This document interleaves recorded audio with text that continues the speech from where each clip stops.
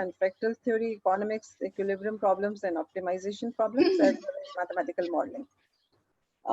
Normally, various mappings which are usually these days we are studying in fixed point theory. That is, earlier it was for continuous mapping and contraction mappings and contractive mappings, but later on, many mathematicians generalized these to commuting, compatible, weakly compatible, Suzuki type mappings, non-expensive mappings, expensive mappings, multi-valued mappings instead of single. Now we have multi-valued mappings also, Lips mapping, then killer type contraction mappings, Caristi contraction mappings, Siric contraction mappings, Rich contraction, as well as Garrigati contraction mappings, and many more. I couldn't list that much. And the various iterative, what we have in fixed point theorems earlier, mostly what we have that under certain conditions, we prove that the mappings or non-linear mappings have a certain fixed point. And in these various iterative algorithms are used, some of which I have mentioned here: Picard, Kaleskis, Mann iteration, Halpin, Ishikawa, Noor, Whitman, Kirk, Jung, CR, and Jung, Mann, Jung, Ishikawa, Jung, Noor, Chi iteration, P iteration, multi-step, and also viscosity iterations, then modified iteration procedures, and so many more.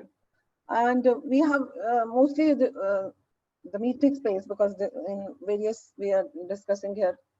Normally I'm discussing here the metric fixed point part, and then the spaces usually are present in the literature that are of multiplicative metric spaces, soft metric spaces, two metric spaces, B metric spaces, G metric spaces, cat 0, convex metric spaces also.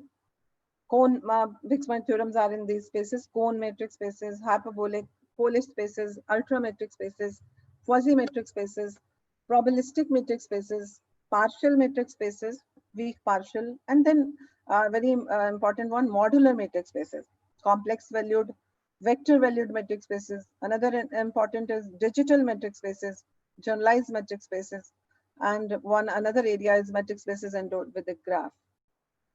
What we have, some fixed point related concepts are either we find common fixed points, coincidence fixed point theorems, then we have coupled fixed point theorems, triple fixed point theorems people are working on, quadruple fixed point theorems, or also on best proximity point theorems. And now we have also the concept of fixed functions also. And mostly these results, most of the results in fixed point theory deal with self mappings, but we have certain results on non-self mappings also. And also we have another area that is approximate fixed point theorem. Instead of fixed point theorems, now we have approximate fixed point theorems also. These are some well-known theorems named after some mathematicians: Brauer, Banach, Borel, Browder, Caristi fixed point theorem, discrete fixed point theorems, and so many, Kakutani, Nestor, Tversky, some of them, Nielsen fixed point theorem, Schroeder fixed point theorem, very important theorem, elementary theorem, and Tikhonov and Day fixed point theorem. And there are various directions of fixed point theory. We could have fixed point approximations results, or we can use this in nonlinear optimization and global optimizations. We have engineering applications of fixed point theory, or we have mathematical modeling via fixed point theory approaches, convergence of iterative approximation and applications, coincident point theory and applications, fractional differential and integral equations. So it has various applications. You can go on convex feasibility problems, split feasibility problems, and fixed point theorems with a graph. So there are two types of fixed point theorem. They are constructive as well as non-constructive. Some results like Brauer's, Schroeder's, Kakutani, and then others are Banach fixed point theorem, where we have existence of a fixed point as well as the convergence of the algorithm to the fixed point. This is from the book of fixed points by Y.A. Shishkin. So how it depicts what are the fixed points. So in this we have, if you stir the coffee in a cup, then again you will, after stirring, you'll find that there is a point which is fixed in this. Certainly, this is because of all Brauer's theorem. Similarly, we have fixed points of thermometer. I think this is quite obvious. Everyone knows about fixed points. I think no need to discuss here. So fixed point theorem is a result such that a function f will have at least one fixed point under certain conditions. So there are plenty of problems which are solved by fixed point theory. Another concept is of approximate fixed points. When we don't have the fixed point, then we have that idea of approximate. It is actually a nearly fixed point, or it is called epsilon fixed point. And because in practical solutions, sometimes we don't have the existence of fixed point, and then we have the concept of this epsilon fixed point. And we have this very important concept. And we have, if we take T mapping from X to X, where XD is a metric space, then X belongs to X is called an approximate fixed point or epsilon fixed point if distance between TX is less than, they're very near, not equal, but they are nearer. Approximate fixed point, similarly, we have the property if every non-expensive mapping or contractive mapping T from K to K satisfies the property that infimum of norm of X minus TX, X belongs to K is 0. Several authors have worked on this approximate fixed point theory, and there is a result also that bounded closed convex subsets of a Banach space always has this property. And Reach also proved that every linearly bounded closed convex subsets of a reflexive Banach space. Some, because of some has taken closed convex sets, others have taken linear bounded with changing the conditions in the hypothesis. Then we have enriched contraction. Another concept is of, and normally we have contraction mapping theorem, as we all know, of Banach, but here we have this enriched contractions. And because if you see this example, you have an idea of epsilon fixed point, that mapping F from R to R. If you take Fx is equal to X by 2, then it is a contraction in the sense of approximate enriched contraction also, and its set of epsilon fixed point is minus 2 epsilon, 2 epsilon. In the same way, we can have this for multi-functions also. So fixed point, there are three areas, major areas of fixed point theory. Either it is in topological spaces, metric spaces, and discrete spaces. In topological, we have Brauer's theorem. In metric spaces, we have Banach's fixed point theorem. These are the main theorem results and elementary results of these. And Chersky fixed point theorem, which deals with the complete lattice as well as our order theoretic approach. Here we have that the mappings are order preserving. In Banach's fixed point theorem, we have the contraction mappings. In Brauer's, we have continuous mappings. So Brauer's theorem says that every non-empty compact convex subset of Rn has the fixed point property. It is, but it is for only n-dimensional spaces, and it is various applications as Nash, you know, Nash equilibrium existence theorem, given by John Nash, for which he got the award also for this. And this Banach fixed point theorem, this is the main result that is of main base of the fixed point theory, and it was given by a Polish mathematician S. Banach. And it states that if XD is a complete metric space and S from X to X is a contraction operator, then X has a unique fixed point P in X. And it has various applications. And then we have that this contractions with approximate fixed points. There are certain results of generalization of these results that instead of fixed point, we have approximate fixed points with these contractions. And this is, so here we don't, what the advantage is that this is without completeness condition, having approximate fixed point. So we need not take the completeness of the space, metric space. So only we have to take that VD is a metric space and F is a contraction with the beta contraction factor. Then we have that this mapping has a fixed point. And if these are some references on this approximation of fixed point theorems. And enriched contractions, it is, if you see, it has been defined as in this paper also approximating fixed points of enriched contractions. And this is the definition of enriched contraction, that let X be a linear non-linear space and mapping T is said to be enriched contraction if there exists B belongs to closed interval from 0 to infinity and theta to again closed interval 0 to B plus 1 open interval, such that norm of b x minus y plus tx minus ty less than equal to theta norm of x minus y. If you see here, if you put this b as 0 and theta as c, we will get the normal contraction. So what we have that if you take the suppose we take the translation mapping from closed interval 0 1 to 0 1 and tx is 1 minus x, then t is not a contraction but t is an enriched contraction. So it is a generalization of contraction, and but but the inverse is not true. We have shown this with the help of an example. Again, we have Cannon contractions, very Suzuki contraction. These all will be discussed later on. Just you have refresh your memories. So these are Suzuki contraction. It was given by Suzuki in a paper, a generalized Banach contraction principle in the characterization metric completeness. And it was in Proceeding American Mass Society in 2008. And then, as you know, contractive mappings, we have this dtx dy is less than dxy, and this is an example of a contractive mapping. Dx is equal to x plus 1 by x. And Edelstein gave this result for contractive mappings in the matrix space. But here he has taken compact subset. Instead of completeness, he took compactness and then proved the fixed point result. Another important nonlinear mapping is non-expansive mapping, and that is here we have the condition is d of tx ty less than equal to d of xy, and translation mapping, as you know, all are non-expansive mappings and fixed point free mappings. And this is the relation between all the four mappings. Contraction implies contractive, implies non-extensive, implies Lipps mappings, and all these mappings, as you know, are continuous. Browder gave this fixed point theorem on non-expansive mapping. This was the first result on non-expansive mapping, but here he has taken closed, convex, and bounded subsets of H with the non-expansive map and on the Hilbert spaces.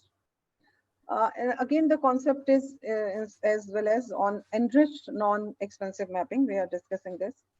Here we take the linear norm linear space and define an enriched non-expansive mapping as norm of b x minus y plus tx minus dy. Here we have less than equal to b plus 1 norm x minus y. And if we put that this is b is equal to 0 is a simple non-expansive mapping. If you put b is equal to 0, then it becomes a non-expansive mapping.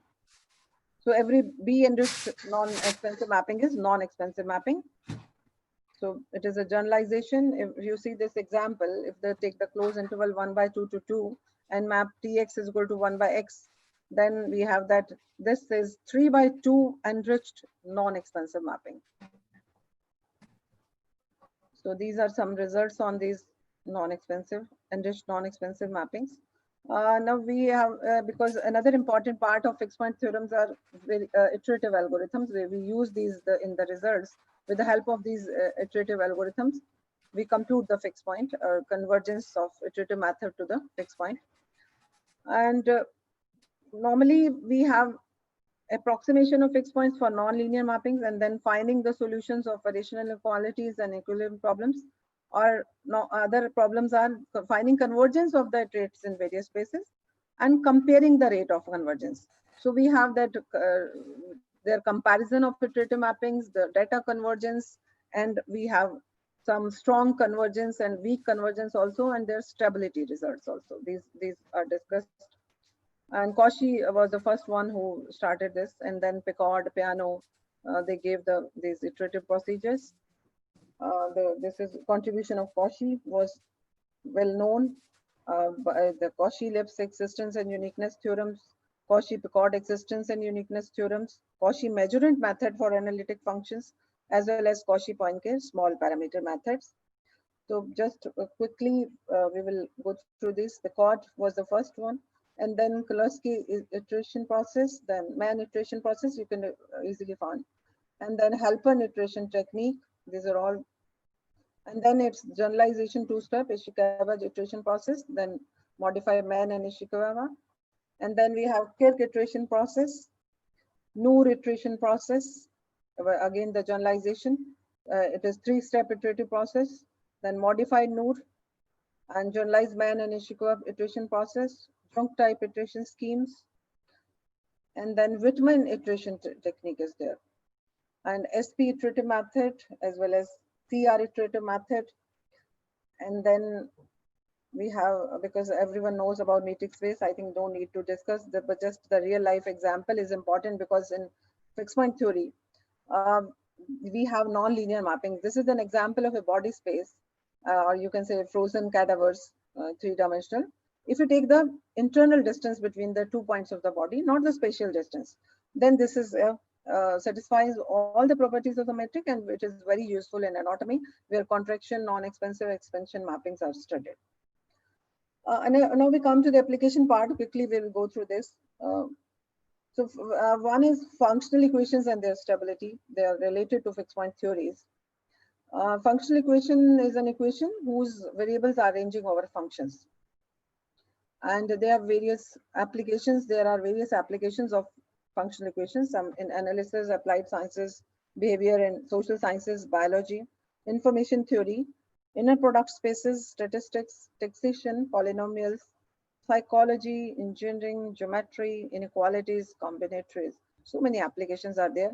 So that's why it is an important field. And people are working on functional equation in various spaces, and their stability and their weak convergence and their strong convergence, and there are related fields to also to these functional equations. So just quickly we'll go through these, what are types of these functional equations. You can work on these functional equations. The classical is Cauchy functional equations, then pactorization of, and then quadratic functional equations, then cubic functional equations are there, quartic functional equations are there. So various vast area of research is there. Reciprocal functional equations, whichever you find interesting, you can work on these. Jensen functional equations, trigonometric functional equations, even if we have logarithmic functional equations, Pompeiu functional equations, Haussdeau functional equations, as well as Davison functional equations. So many functional equations are there, and their stability was discussed by actually main is here's William Rayssier stability. Ulam in 1940, he discussed about this. And then in 41, here's discussed and for additive groups, stability of additive groups in Banach spaces. And then in 78, Rayssier, T.M. Rayssier, he is known as result with this, which the classical result is known as here William Rayssier stability of functional equations. We'll come to the another, here what we have, the connection is that these stability results use the fixed point approach. This is the result which is used for the finding the stability of functional equations. And this one is the fixed point result, and this is the lemma. And various stability of various equations has been discussed. Another application quickly will, I think I will take just 5 minutes more. Fractals and fixed points. And we, as important area is fractals, as you all know, nature is not very simple as we think. There are, you can say, if you see this, I will show you this. Bernard Mandelbrot, he is known as the father of fractal geometry. And he wrote that why is geometry often described as cold or dry? Because why we don't describe the shape of cloud or mountain or coastline or tree. We need not a deterministic approach, we need some other approach. That's why this fractal geometry, the concept was conceived. And so it is a relation with fixed point theory. This is paper we here listed here, generation of Julia and Mandelbrot sites via fixed point. You can see, check this paper, Mohajid Abbas. So we have that fixed point iterative procedures are the backbones of fractal geometry, and this provides a suitable framework to investigate various nonlinear phenomena which is present. Because we don't have much time, so we'll skip these things. Just application part, it is various applications, because clouds, snowflakes, river networks, broccoli, or you can say systems of blood vessels, these are all fractals. And these are present in nature. So that's why we need a different theory. Instead of deterministic approach, we need a different one. So fractals were generated via iterative function systems. And in 1981, Hutchison defined this IFS and used this fixed point theory in creating this IFS. And for this, we need, instead of a normal metric, we need a Hausdorff metric space, because we have here a collection of non-empty compact subset. That's why we need a Hausdorff matrix space. And iterative function systems, then for HB operators. And what is, we have that this attractor. What is this? If you see this result, we have a complete metric space. Fk is the collection of IFS. Then the Hutchinson's operator has a unique attractor. Cantor set is an example of a fractal. Sierpinski triangle is an example of a factor. Then this carpet, and these are some references we've listed. This is another multi-valued fractals are also, and they are created with the help of results in fixed point theories. They have close connection with. And another one application part is that fuzzy fixed point theory. And this is the last one we are discussing. And fuzzy, as you, we have that. Joshi ji, can I continue or should I stop? Because I know so many speakers are there. Should I stop? Please. I think someone other one will discuss. Okay. Yeah, sure. Okay, thank you. So I will come to my last slide. So please explore this area also. This is also an important part of fuzzy fixed point theory. So I request the participant to explore this area also. I will come to this now, the last part. There are various matrix spaces also. You can work on these spaces. My concluding remarks I always give to these youngsters especially. So you have to believe in yourself, be the change you wish to see in the world, and you have to focus on your strength. Try to be collaborative. This is the need of the hour. Become innovative and creative because research is all about knowing the unknown. But you have your determination to succeed is everything. You have to मान लो तो हार है, ठान लो तो जीत है. मैं हर बार बोलती हूँ, ये young generation के लिए बहुत जरूरी है वो कि वो और अच्छा research करें और and because together we can do it. So because it's COVID time, so I request all of you to stay home, stay safe, and your life is made of 2 fixed points and a dash. So you have to make the most of the dash. Okay, thank you so much. Thank you, madam. Thank you. Okay. Thank you, Thanks, madam. Joshi ji and Anita ji for providing me this opportunity, and other participants for listening me patiently. Thank you so much. Thank you for this nice lecture. Thank you. So if there is any query from the participants, they can go for chat and they can privately send chat to Professor Chuk. Fine. She will answer through chat. You can share it with me. Thank you so much, Joshi. Thank you. Thank you. Thank you, madam. Thank you. So next speaker is Professor Nihal Olgar. She is from this Balıkesir University, Turkey. So I request Professor Nihal to start the lecture and share his presentation, please. Yeah, yes, nice. Thank you. Good morning to everyone. Today I will talk about 2 recent problems in metric fixed point theory.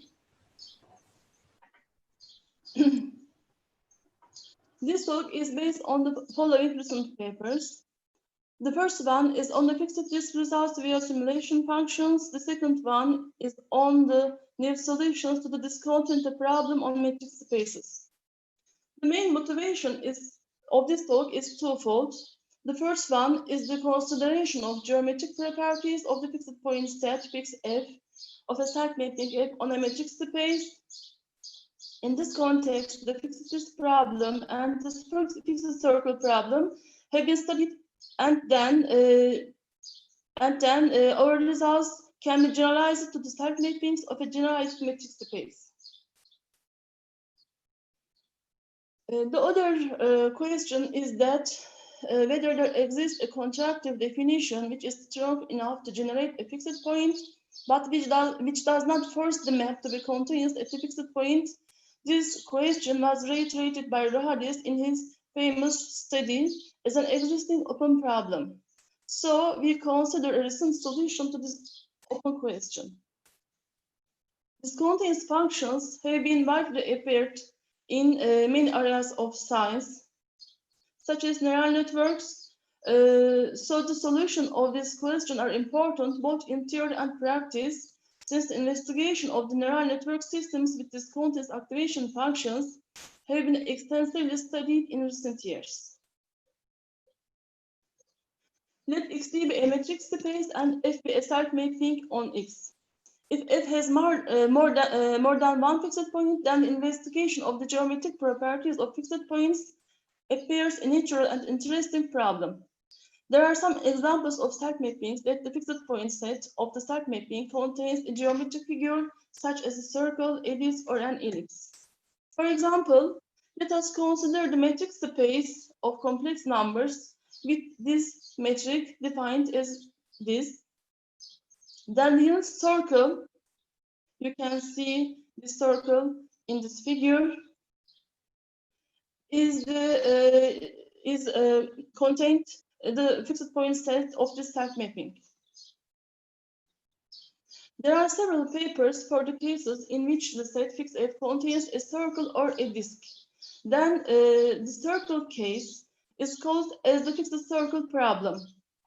That is, the fixed circle problem is the investigation of some conditions that ensure the existence of a circle contained in the set fixed F. This problem was first discussed in a recent paper. Then the fixed disk problem have been appeared consequently. Now we recall these definitions. A disk or a circle is said to be a fixed disk or a fixed circle of a self-mapping F if F fixes all of the points of the disk or of the circle. We note that the existence of a fixed disk does not imply the existence of a fixed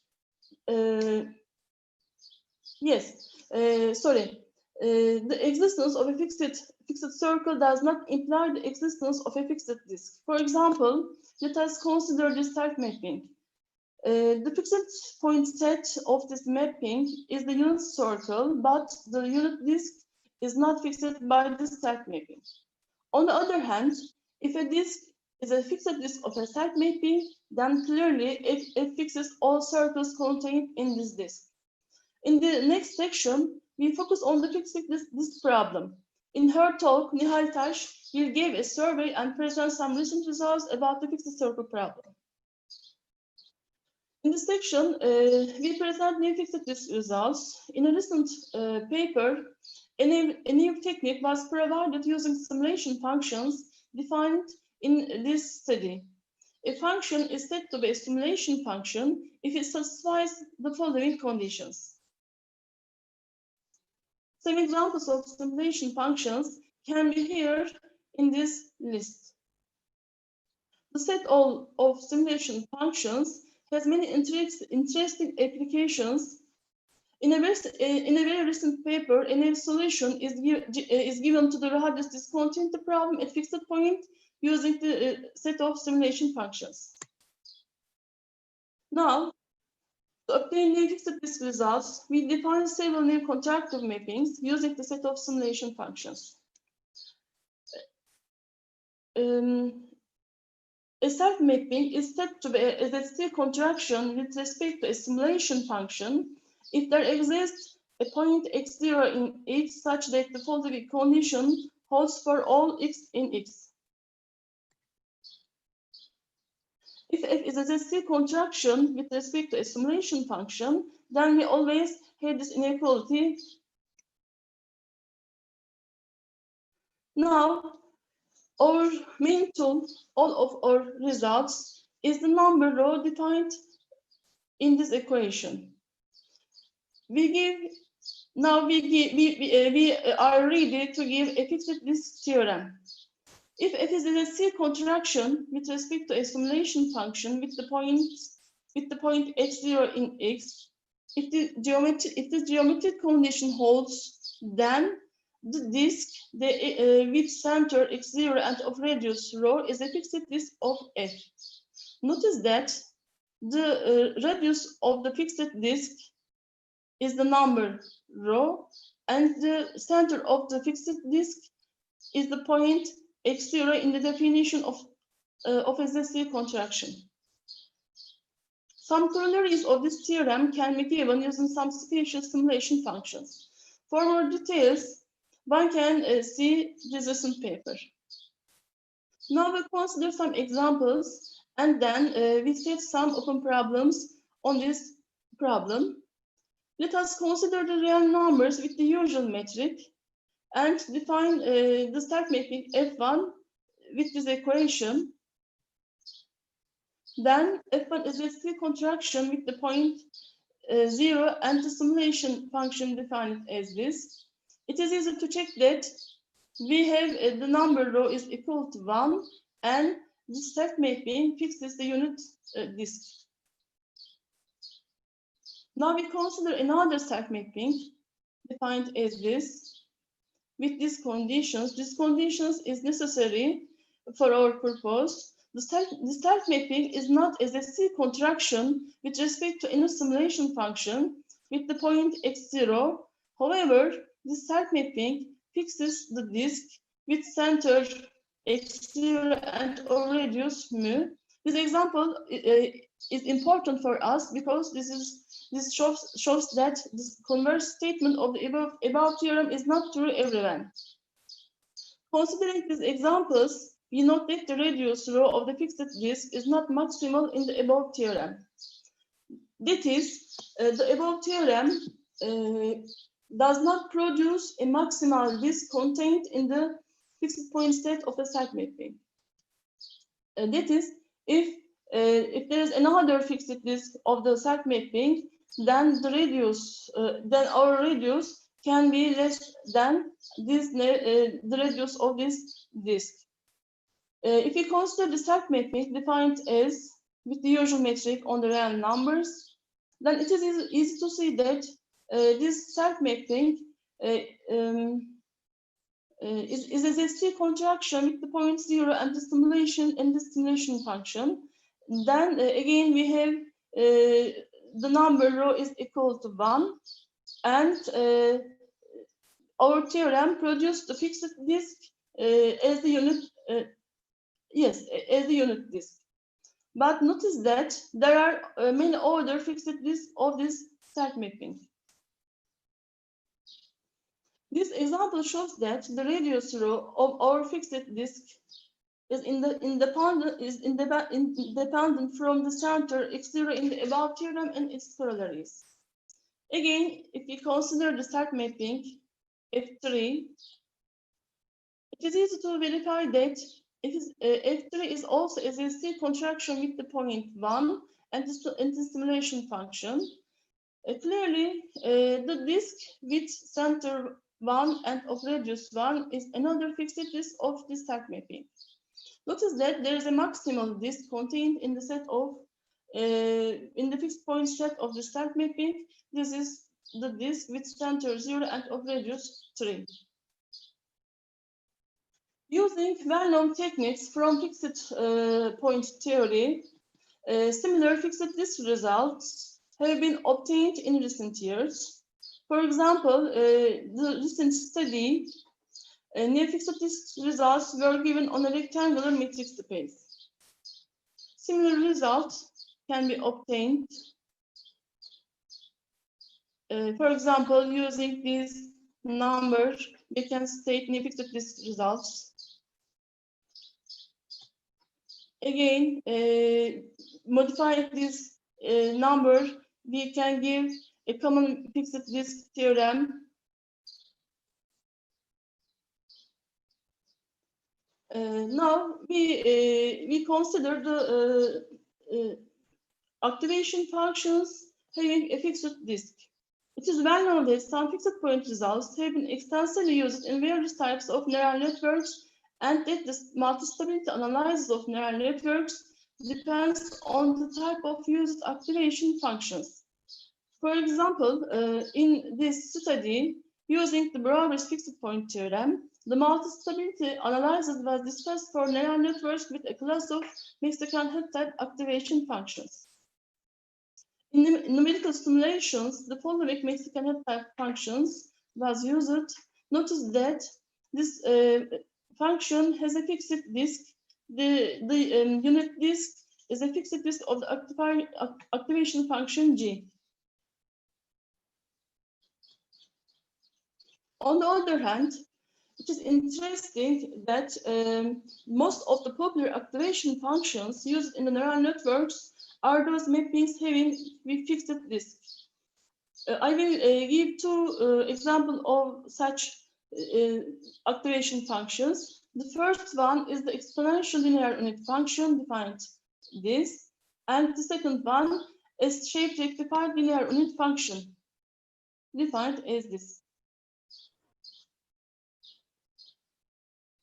It is also known that some well-known theorems, such as the Banach fixed point theorem and the Brouwer's fixed point theorem, in metric fixed point theory have been extensively used in the theoretical study of neural networks. In summary, we can state the following open problems for future works. The first one is the investigation of some applications of fixed disk results to the theoretical study of neural networks. The second one is the investigation of some conditions for the maximality of a fixed disk. The last one is the investigation of some conditions to exclude the identity map of X from obtained fixed disk results. In this section, we briefly mentioned our second problem. That is the hardest problem on the discontinuity at fixed point.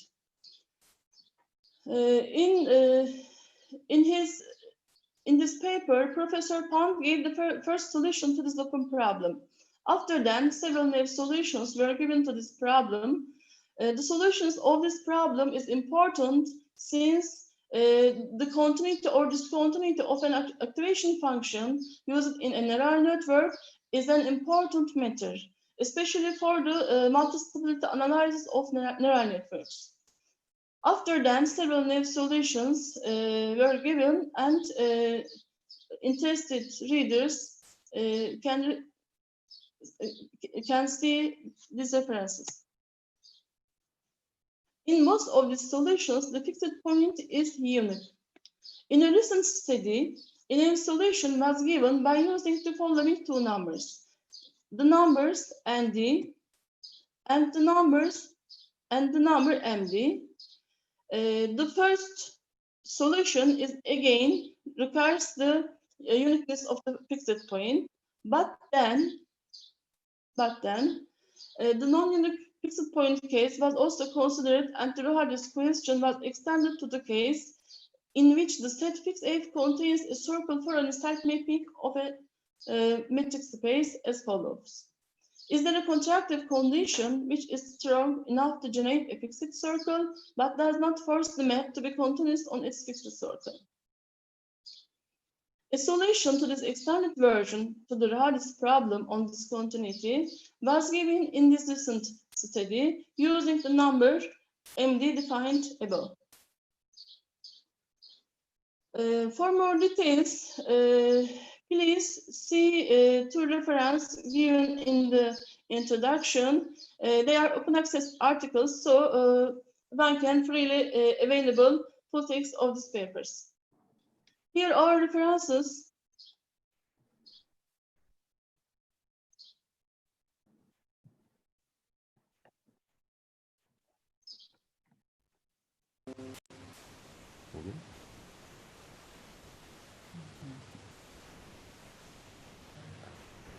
Thank you, Professor Nihal. Thank you. For nice lecture. So I request all the participants, if they have any query, they can go for private or public chat with Professor Nihal Asgar. Thank you very much. So our next speaker is Professor D.R. Sahu. Is he here? Professor D.R. Sahu.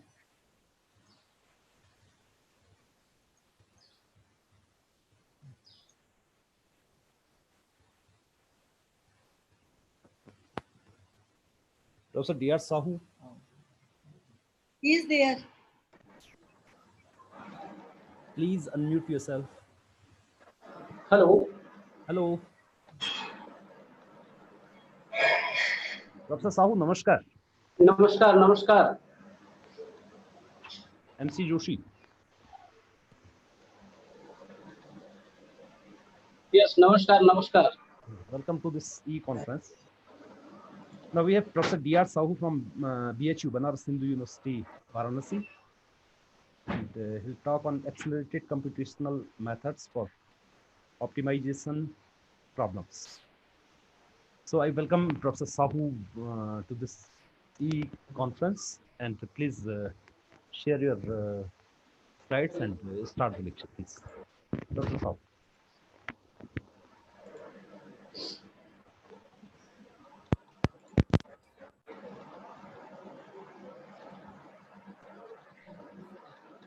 First of all, thank you very much for organizer for this international conference, and this is a good attempt and good initiation in Indian scenario for giving a platform for the researchers. I hope that for the future research we can also utilize such kind of the good platform. The title of my talk is here: Accelerated Computational Methods for Optimization Problems. Basically, this is the paper. This talk is based on the paper which recently published in Numerical Algorithm, and we have developed new iterative techniques, and it is one kind of extension of the iterative techniques, and we have given some good applications of our iterative technique, and it has accelerated behavior, and applications are given in some optimization problems. So these are some basic points under which I will present my work. Everyone has idea that fixed point theory is related in various fields like differential equation, integral equations, and inequality inclusion problems. And these particular problems are based on the operator theory. So we can use the functional analysis or operator theory. But again, the second part, the convex feasibility problems, image reconstruction, signal processing. These are the different parts, and these are highly related to the engineering problems, and these are not related to the function directly. I mean operator directly. These particular applications are related to the function, and then functions are differentiable or non-differentiable. If functions are differentiable, then we can get the gradient, and gradient is nothing, it is the operator. So operator theory can be utilized. And if function is not differentiable, then there is another scenario, and this is known as the sub-differentiable. And sub-differentiability also provides an operator, but that operator is not single value, it is multi-value. So by using again the operator theory, we can use the fixed point theory. So this is the basic definition of the fixed points, and it is well known for everyone. Now it can be written in the definition form. And there are various kind of works in India and outside the India, in particularly Banach contraction principle, and Banach contraction principle is essential tools. If you go to the application part, then fixed point theory is not the main results. The fixed point theory is just a tool for getting or solving some nonlinear problems or optimization problems. So in many applications, Banach fixed point theorem is very useful. So let us state, let C be closed subset of complete metric space and contraction, and Xn is a sequence defined by Picard iteration. Then Xn has a property, means approximate fixed point property.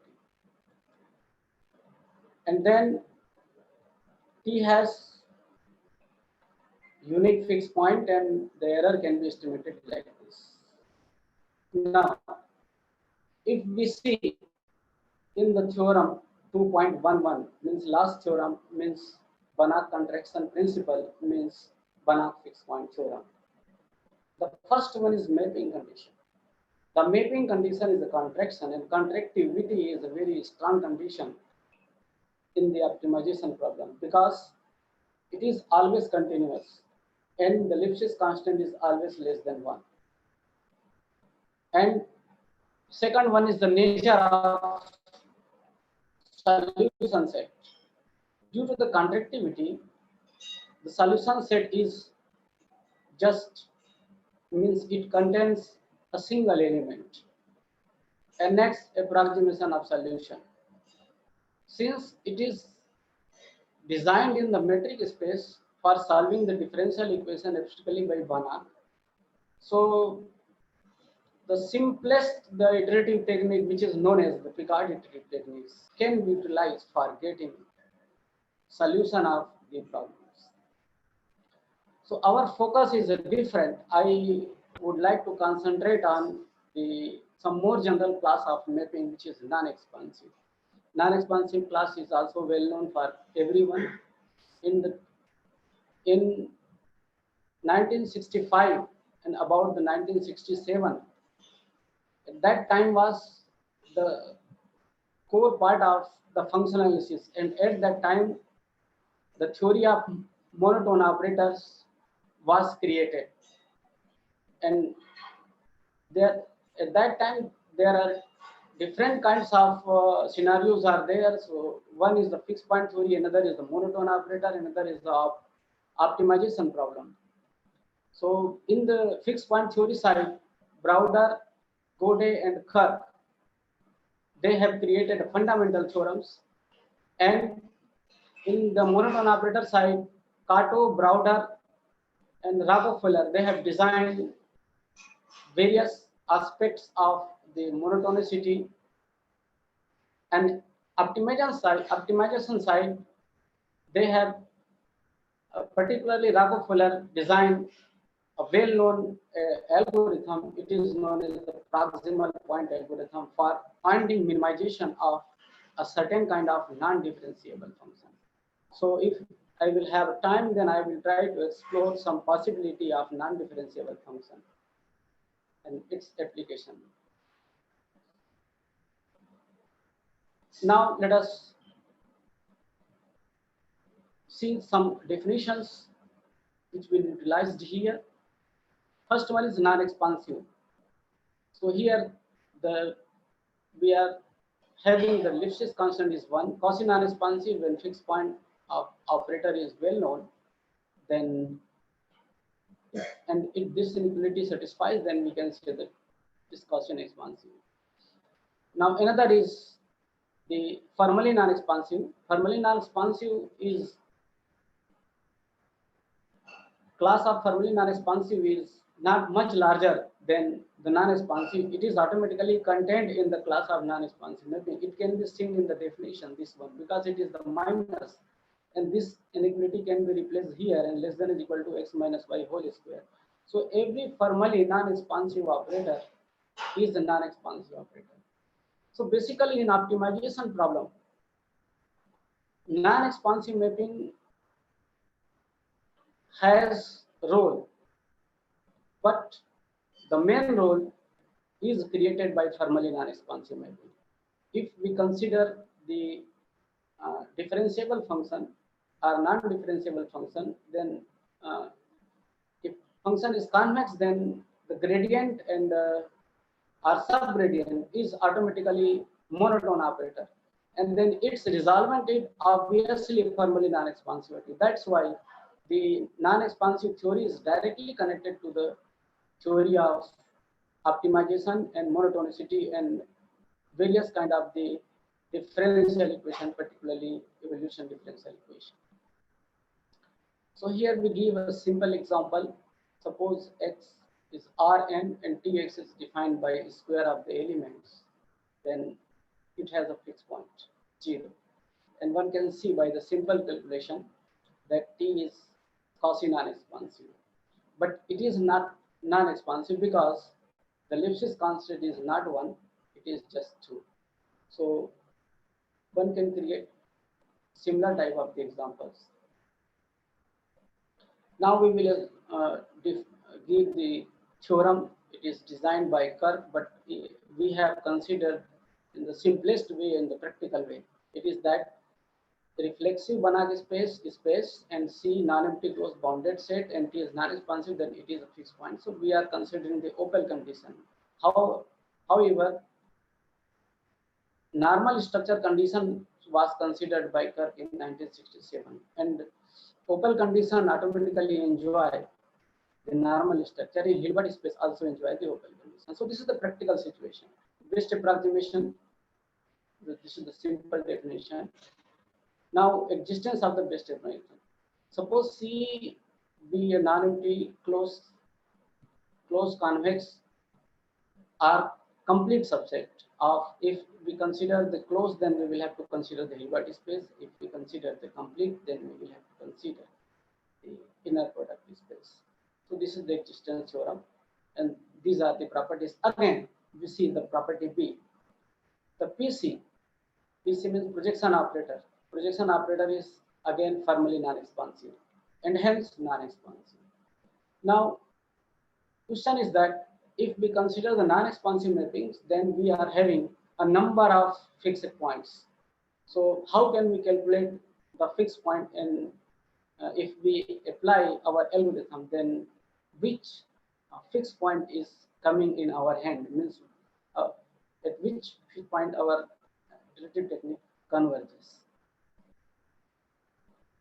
I have already listened some talk in which that it was elaborated that there are iterative techniques for finding fixed point problems. So this is the well-known. So here I would like to mention that Picard iteration will not work here if we consider the mapping is non-expansive.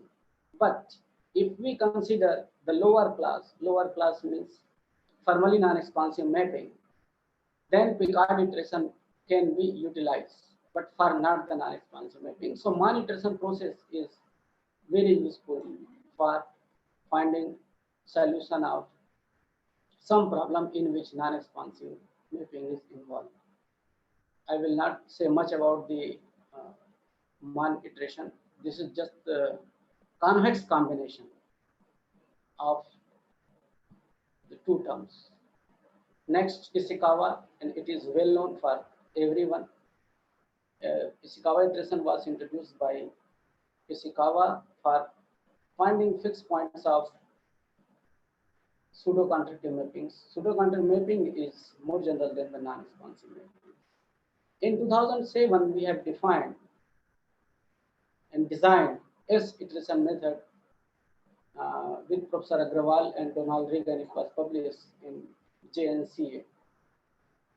And after the S-iteration process, there are many methods, various generalization, extension, and applications in various directions. And 2011, I have reduced the conditions and mapping minimum terms and defined normal S-iteration process. And this is just the combination of this one. This portion is Mann, and this is the Picard. So this is the combination.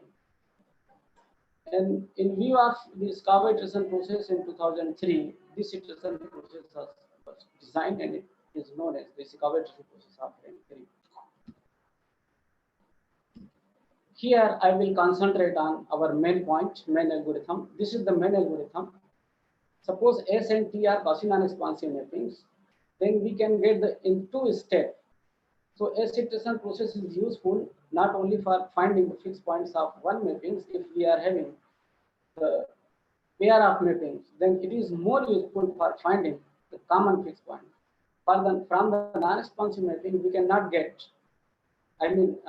from the Mann iteration process, we can get the fixed point of only one mapping, but here we can get the common fixed point. So this is the main and interesting point of this one, and particularly the rate of convergence is faster than the well-known sum iteration process. And after these methods, there are several others. They have designed the faster convergence, so it can be obtained in the literature. So I will not concentrate on those processes. Now, if we consider S is equal to T, then our iterative algorithm can be converted into this one, and 6.3 can be converted by this one. Now this is the main result. Here, space is uniformly convex Banach space. C is closed convex set, because this particular problem is related to the optimization, and the convex optimization is important part of the optimization, in which the function may be convex, but if we consider the operator theory, then our set should be convex. S and T be Cauchy non-expansive, and we assume that we have common fixed point. Then we can find that under the certain condition, because we have already discussed that for Cauchy non-expansive and the non-expansive mappings, number of fixed point will be maybe not always finite. So now question is that at which point we are getting, means at which point our sequence will converge. So first the conclusion A shows that the sequence is in this the ball and C, intersection of ball and C. So now this is the location of the sequence, and the convergence point will be always in this particular region. B, under the Opel condition, our sequence converges weakly to the common solution. So if we consider S and T, and then we can remove the uniform continuity of T in the last theorem. This remark means last theorem. And suppose we consider some kind of the situation, means Hilbert space, then we can determine this. Otherwise, it is not easy to determine the projection of any point. Now this is the corollary in case of the Hilbert space, because in the Hilbert space we can see the Opel condition automatically enjoy. So this is the simplest version. Here we are mapping the self mapping and the previous. Now let's on our theorem. In our book in 2009, it was published with the author Agarwal and Donald Regan, and there was a theorem, and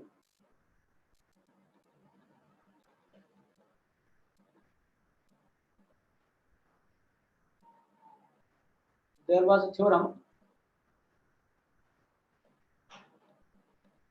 6.4.16. So here this condition was introduced. So we have improved all those results given here, Shahzad in 2005 and Tan and Zhu in 1993. But one point is that there is no information for getting this information, means the sequence rate convergence. So here the rate convergence analyzed. Now we will consider some applications. The first, we consider the problem. Suppose A and B be bounded linear operator, and B and D be 2 points, and suppose we define function phi and psi by this way. Obviously, phi is convex function, psi is convex functions, and hence its gradient is monotone.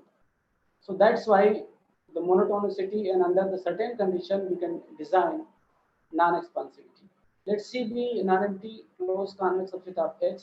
Then the main problem is to find Z in C such that the Z is minimizer of phi and Z is also minimizer of phi psi.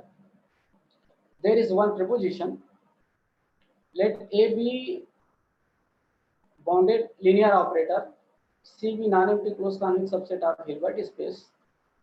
Then three problems are equivalent. First, minimization problem. Second is, you can say, the fixed point problem, and the last one, the variation imperative problem.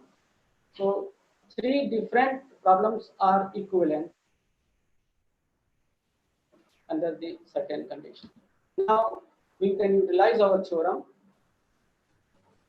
Let H be Hilbert space, C be non-empty closed convex subset of H, B, D be points, A be linear bounded operators,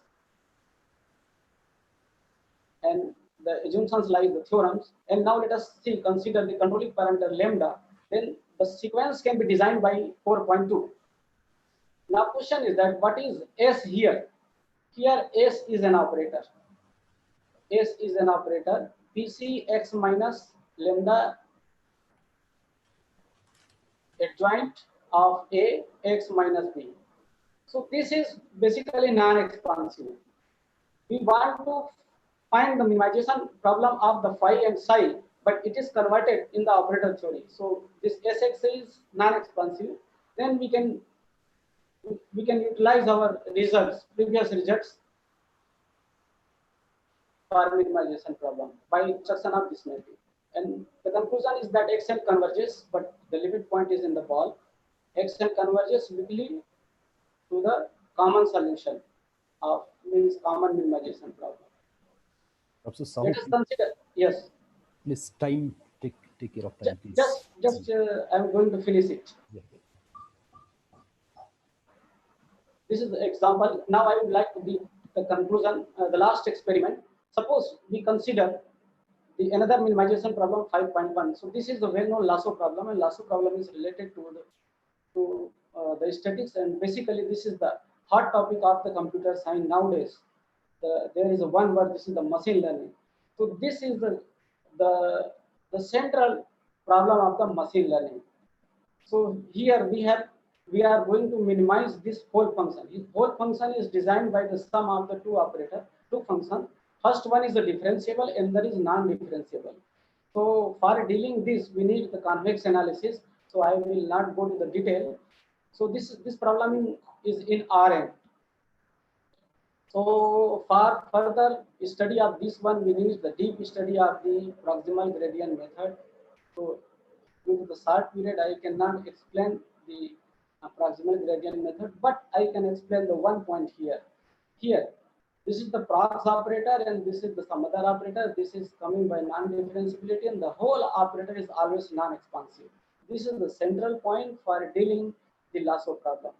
So we can use SRT with this operator, and these are the mathematical aspects, and this is the basically generalized proximal gradient algorithm, and we can convert the Lasso problem in the fixed point problem, we can utilize this algorithm.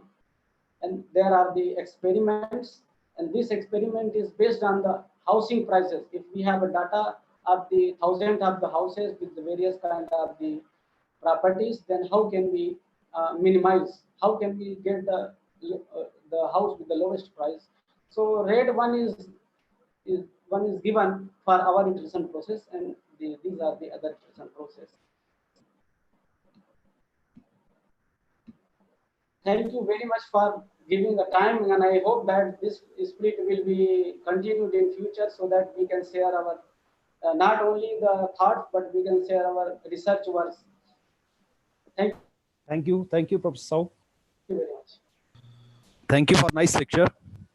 So again, I request all the participants, if they have any query, they can chat with Professor Sahu. And I hope Professor Sahu will give the response quickly. Thank you, Professor Sahu. Thank you. Now, our next speaker is Professor Nihal Tas. She is from Turkey. Yes, thank you. Yeah, Professor Tas, you can share your slides now. Okay, thank you. Good morning, everyone. In this talk, we focus on the fixed circle problem on metric spaces. At first, we give brief the history of this problem. There are some examples of self-mappings which have a unique fixed point or more than one fixed point. For example, let Rd be the usual metric space with these functions.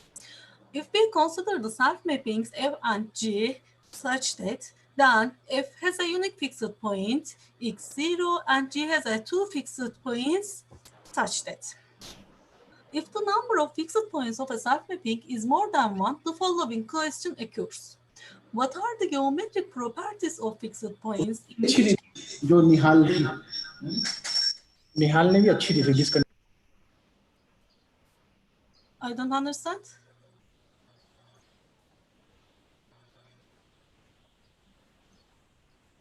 A self-mapping has more than one fixed point. As an inline to the fixed point theory, by geometric thinking, the above question has been defined as fixed circle problem. This problem was first discussed in this reference. The studying of this problem gains the importance both in terms of theoretical mathematical studies and some applied areas. Now, what is the notion of a fixed circle? The definition of this notion was given in the Nihal Özgür's presentations. If we consider the definition of a fixed circle, we see that there are a lot of examples of an activation function used in the neural networks. For example, if we consider the self-mapping T, then the activation function fixes the unit circle. On the other hand, in the references, the activation functions f has a fixed circle and it is used in the complex software neural network. For the above reasons, the first solution of the fixed circle problem was given on metric spaces in the references. After this study, new solutions have been investigated on both as metric space and some generalized metric spaces. For example, these references. By the above motivation in this talk, we present new solutions to the fixed circle problem using the bilateral type contraction on a metric space. To do this, we inspire of the given definitions and obtain results in the references. Now, the contents of this talk are the following. At first, we give a brief survey related to the fixed circle problem. Secondly, we modify some non-contractive conditions called as the Jaga type bilateral contraction and the Dasgupta type bilateral contraction to obtain fixed circle, fixed disk results, etc.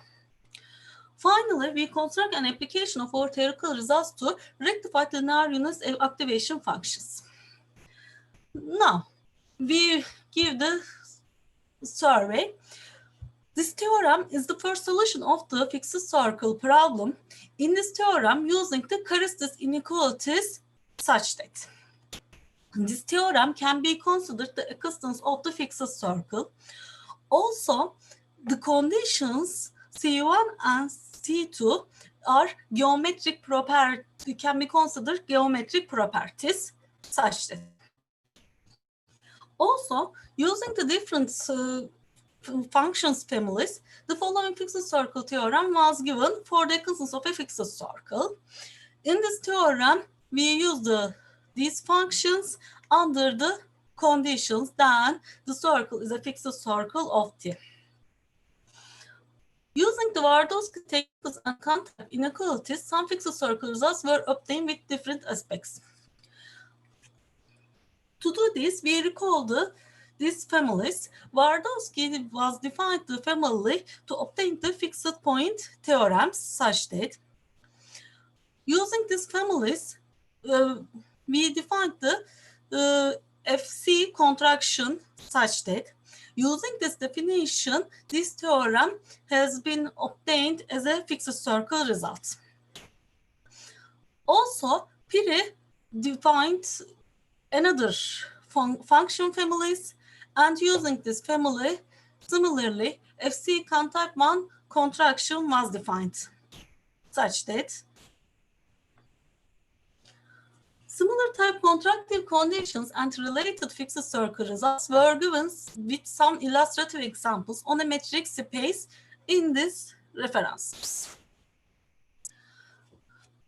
The notions of a disk and a fixed disk was recalled in Nihal Özgür's presentations such that fixed circle problem has been studied in the sense of fixed disk results. In this context, there are some studies in the literature. For example, in the reference, some fixed disk theorems were presented by a new approach using the set of simulation functions and some non-fixed point techniques. Also, some possible applications of the obtained theoretical results were discussed in the neural networks. On the other hand, using the different numbers, some solutions to the obtained on metric spaces. Some examples of the numbers M, N, and L. Fixed circle problem has been also studied on some generalized metric spaces. For example, in the reference, the first solutions of this problem were obtained on an S metric space with some illustrative examples. Some of these results were generalized on an SB metric space with geometric approaches in the chapter. New fixed disk results were investigated in rectangular metric spaces in the reference. In some of the above studies, some of the problems were left to improve fixed circle problem. For example, let XD be a metric space, and for any elements of X, is there a circle on X with the elements? If so, what is the maximum value of such N? After examining all these studies, in the next section, we investigate new solutions to the fixed circle problem. To do this, we use the following numbers. Let XT be a metric space and T be a self-mapping. RT and QT be defined as such that at first, we define the notion of Jagged-type bilateral X0 contractive mapping. If the self-mapping T satisfies the inequality for the function and the point X0, then T is called a Jagged-type bilateral X0 contractive mapping. Using this new contractive definitions with the number R, we obtain a new fixed circle theorem. Under this theorem, we see that the center of circle X0 is a fixed point of T, and T fixes the circle, this circle with the center X0 and the radius R. This theorem can be considered as a fixed disk results. Therefore, we give this corollary. In these examples, we see that the self-mapping T satisfies the before theorem and corollary, then T is a Jagged-type bilateral X0 contractive mapping. Consequently, T fixes this circle and the disk. Another contractive definition is a Dasgupta type 1 bilateral contractive mapping. Using this definition, we obtain this theorem and this corollary. In these examples, we see that T is a Dasgupta type 1 bilateral X0 contractive mapping, and T fixes the circle and the disk. Another contractive condition, similarly, Dasgupta type 2 bilateral X0 contractive mapping and fixed circle theorem and fixed disk results. This example is an illustrative example related to the Dasgupta type 2 bilateral X0 contractive mapping. The following corollaries, we use different inequalities such that.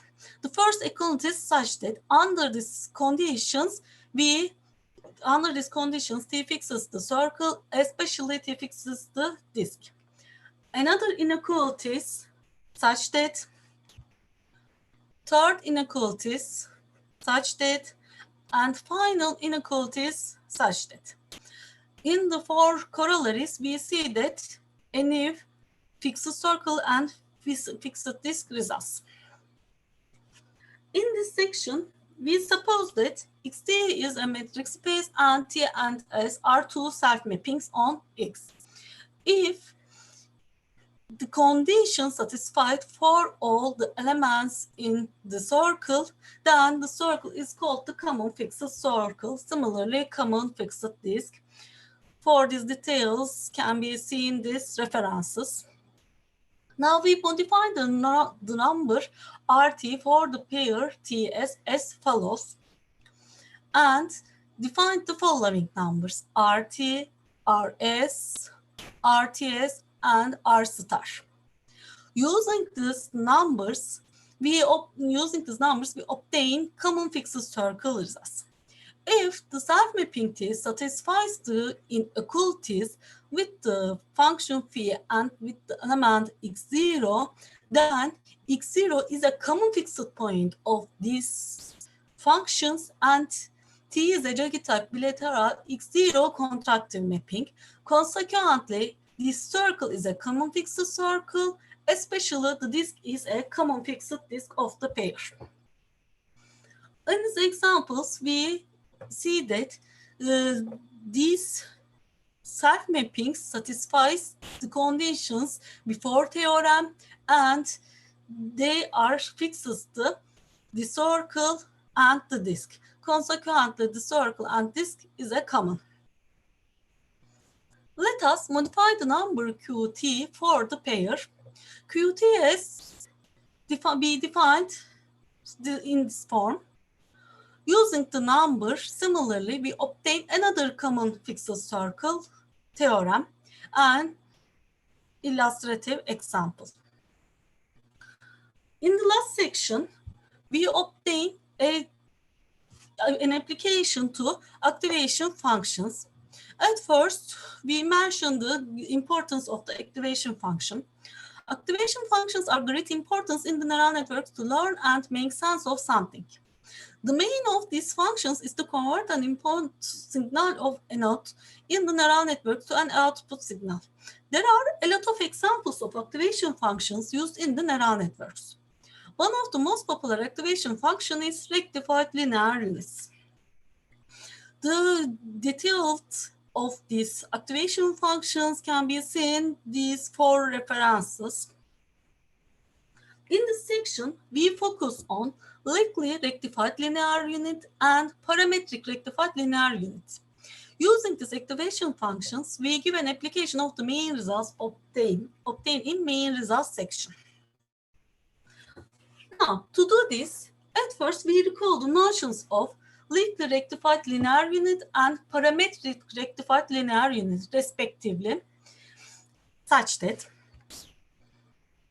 if alpha is equal and less than 1, then parametric rectified linear unit is equivalent to functions, and if alpha is equal to 0, then parametric rectified linear unit is a rectified linear unit activation function. Now, we consider the parametric activation function with this parameter. Then the function satisfies the condition main theorem under the usual metric space with x0 is equal to 1 and the function phi such as. Indeed, for these elements, we get first inequalities, second equality, and third inequalities. Under 3 conditions, hence G is a Jacobi-type bilateral x0 contractive mapping. Also, we obtained the number R such that the number is our circle radius. Consequently, the parametric activation function fixes the circle and the disk. On the other hand, if we take alpha is such that, then the activation function weakly rectangular linear units fixes the circle and the disk. There are our references.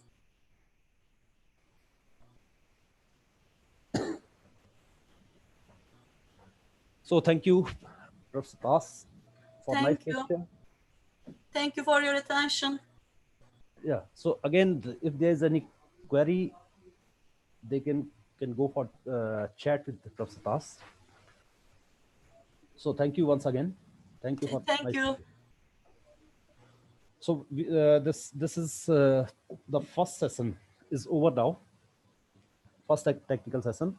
We had 4 lectures in this session. The first one was by Professor Renuchuk, then Professor Nihal Osgar, then Professor D.R. Sahu, and Professor Nihal Tas. So I am thankful to all the speakers, as well as my co-chair, Dr. Javed is here. Yeah. So thank you, Dr. Javed, also. Now I request the organizers to start the second technical session.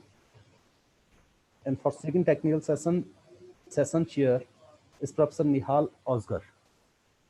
So I request Professor Nihal Ozgar to start the Thank session. you. Thank you very much. This is the technical session. This is the second technical session. We have 4 speakers for this session. The first speaker is Professor Ravindra Babu from Andhra University. His presentation title is the Generalization of Contractive Maps and Existence of Fixed Points.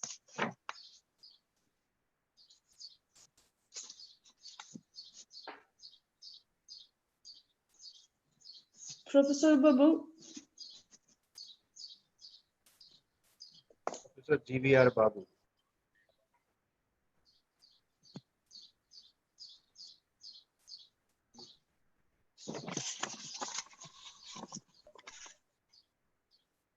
Yes, Professor Babu will give a talk with the title Common Fixed Point Results and Generalization of Contraction Maps and Existence of Fixed Points. Sir, Okay. sir, please unmute your sound. Sir, please unmute your sound. Professor Babu.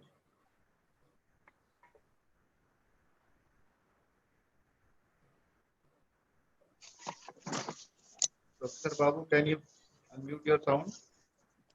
Unmute your mic.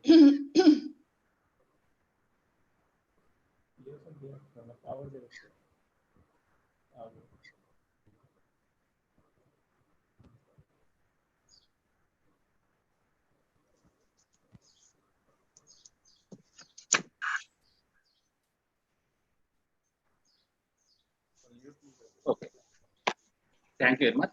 It is my pleasure to participate in this international conference on fixed point theory and its applications to real world problems, organized by the Department of Mathematics, Government PG College Malterta, Raipur, Dehradun, Uttarakhand, India.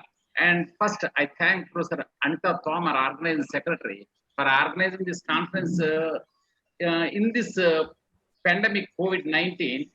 And this conference gives an opportunity to do research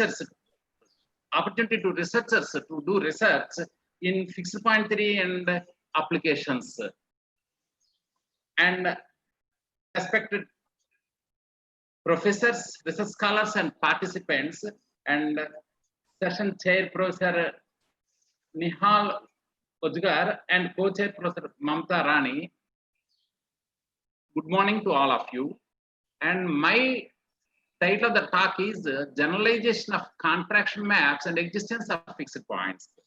In fact, the fixed point theory, it depends on the development of fixed point theory. It depends on the generalization of conditions, and it is one way. And the other way is whether if we have a mapping Tx to x, where x is a metric space, and if we consider for any x naught in x, T power n x naught, if we consider the Picard iterates, whether they are Cauchy or not, that is another problem in finding the existence of fixed points.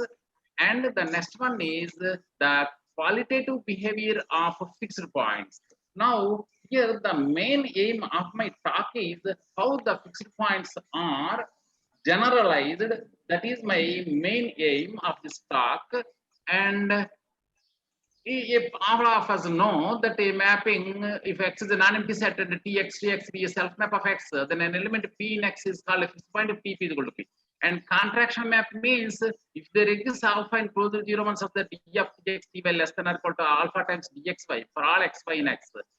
Here the greatness is every contraction map is continuous, uniformly continuous, and hence it is continuous on x.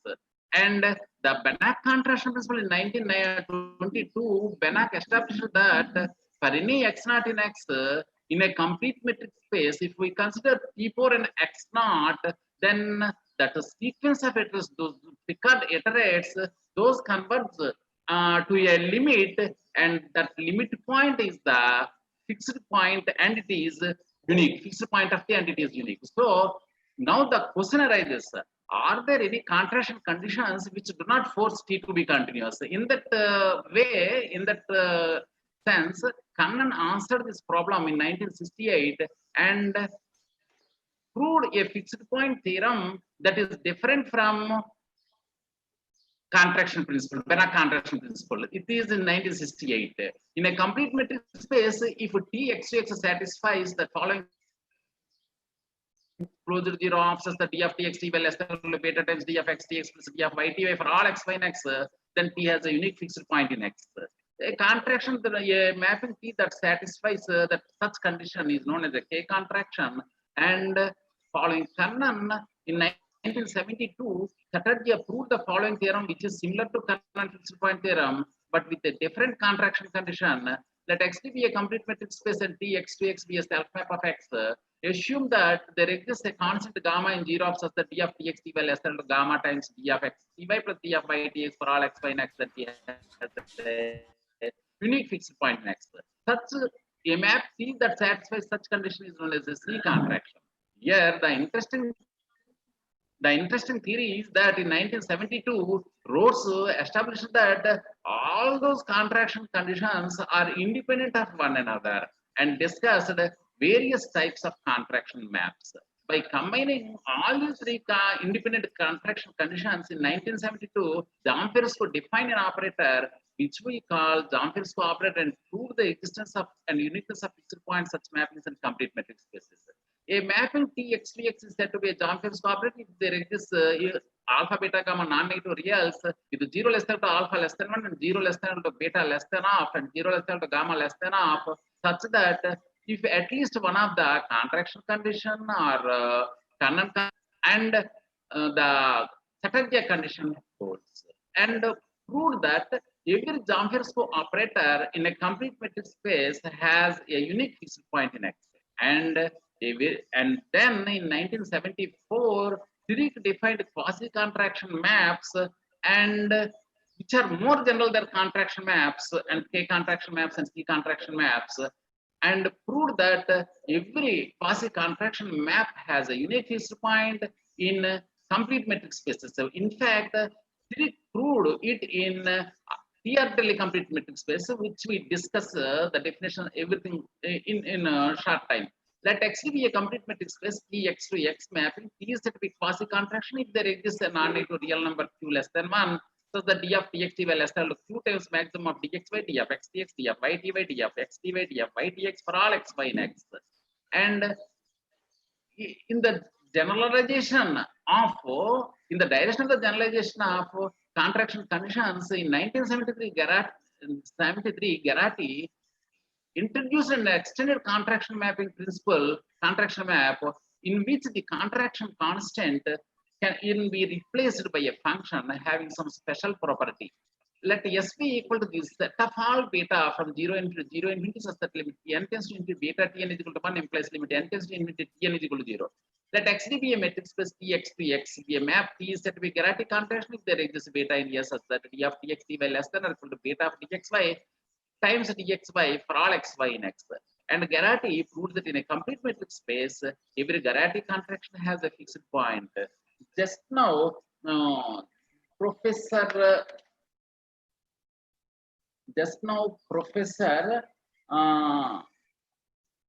Nihal Das discussed about the Jaggi contractions, and in the direction of Jaggi contractions, Jaggi extended Banach contraction principle through rational expressions and established the following result.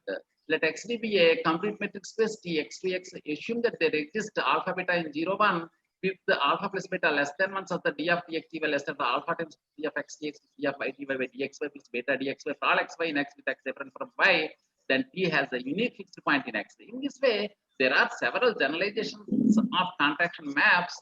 In this direction, we now consider weakly contractive maps. This is our main discussion.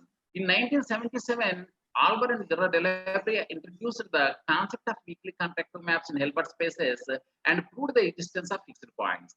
In 2001, Rhodes extended this concept to Banach spaces and established the existence of fixed points, we denote phi is equal to the set of all phi from 0 infinity to 0 infinity, such that phi is continuous, non-decreasing, and phi t positive, for t positive, and phi 0 is equal to 0.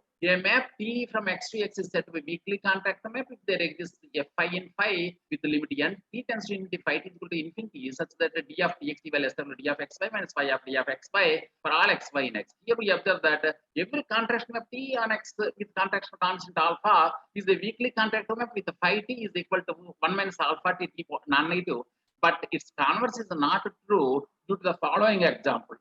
If we consider t from x to x, where x is equal to 0 infinity with the dx is equal to x by 1 plus x, x belongs to x, then t is weakly contract map with phi t is equal to t square by 1 plus t greater to 0. But this t is not a contraction.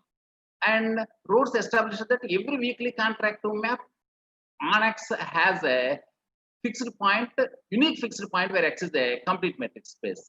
In 2008, Datta and B.S. Choudhury, they generalized the concept of weakly contractive maps and proved the following theorem. Let xd be a complete metric space t x to x. Suppose that there exist two functions phi r plus to r plus and psi r plus to r plus, both are continuous, non-decreasing, with phi t is equal to psi t is equal to 0 if and only if t is equal to 0, such that psi of d of dx dy is less than or equal to psi of dxy minus phi of dxy for each xy in x. Then t has a unique fixed point in x. In 2010, myself, Babu, and Alamayu did Alamayu, he was a scholar, he did his PhD under my guidance. We defined generalized weakly contractive maps as follows. Let xd be a metric space. A self map t x to x is said to be a generalized weakly contractive map if there exists a phi in phi such that d of dx dy less than mxy minus phi of mxy for all xy in x, where mxy is equal to maximum of d of xy, d of x dx, d of y dy, of times d of x dy plus d of y dx. And we observe the following. Every weakly contractive map defined in a bounded metric space with a positive diameter is a generalized weakly contractive map, but its converse is not true. Let xd be a complete metric space, t x to x be a self map of x, and t is a generalized weakly contractive map on x, then t has a unique fixed point in x. It is this xd is a complete metric space. It need not be bounded. If x is a complete metric space which is bounded, then by the above remark, we have Rhodes theorem on weakly contractive maps follows as a corollary to the above theorem. In fact, in this case, the above theorem is a generalization of Rhodes theorem. Now we come to t orbitally complete metric spaces. Let t be a self map of an non-empty set x for x naught and x, y x naught equal to t power and x naught n equal to 0, 1, 2, 3, so on is called an orbit of x naught, where t power 0 is equal to I. A metric space x is said to be t orbitally complete if every Cauchy sequence which is contained in Ox for all x in x converges to a point of x. Every complete metric space is t orbitally complete, but t orbitally complete metric spaces need not be complete metric spaces. Turkoglu, Wojer, and Fisher, they have given an example for an t orbitally complete metric space, whereas it need not be a complete metric space. So for example, we can take Q set of all rational numbers and t x to x, but t x equal to x by 2. Then every Cauchy sequence in Ox for any x in x converges to 0, and it is t orbitally complete but not complete. And Turkoglu and Wojer Fisher, they defined orbitally continuous maps as for any sequence x contain Ox, x belongs to x, x and tends to z as n tends to infinity implies tx and tends to tz as n tends to infinity. If t is orbitally continuous at each point z of x, then t is said to be orbitally continuous on x. Any continuous map in t of x is orbitally continuous, but its converse is not true. Here we have given an example. The aim of this talk is to prove the above theorem in t orbitally complete. The aim of this talk is to prove the above theorem in t orbitally complete metric spaces, which is proved by myself and Alamayu. An inspiration for this work is from Kahn's Fala and Sessa alternate distance function, and Sastry and Babu to be showed now, and Sri fixed point theorem on quasi contractions. Kahn's Fala and Sessa proved that if t power nx naught has a cluster point z in x, and if there exists phi r plus to r plus satisfying phi is continuous on r plus with phi t equal to 0 if and only if t is equal to 0, such that phi of d of dx dy less than c times phi of dxy plus 1 minus c by 2 times phi of d of x dx plus phi of d of y dy, For all distinct xy in X theorem, let T be a self-map of a metric space X. Suppose that there exists a bar. If we write Ox not X different from Y, then that may not be a fixed point of T. And here we have an example. For more here 1 minus 1 here is an example, and here T is continuous at Z and TZ, but that is not a fixed point of T because of the removal of relaxation of the closure.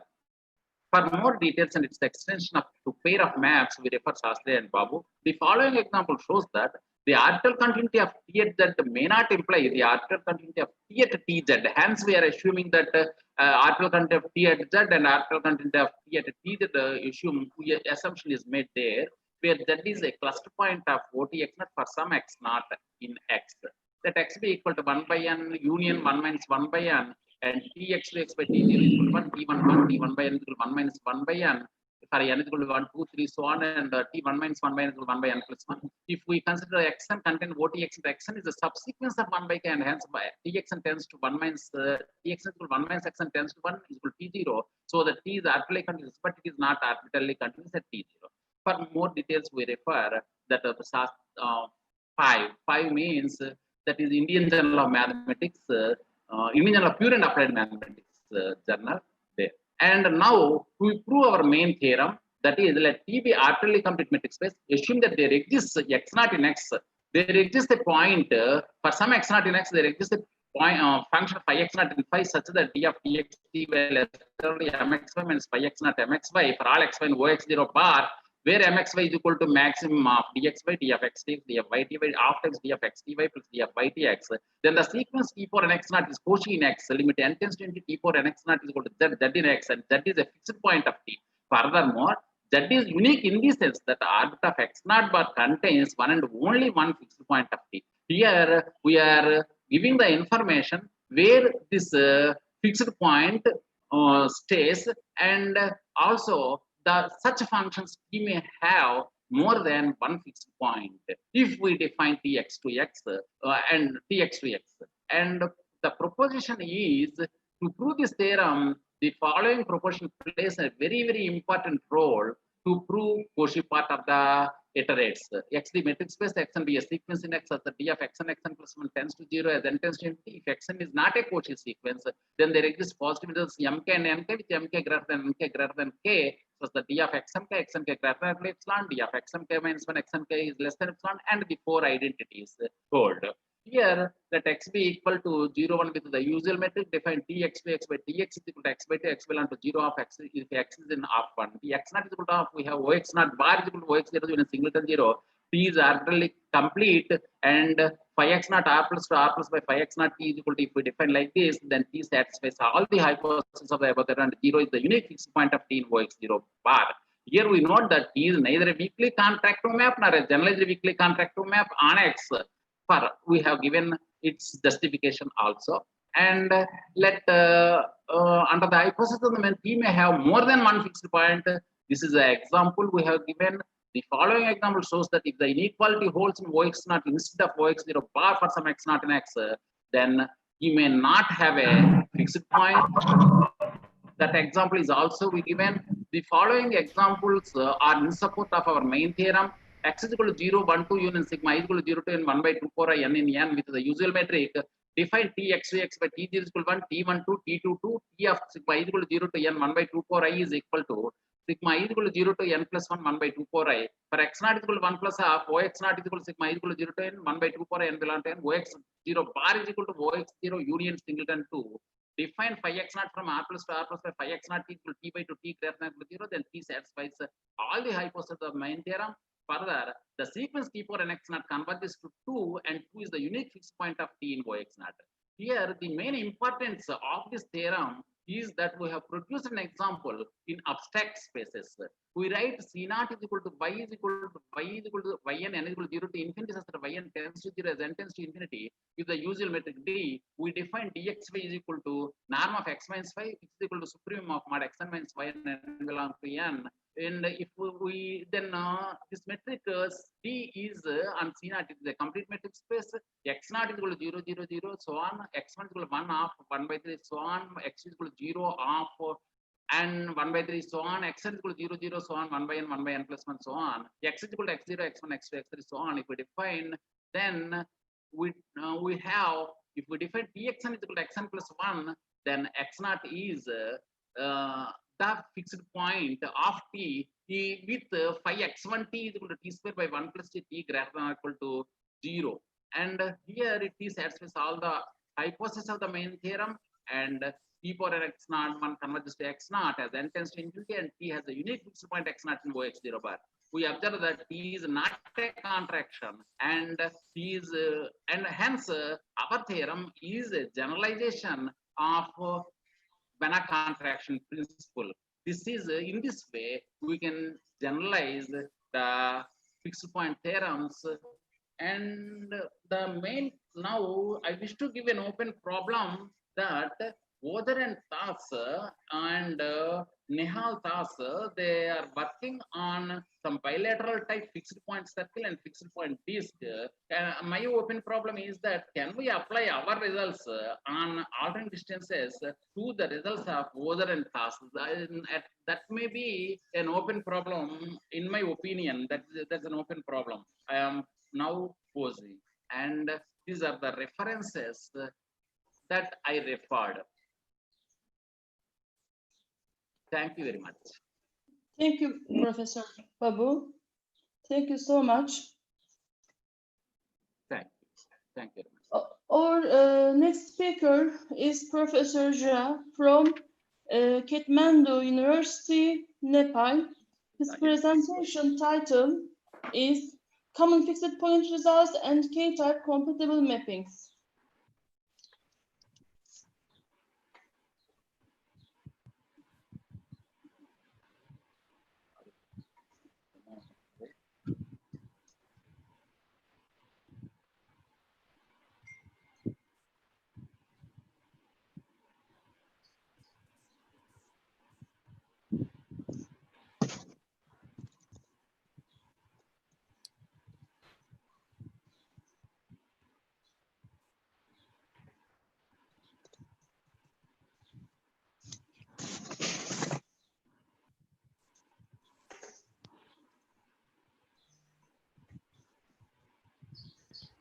Yeah. Professor Nihal, are you listening? Yeah. Is it okay? Is it okay? Thank you. Yeah, thank you, Professor Nihal.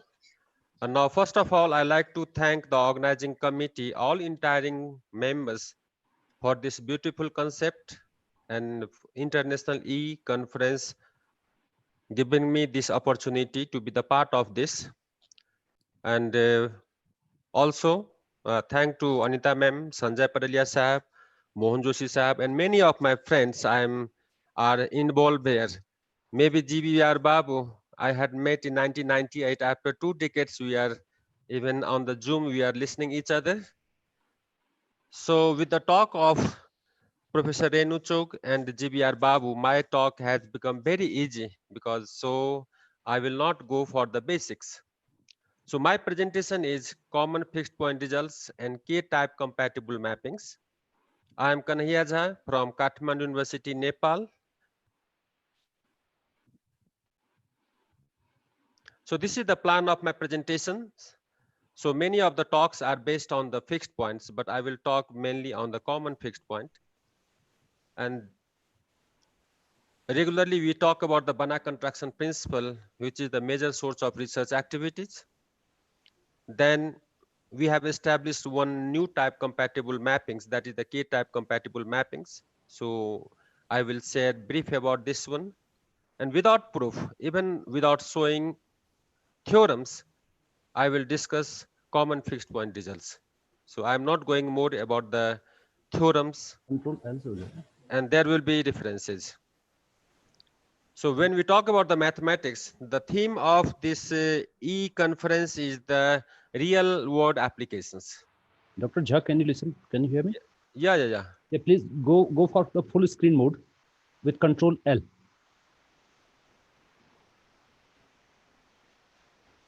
Yeah, is it okay? Yeah, it's okay. Thank you. Okay, thank you very much. Yeah.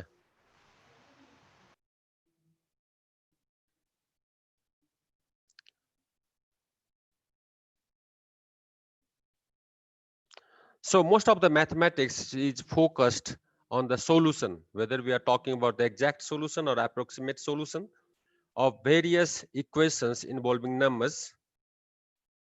But the nature of the solution to the problem always help to analyze the system, solvability, stability, and smoothness. So many equations which are of interest in applications can be put in the form Tx is equal to x, whether T is a self-mapping of the metric space. So a point x which satisfies this function equation is called fixed point of the mappings. This is the beautiful example that was discussed detailed by Dr. Saucer as the iteration. So this is the function equation. We can transform it to this equation. So when T of 1 is equal to 1, by definition, it is the fixed point. And that is very important classical tool in numerical analysis. So definition is a self-mapping T on a space is said to have a fixed point when T of x naught is equal to x naught. And this is the very important part, as a fixed point is the study of functional equation, that is T of x is equal to x in the metric or non-metric setting. So theorems dealing with the existence and constructions of the solution to the operator equation of the form T of x is equal to x form the part of fixed point theory. Historically, the fixed point theory is the part of nonlinear analysis in 1960, since it provides a necessary tools to have the existence of the theorem in many different nonlinear problems. So three major branches are fixed point theory, approximation theory, and variational inequalities, with several applications to other fields. So with this definition, we talked about the fixed point dealing with the single self-mapping, coincidence point for the pair mappings, and the common fixed points dealing with the two mappings. So this is the definitions with examples. My work is related to metric fixed points. So I will discuss basically with the metric fixed point, and the main source of metric fixed point is the Banach contraction principle. So a contraction mapping T on a complete metric space has a unique fixed point in X. So in many of the talks, we start with this one, and then we have many generalizations. So in the inequality form, we have whenever d of tx, ty is less than or equal to k of dxy, and this is the contraction condition. And when this contraction condition is satisfied, then automatically we have unique fixed point. In case of iterations, we have this formula reduces to, for any x naught in x, the sequence x, t of x, t square of x, t cube of x of iterates of the fixed point u by t. So smallest of such value of k is called the Lipschitz constant for t.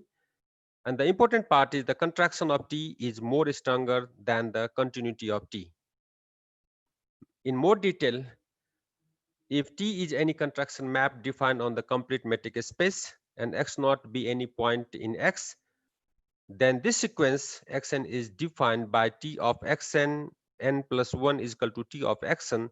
This is the main source of iterations, is unique point. It provides unique fixed points. So Banach contraction principle, this is the constructive approach to which guarantees the existence and also provides a method to compute the fixed point, and we find many applications of this Banach contraction principles. So basically in the presentation of Professor Renu Chugh, we found many applications she has already listed. Now, how can we generalize Banach contraction principles? So some of the aspects we will discuss. So the necessary condition in case of Banach contraction principles are contraction. The first part is contraction. Then we have the completeness, and then we have the metric space. So these three parameters or terms are very important when we are dealing with the Banach contraction principle. So one is the contraction, and another is the completeness, and the third one is the metric space. So major source of further research activities, we have the completeness of the metric and its subspaces. In the literature, we can find more than 13 subspaces or generalized form of metric space. Then we extend theorem as the pair of mappings or two pair of mappings and sequence of mappings. Then the generalization of contraction conditions, an additional condition on pair of self mappings. When we are approaching to the pair or two pairs or sequence of mapping, then the basic Banach contraction condition is not sufficient. So again, the completeness of metric space in subspaces. So if you go to the literature, even more than 15 generalized spaces are there, like semi-metric space is there, probabilistic metric space there. I am working on the fuzzy metric space, partial metric space is there, dislocated metric space is there, cone metric space is there, and recently we have circular metric space by Pum Kumam from the Thailand. So many of the subspaces in the generalized form or in the extended form we find regarding to the metric space. So this is the one area where we get lots of sources where the mathematicians are working there. Another part is many of the results we find in the pair of mappings or two pair of mappings, and it is very difficult when we are dealing with the sequence of mapping, and it is good challenge for the researchers to deal with the sequence of mappings. So generally I use with the sequence of the self mappings. Another part is the contraction condition, Banach contraction condition. If you see the literature, then we have many generalizations like Kannan type generalizations, Chatterjee type generalizations, Jam-Ferescu also we got that one. Meir-Killer type contraction condition, that was my PhD work when I was working under the supervision of Professor R.P. Pant. That was my research area. And during 2000 to 2004, I was very much busy with the Meir-Killer type contraction condition. Then we had Boyd-Wong type contraction condition, implicit relation, EA properties. Additional conditions of the pair of mappings, like semi-compatibility is there, weakly compatible mapping is there. And we are lucky to have this paper by R.P. Agrawal, Ravindra K. Bist, and Nasir Shahzad, which deals with more than 40 compatible conditions in a single paper with many examples and interrelationships. So this is the main source of many compatible conditions. They are interrelationships by definitions and collection of existing all compatible mappings. And main source, this can be a very good source for the new research scholars who are working in the fixed point theory. Now this is my domain. So this is the K-type compatible mappings. So in 1986, Jung introduced the notion of compatible mappings, which are more general than the commuting and weakly commuting mapping that was established by Sesa. In 1993, this group, Jung, Murthy, and Cho, gave a generalization of compatible mapping called compatible mapping of type A, which is equivalent to the concept of compatible mappings under some conditions. In 1995, H.K. Pathak, M.S. Khan introduced the concept of compatible mapping of type B with some examples to show that compatible mapping of type B need not be compatible mapping of type A. So I'm not going to definition in detail with the formulas because that is already available in the literature. If anyone is interested, then I can send you related papers. In 1996, H.K. Pathak, Y.J. Cho, Chang, and Kang introduced the concept of compatible mapping of type P. So with these types of mappings like A, B, and P, I was lucky to have Kanchabhai Manandar as my research scholar, and he worked hard to find new type of compatible mapping. So also in 1998, H.K. Pathak, Cho, Kang, and Madariya introduced another extension of compatible mapping type A in norm space called compatible mappings of type C. So now dealing with the four types, with the source of four types of compatible mappings, compatible type, then compatible type A, B, P, and C. We define this one. This is the K-type compatible mapping. So this is the definition. So self mappings A and S of the metric space on the metric space is said to be compatible type K if we have this one, A composition AAXN is equal to ST, SSXN is equal to AT. Whenever we have the sequence A of XN is equal to X, XN is equal to T. So we define this one, and on the basis of this, we've established some examples to show that this K compatibility is independent with the previous compatible mappings, compatible mapping type A, compatible mapping type C, and compatible mapping type P. So this is the example that proves that this compatible type K is independent than the other. So if you define X is equal to X to T2 with the usual metric, and we define the self mapping A and S like this, so A of X is equal to 2. So when we define like this, then we can show that AS is compatible type K, but the pair is neither compatible nor compatible type A, C, or P. Another example shows that if we consider this example, X is equal from 0 to 2 with the usual metric, and we define self mappings A and S as this one, then we can show that A and S are not compatible type K, but this is compatible type A, compatible type B, compatible type C, and compatible type P. So these two examples clearly shows that the new notion compatible type K is independent than the existing compatible type different types. And so on the basis of this new compatible condition, and all of us, we are familiar that when we are trying to establish common fixed point theorems, then the Cauchy criteria is very important. So we introduce this lemma as the which guarantees that the sequence is the Cauchy, and this helps to provide the common fixed points in many aspects. So without showing more theorems, using this compatible mapping set of K, we have established some common fixed point results for pair of mappings. We just 2 pair of mappings up to 4 in complete metric spaces, complete fuzzy metric spaces. Recently, our team has proved complete this theorem for the complete intuitionistic fuzzy metric space, and automatically the related examples are there to justify the established theorems.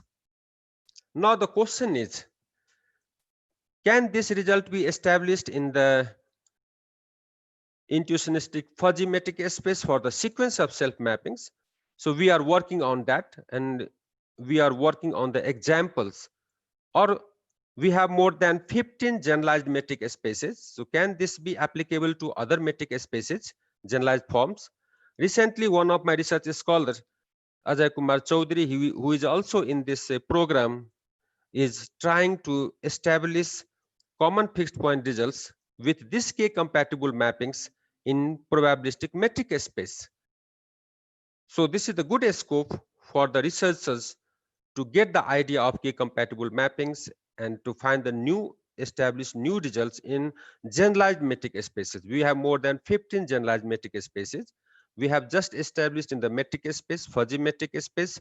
Now probabilistic metric space, we are working on that. We have not just established any result. So we are working on that.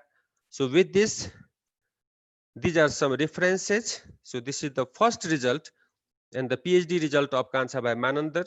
During that period, we were able to get this idea. We have published almost 14 publications based on this one. This is the George and Biramani. We get the fuzzy notions, good paper to start with the fuzzy metric space. This is the latest result that established in this one, but it is for the 2 pairs of mapping. We are looking for the sequence of mappings. This is the paper which deals with more than 40 compatible conditions as the source, single source which deals with the history of the compatible conditions and many of the results there. And this is the open source. If you type there we can find easily. This is the RP Pansar, who on this paper we who introduced reciprocal continuity to the continuity. So this is also very good paper which extends the ideas of continuity condition to the reciprocal continuity conditions. With this, I thank you all. Thank you very much for giving me this opportunity. Thank you very much for Professor Jha. Thank you. Our next speaker is Arslan Ansari from Islamic Azad University, Iran. His Professor Nehal, presentation title is Professor a Nehal, survey. Okay. can I interfere? Thank you. Thank you. Yeah, 789. The next speaker, he's not here. Okay, so you ask for Professor Hemant Kumar for the next lecture. Is it clear? Yeah, yes, sir. Please I am help here. me. Please help me, Professor Jose. You just see, if you go for the program, Can you help me? that next lecture, you ask Yes, you ask Professor Hemant Kumar to deliver the next lecture. yes. Our next speaker is Professor Hemant Kumar Nasreen from India. His presentation title is Quasi-Geometric Spaces and Application to the Nonlinear Matrix Equations. Thank you. Yeah. Good morning to all. This is Dr. Hemant Kumar. So I'm going to share my screen and stop maybe the video.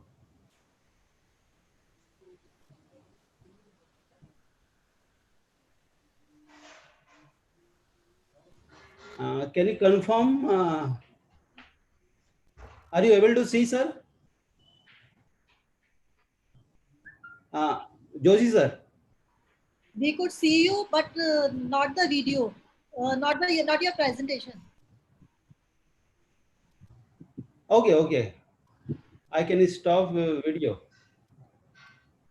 Okay, so good morning to one and all. I would like to thank to Professor Anita Tomar to invite me for the talk in the first e-conference, we can say, in the field of fixed point theory. So my title of the talk is Cauchy-B matrix spaces and application to nonlinear matrix equation. So the brief of this one. So let me. Yeah. So basically, we know from the matrix space to Cauchy matrix how we go. So the Cauchy matrix space is a more generalization than the matrix space because we drop the symmetric condition in the matrix space. So when we deal with the Cauchy matrix space, so we had to see the properties or topological aspect of the limit, continuity, completeness, Cauchiness, and because and we have to consider this way in the left and right approaches because the Cauchy matrix is not symmetric. So even we have to see the uniqueness of the limit. So both side limits should be exist because this may not necessarily be we will have the same limit. Excuse me, Professor Hemant. Yeah, yes, sir. Yeah, your PPT is not showing here. Visible. Okay. Yeah. You just share PPT with screen. Now here? No. Okay.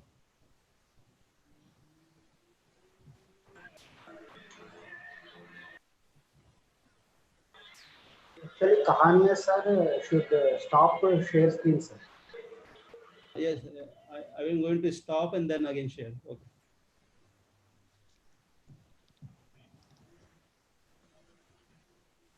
Are you able to see? No. Still no.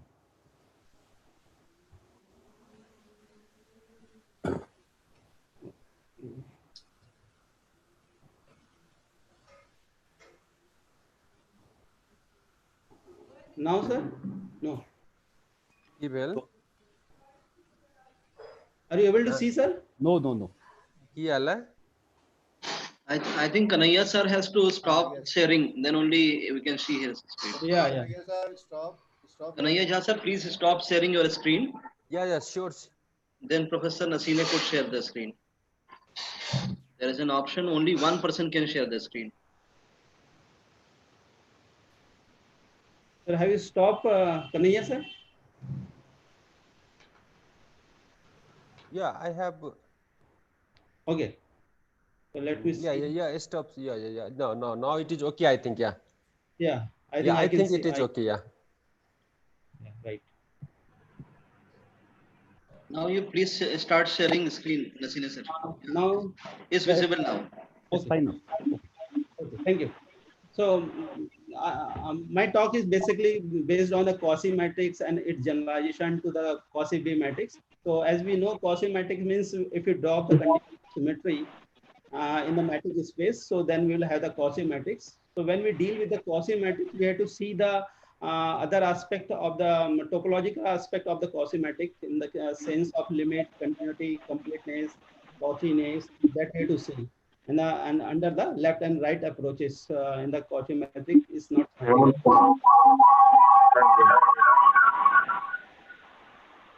Yeah. Sorry.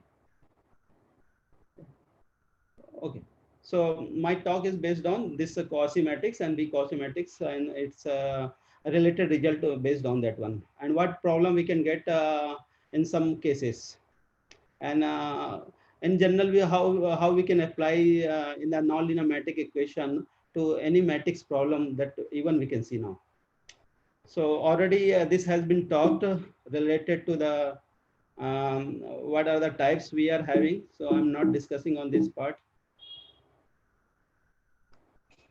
So already construction and the non-constructive type of fixed point result we know. So Banach fixed point theorem and its generalization are the types of constructive, while the other Sauder, Brouwer, and Darboux fixed point theorem, these all are the non-constructive, because here we can't generate the sequence. In the case of constructive, we generate the sequence by the Picard iteration. We can generate the sequence or the Mann iteration. So these all are the constructive type, where while in the case of other, we can't generate the sequence. That's why this is called the non-constructive. So already we know the fixed point theorem definition. I'm skipping this one. Is straightforward going to the Cauchy case. Okay, so already we have seen the definition. Again, we can see. So suppose X is a non-empty set and Q is a mapping from X cross X to 0 infinity. Then the two conditions satisfy Q of X, Y equal to 0 when X, if and only if X equal to Y. We are having the triangle inequality we are having. So this is the Cauchy case. Every matrix space is a Cauchy matrix space, but converse is not true in general. So to see the other the property, limit, continuity, and all, I am referring the paper of that is published in a nonlinear analysis, modeling and control in 2016. And what problem we will have, then we can see. So in the case of Cauchy, the definitions, some of the definition we can visit here. The convergence definition means we have to go in the right and left cases. So Q of xn x and Q of xn. When n tend to infinity, that should be equal to 0. Then we will say the xn tend to x in the case of Cauchy matrix. So here we are having the example Q of xy equal to x minus y and 1 with respect to when x greater than equal to y or otherwise. So this is a Cauchy matrix, but here this is not a limit is not unique, because if we take the sequence 1 by n and 1 by n, if you see the difference distance between the 1 by n and 0, so the one approach is 10 to 0, but another approach 10 to 1 by the definition of Q of xy, because 1 by n and 0, now we will get a 1 by n. When n tend to infinity, we will get a 0. But Q of 0, 1 by n will get a 1 by this definition. So these two are not equal. That means this limit is not unique. But if we have the right hand limit as we are having the 0, then the limit will be unique. Okay, so now we are having the left Cauchy and right Cauchy sequences we are having. So in the sense of Cauchy matrix, we can have like this. So here the Q of xn, xm less than epsilon, where n is greater than equal to m.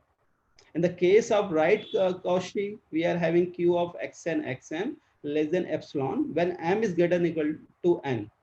If we combine these two, if a sequence is said to be Cauchy, if we are having the left and right Cauchy both, not only one.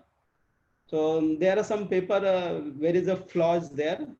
The author has considered only the one-sided, or even they are not bothered about the which side is there, and even they have proved the this Cauchy and have got the result. So if we are having the left and right Cauchy, so we can define the left complete, right complete, and complete. So if we are having the left Cauchy sequence, then we can say the left complete. If we are having the right Cauchy sequence, then we can say the right complete. If we are having the Cauchy sequence, then we can say the complete Cauchy metric space. Okay, so now the final we are having the one definition, the continuity. So if so we are having the Cauchy metric space and mapping, self-mapping we are having. We are saying this is the continuous. If each sequence xn in f convergent to x, and we define this way. So q of f of xn xm fx, and this right and left both sided, the continuity is required.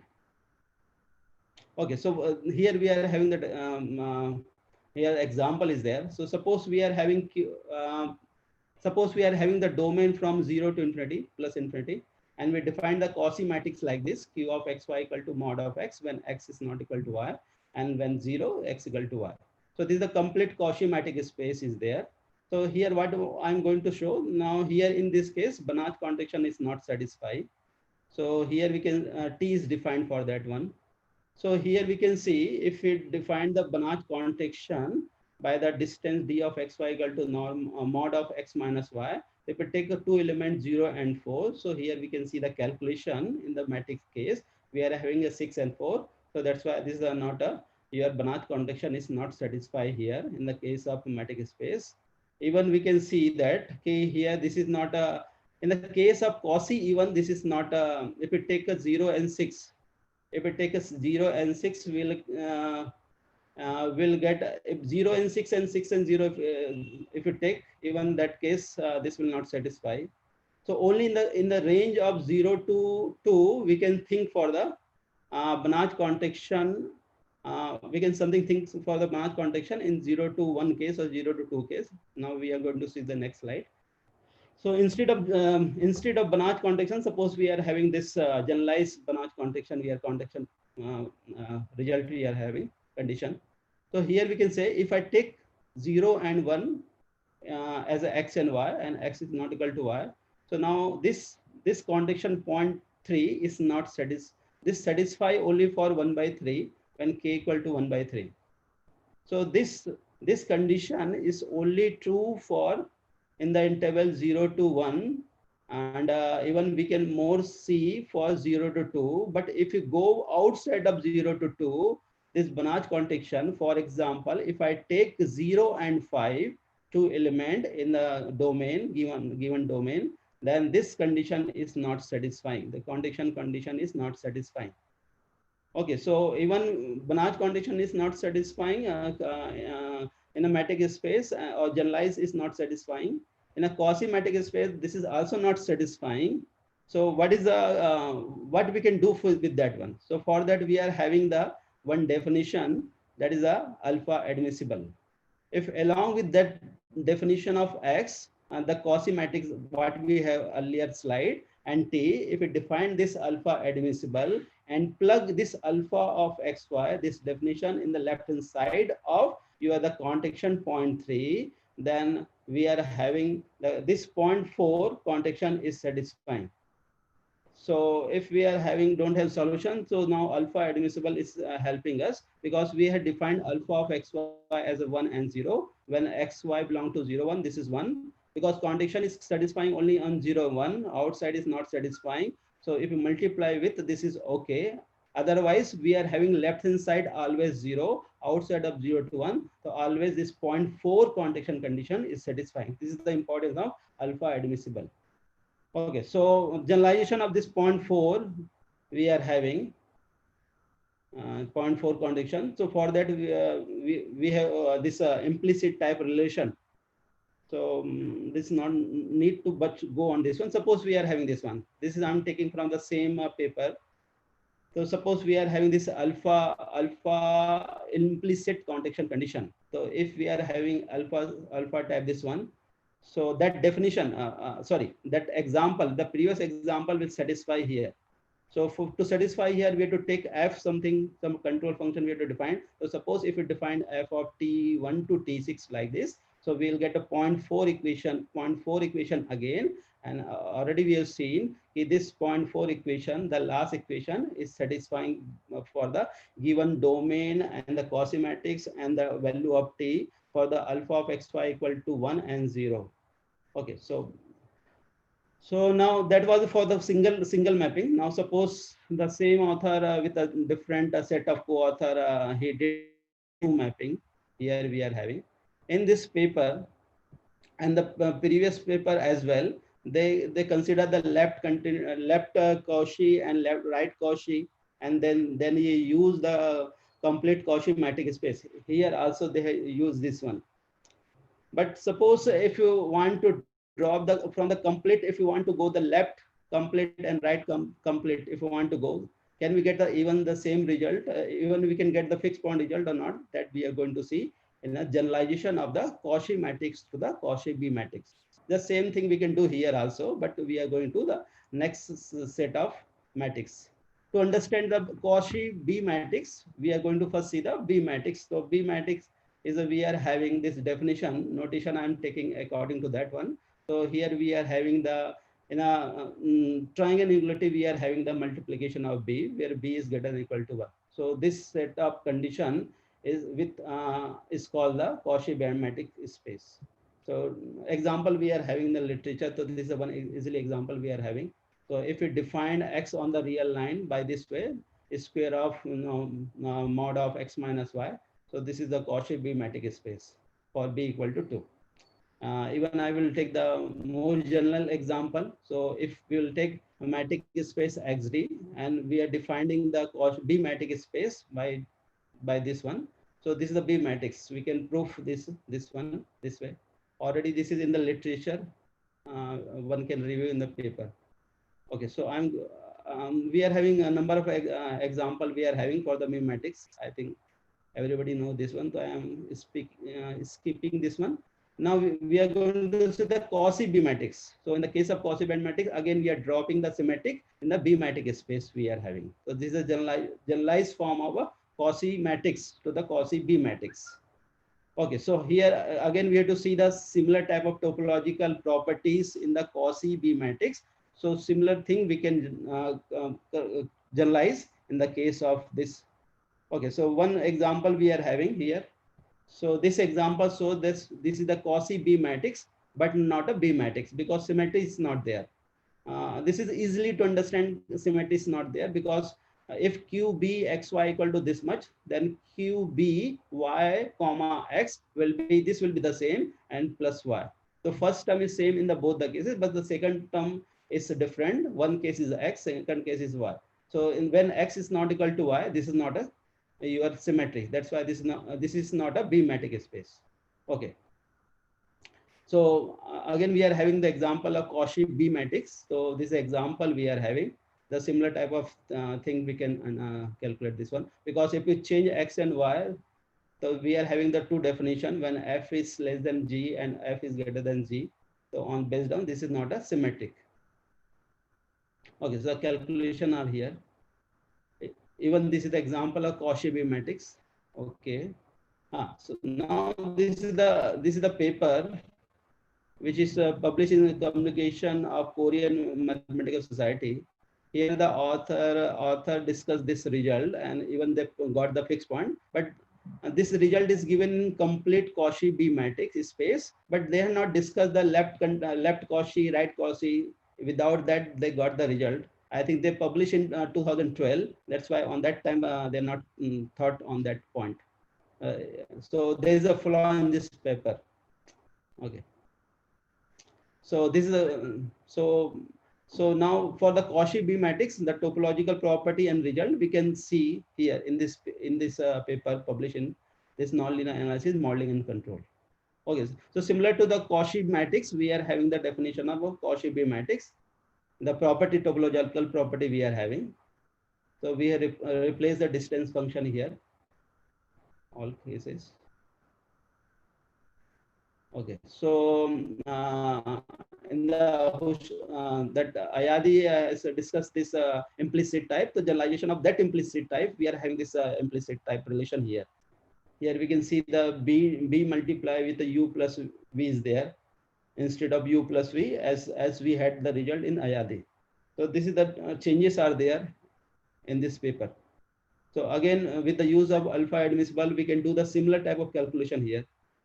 So we can drop here. This is the result based. Now is the point to note that here this is the right complete Cauchy matrix space, and this is a right alpha implicit contactive mapping. So instead of considering the complete Cauchy B matrix, we can even go with the half of the part. We can say the right complete Cauchy, and we can discuss the right Cauchy sequence, and we can get the result. Instead of considering the right and left and complete whole complete, we can do only either of the way, either right or left we can do. Okay, same thing we can do for the left as well. So this is the example similar to the previous example we are having for the Cauchy B matrix space. Here this is not a complete. Again, we have seen even this definition of T with alpha of this one. Even we can see in the 0 to 1, the previous implicit type relation is satisfying in the Cauchy B matrix space. Outside of 0 to 1, even that is satisfying due to this alpha condition. Okay, so again, so my question is that paper which has a flaw, we can go with the right and left complete Cauchy B matrix, and we can see this result is true or not. This is the suggestion is there. We have worked on this one, a different type of contection condition. So the next question is that if you change the contection condition by this way, in the case of Cauchy B matrix, if we take the 3 mapping like this, or if we take only the 2 mapping, but the contection condition are changed. So the question is that if we take the Cauchy B matrix space, either complete or right or left, can we go with this 2 separate contection condition, or we have to add something extra? So the answer is that we can't go only the single equation contection condition. We have to think something else. We have to add more contection condition. This is not only satisfying. Okay, so this is the question is that, and researcher can work on this one. So now if you think for the application nonlinear matrix equation, so nonlinear matrix equation is coming in various practical sites, control theory, system, queuing theory, we are having stochastic, we are having. So suppose I'm taking the one pair of nonlinear matrix equation. This is not too much generalized, but we can write the more generalized form. So this is the one type of generalized form we are having. So x equal to q1 plus summation of ai star f of x ai and q2 plus this one we are having. Now q1 and q2 may be same, may not be same, depend upon how we are constructing the example we are having. So here q1 and q2 are the positive definite matrices we are having, because we have to get the solution as a positive definite matrix. So that for that we need this one, and a1 a2 or these are the your normal n cross n matrices. Here everything is a square matrix. There is not non-square is not considering here. And f and g are 2 function. This may be the linear, this may be non-linear, but the continuous function we are having. So if we are having this pair of equation, pair of nonlinear matrix equation 9, so how we can solve, how we can use the previous result to get the solution of positive definite solution of this equation 9. So in the case of Cauchy B matrix, here we can think for this one. If we define the distance the similar way, here QBXY, this is the capital X and capital Y, that are the matrix we are having.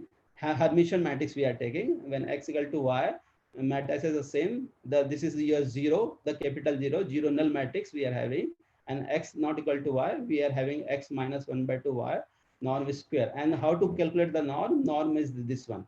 So norm is called the trace norm if we consider then sum of the eigenvalue is the norm of A. Sum of the eigenvalues of A is norm of A. So this way we can calculate, and square we can do. Okay, so here we are having some terminology. H of n is a Hermitian matrix we are having. If A is a pre-order with B, means A minus B is positive semi-definite. If you take that this is less than equal, greater than equal to, then this is the semi-definite. If greater than only we are having, then we get the positive definite only. So positive definite, what is the meaning of positive definite in the case of a matrix analysis? That means all the eigenvalues are positive. Positive semi-definite means at least one eigenvalue is 0, otherwise all are positive. So this is the meaning of positive definite, means we have to calculate the eigenvalues. So for that we have to use the MATLAB. So if one is good in MATLAB, all this application do very well. So I'm going to see something. So for that I'm taking the one reference paper. So this one, from there we can understand. Josie sir, how much time I am having? Hello. Yeah, please conclude. Okay. So if we take the example from here, so suppose this theorem we are having. For this theorem we need the application. So for that, with the condition of this, which is what we have taken in the theorem 0.6, we can adjust with this here. So here this is a particular type of application we are having. So this type of algorithm we are making. So this algorithm also we are proving. This all we are proving and matching with your previous theorem 0.6. So if you do this one, so with the help of MATLAB, we can construct the example. In particular, if you take x equal to q1 plus a1 star f of x a1, where q1 and q2 we are taken like this, and f and g are this one. So on a MATLAB we can calculate this everything and satisfying the previous algorithm. If we satisfy this theorem 0.7, then we will get a positive definite solution. So how to calculate in MATLAB? For this, there are some syntax in MATLAB we are having. So RA and D. So we are generating the random matrix of order. If we take the n equal to 3, so random matrix of order 3 we can generate, and we can see this matrix is the positive definite or not, or a Hermitian matrix, that we can see by the mole calculation by finding the eigenvalue of A. It is a positive definite or positive semi-definite or negative semi-definite, what we can see. Now trace, we can find out some of the eigenvalues of A. From that we can find out the trace. And if square we want to do, so we do the square. If you want to do the transpose, because we are having the A star, that is a transpose of A in the case of real symmetric matrix we are having. So A dash, if you do, so in the MATLAB we can get the transpose. Then we multiply calculation if you do, so MATLAB we can easily get this all calculation and the graph. Now with this one I completed this one. For the references, what we are talking, I'm taking from these papers, observation. Okay, this is already published paper, and our paper on this line is submitted. So I don't know how much time it will take to publish. And we have given the solution, we have given the answer of this posed question, what I posed here, this one. Okay, so both the posed question are solved in that paper. Thank you, sir. Thank you very much for the opportunity to talk to you. Okay. Thank you so much, Professor Hemant Kumar Singh, for this contribution. This session has ended. Thank you to all participants and speakers. Thank you, Professor Asghar. Thank you, sir, for chairing the session, and thanks all the speakers. Now we have some changes in the program because some of the speakers are not available online. They might be having some problems of connectivity or some other problems. So in the next session, Professor ZBR Babu is here. Professor Babu, can you unmute yourself?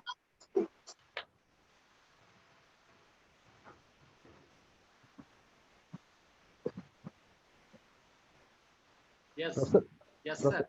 Yeah, Professor Joshi. yeah, please.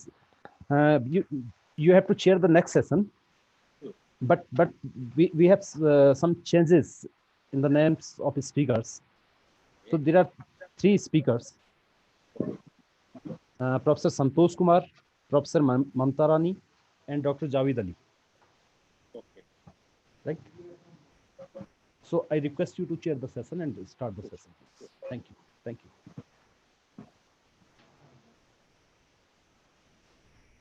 First, I ask Professor Syed Bilal, Department of Mathematics, Al-Oud University, Algeria. Professor Babu, can you hear me? Yes, yes. There are certain changes. Okay, okay. Right. So first speaker is Professor Santosh Kumar. First speaker is Santosh Kumar. Okay. Second, Mamta Rani. Second, Mamata Rani. Yeah. Okay, sir. And third one, Dr. Javed Ali. Javed Ali. Okay, sir. You can see the program and the Oh, details. I follow, sir. Yeah, Thank you. you. Yeah. Now, may I ask Santosh Kumar, College of Natural and Applied Sciences, University of Dar es Salaam, Tanzania. Are you on the line? Santosh Kumar? Yes, sir, I am on the line. Very welcome, welcome. Now, Yeah. to start your talk on an introduction of partial metric spaces and its applications. Yeah, sir. Thank you. Start your talk. Thank you, sir. Fine.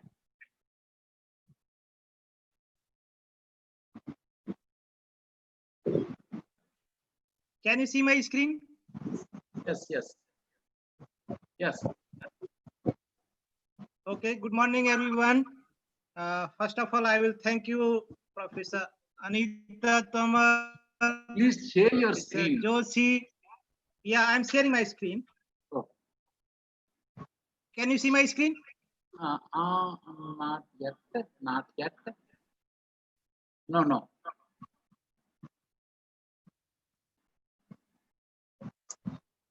Can you see my screen now?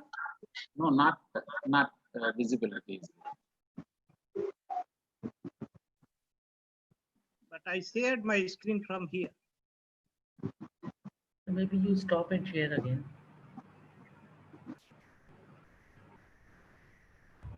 Now? Okay, now we are getting the screen. Fine. Okay. Okay, thank you very much. So first of all, I will thank organizers and the committee for inviting me for this conference. I'm also thankful to the learned speakers who enlighten us in the morning hours, in the beginning of the session. Now I will introduce myself. I am Santosh Kumar from Department of Mathematics, College of Natural and Applied Sciences, University of Dar es Salaam, Tanzania. I'm going to talk something about partial metric spaces and its applications. So this is my abstract. As you know, all of us, 6-point theory is an advanced area of research and analysis. 6-point theorems gives the conditions under which the maps, single or multi-valued, have solutions. The theory itself is a beautiful mixture of analysis, topology, geometry. In the extension of this, in 1994, Matthews introduced a partial metric space notion, which is very useful in the computer semantics, especially in data analysis. Since then, many researchers are working in this area. Before going to the partial metric space, I will discuss some basic things so that I can compare the partial metric space to the metric space. Dr. Santosh, In the introduction, most of the people, I will say, Professor Renuchev already discussed this. I will skip this slide. Now, this is very important because metric space is a space where we have these properties. The important thing here for my discussion is that first two properties, the first M1 and M2. If dxy is equal to 0, we say x is equal to y. And if x is equal to y, we say xy, distance of xy is equal to 0. Dr. This is Santosh, known can as you hear me? equality implied in indecency property. I'm going to utilize this property in our discussion, further discussion. Now, if I'll picturize the definition, we have this space, and Sir, this is please the go for X full point, screen. this is the Y Full screen point. कर दीजिए sir. Full screen कर दीजिए. Press F5 Okay. and full screen. Sorry? F5 दबाइए F5. Okay. Full screen कर लीजिए sir. Okay, sir. Okay, it's good now. Now here you can see we have these 2 points in the space, then the distance will be dxy, and which will be non-zero. But if we put x is equal to y equal to z, then dz z is equal to 0, means self distance is 0. I'm going to use this in my discussion further. This is the mapping. We have x and y. Now this one, the last one, I'm going to use to define the fixed point. So these two pictures gives us the phenomenal thing, how we get the fixed point. Now a fixed point is the case when fx is equal to x, a function or a map, has the situation fy is equal to y. Then we say that y is the fixed point of f. It is not necessary that the fixed point is the root of the equation. Normally in the applied science, people have the concept that fixed point is a root of the equation. That is not the situation. This is the solution of fx is equal to x. But we can rearrange fx is equal to 0 in the form of fx is equal to x, and we can get the solution. Like counter example, if I choose fx is equal to x square minus 3x plus 4, then we have two fixed points, and those fixed points are f2 is equal to 2. 2 is a fixed point here. And another case is if I will choose a map from R to R and define the function by fx is equal to x plus 1, then it do not have a fixed point. The reason is we cannot put x is equal to x plus 1 in set R. So the example, counter example for that there is no root, this is the situation. In picturization, if I will say that this is the fixed point, y is equal to x. So the yellow dots are the fixed points of the function y is equal to fx. Now, this part also defined, also explained by Professor Chok in the beginning. We have three major divisions of the fixed point theory: topological, metric, and discrete. Historically, these three theorems give the boundaries of these areas: Brouwer's, Banach, and Tarski. Now, Brouwer's fixed point theorem, people know this defines that a B is f is a map from B to B, a continuous function, and B is a ball in R to the power, and then f is a fixed point. But the problem with this theorem is it don't give the location of the fixed point, and it is not true for the infinite dimensional space. I have the examples here. Now, the infinite dimensional case was proved by Schroeder in 1930. The theorem is here, which I am going to express. The second was Banach contraction principle. Many speakers already spoke it, so I am going to skip it. Then the last one is Tarski's, already discussed by Professor Chu. Now I am coming to my main talk, partial metric space. A partial metric space was introduced by Matthews in 1994 when investigating the ways to evaluate the efficiency of algorithms in computer science. Especially when he was studying the data flow in a network, at a particular node, he was trying to apply the fixed point theory. And then he found the beautiful generalization of the metric space. So in R to the power n or C to the power n, R and C are the real and complex spaces here, bounded functions or bounded infinite sequences. So he defined the partial metric space in this way. Let X be a non-empty set, a function P from X times X to R, this is the cross product, is a partial metric space if for all X, Y, Z in X, we have P1, Pxy greater than equal to 0, and X is equal to Y if and only if Pxy is equal to Pxx is equal to Pyy. Pxx is less than Pxy, and Pxy is P by X. Pxy is less than equal to Pxz plus Pzy minus Pzz. Now here this term came extra. The previous definition, the indistancy, this one is now removed. DZZ is now removed. So in that way, Matthews defined that at a particular node, we do not have the self distance equal to 0 in the data network flow. Now the pair XP is called a partial matrix space, and from P1 and P2 we can say that Pxy equal to 0 implies X equal to Y. However, in a matrix space, there is a possibility for a non-zero self-distance, that is Pxx greater than 0. A very famous example is if we choose X equal to 0 to infinity, the right-hand side of the real line from 0, then we have the example Pxy equal to maximum of xy. So this will give the best suitable example for that and given by the Matthews. Now Matthews, by using these definitions, Matthews generalized the Banach contraction principle, and he gave this theorem: let T is a map from X to X be a mapping in a complete partial matrix space XP, and let there be a L in 0, 1 such that for all x, y, and x, P Txty is less equal to L Pxy. So L is here like the Lipschitz constant.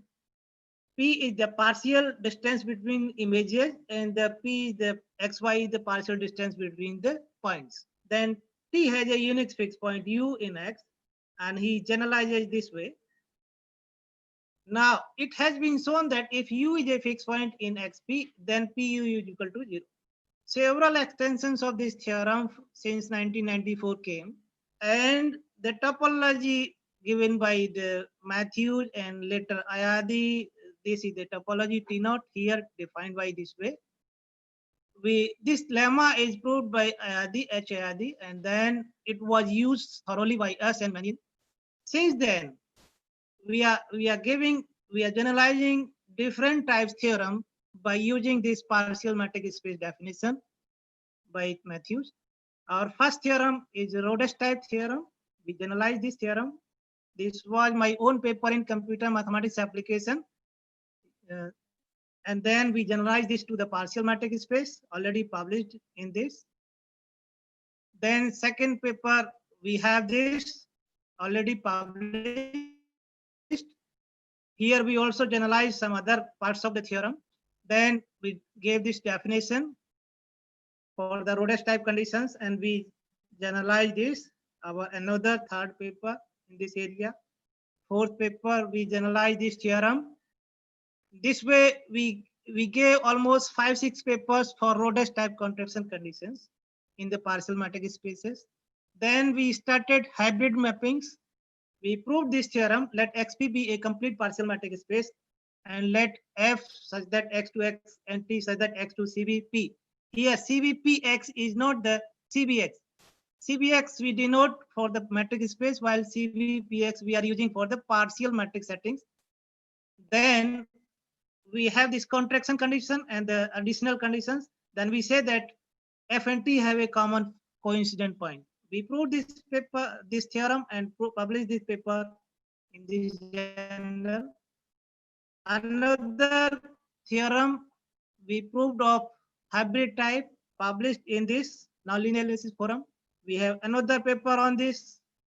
So a series of paper, almost 4 or 5 papers we published for hybrid mappings. Later we moved to the implicit functions.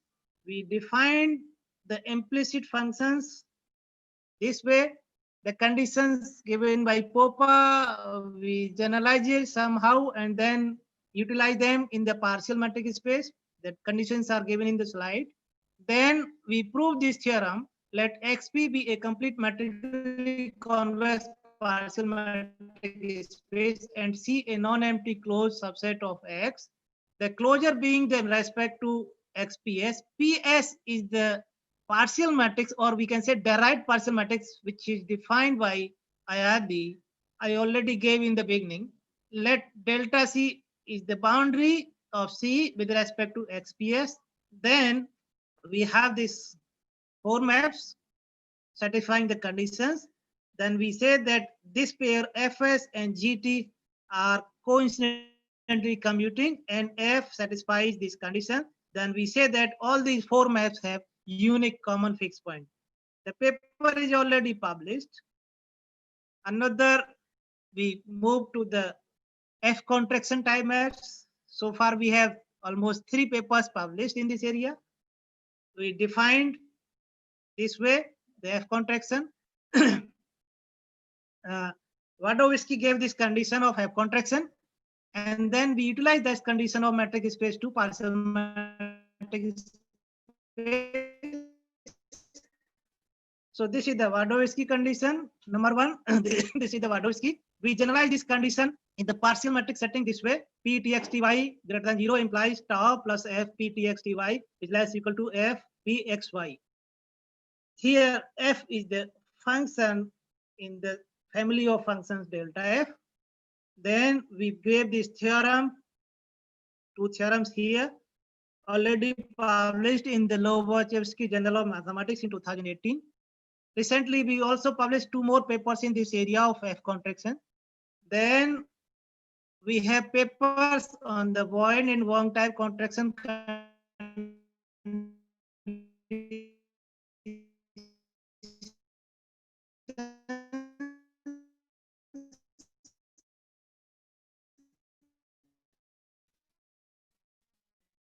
We utilize the theorem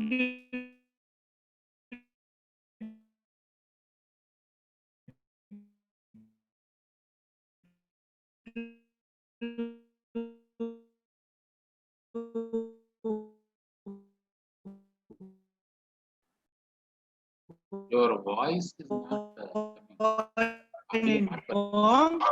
and then we generalize that theorem to the partial metric space.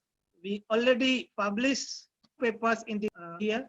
Now I will move that equation to the forms in the numerical mathematics to Machulier equations. Nowadays, Google search engine using PageRank. Page is the Larry Page.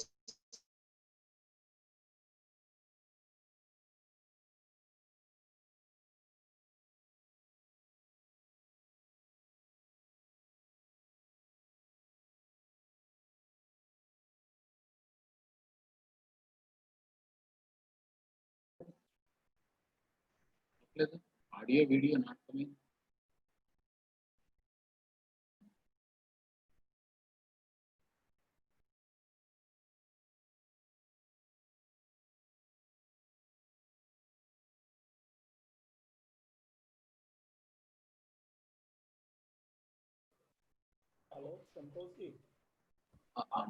Hello, thank you very much, Professor Santosh Kumar.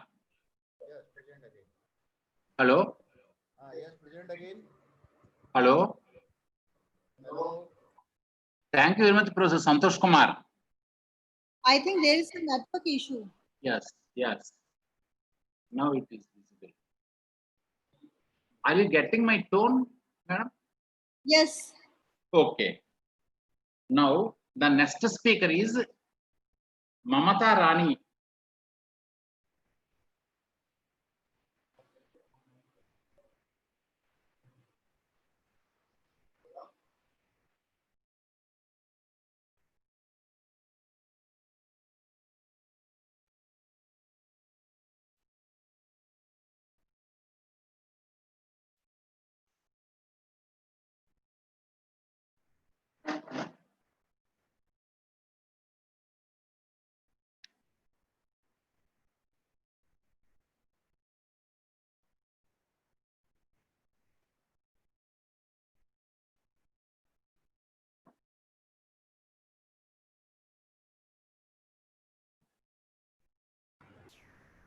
Yeah, good morning, everybody. Professor Mamata Rani, you are Yeah. from Department of Computer Science, Central University of Rajasthan. And your title of the talk is The Logistic Map Revised. Now you start your talk, map. Okay, sir. Thank you very much. I shall be talking on some application part of expand theory. One is chaos, fractals and chaos. So I will take the chaos part here.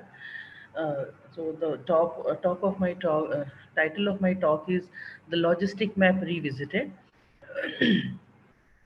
So when we go for we take any function and then we try to find out some fixed point or some stable set of solutions for that, but that is always not possible in case of every function, especially in non-linear functions.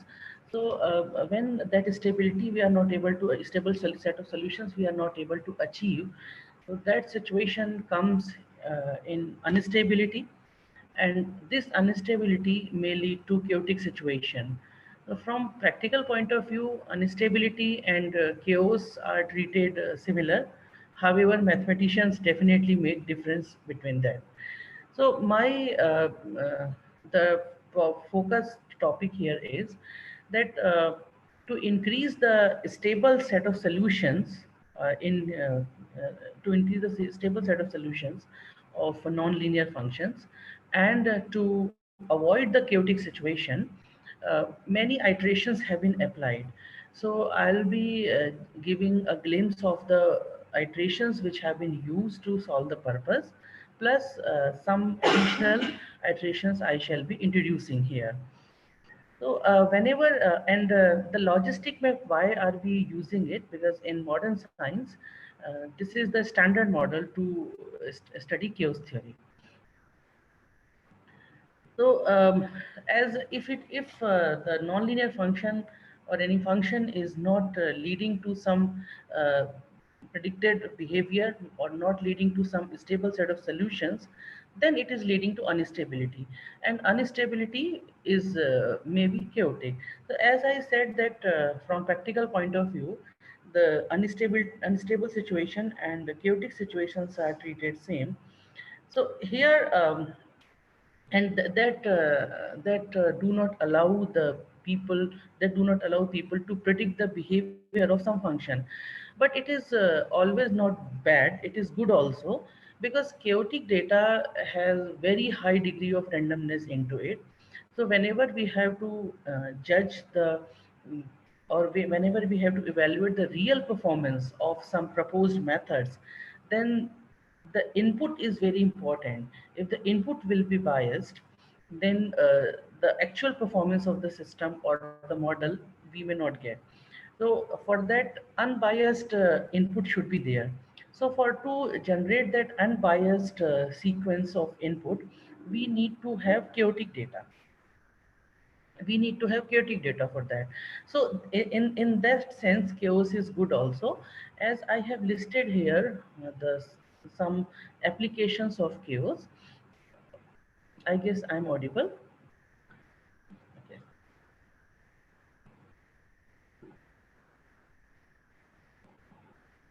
You are audible, Mamta? Oh, okay. Okay. So here I have listed some of the applications of chaos. There is a long list of applications of chaos. I have included only few of them in which we have been working. So one is biological optimization method. There are several algorithms which are inspired from biological behavior, from biology. So when we evaluate the performance of those algorithms are optimization algorithms. So when we have to evaluate the performance, we need unbiased input of sequence of numbers, that is chaotic sequence of numbers, and that actually gives the real performance of the system. So on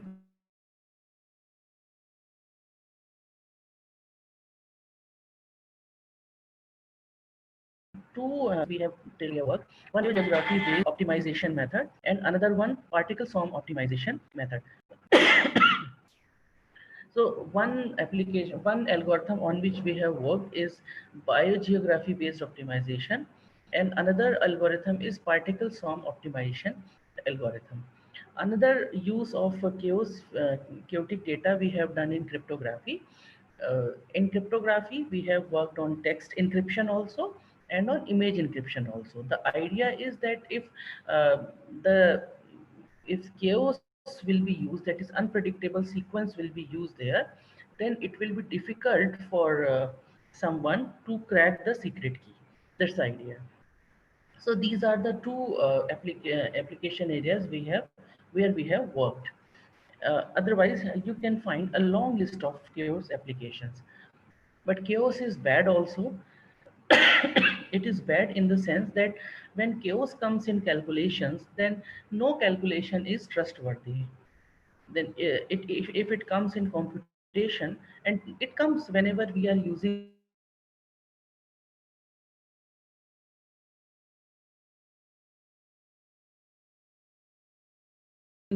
floating, we are not numbers, we are then there is some approximation issue, and that approximation issue, after iterations and iterations, it leads to a totally chaotic solution. It leads to a totally chaotic solution. That is one thing. Second, if it comes in some system, that system behavior of the system becomes unpredictable, so that way it is bad. So let me focus on bad part here. So if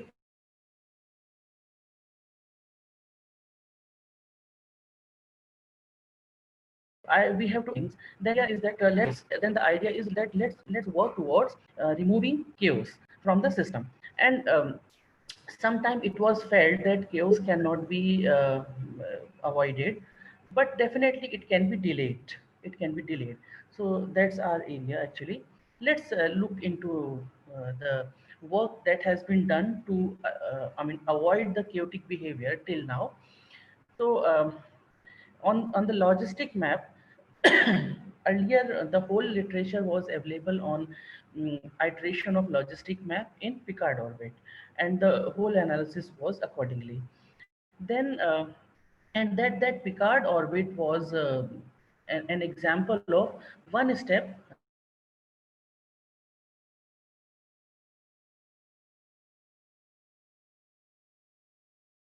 feedback, one step feedback. One iteration came, iteration, and one iteration gave the superior set of solutions. It gave us the more stable set of solutions rather than Picard.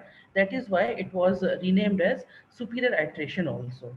And this superior iteration is example of two-step feedback process. So here we can see that how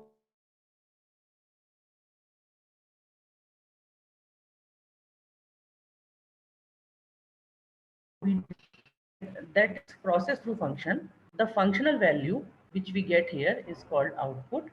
Then this functional value and this input both are combined here again for some processing, and this processing, this combination is through this beta factor.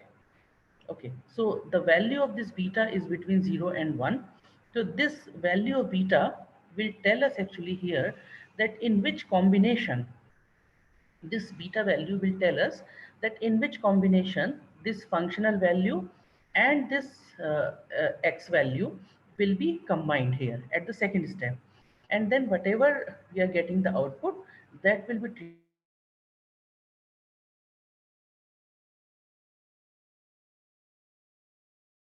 treated. So then people thought that why not to have a third step, fourth step, means one more processing step can be increased, which will combine this output, this intermediate output and input, and then so on. We will go that way.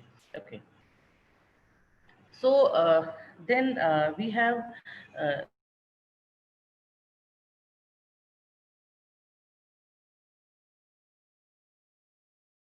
then iteration of three-step and then also, which and that full step feedback machine was implemented through Noor iteration method.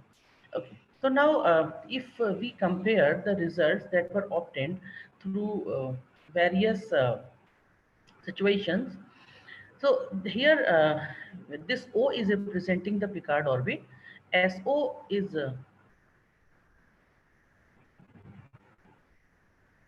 O is representing Picard orbit, SO is representing superior orbit, that is MAN orbit. This is Ishikawa orbit, Noor orbit, and it has been tried in summability through summability methods also. Okay. So as we can see here in the logistic map, the controlling parameter is R, and if this R value is between 0 and 2.75, and equal to also. Equal to must also be here. Then the logistic map gives us a stable solution. A stable solution means that the solution will be either a fixed point or periodic points. That's all. Either the periodic solution will be there or fixed point will be there. So that is a stable solution. But as you can see here, in different situations, this stable solution domain has increased. Like here in Ishikawa, it is for R up to 7.77, and if beta is 0.1, then 18.9 is there. R can go up to 18.9, and in Ishikawa, you can see that it is going up to 7.999 around. In Noor orbit, it is 7.31, and here the values are inferior than Ishikawa. Your values are inferior than Ishikawa, so only those have been highlighted in Noor which are better than Ishikawa.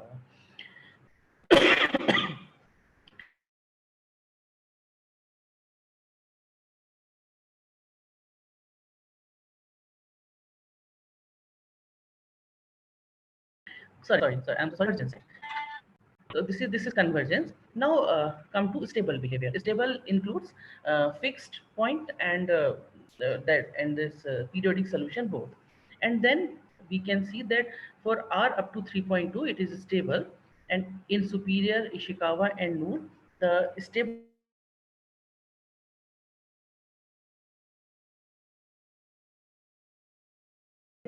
and all the logistic map is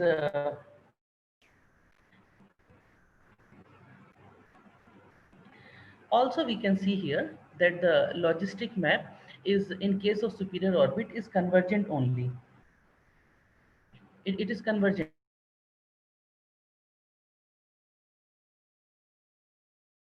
only, and Ishikawa convergent only, not that way it is going on. Okay. And the map was unstable for R between 3.2 and 4, and it was unstable. And here the instability instability can be avoided for some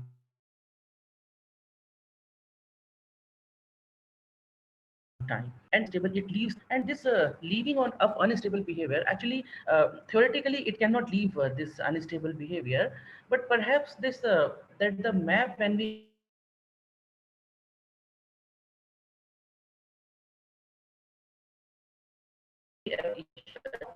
function, it is leaving actually its non-linear behavior. Because of that it is showing this result. Otherwise theoretically we cannot avoid it. Okay, so if we compare this one, then what we say that Mann iteration method gives us the best result, because it is increasing. You can see it is increasing the stable sort of solutions, convergence range. It is including it is increasing, but at the same time, when we are moving from one step iteration method to 2, 3, or 4, then at the since more at every step, more processing means more error will be inserted into that.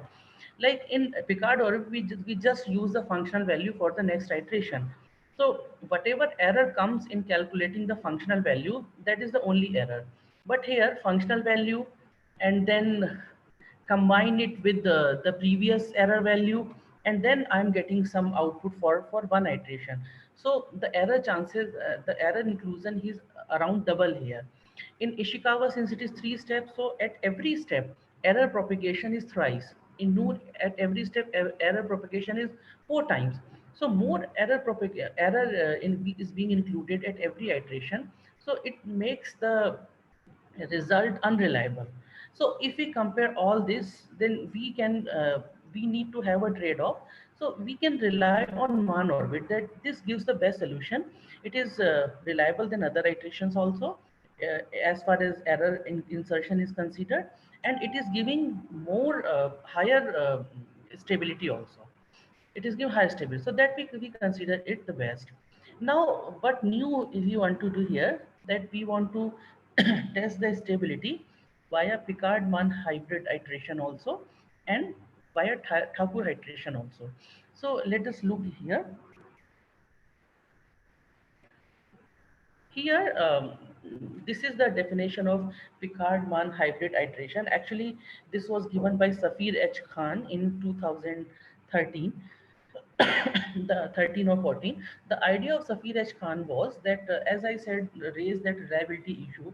So since the error insertion in Mann is twice than Picard orbit at every step, so he gave this kind of arrangement so that the error insertion at every step may be reduced. So the results will definitely be higher than Picard plus more reliability, but having more reliability than Picard one. So that was his practical idea here. So when we included here, let us look at the stability here. As I said, that stability means here for us that the function, the logistic map is either giving the fixed point solution or periodic solution, any one of them. So here at this horizontal, there are beta values are given. Let me go back to this one. You can see a beta parameter here, which is between 0 and 1. So this can be either 0 and 1. So if it is 1, if beta is equal to 1, then we are then this Picard-Mann hybrid iterate reduces to Picard orbit. Okay. So so if beta is equal to 1, then we can say that this is the result of Picard orbit, logistic map in Picard orbit. So in logistic map in Picard orbit, okay, so you can see here that if beta is equal to 0.1, so R is somewhere around 3, for which we can have the stable solution. Then if I reduce the value of beta 0.9, the higher range increases, then 0.8, 0.7, 0.6, 0.5, and up to 0.1. So we can see that a stable set of solution increases, and then here it is decreasing. So I guess the beta, the best value to get the better solution for beta is around somewhere 0.9. That is the best solution that at beta 0.9 that we will be getting through Picard and Mann hybrid orbit. And if Thakur iteration is used, it was given in 2014 by Thakur and many more authors were there. So this is the complete equation here. Two parameters alpha and beta are there. So here is the beta value. This is actually 1.0, 0.9, 0.8, 0.7. Point is missing here. Anyway, so if beta is 1, then we can see that R is here for which is when that logistic map we get a stable solution, and as this beta decreases and comes up to 0.1, here we see that the curve is almost horizontal. So this is basically some appealing result that we can identify some pattern here in this one. In stable it is going on. Okay. So if I wish to conclude here that the logistic map is stable for significantly larger values of R in other iterative procedures than Picard orbit. And as I said that Mann is the most reliable one. Picard-Mann hybrid orbit can be introduced here. Thakur iteration be introduced here. So this is something that to ignite the idea that these iterations can be used in chaos and fractals and can be applied in many problems. Okay. These are some selected references. Robert L. Devani, this is the basic book to read about chaotic dynamical system. Then there is book of Richard A. Holmgren, a very good book to read the fundamentals of discrete dynamical system and about chaos. Then number 3 is the paper of Ishikawa in which he gave Ishikawa iterations. Then number 4 is a paper of Safir H. Khan. In 2013, he gave in this paper Picard-Mann hybrid iterative process. Then 5th one is about Mann iteration method. 6th one is about Noor iteration method. The 7th one is a classic book on fractals and chaos to read it from basic up to application, up to current level, research level. This is a wonderful book. And then this is 8-number paper is one in which Mann iteration was applied to study the stability of the logistic map. The 9th number paper is of Professor S.L. Singh, S.N. Mishra, and W. Sinkala. They prepared a review in which the review about fractal models and chaotic models in which Mann iteration method was used. So they gave a review paper on that. Then 10th one is the Thakur iterations, Thakur and post-leg. So in which they give their iteration method, which we have used in our work. Thank you very much, sir. Thank you, Dr. Mamata Rani. Very nice presentation. You have given some application procedures in logistic systems. It's nice. Thank you very much.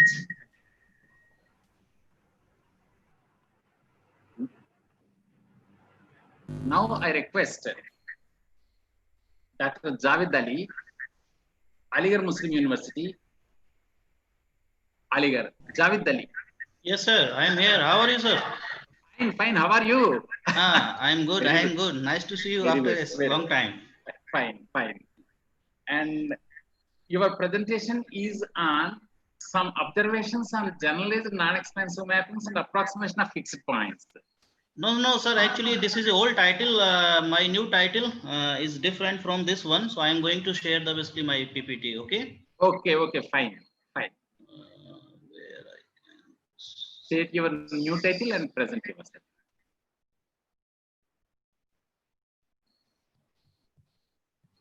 Convergence, stability, and data differences. The new iterative algorithm. Okay. Can you see my presentation? Fine. Convergence, stability, and data dependency results for a new iterative algorithm. Very nice. Okay. So good afternoon, all of you. So first of all, I'm going to just congratulate the organizers of this conference to conduct this online conference. So just especially Professor Anita Tomar, IMC Joshi sir, and other his team members. Okay. So in this talk, I am going to just discuss convergence, stability, and data dependency results for a new iterative schemes. And then after that, of course, we give some application of our iterative scheme to approximate the solution of Volta type integral equation. And the support of our results, we also give some basically numerical examples and compare their rate of convergence, means which one is faster and slower, like that one. So I'm not going into the detail of the history of the fixed point theory and other things iteration, because a lot of expert, especially Professor Chug in the first talk, and Professor Babu and Professor Sahusa also discuss about so many things on the existence result and category of the fixed point results and iterative schemes and their some possible application in the different branch of mathematics. So outline of my presentation is that, first of all, just I recall some definitions and preliminaries, and then we will discuss the convergence result, and then we will discuss the stability of our given new iterative scheme, and then we provide the data dependency result of this new iterative scheme, and then finally application, and then last one is references. So outline of my talk is that, first of all, we introduce a new two-step iterative scheme. And for this iterative scheme, we prove a strong convergence result for weak contraction. And for this scheme, we prove the stability and then data dependency result of given. And then finally, we prove or we utilize our main result to approximate the solution of nonlinear functional Volta integral equations. So as we know that iterative schemes are so much important due to the basically approximate the fixed point, because in some condition we can't have the basically closed form of the solution, or maybe you can say we cannot have the direct existence, means we cannot compute the direct fixed point. So that's why approximating the fixed points of nonlinear mapping is a very important area. So these are the basically these fundamental iterative schemes from the literature. So already some speakers talk about this Picard and Mann and Ishikawa iterative scheme. And of course, we know why these schemes are defined. Of course, when we consider the more general class of the non-linear mappings means contraction to non-expansive to pseudo-contractive and other class. So that's why we need or go for full screen control L. Okay. Okay, sir. Now is okay? Okay, everything is fine. Okay, perfect. So this is basically S iterative scheme and then normal scheme and Varat. So these are the basically scheme for the nonlinear map defined on the non-empty convex subset of a nonlinear space or like that. And of course, several authors prove their convergence analysis, either weak convergence, strong convergence results, and some possible application in the different directions of the mathematics or even outside the mathematics. So as we have these some iterative schemes, so motivated from these schemes, just we have one question. So question is that it is possible to define a new two-step iterative scheme whose rate of convergence is faster than the all iterative algorithm defined above. Because we have basically two motivations to introduce the new iterative scheme. One is if one scheme is not or need not converge to a fixed point or fails to converge to a fixed point, then of course we define a new iterative scheme. For example, from Picard to Mann, because for contractive mapping, Picard scheme converges to the fixed point, but for the larger class, for example, non-extensive mapping, Picard iterative scheme need not converge to the fixed point. Even mapping has a fixed point. So that's why Mann introduced the new. Another basically motivation to define the new iterative scheme is that rate of convergence. Okay, so for the computation point of view, rate of convergence is also a very important issue. So in view of these motivation, we define this iterative scheme we call F star iterative scheme. So just we define this scheme in the two step. So of course, in the first step, we say like a Picard and then Mann. And then we have basically T. So this is some kind of the, again, hybrid type of the Mann and Picard type scheme. So for this scheme, we will prove our results. And of course, this scheme is independent from the previous algorithm defined in the literature. Now in 2003, Berender introduced the concept of weak contraction. As we know that there are so many generalizations of the contractions in the literature. Either it's given by the Cannon map, Chatterjee map, and Jemfer. And there are so many mappings. And after that, a lot of generalization is also there. Other like quasi contraction and generalized contraction like that one. So one of the generalization of the contraction is coined by this Berende, and he introduced the idea of weak contraction. So if T is a mapping which is defined on a Banach space, it's called weak contraction if there is a constant delta in the open interval 0, 1 and some constant non-negative constant L if we have this condition. And some author also call it basically almost contraction. So for this contraction, wherein they basically prove the existence and uniqueness results, and of course, just using this condition. So first of all, we have the basically just first theorem. So in this theorem, we consider our map is the weak contraction, which is defined from a subset, which is a closed convex subset of a Banach space X. Then the sequence defined by the iterative scheme 7 converge, of course, strongly converge to the unique fixed point of this. Because we have less time, so we cannot go into the proof of the theorem. So this is basically our first convergence theorem. So from that we can have the convergence result. Okay. Then in this theorem, we compare the basically rate of convergence of this iterative scheme 7 with respect to other which is given by these schemes. Picard, Mann, Ishikawa, S, normal, Barat. So just we are going. So first of all, this is our theorem. Let T be a weak contraction satisfying 9, where C is a non-empty closed and convex subset of a Banach space. Then the sequence, so Pn1, this is basically my first one, and P2, P3, and P4 and P5 means we have these 6 schemes on the previous pages, and X is the scheme defined by the Picard man. So means this is respect by Ishikawa S, normal S, Varath iterative scheme converge to the same fixed point P. Say, so conclusion is that then this F star iterative algorithm converges faster than all the algorithm just given by on the previous pages, means Picard, Mann, and this one. So for that we have the analytic proof, but I am not going to discuss the proof here. Now in the support of this previous theorem, we have this numerical example. If we consider X equals to R and C is the basically just my closed and convex interval, this is closed interval, just 0 to 100 is a subset of X. Let be a self-mapping defined in this way: Tx equals to X minus 1 plus e to power minus X. So we can easily verify that T is a weak contraction and it has a unique fixed point. 0 is the unique fixed point. And if we choose these controlling sequence, AN, BN, and CN, and with initial guess X naught equals to 5, and using the MATLAB, just we can easily show that our iterative scheme faster than these. So this is the basically comparison table. So this is my iterative scheme F star. So our scheme converts to the fixed point in the 4 iteration, and others are in the basically more than 4 iteration. So this is our numerical example, but we already proved that analytically also our scheme basically converges faster than these schemes.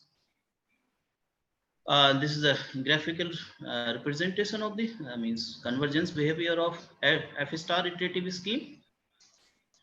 Now we come to the stability. So stability is one of the important aspect in the iterative, you can say iterative algorithm. So what do I mean by the stability of the iterative algorithm? As we know that when we start with the iterative scheme, we consider the theoretical sequence, but in the practical life we go for the computation of the, or we go for the solution of the problem. We get the approximate sequence in place of the theoretical sequence due to the round of error, due to the maybe you can say integration or maybe rounding error like that. So of course our theoretical sequence and our approximate sequence little bit different.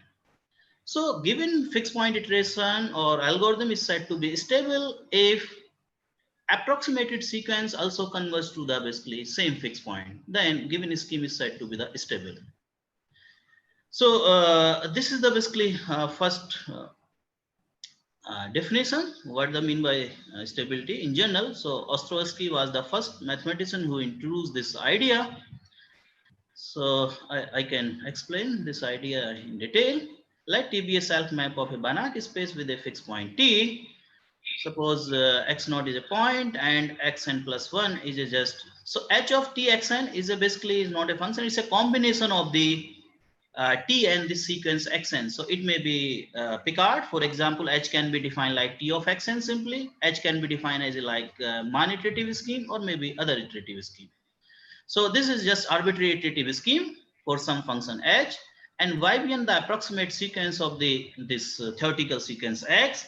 And this is basically error between the this approximate sequence and just our theoretical sequence. Then iterative scheme xn is called t stable or simply stable if limit of this epsilon goes to 0, means this error goes to 0. It means that limit of this approximate sequence also same fixed point. So then we say that it's a basically given iterative scheme is the stable. So of course, using this idea, several mathematicians like Harder and Higgs basically proved the stability of the Mann iteration and other class of the operator. But in 2000, Ozilike introduced the more bigger concept of the stability called it's basically almost stability. And of course, it's a weaker class of the stability. So he defined in this way, everything is same, only he said that iterative scheme is called almost t-stable if this series is summable. This implies that limit of the yn is p. So just this is a very simple thing. If you can say So this is a relation. So Azuko proved the stability of Ishikawa algorithm for a class of the contraction and another general class of the contraction maps there. And recently, Brende also introduced the final concept of the almost stability, and its name as summably almost stable. So he basically, and using this idea, he just proved the stability of the Packard, Mann, Ishikawa, and Kerr iterative scheme for the class of contractive mapping, satisfying 9, means for the weak contraction like that. So what is the definition? T is exactly same, and we have the approximated sequence and theoretical sequence, and we have the error. Then, if suppose then T, this our scheme is called the summable almost T stable. If the series is summable, implies that norm of the just this series of norm of yn minus p is basically also summable, or you can say finite. And he made a basically one remark. Of course, this is true, but he said that almost T stable iterative scheme is summably almost T stable. But this observation is wrong. Of course, this is true, but this is not true. For example, if we take the just sequence 1 upon n, so of course here limit of the 1 upon n goes to 0, but it's not summable. So actually this remark or means his observation is not correct. So in this section now we are going to prove that our iterative scheme is almost T stable. So this is my next theorem. T be a weak contraction satisfying 9, where C is a non-empty closed and convex subset of a Banach space, then iterative scheme 7 is almost T stable. Now we come to the next section, data dependence result. So this is also a very important class. Problem even in the especially in the iteration theory, and there are so many notable researchers who have made contribution, very important contribution to the study of the data dependence of the fixed point. So I can mention here some names: Markin, Roos and Muresan, Roos et al., Berende, Espinola and Petrosol, Soltus and Grossan, and some others. So what is the idea is that here for the database, suppose we have the basically one operator, and we have another operator we call say simply approximate operator of the given operator. So question is that how we can approximate the fixed point of this given approximated operator like that. So just I'm going to explain this little bit here. Let S and T be to the self operator or a non-empty subset C of a Banach space X. An operator X is said to be approximate operator of T if for all X there exists a fixed positive number such that norm of the Tx minus Sx less than by S1. So this is very important for the in the data theory and data sciences. So in 2008, Soltus and Grossan in this paper published in the fixed point theory and application proved a very important lemma. Of course, this lemma was very useful to prove the data dependency result. So lemma is given by like this. So let theta be in a sequence of non-negative real numbers. There exists a positive integer, of course, in positive integer, and such that n greater than n satisfying this inequality, where mu n is a sequence in open interval 0, 1, such that mu n is divergent, this series, and mu n is greater than equals to 0, then lim sum of theta n is less than equals to lim sum of eta n. So this was observation, but unfortunately this lemma is not true in general. So for that basically we just provide the one counter example. Example is here. If we consider that these sequences theta n defined like this mu n, and just we have, so all the condition of the lemma 4.1 are set.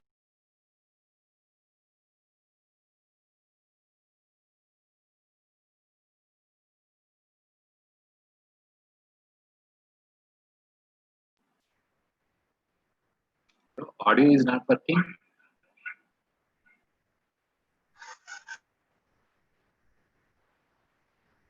Hello, audio is not working.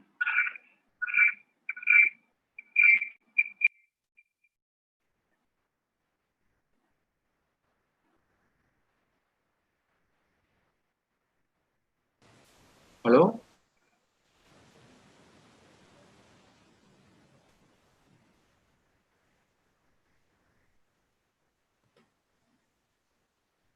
Javed, Well, is it completed?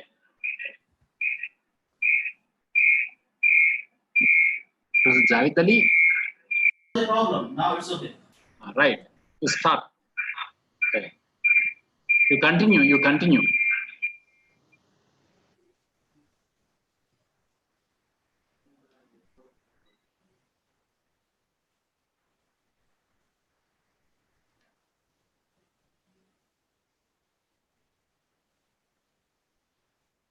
Javed, some audio problem is there. Okay. Now you continue. Continue. It's okay now.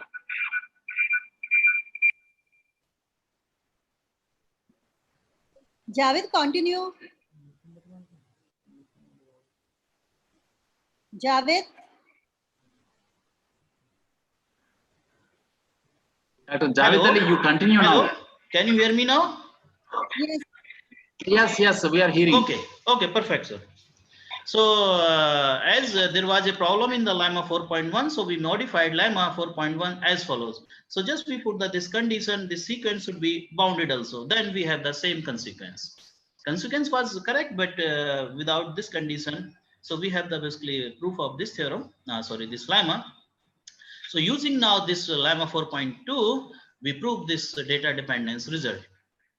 So let S be an approximate operator of a weak contraction mapping satisfying 9. Xn be a sequence generated by the F iterative scheme given by 7 for T. So this is our operator and X is the approximate operator of the my weak contraction T, and define the sequence in this way, where An is sequence in open interval 0, 1 satisfying these conditions. Then if P is the basically fixed point of T and Q is the fixed point of Q, then norm of the P minus Q is less than by this estimate. So in this way, of course, epsilon is basically my fixed number. So here, this was the S was the approximate operator. So that's why we can also approximate the fixed point of approximate operator with the basically just fixed point of the given operator in the basically this result. Now this is our one illustrative example in support of this data dependence result. So suppose my X is R, set of real number, of course with respect to usual, this is a Banach space, and C is my closed interval -1 to 1, and we define this operator Tx equals to 9 by 20 sine in this term, in this interval -1 to 0, and -9 upon 20 sine of 9x upon 20 in this interval 0 to 1.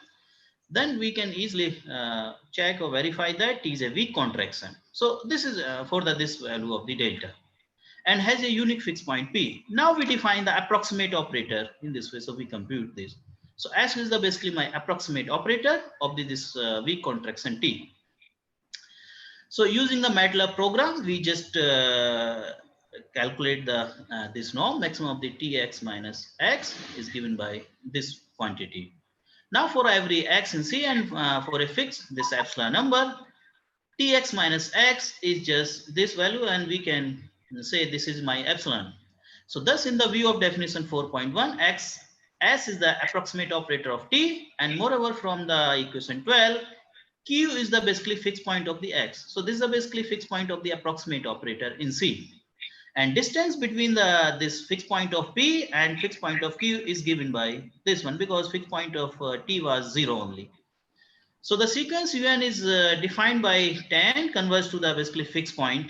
This one means converges to the fixed point of the approximate operator X. And now again using theorem 4.1, our main theorem, we just calculate norm of the P minus Q is less than by this quantity, because this is my epsilon and this is my delta.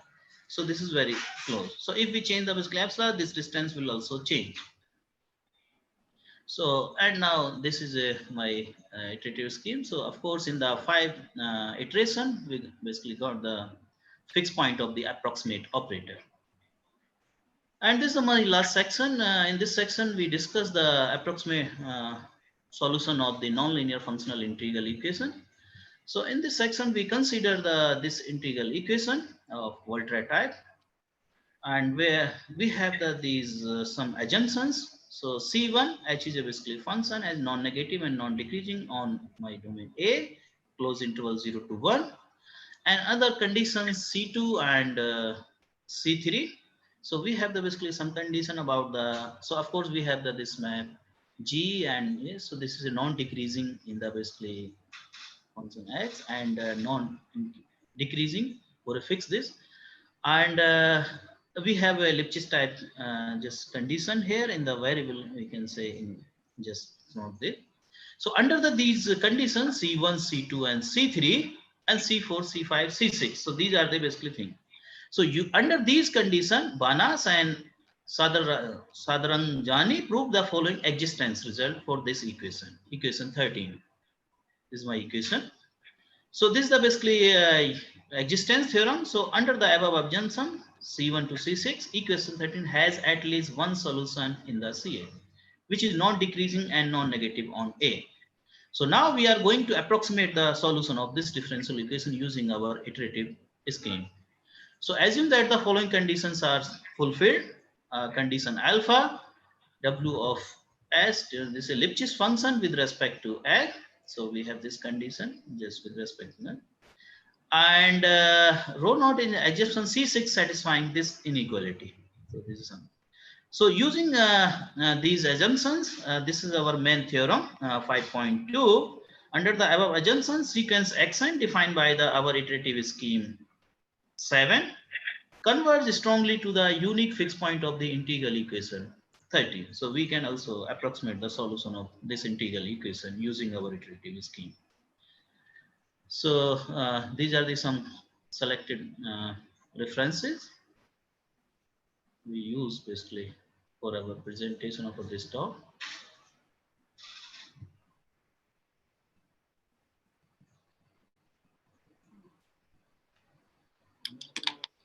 Very nice presentation, Dr. Javed Ali. Thank you, sir. And it is the latest work who are working in some are working in this area. Very nice presentation. Thank you very much, sir. Fine.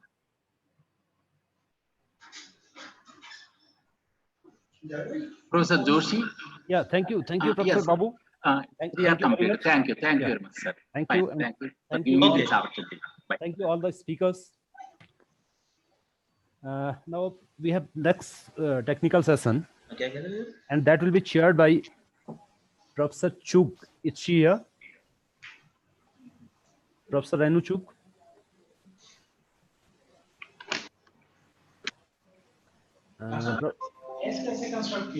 Professor R.C. Dimri.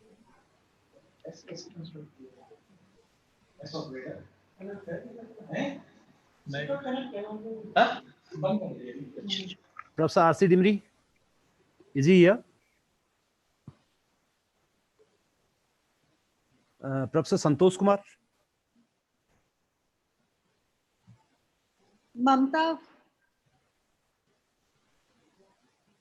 Mamta is here.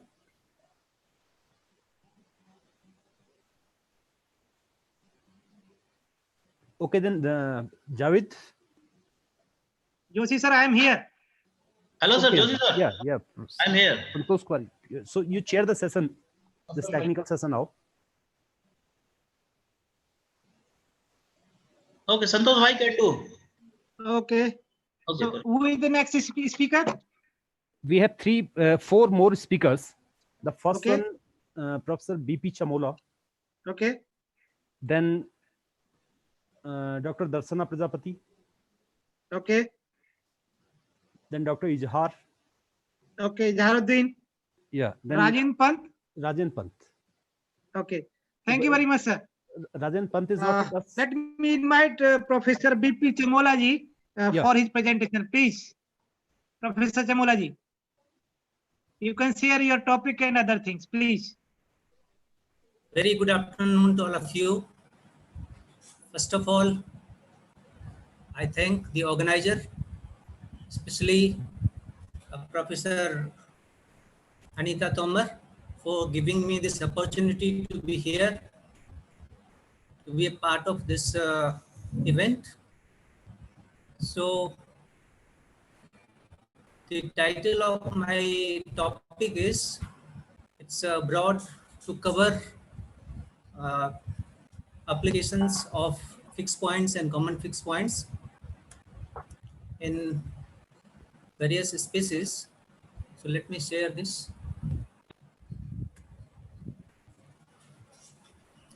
So basically, in this talk, I will be presenting. I don't know whether it's. You are audible. Okay. Is the screen shared? No. The screen is not shared. Please share your screen. Okay, okay, I'm just doing this.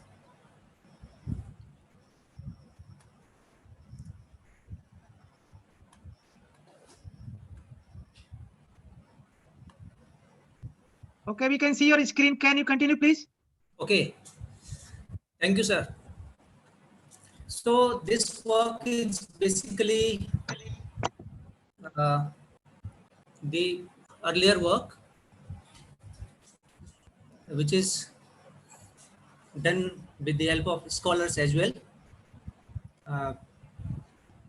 The contribution of Kuldeep Katiyar and Ritu Sahani is included in this talk, and few other results are also discussed. So I think from the beginning, a lot and about fixed point theory and its diverse applications has been discussed by various distinguished speakers, and I think I should not go into the details of this preliminary. So the outline is just after introducing the basic conditions and the preliminary, which is very essential, I will be discussing few results on approximate fixed point theorems and approximate endpoint, that is endpoint and proximity theorems, then common fixed point theorems and their application.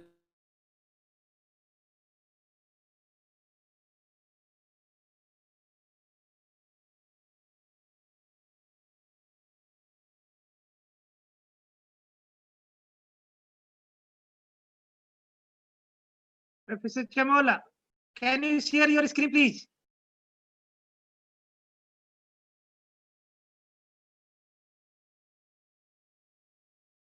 Your screen disappeared, please. Share your screen. Yes. Yes, sir, you can continue.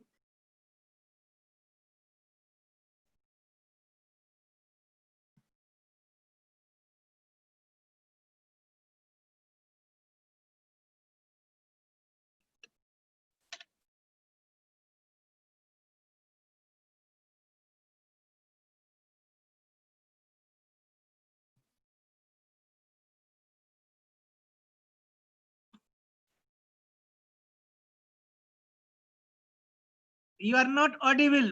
Please check your mic. Yes, yes, yes. Sorry. Yes. Due to connectivity, sometimes it becomes like that. So No problem. After Banach contraction, it has been generalized in various ways and it has been extended. And the first result, which was discussed for a non-continuous map, was given by Kannan in 1968, and Chatterjee and many other variants of this has been discussed. Jemfirescu and many more. So I am just mentioning very few. So detail is in this Rhodes paper. And then almost weak contractions. Dr. Javed just enumerated this also in his talk. Then multi-valued contraction operators. These are similar conditions. They have been discussed with multi-valued maps. अभी तो मेरा बहुत चल रहा है, mummy के phone में भी 1 GB, मम्मी की सिम डालूंगी इसमें, तो याद आया ना। इस बार मैं चार्ज किया था, उसमें 1 GB है, वो उसके फोन पे यूज हो नहीं सकता। जब मेरा खत्म हो जाएगा तो उसकी सिम डालूं। Am I audible? उसका भी तो Yes, एक sir, दिन you are audible. You are audible. Please continue. उसका करूंगी ना, पापा फोन आएगा उन लोगों का। I mean, all those contraction have been extended for multi-valued maps in very similar manner. Then multi-valued eye contractions, they have been studied widely in the literature, and we also have studied them in bimetric spaces. So, approximate fixed points, they are the requirement in many physical situations when it is not possible to have fixed point of a map, or when there are very strict conditions. And I think many speakers have elaborated this and discussed results on this also. So this approximate fixed point property is the property acquired by any map if this condition is satisfied with the set of epsilon fixed point, or approximate fixed point is non-empty. And if we have two maps, then we go for approximate coincidence points and this property. So this the paper of Regis and Torre has been extended by us in 2003, and then again we have given results related to these all conditions in bimetric spaces. Basically, bimetric spaces more generalized than metric space. Just condition of the triangular condition, triangular property is replaced by dxz is less than equal to b times dxy plus dyz, and b is greater than equal to 1. So that's why the results are obtained. The diameters of the fixed point sets are obtained in the terms of b, and if b becomes 1, then we get the obtained the results for metric space.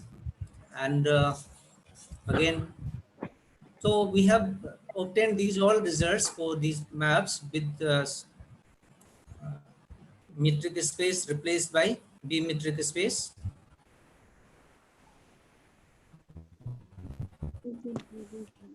Then after we have obtained some endpoint results, studied endpoint property. Endpoint is a point of this map T, which is a multi-valued map, if Tx is a singleton set X, and this approximate endpoint property is satisfied when this is 0 in the infimum case. And similarly, this, so I'm just not going into the detail of that.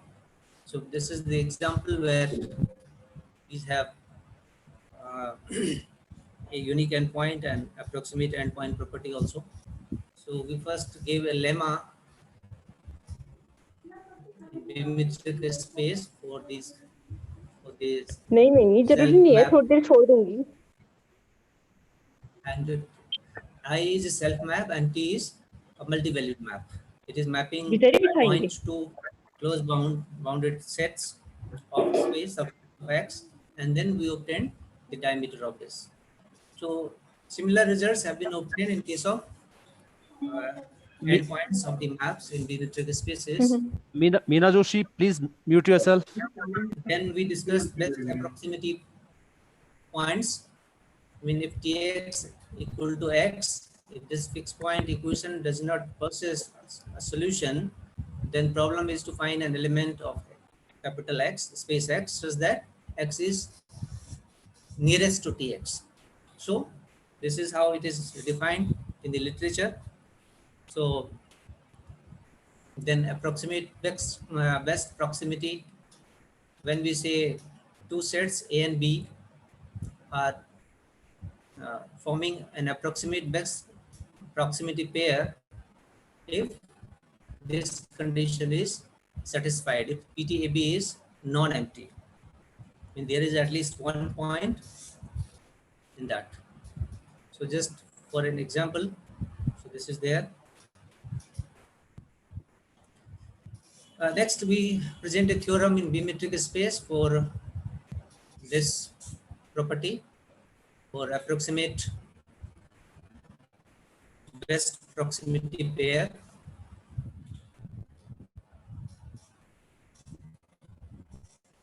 And as an application in CAB, we worked in this result, and the results are published. This is published work in that in the journals. Then we have studied common on the screen. I request you to please disable annotation. So Brent-Sherry obtained a fixed point theorem with the integral inequality, and further Liu et al. Has obtained a theorem for hybrid type of maps, FGR self maps and capital FGR maps from set to close bounded space of that with this condition. Then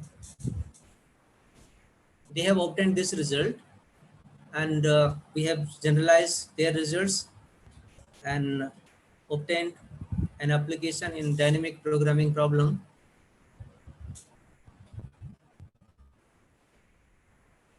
The first theorem is in this form. This is the complete B-metric space, and FG, these are the maps defined like this, and these satisfy EA property. We have considered this EA property.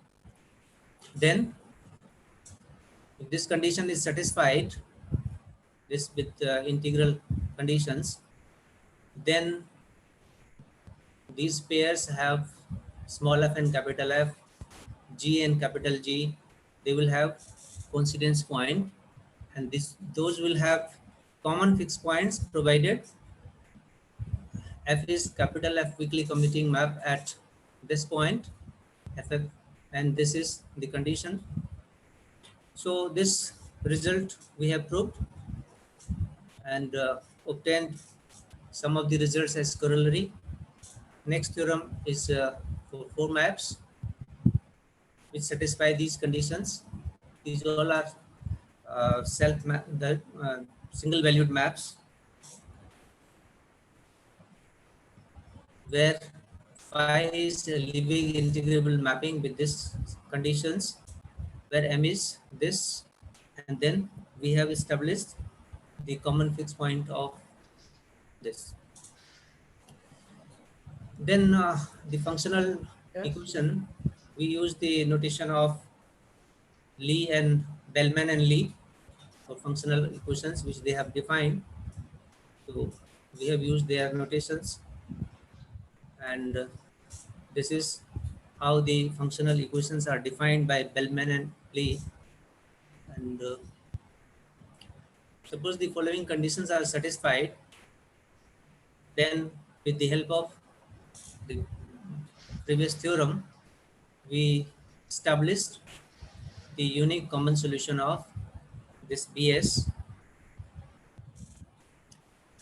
Then we have used some results for, we have obtained some results for saddle point theorem, and for that we have we need KKM mappings which are already defined. Then Kai-Fen's generalization of that is used in that. So this is how Kai-Fen's KKM mapping have been defined, and we give our result with this condition contained in some pre-complex space, is compact subset of this. Then this Gx, the intersection of Gx over the entire elements of the space is non-empty, and this result is obtained as a corollary. This is the result of Chang and Jiang. Next theorem we give for these type of maps which satisfy the condition generally lower semi-continuous and this. So in this way we have obtained these theorems, and we have used it to obtain the saddle point of 2% zero-sum game. This saddle point was from Nash equilibria has been defined by this. So this is just an example.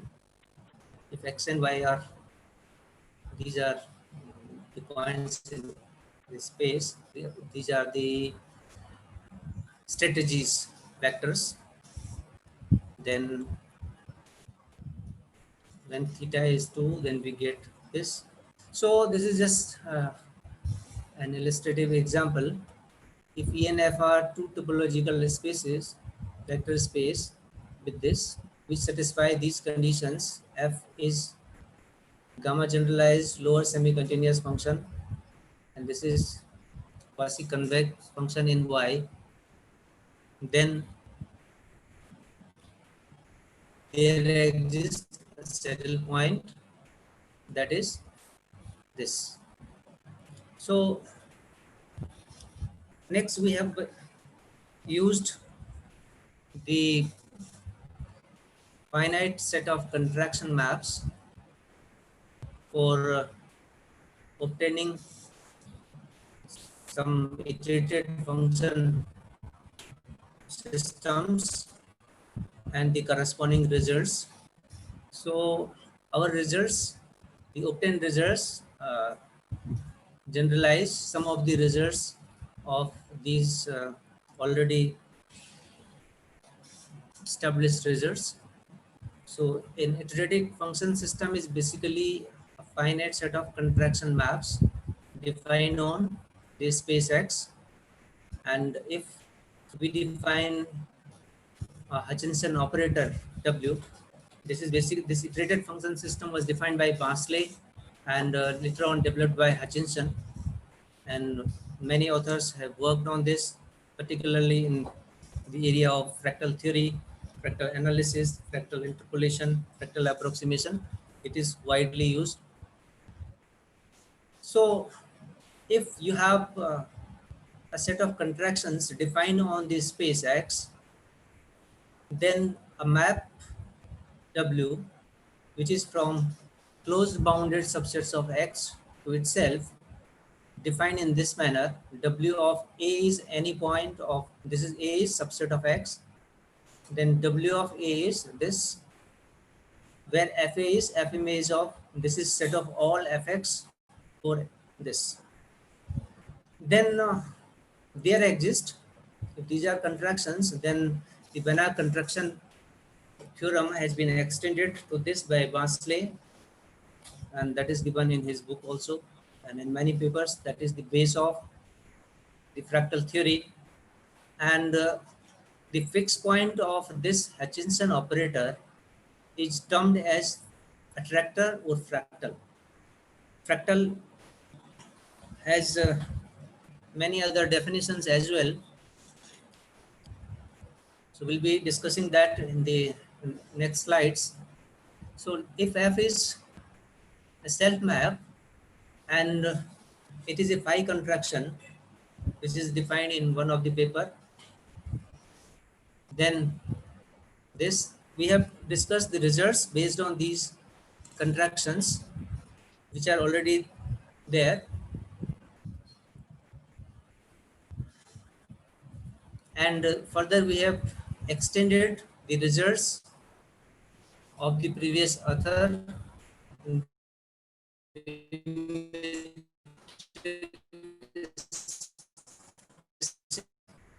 These type of generalized contractive conditions. So m-dimensional spaces for Mere-Killer type of contractions and other general contractive conditions. So these mixed iterated function systems are also studied and the corresponding results are obtained. This be a complete B-metric space such that this is contraction. Then there exists a unique alpha such that this. So these are just extension of the previous result in B-metric spaces.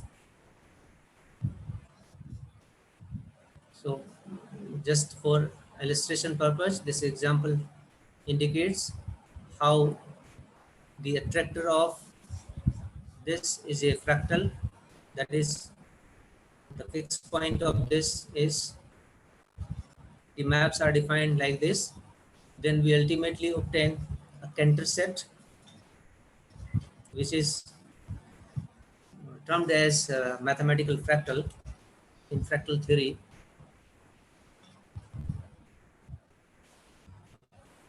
So further use of contraction maps, just 2 slides regarding contraction maps in fractal theory and iterated function system, the use of iterated function system in fractal approximation, in fractal interpolation. So basically, I'm not going into the detail of fractal. Fractal is basically a self-similar object, and it has fractional dimension as well. So I'm not going into the detail of that. Various type of dimensions has been defined for this definitions of fractal dimension. So if fractal space means we are dealing with the space that is effects Hausdorff space is termed as fractal space by Barnsley in his study. He has termed it as fractal space. So if this Hausdorff metric is defined as usual, it Hausdorff metric, and this is if X is complete metric space, then HXD is also complete. This is also well known. And this simply says the attractor exists and which is unique in case of iterated function system in the fractal or Hausdorff spaces. If WIs are the contraction maps defined on this space, then this satisfy, and this W is, if WIs are all contraction maps, then W is also contraction, and its contractivity factor, contraction constant, is the maximum of all contractivity factors of WIs. So this is already what we have defined. So these iterated function systems are used to generate fractal pattern. Fractals, self-similar figures, objects, and in approximation. If we take this square as initial object and define 5 maps. Sir, 2 minutes, please. Okay. So this is simple iterative process. This is just an illustration of attractor of iterated function system in the form of fractal.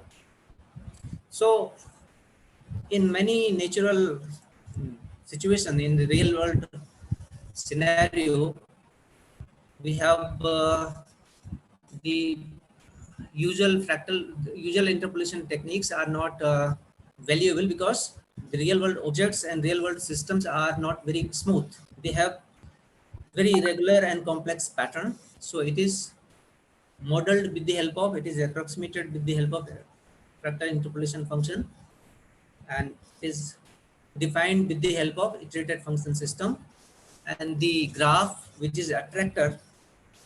So I think I should not go into the detail of this. So the graph of the fractal in the interpolation function, that is, which is the attractor of that IFS is the fractal interpolation function of the data set. So this is simple for illustration.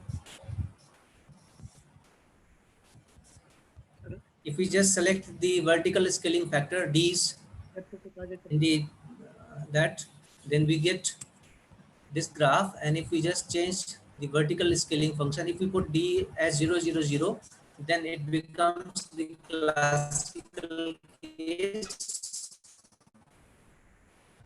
and otherwise this will have been used. And so just give a theorem which we have proved, we have established how construction of regarding fractal interpolation functions. So this is, we have an IFS. So this was published in this AIP conference proceeding. So these are few just for the research scholars for information regarding the scope of fractal study. They have been widely used in various applications. So these are few of the references. So with this, Thank you, Chamolaji. Thank you, Professor Chamola, for nice presentation of the fixed-point theory and its application in optimization techniques. Thank you very much. Thank you, sir. Thank you. We have slight change. Professor Izharuddin is asking a priority due to some emergency. So our next speaker is Dr. Izharuddin.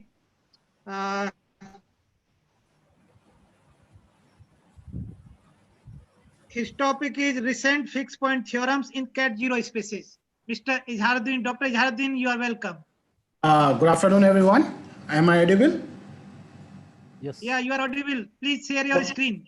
Okay, sure.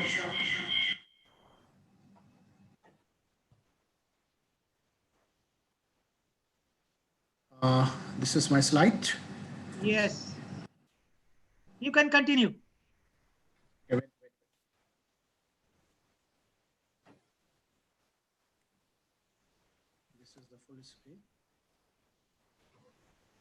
First of all, I want to thank our organizing committee. Special thanks to Professor M.C. Joshi and Professor Anita Tomar for inviting me on this very good platform, International E-Conference on Fixed Point Application.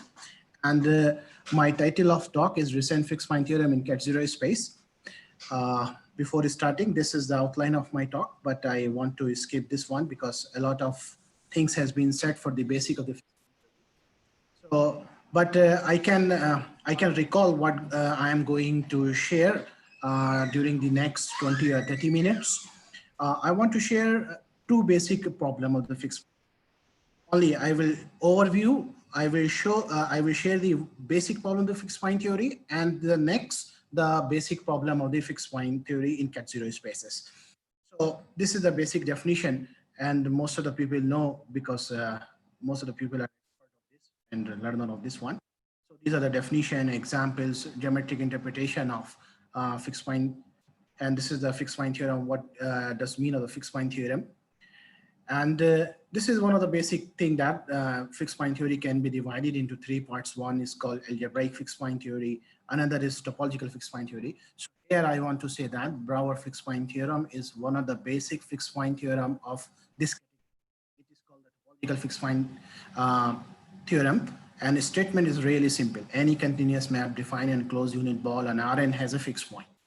And if we suppose n equals to 1, so we can restate that any continuous map defined on closed interval, any continuous self map defined on closed interval of R has a fixed point. So this is such a basic and fundamental theorem of the fixed point. So I want to say something more about this theorem. And I wish to request from all the learner of the fixed point theory or student of the fixed point theory, please kindly go through the proof of this fixed point theory at least one, because this is a very fundamental theorem. And this is a still active research area. because the new proof are coming, and very recent proof due to Sompong Thompongsa in Thai Journal of Mathematics has been appeared. It is in a very, and title is very interesting, a shorter proof of Brouwer fixed point theorem. And in 2017, once again with Professor Sompong Thompongsa proved that a graphical version of Brouwer fixed point theorem. So this is a very interesting and basic fixed point theorem. So I wish to request once again, kindly go through the at least one proof of this basic. Next, this is a very well known, and this is the very well known fixed point theorem, Banach fixed point theorem. Any contraction mapping defined on complete metric space has a unique fixed point. So from here, the journey has been started for the research, because from the previous talk of Professor Bhagwati Prasad Chamola, you can see that there are a lot of contractive mapping, which are the generalization of natural contraction. So this is the one problem. So from the statement, you can observe that statement of Banach contraction principle. So we can observe that Banach fixed point theorem involves two terms. Number one, involving mapping, which is contraction here, and underlying space, which is complete metric space. Then we have a very powerful, very surprising or very interesting result. Okay, it has a unique fixed point. So we can see that only two things are there: involving mapping, underlying space. So one way of doing research is that we are trying to weaken the involving condition of the mapping, or we can say that we are generalizing the class of the function. We are generalizing the contraction mapping. And you can observe that from the last talk, Professor Chamola has given plenty of and numerous type of contractive mapping. So this is one of the aspects. Second aspect of the research is that we are trying to play, or we are trying to change the structure of underlying space. In Banach contraction principle, it is underlying space is complete metric space. So complete metric, any metric is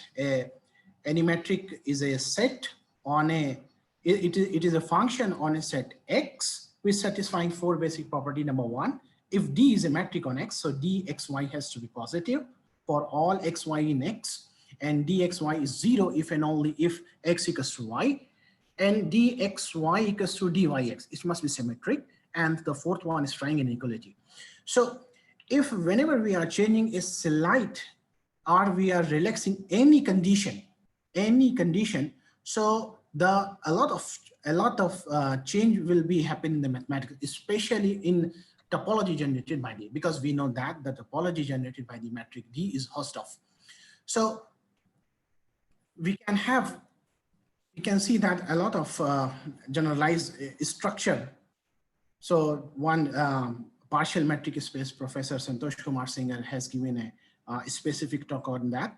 Partial metric space, generalized metric space, contraction, B metric space. So this is the one way. We are playing, or we are changing with the metric structure of underlying set. So this is another problem. So, but there is a very important point. We have to be careful about the metric.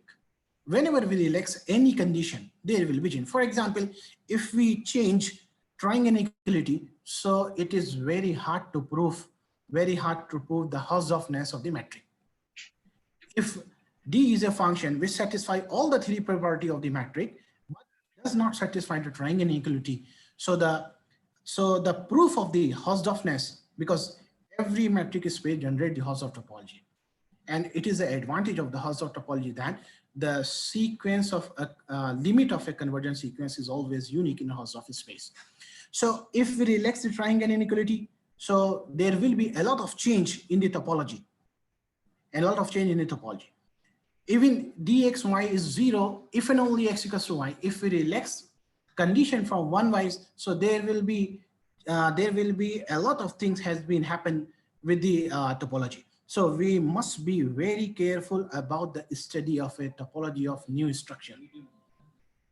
So this is very interesting. We have to be very careful regarding this.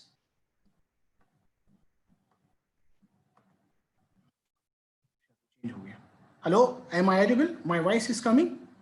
Yes, your voice is coming. Please continue. Okay, yes. My video is coming? Yes, your video slides are coming.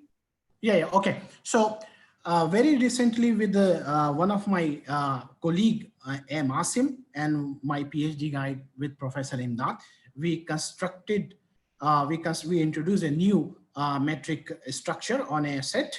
We call that MV metric space. So very recently we did this paper. The highlight of this paper is this. In this paper, we study and we illustrate the topological structure and topological properties of newly defined metric structure. So this is very recent in 2019. So we in this paper, we not only discuss the topology generated by the new metric structure, also we prove Banach construction principle in the new setting, and also we provide the application. So the basic problem is that the researcher can study their for well-known fixed point theorem. There are a lot of well-known fixed point theorem. So one can try to prove those well-known fixed point theorem in this metric space, which is an MV metric space. And the paper has been appeared in Journal of Inequalities and Application. It is an open access journal. So, but the strong point of this paper, or you can say the highlight of this paper, we illustrate the topology. We illustrate the topology generated by the newly structure. So this is one of the problem I want to share. If we change the structure of an underlying set, so a lot of things will be happen for the topology. So we have to be very careful about that. So this is one basic problem which we want to issue. So this is the reference M. Asim, Izharuddin, and Imdad. So one can see this is an open access. One can download at any place, even at home or any cyber cafe. Another thing is that from contraction, because Professor Sahu has been elaborated in a very nice manner how important is non-expansive mapping. So we can observe that with respect to non-expansive mapping, Banach contraction principle does not even existence, but even in approximation RC. So another basic theorem, another basic theorems are there. So these are the basic theorems due to Broder, Godet, and Kerr. So again, I am requesting for all the learner of the fixed point theory or all the researcher of the fixed point theory, they are working in a contraction setting or they are working topological setting, kindly see the proof of theorem of the Kirk and Broder. The proof is really interesting and very basic in nature of function analysis. Very interesting. Here you can see that the Kirk theorem states that if K be a weakly compact convex subset of a Banach space X and K has a normal structure, if T is a self non-expansive mapping, then it has a fixed point. So a lot of things you have to understand here. What is the meaning of weakly compact? What is the meaning of a normal structure? But the proof is really interesting and attractive. So I'm requesting again for all the learners of the fixed point theory, we should go through the detail of this proof. The number of pages you can observe in the paper is only 2.5, 3, but the proof is really containing mathematical stuff. And we can jump from here. Another example, you can see that if X is a closed interval -1 to 1 and T is a mapping defined like this. So this is an example, very simple example of a non-expansive mapping. And here we can observe that Picard iteration does not converge for this mapping. So so there is indeed need of approximate the fixed point. And my senior Dr. Javed Ali has given a very nice elaborative talk. He discussed about a very newly defined iteration scheme. In this, not only he present the approximating behavior of the fixed point, but also he discussed with, hello? He also discussed with the convergence analysis. He also discussed with the data dependence. He also discussed the rate of convergence. So he discussed the many aspects of the iteration scheme. So I'm not going into detail of this. This is the Mann iteration. This is the Ishikawa iteration. This is the list of some basic iteration process. Unfortunately, I could not include the my friend, or you can say my senior Dr. Javed Ali paper here, very recent because of it. But I want to drive your attention towards my very new paper. in 2020, it has been published in Journal of Applied Analysis and Computation with my PhD student, Chanchal Barodia. In this, we introduce a new iterative methods in Banach space. We also study some aspect of the convergence analysis, also rate of convergence, and we applied a newly iteration scheme in solving a split feasibility problem. So this is a very recent in 2020 Journal of Applied Analysis and Computation. So this is one way. But I want to derive attention towards this very interesting branch of fixed point theory, which is usually people call algebraic fixed point theory or discrete fixed point theory. So this is one of the interesting generalization of Banach contraction principle. There are two basic generalizations. One is due to Wren and Reyrings in proceeding of AMS, and one is due to Professor Newton and Lopez. I want to focus on Newton and Lopez. Why? Because of the reason I will explain later. Here, what they did, we can observe that in Banach contraction principle, T is contraction and X is a complete metric space. So here Newton is start X is a partial order set equipped with a metric which is complete. So here we are seeing that in place of a complete metric space, Newton took X is a partial order set together with a metric which is complete. So he replaced, here he is doing some stronger condition. But now you can see that another condition, F be a continuous and non-decreasing mapping such that there exists a point. D of fx comma fy is less than k times dxy, where k lies between 0, 1. So you can see that this is something just like contraction. But the difference is that this inequality is true for only those points. It is not appeared here. It is true for only those points x and y which are comparable. Another imposing condition, if there exists a point x naught belongs to x, so that x naught is comparable with fx naught, then it has a fixed point. So this is very interesting generalization of Banach contraction principle. So after that, one can ask what can happen to the theory of non-expansive mapping with respect to order theoretic. So this is some glimpse of that. Very recently, Bashar and Khamsi, Abdul Latif and all, Song et al. Did some existence theorem for monotone non-expansive mapping theory. And very recently, so with this view, another observation, you can see that this is basic iteration process, a Mann iteration process. So here we can observe that Mann iteration process involve the, here this is nothing but the convex combination of xn and txn. So to define the convex combination, here you can observe that we need the plus sign, or you can say we need the addition operation, and also alpha n txn. So to be the well-defined, we need the scalar multiplication. So to define Mann iteration process, we need scalar multiplication, we need addition, or you can see we also need the convex combination. We need the convexity because 1 minus alpha n xn plus alpha n txn must not be belongs to the space always, provided if it is not convex. But if it is convex, then it will belong to the space. So here we can observe that to define or to study the iteration process, we need to shrink our domain from metric space to Banach space. Why? Because of property, because of linear structure available there. But if we want to extend the domain of our study, if we want to extend from Banach space to metric space, it is not possible in a natural way. We can observe that every Banach space is a complete metric space. So the class of a metric space is much bigger class than the class of a Banach space. But there are some losses. We cannot have linear structure. We cannot have convexity structure there. We cannot have concept of the weak convergence. So we are looking for a special class of a metric space where we can talk about these things to study this iteration process.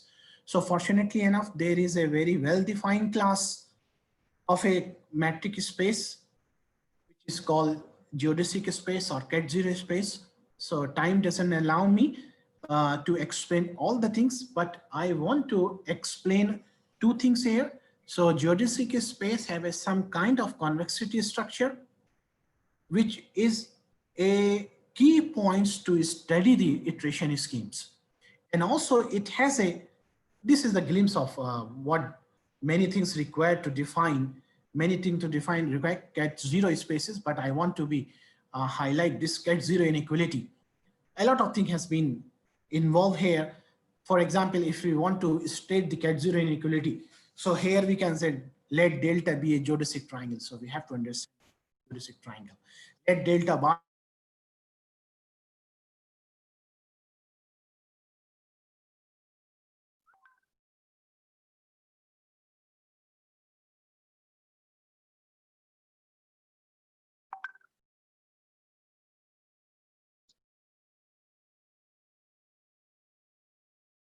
Okay, audience, we have some problem. Dr. Izhar, we cannot hear you, please. Dr. Izharuddin, we cannot hear you.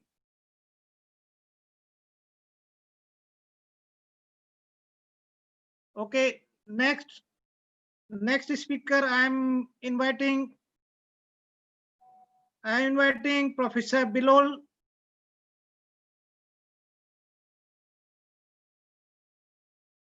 Professor Bilal is from Turkey, I think. Professor Bilal, you are welcome. Professor Said Bilal, you are welcome.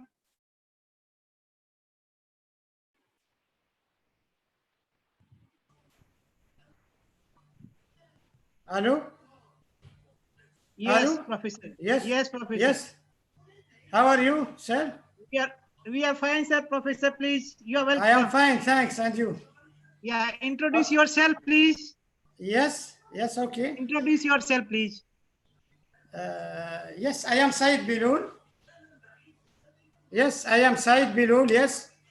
You listen me? Yes. Yes. Continue, please. I can start my talk. Start. Yes, I can. Yes, start your talk. Okay, okay. Thank you.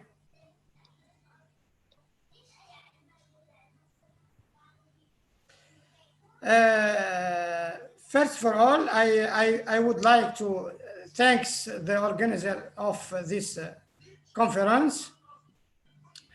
My contribution in this conference is entitled with on multi-valued fixed point for new contraction type with an application to fractional diffusion inclusion. This is the table of continents. Firstly, we give an introduction and preliminaries and the existence of the multi-valued fixed point. And finally, we give as an application a theorem of the existence of solution of differential fractional inclusion. So let XD be a metric space and let the C be the set of no-empty closed and bounded subsets of X. The Bombay-Hausdorff metric is defined as the max of the following expression for all A and B in closed and bounded subsets.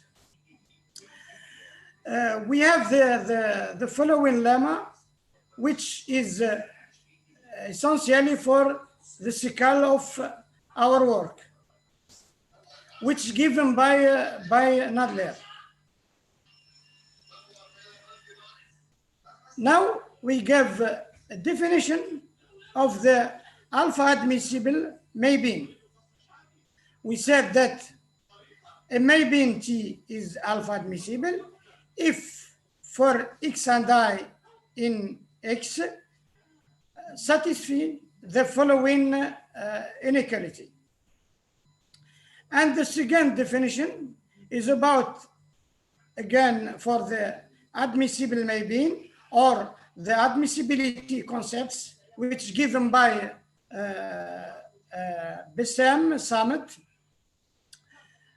That is the alpha asar admissible maybe, given by the following expression. Now, we give the class function given also by Bassam. The theta is the capital theta is the set of all function theta, which defined from 0 and infinity to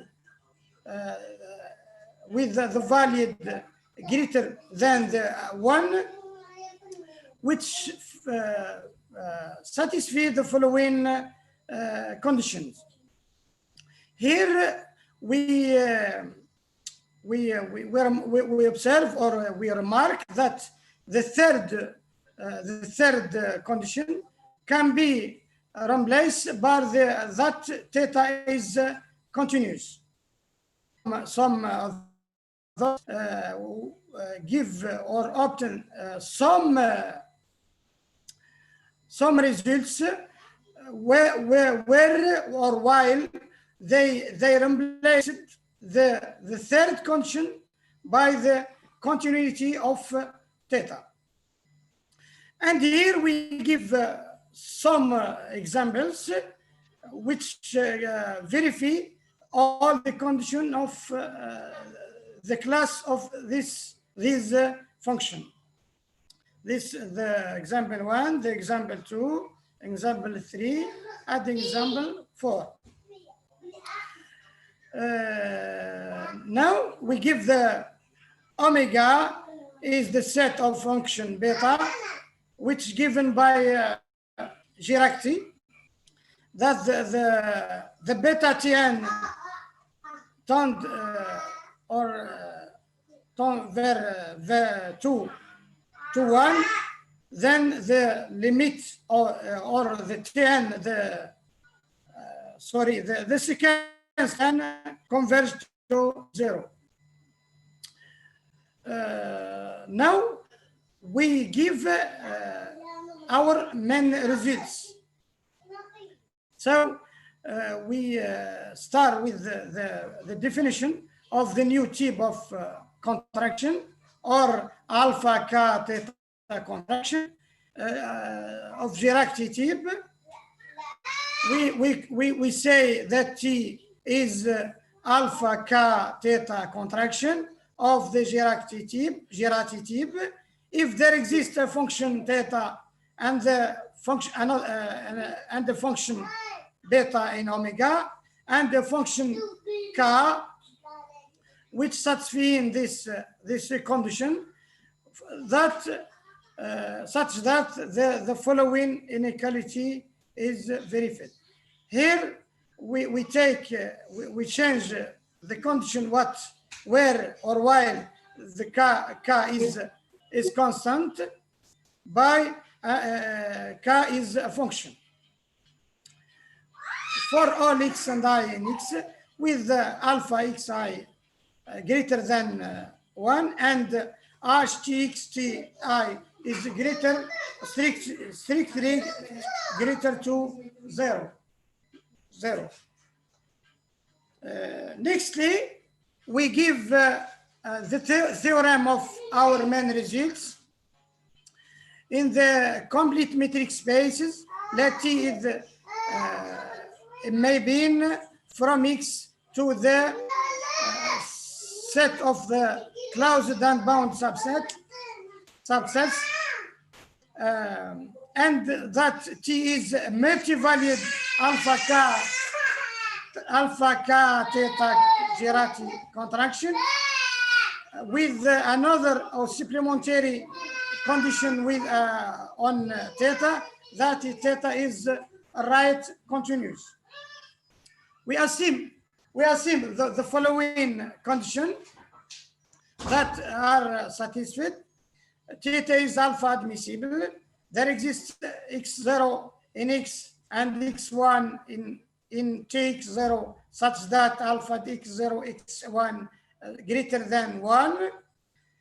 For every second in x which converges to x and alpha xn plus 1 greater than 1, for all n non-tier n, then there exists a subsequent sequence x and k satisfies the following inequality. Then under all this condition these hypotheses,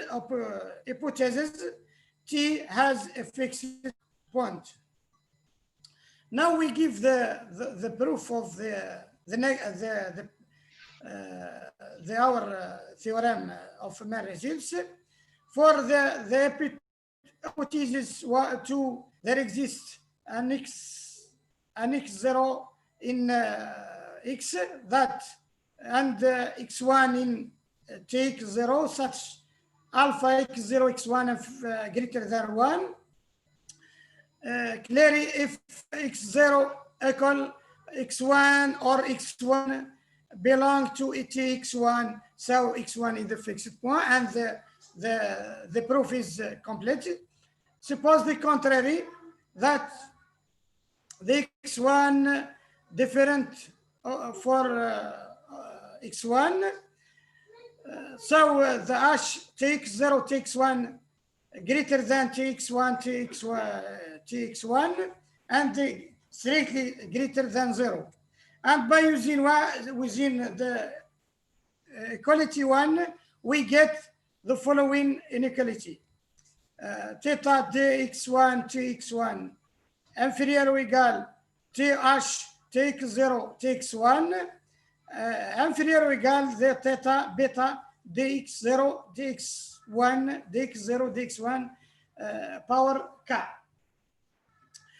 By the right continuous of theta, there exists a notch strictly 1 such that the following inequality satisfies.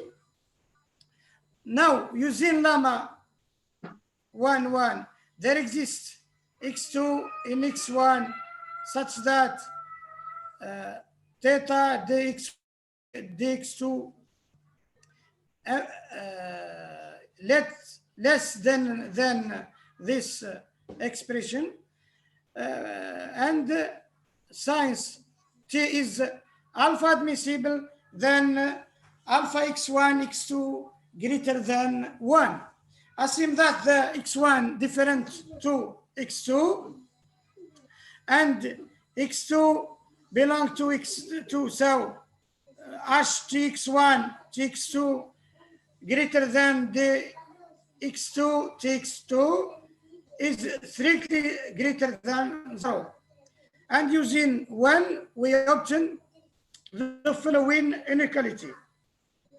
Now, since theta is right continuous and from lemma 1 1 1 and lemma 1 1, there exists an h and x3 and tx2 such that the following inequality verified.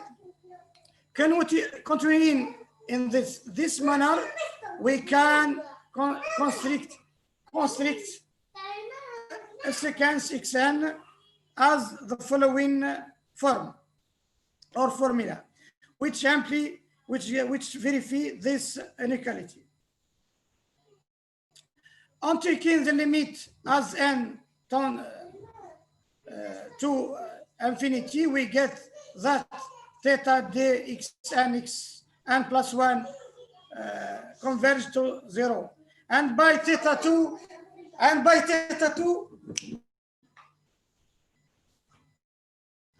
we have the limit of dx, and dx n plus 1 go to 0.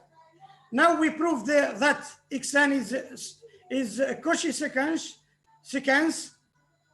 By theta 3, there exists an error between 0 and 1, and real numbers are positive real numbers L, such that this limit equal L. So from the definition of limit, and for epsilon between 0 and L, there exists non-zero a non-tier x0 such that for all n greater than n0 we have this inequality. So by 2 we get the following inequality. Professor, you can skip. Professor, you can skip the proof.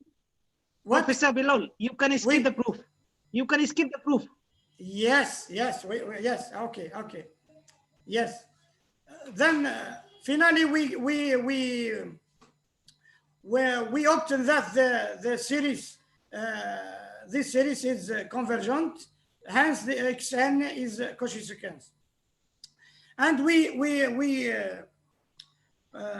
we pass into the limit and we get the limit that it annoying.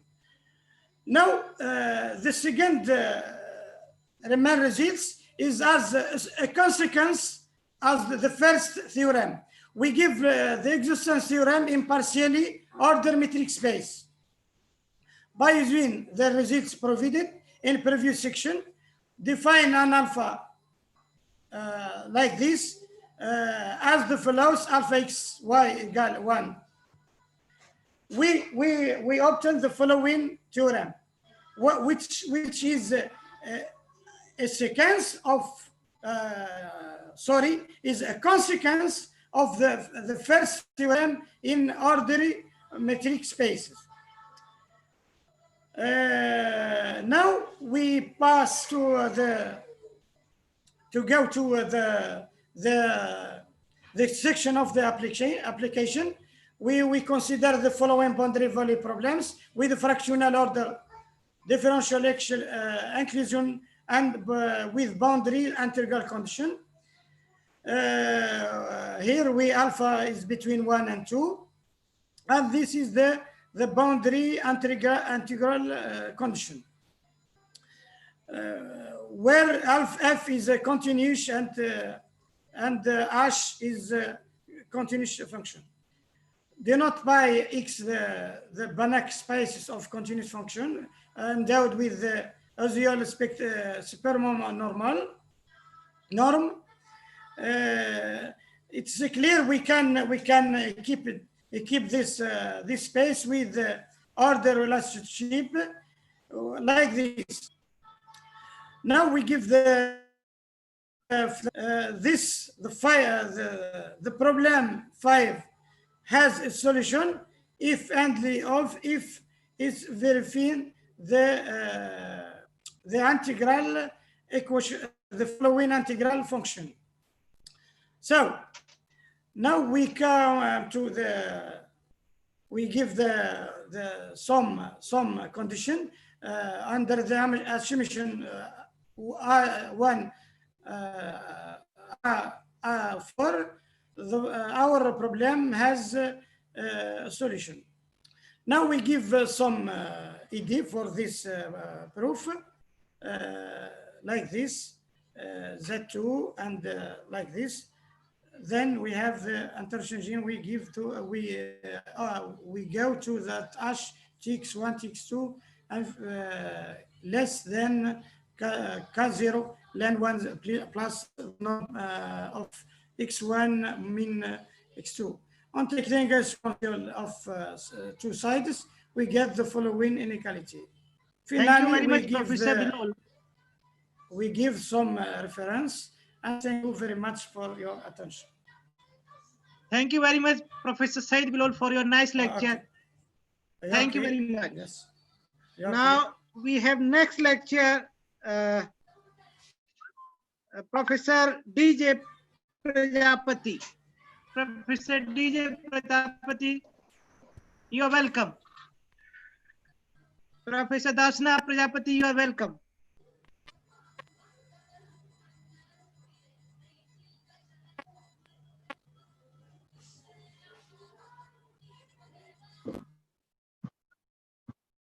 You're welcome.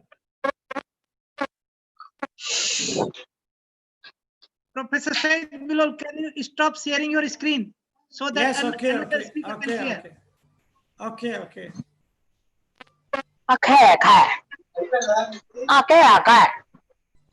లేదు 6 గంటలకు ఇలాగే ఉంటుంది. అదే నన్ను ఎందుకు అడుగుతారు, నేనేం చెప్పట్లేదు. అడగచ్చు, మనకేమైనా వస్తుంది కదా అందులో. ఆడు 10 నిమిషాలు టైం ఇచ్చాడు. వాళ్ళకి స్పీకర్స్ కి 20 నిమిషాలు, క్వశ్చన్ అండ్ ఆన్సర్ సెషన్ లేదు అసలు. అది అంత సోలో పర్ఫార్మెన్స్ లాగా వాళ్ళు 20 నిమిషాలు చెప్పుకోవడం వెళ్ళిపోవడం. 20 నిమిషాలు ప్లస్ పైగా వాళ్ళు, ఇప్పుడు నాకు అర్థమైంది వాళ్ళ గురించి ఇంట్రడక్షన్ ఏం లేదు. Is a professor in the department of mathematics Visakhapatnam. Now Professor Bilal, can you stop sharing your screen, please? Okay, okay.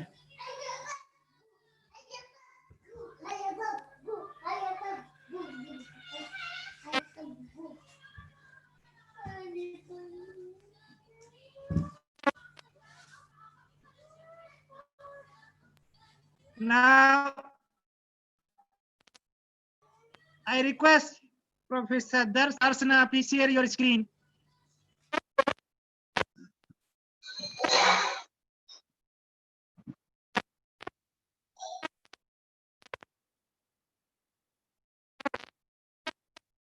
Professor Darsana Prajapati, please share your screen.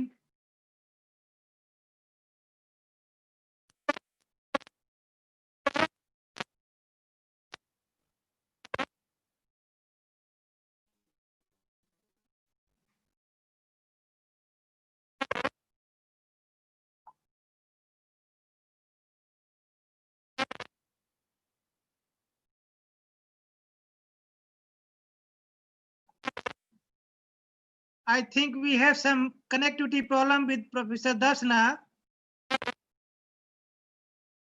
Yeah, are you there? Yeah. Yes, we Darshana. can hear you. Darshana, start it. We cannot hear you, Darshana, please. Darshana, please share your screen. Darshana, please share your screen.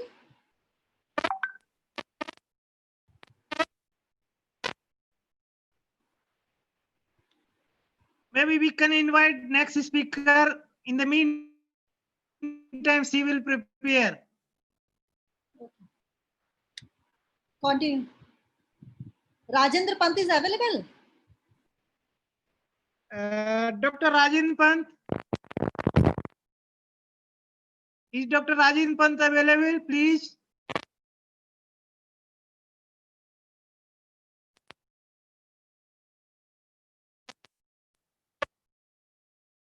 Dr. Rajendra Pant. He is not available. Then we can request Darshana to clear the connectivity problem and then come on the screen. Yes.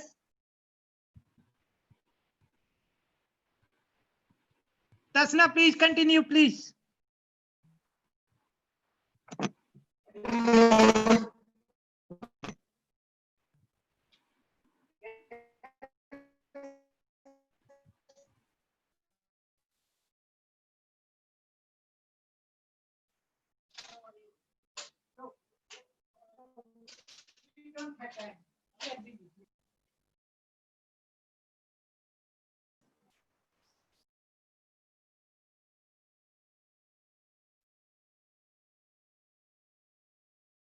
Yes.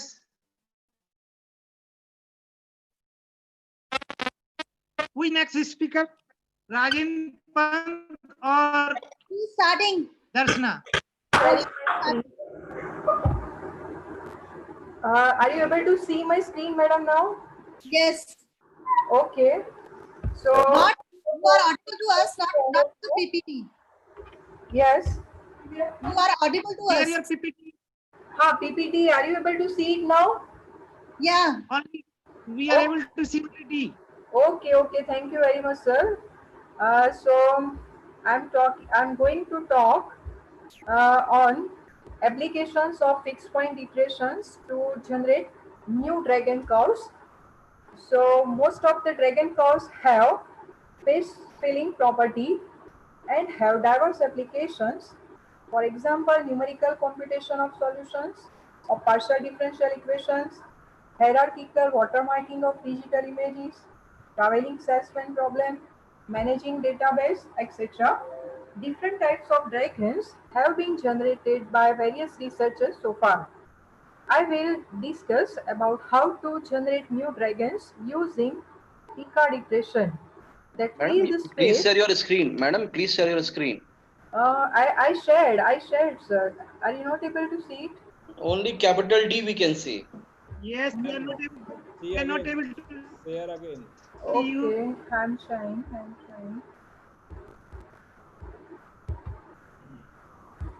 You just go slide share screen. Screen sharing has failed to start. Please try again later. Okay.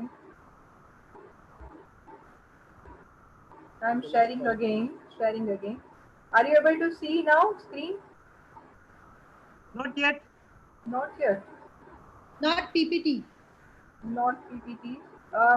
Madam, it shows error that screen sharing has failed to start. Please try again later.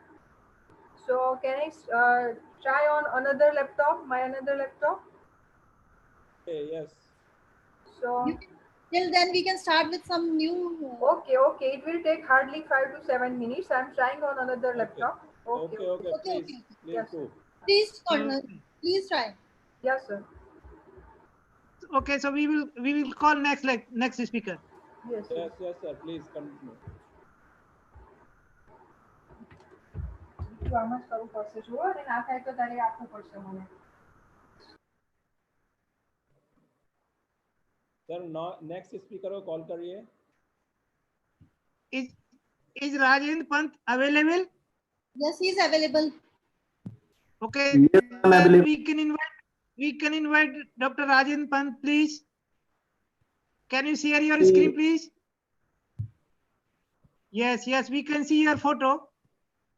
Okay. Hello, sir. I can see you. Yes, hello, good afternoon. Very good afternoon. And first of all, I would like to thank Professor Toma for giving me opportunity to present my work in this conference. So I think you guys can see my screen now. No, we can see you only. Share your screen as well. Okay, so my presentation is appearing there. Not yet. Not your PPT. Okay, let me share again. I tried, but I don't know. Maybe. Open your PPT. Down there. After participant chat, you can see share screen. Yeah, I Yes. did. I Yes, think you. Yes, now we can see.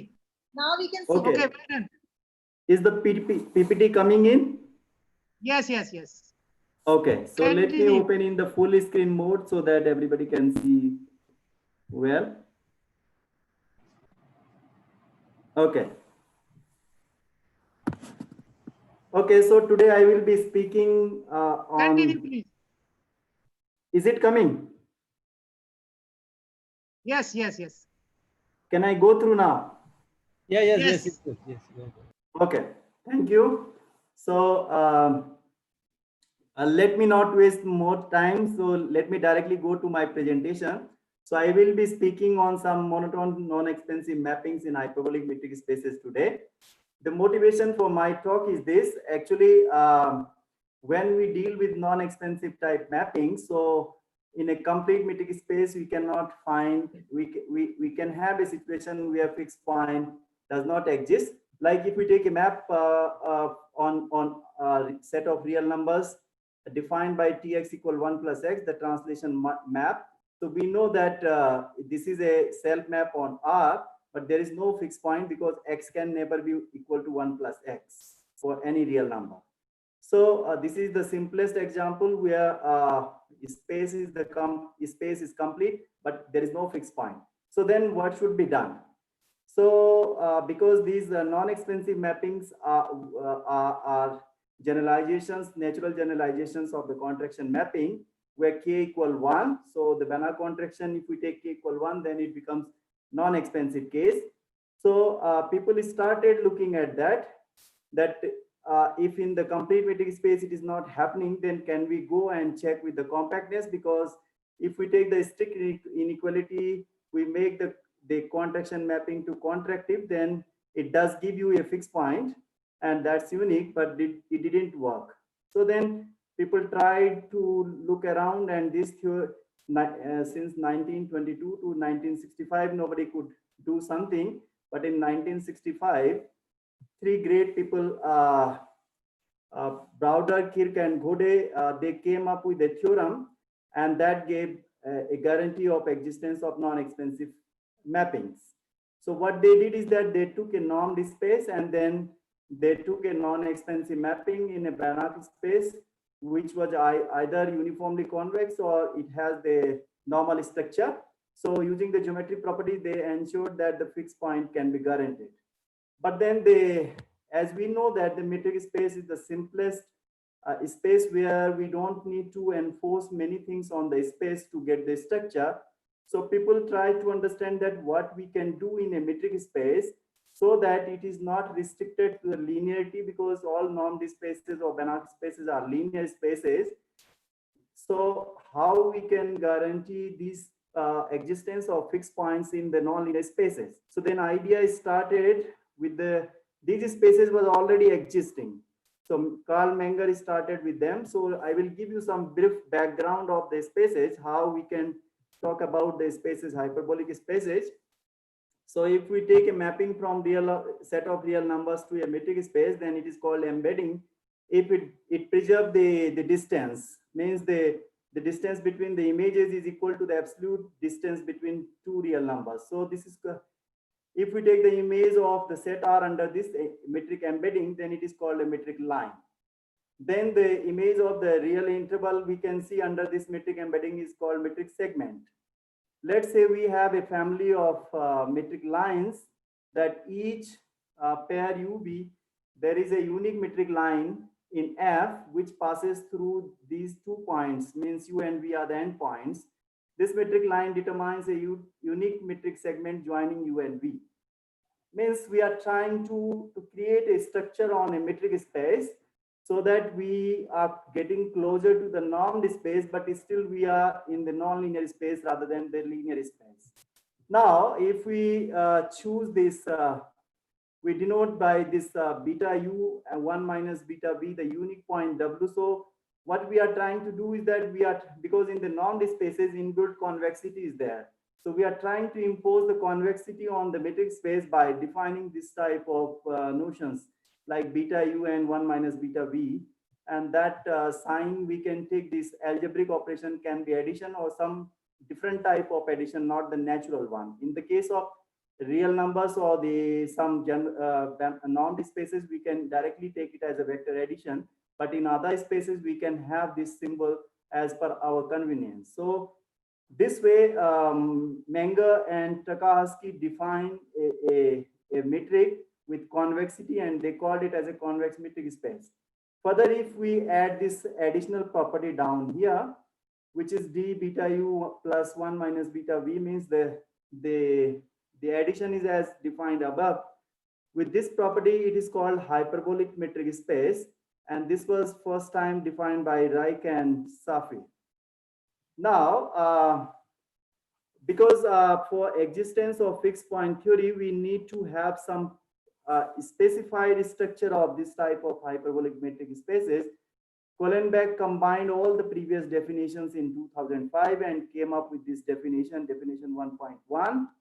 Here we have a triplet, and he defined, we already have a metric space, and we are defining a new mapping from the cross product of the metric as well as the set 0, 1 to the set M, the non-empty set M.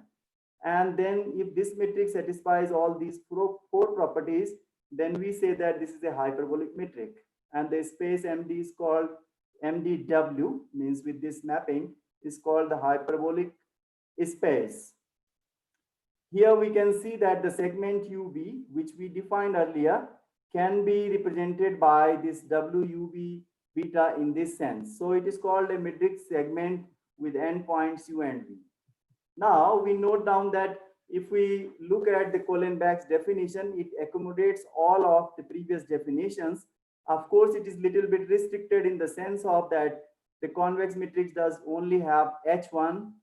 In condition H1, H3 are equivalent to the Gobel and Kick's definition, and condition 4 is considered by Ito and later used by Reich and Safir, particular case with beta equal 1/2 to define the class of hyperbolic matrix spaces they use. But we can go for more general, as we can take beta between 0 to 1. Condition S3 ensures that the segment is the isometric image of the real interval base. So he combined all the definitions. Of course, this definition is little bit restricted in the sense of the Karl Menger or the Takahashi. They use the more general version. But if you want to ensure the fixed point theorems for non-extensive mapping, you have to consider the restricted one. All non-linear spaces, Busemann spaces, Cat0 spaces are hyperbolic. One can see that they are the particular cases of the hyperbolic spaces. So geometry of these spaces is very rich.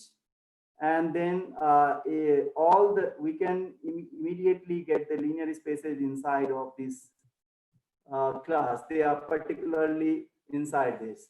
Now here we will be using some customary notations. We write WUV beta equal this one, which we already defined in the beginning. Now we shall say that a subset Km is convex if for any pair of points it implies that the convexity is coming, means 1 minus beta u plus beta v is in K, or the pair can be changed. Beta v plus 1 minus beta means beta u plus 1 minus beta v is also in that set.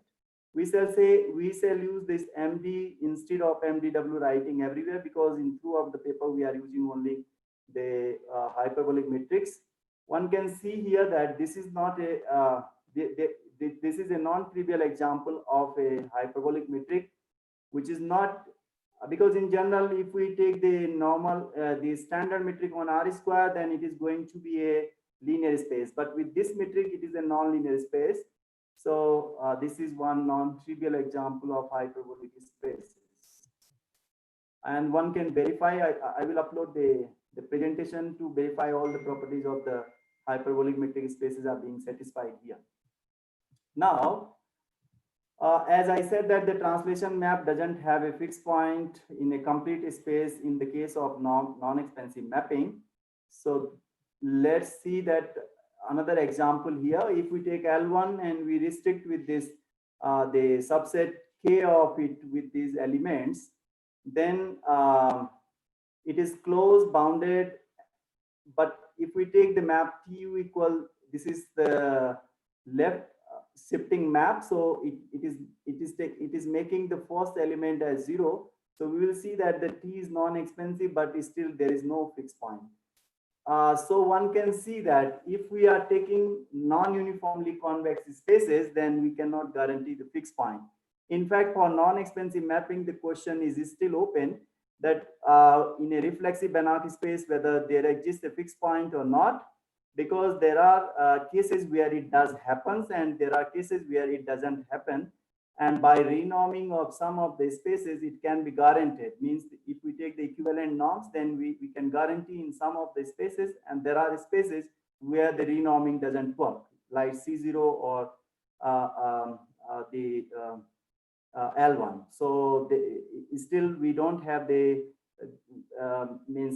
guarantee of existence of fixed points for non-expansive mapping in these spaces, and people are still working on that.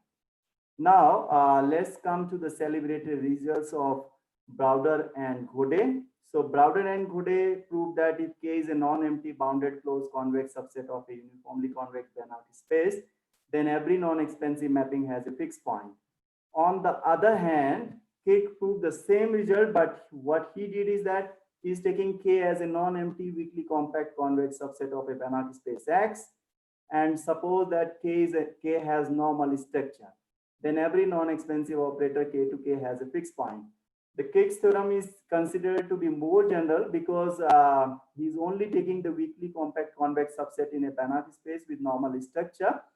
all uniformly convex Banach spaces have normal structure. On the other hand, a Banach space may have normal structure without being the uniformly convex. So this is because having normal structure doesn't imply the uniform convexity, but having the uniform convexity implies the normal structure. So uniformly convex spaces are more restricted than the assuming this K as having normal structure.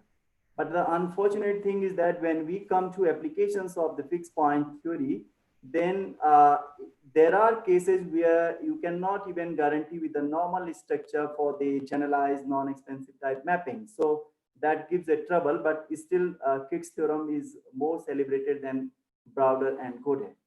Now, the main importance of our talk is that what we are trying to do is that we are trying to do fixed points of non-extensive mappings in hyperbolic spaces. That was started with this fixed point theory was started with Takahashi, Gobel, and Kirk and others, but they did it for the other classes of mapping, not for the non-expensive type of mapping. Actually, for non-expensive type mapping, recently in 2010, 2016, I think, Bindehaas and Hamsi started working on fixed point theory for non-expensive type mapping in partially ordered hyperbolic spaces. So in this talk, what we are going to do is that we are going to present a more general version of their theorem. And then we will also present some convergence results for monotone non-expensive mapping in partially ordered hyperbolic metric spaces. So we recall some definitions here. So the definition is here for, because actually what we are trying to do is this, we are trying to use the notions which were the structure of the spaces were used by Browder and Godet in their theorems. So we are trying to define uniform convexity and other definitions in terms of the hyperbolic spaces. Of course, these definitions are given by Gobel and other authors. So here we can say hyperbolic metric space is uniformly convex if it does satisfy the similar type of criteria, but you can see it is in terms of metric instead of a norm. Then the notion of asymptotic center, asymptotic radius, and these things were started with Edelstein. And now in terms of our hyperbolic metric spaces, we can carry on those definitions in terms of the metric. So we have asymptotic radius of a sequence. Here we are taking a bounded sequence, because for bounded sequence, we can guarantee the asymptotic radius. If sequence is unbounded, then it may exist, it may not exist, because then limit suprema may exist, may not exist. For the bounded sequence, it is going to exist. Similarly, the asymptotic radius un with relative to some subset K will be defined this way. And then the asymptotic center of a sequence, bounded sequence En related to K will be defined by this notion. Now, in terms of, you know that in the normed spaces, there are two types of convergences. One is the strong convergence and other is the weak convergence, and both have their importance. So in the case of weak convergence means the convergence in terms of functionals, and that makes the functional analysis important. Here, Lim introduced a new concept for convergence, which is delta convergence. It is in some sense in these spaces, either cat-zero spaces or hyperbolic spaces, this type of convergence can be considered as a weak convergence in terms of if we compare with the normed spaces. Now, so here we have a definition by Kirk and Panaik. A bounded sequence UN in M is said to be delta convergence to a point U belonging to M if U is unique asymptotic center of every subsequence UNK of UN. So this is delta convergence, because we will be talking about the convergence results later. Now, the definition of the monotone mapping, of course, it is the same as we take the every ordered way in an ordered set. So we have a mapping from M to M, and we say it is monotone if two comparable elements U and V are there, and then we have the same between their images. The mapping T is said to be monotone non-expansive if it is monotone as well as non-expansive whenever the elements are comparable. Then we have a mapping. Of course, this mapping was defined by Suzuki in normed spaces. So its analogous case is taken in this partially ordered metric space. So if we have 1/2 UTU is less than equal to DUV, implies that the images DTU, distance between the images TU and TB is less than equal to UV. Means not for all points, but only for those points for which the first condition is satisfied. Then this is called as a mapping satisfying condition C. So this condition is more general than non-expansiveness, because non-expansiveness we apply for all points in the space, while Suzuki type non-expansive mapping need to be satisfied for only those pair of points where the first condition 1/2 DUV is less than equal to DUV. In the following example, we consider the well-known river metric, and we show that this mapping considered here is going to be more general. So we have considered the river metric. It is a R3, and that's more general than this is a hyperbolic metric. So it is more general space than the normed space. And here we can consider a mapping defined by TU. And if we check the mapping, it is not non-expansive, but it does satisfy the Suzuki type condition. So it's a more general mapping. Now we come to our first existence result. So here we are taking a uniformly convex partially ordered hyperbolic metric space, and K as a non-empty closed convex and bounded subset of M, not reduced to 1 point. Means it should have more than one point, because this the convexity structure may reduce it to 1 point. So we are considering those sets only where we have more than 1 point. And then we are taking a monotone mapping satisfying condition C. If there exists a point U1 such that the U1 and its image is comparable, then T has a fixed point. The theorem of Bindeas and Khamsi, which can be found in their paper, is a particular case of our result. The proof, I'm just giving some idea what we are doing. Actually, here in the proof, we construct this. There are two methods of constructing the proof. One can follow the constructing the asymptotic center and asymptotic radius for a bounded sequence. So we can construct a sequence U with the initial point U1, and then we consider it. We use the technique of asymptotic center to prove it, which is one of the technique. Another technique is given in the paper of Bindeas and Khamsi. What they do is that they define a tau function that they call as a type function. So it also works with a similar way as the asymptotic center, but approach is slightly different to handle the proof. So one can go with either way, and that's the way. I can send you the full paper. Now we come to our convergence result part. So here, yeah, please. Dr. Pant, can you summarize, please? Yeah. Can you summarize, So, please? Yes. I am almost there. So can you give me 2 minutes more? Okay. Yeah.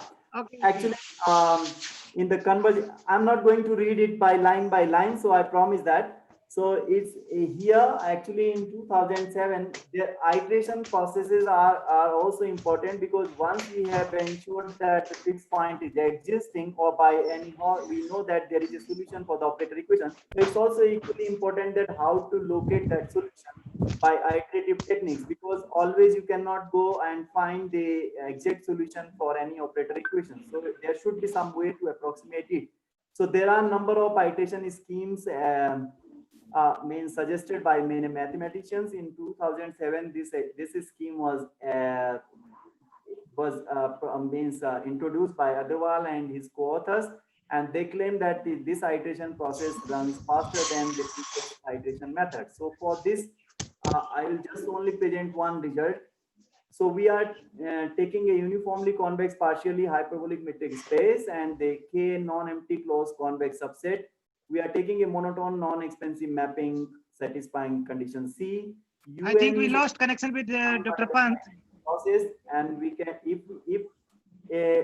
assume that there exists a point V in such that every point in the sequence is comparable with V, then and limit the sequence, the infimum limit of the sequence and its image is equal to 0, then T has a fixed point. So in that way, we can say that this will also give you a fixed point, as well as the sequence will give you will become a approximate fixed point sequence for this map. Now I think this is all for now. So let me thank you.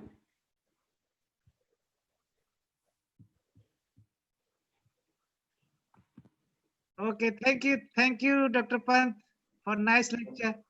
Thank you very much. Thank you. Next, I am inviting Dr. Darshana Prajapati. Dr. Darshana, you are welcome. Please stop sharing your screen. Yeah. I'm trying to do that.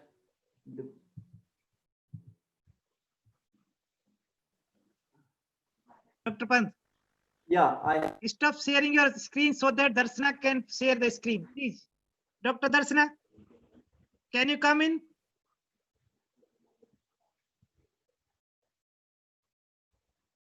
Yes. Yes. Are you able to hear me, sir? Yes. And my screen is Now visible? you can start. My screen is visible? Yes, Hello? it's visible. Yes, it's visible. Okay, Yes, your okay. screen is Please. visible, but your slide is number 90. You can Ha, go. ha, that I'm. You can that start I'm. from the slide one. Yes, I'm adjusting. Yes, sir. So good afternoon, everybody. I'm Dr. Darshana Prajapati from MBIT, New Vallabh Vidyanagar, Gujarat. Today I'm talking about the applications of fixed point iterations to generate new dragon curves.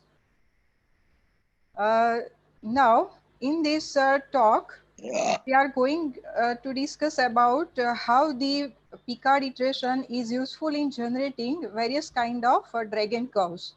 So most of the dragon curves is having space filling property and have diverse applications. For example, in numerical computations of solutions of partial differential equations, hierarchical watermarking of digital images, traveling salesman problem, managing databases, etc. So different type of dragons have been generated by various researchers so far. In this talk, our purpose is to generate new dragons using Picard iteration that fills the space in significantly lesser number of approximations. Additionally, some beautiful and interesting dragons have been generated. Further, it has been proved that all the new dragons so generated are bounded in some region of the plane. Von Koch gave the first space-filling curve named as quadratic Von Koch curve having the property of dragon. And later on, Highway dragon was developed by J.E. Highway around 1967 as a space-filling curve. The simple concept of dragon curve leads to amazing potential because of the space-filling property. And dragons can be arranged in many different ways to form interesting designs too. When we combine the copies of dragons, we get a set with fractal boundaries that ties the plane, which is known as fractile. An approximation for any dragon never crosses itself, and that is why a limit set has topological dimension 1. For the proof, it is given in Edgar.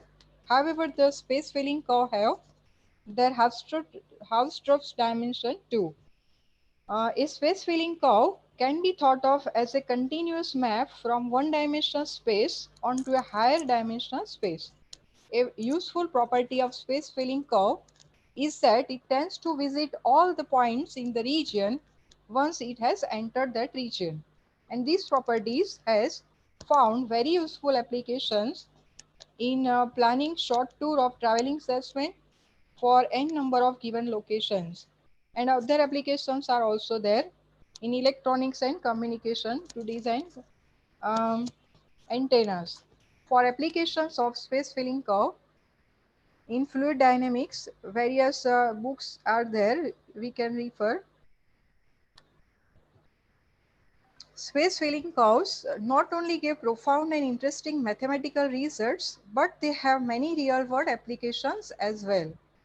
Recently, the importance of space filling curves has increased in wireless communication due to their space filling property, which is used in reducing the size and increasing the multiband property of fractal antenna. The purpose of this talk is to design various interesting dragons and find their iterated function system.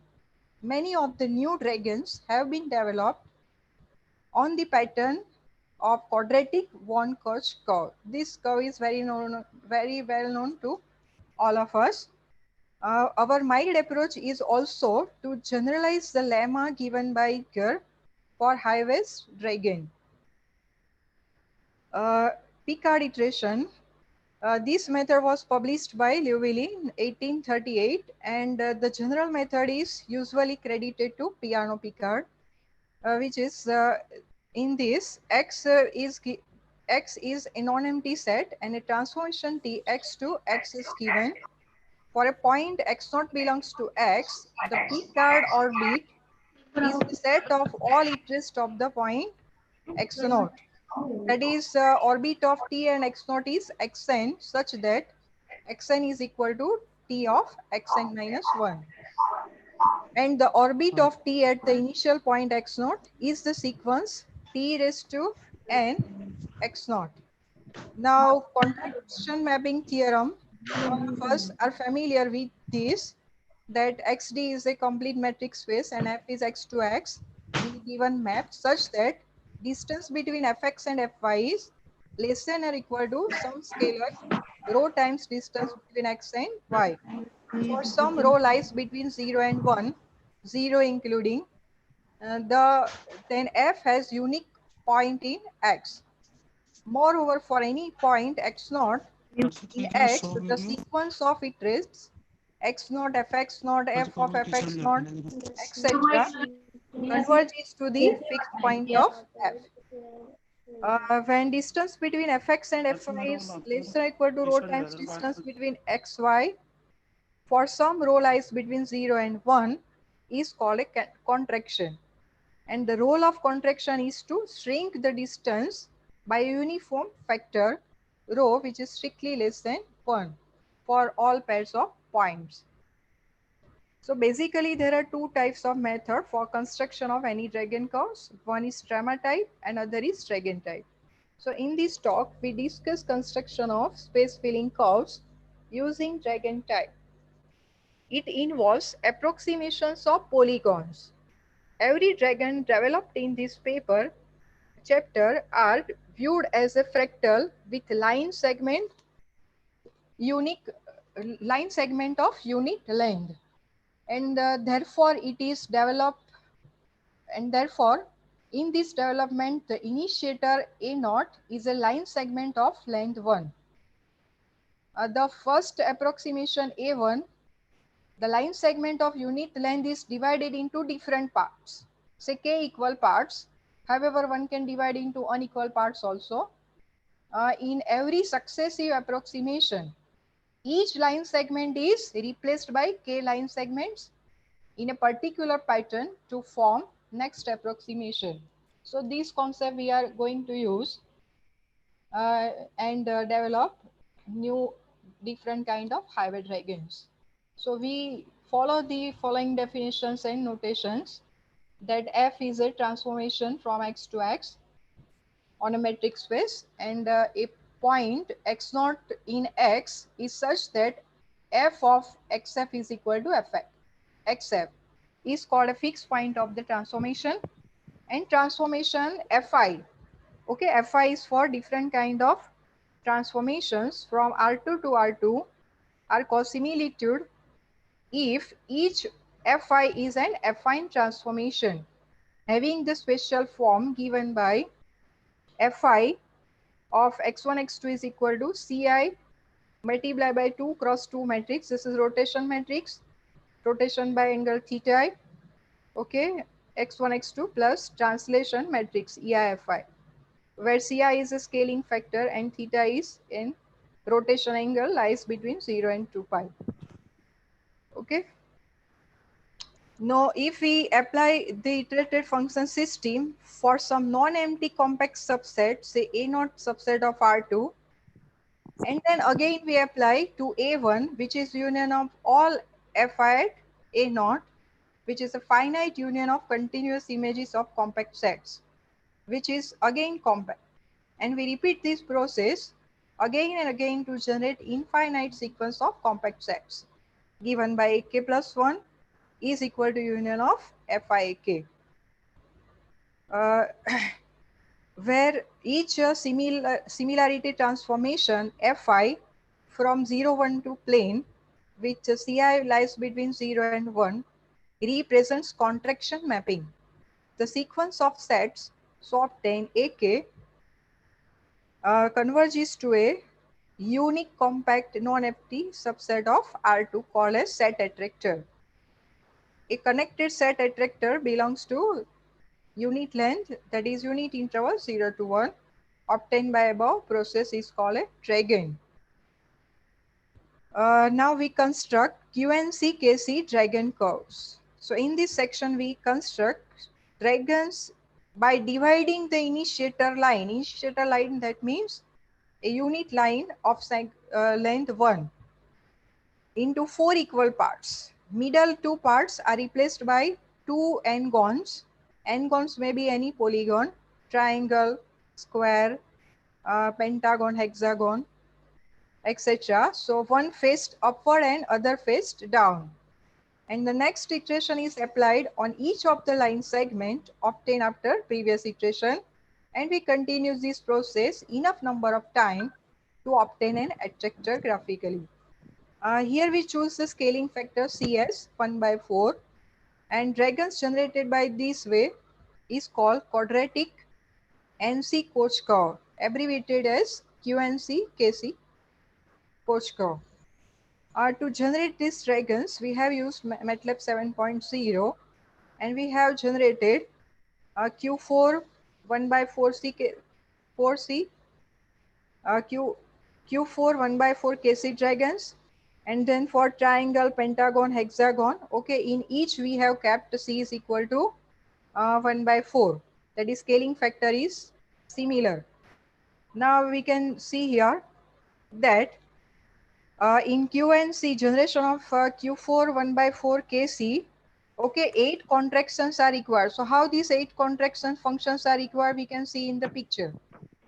See in figure 5.1a, this is the generator. This generator is obtained by dividing a unit line segment into 4 parts, and in upper part we have inserted a square of similar length, and in downward also we have inserted a square of similar length. And we do the process of dividing and inserting infinitely many times. We get this Koch curve, quadratic von Koch curve, as shown in figure 5.1b. So these functions are obtained from the generator. So this is a generator. Okay, so in generator 1 2 3 4 5 6 7 8 line segments are there. So for these 8 line segments we have to form these 8 functions. Okay, in 8 functions you can see that rotation matrix is there, and it is multiplied by scaling factor, and it is translated. Is it? Now this kind of dragon we are getting. Now for if we divide the unit line segment into 3 equal parts, okay, when the not 3 equal, 4 equal parts, similar 4 equal parts, but we insert a triangle. at above and below in place of square. Then we get 6 line segments as shown in this figure. Okay, 6 line segments are there, 1, 2, 3, 4, 5 and 6.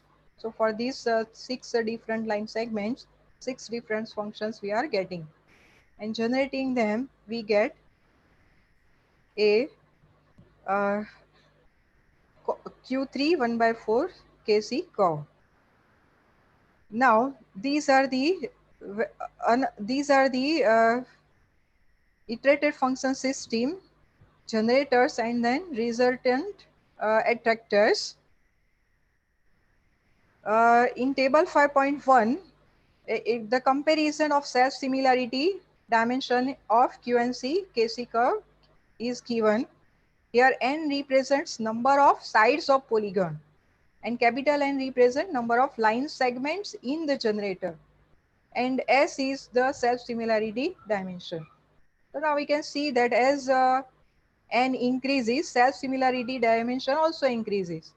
Okay, and for n greater than or equal to 9, self-similarity dimension become more than 2. That is how Hausdorff dimension is greater than 2. And this can be visible here in this table. As number of sides of n-gon increases, the self-similarity dimension also increases. Now, the length of each dragon also increases with increasing in n, and these dragons remain self-avoiding. That means they are not crossing themselves, and they remain in bounded region. So we see the proof in proposition. This shows that with the increase in n, more space is filled in each approximation. Thus, for higher n, number of iterations required to fill the space decreases exponentially.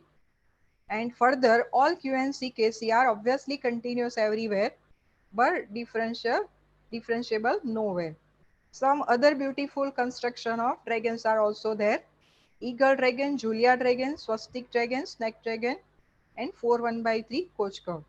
See, in this Julia dragon, this is Julia dragon because it looks like Julia set. This is eagle dragon, this is swastik dragon, and these are the different initiators. And the same way we have to find their iterated function systems. Here the scaling factor is 1/3 because the unit line segment is divided into 3 equal parts. Here also it is divided into 2 parts. That is, here C is equal to 2. Here also C is equal to 1/2. So here 1/3. So now we generalize the proposition given by Edgar for all the dragons generated in this talk, that all the approximations AK remain in the unbounded region of the plane. So how he has proved is given here. Dr. Darsana, you can escape the proof. Yes, sir. So in this talk, we discussed generation of many variants of quadratic von Koch curve, and it was observed that the quadratic von Koch curves of higher dimension fill the space in significantly less number of iterations than the conventional von Koch curve. And further, some more interesting dragons have been resemblance with known objects have been also generated, and they are swastik dragon, snake dragon, eagle dragon, and Julia dragon. Also, it has been proved that all the dragons generated in this talk are bounded in some region of the plane. So these are the picture of snake dragon and 4/3 Kc curve. Thank you very much. Thank you, Dr. Darsana, for nice presentation about the dragons. Nowadays, dragon is traveling too much to India. Yes, sir. Yes, sir. Thank you very much. So your dragons are maybe peaceful, not like the recent dragon problems. Yes, sir. Okay, thank you very much, our presenters. Yes. Yes, I'll give mic to Professor Anita Tomar. Professor, thank you, mic sir. over to you. Mic over to you. Thank you, sir. Welcome. Technical sessions of Invitee talks are over.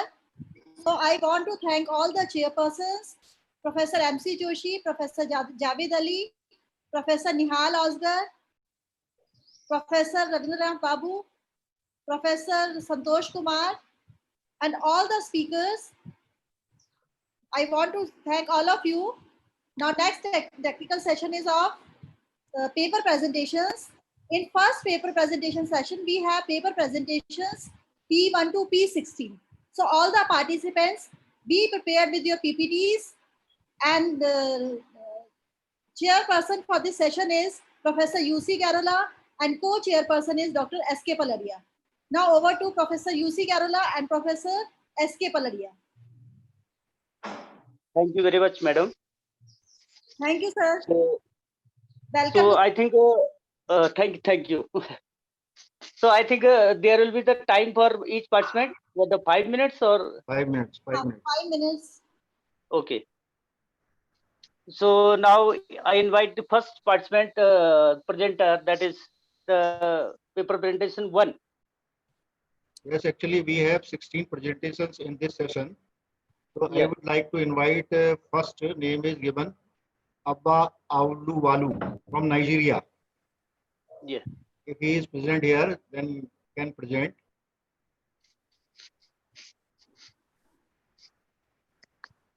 This topic is application of finite Markov chain to model of schooling.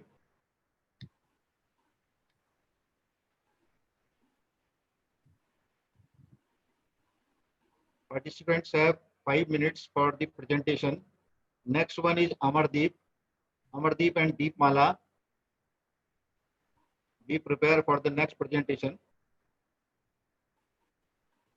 First one from Nigeria, Abu Aulawala, Lawan Bulma Muhammad, Afis Sailu. They are from Nigeria. If they are present here, then can present their presentation, application of finite Markov chain to a model of schooling. I think Abba is not available. Okay, then we have Amardeep. Amardeep and Deepmala.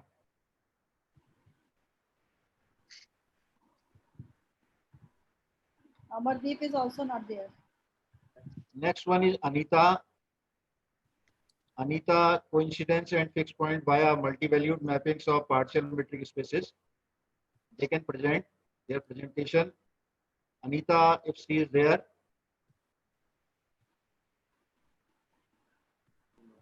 Yes, sir. Yes, I'm here. Anita. Anita.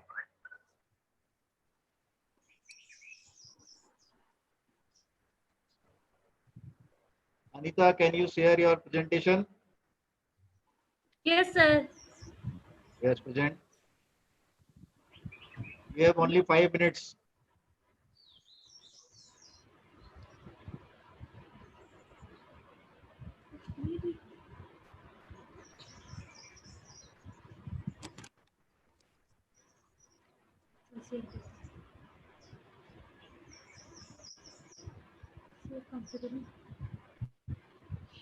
After Anita, we have Anju Pawar. We will prepare for the next presentation.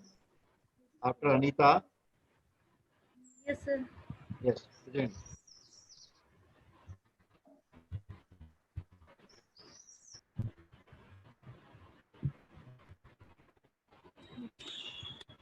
Come on the first slide. Can I start, sir? Yes, yes. Yes, sir. Good afternoon to all of you. Myself, Anita, assistant professor in Jat College, Rohtak. My topic of presentation is constants and fixed point via multi-value mapping on partial metric spaces. The outline of my presentation is abstract and keyword, background, preamble, main results, conclusion, and references. In this paper, we prove constants and common fixed point theorem for two pair of multi-value and single value mapping in complete partial metric space. These results improve, extend, and generalize the corresponding result in the literature. Moreover, an example is provided to illustrate the usability of our results. These are some basic definitions. A mapping is said to be, a point is called fixed point if of a mapping T if it remain invariant under the mapping T. Fixed point is also called stationary point, rest point, invariant point, or an equivalent point. Geometrically, the fixed point of a function Tx are the point of intersection of the curve y is equal to 2tx and the line y is equal to x. The mapping Tx is equal to x by to here 0 is the unique fixed point, and the identity mapping have infinite many point, and translation mapping has no fixed point. An important term in analysis to find the solution of equation TU equal to 0.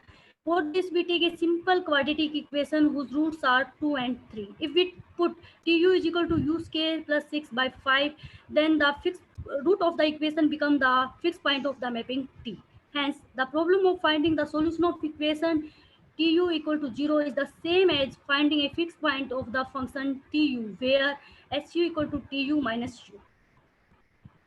The search of fixed point is motivated by finding 0 for polynomial, finding the null space of for an operator, finding eigenvalue operator. Let X be space and T X to X, then T is said to be ellipsis if there exists a real number K greater than equal to 0, such that for all x y belongs to X, we have distance of Tx Ty less than equal to K distance of xy. T is said to be contraction if 0 less than equal to K less than 1, and non-expansive if K is equal to 1.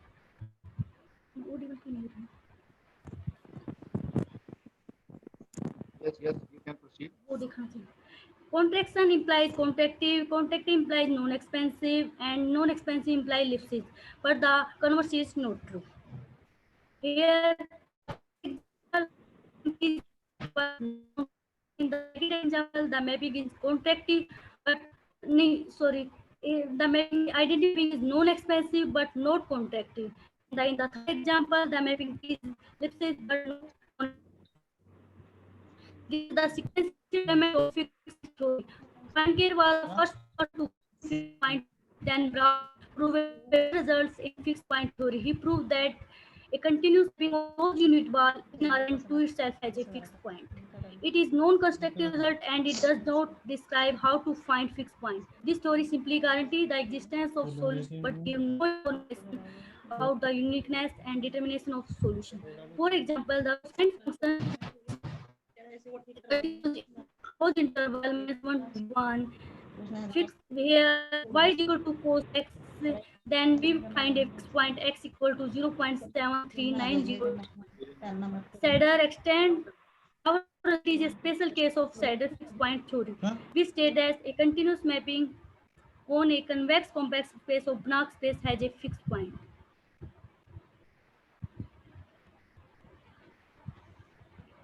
Now conclude, please. Conclude your presentation, please. Conclude. Banach contraction principle. Every contraction may be T on a complete metric space XD into itself has fixed point. So, to find fixed point of certain set map in metric space and we guarantee for the existence and uniqueness of fixed point. The thinking to obtain this fundamental result. The most significant aspect of this result is that the fixed point can not only be determined to desired degree of accuracy, but also the number of iterations required to achieve the accuracy can be predicted. A mapping, let xy be a metric non-empty set, then T is said to be multi-value mapping from x to y if T is a function from x to the power set of y. This is the example of multi-value mapping in which every point is fixed point. This is the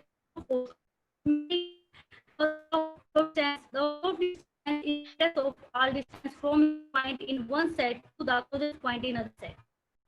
Mathematically represent this. Concerning the property and existence of fixed point are known as fixed point theorem and fixed point property. There are various analyses of Banach contraction principle and Nadal multi-value contraction. These analyses are obtained either by weakening the contraction condition of the mapping by improving the extending the structure of the space, or sometimes both, combining both the approaches. Various forms of fixed point to find unique fixed point, common fixed point, coincidence point, and fuzzy fixed point. Matthew in 1994 introduced the concept of partial matrix space. The distance not be zero. Need not be zero. Ayat et al. In 2012 introduced the definition of a partial the definition of partial metric space. And this is example of Kavita, there is which some we have used. network problem. You have to conclude your presentation now. Okay, sir. In last slide, you have to come in last slide. These are the definition of consonance point. A point x belongs to x is said to be consonance point of multiplicity and a self-mapping f if fx belongs to dx. If multi-value mapping and self are weakly compatible if they commute their consonance. The multi mapping and self-mapping said to be t-weakly commuting x belongs to x if fx belongs to x. These are our main results. In this result, we take F a complete symmetry space and TSR to multiply mapping, which satisfy these three conditions. Then TS and F have a consonance point in X. This is an example of our main results, and we also prove this theorem. Two multi-value mapping and one self-mapping will satisfy these conditions where A, B, C belong greater than 0 and 0 less than A plus 2B plus 2C less than 1. If fx is closed subset of x and tx union sx contain fx, then ftx and have a consonant point in x. Moreover, if f is both t weakly and s weakly commuting at their consonance point, then they have a common fixed point. This is the corollary, and this is the references which we'll have used. Thank you. Okay, thank you. Is there any question? Professor Garola? No, okay, thank you. Thank you, sir. Next participant is Anju Pawar. Anju Pawar. And then next one is Anshul Rana. If they are present here, they can present the. Hello, sir.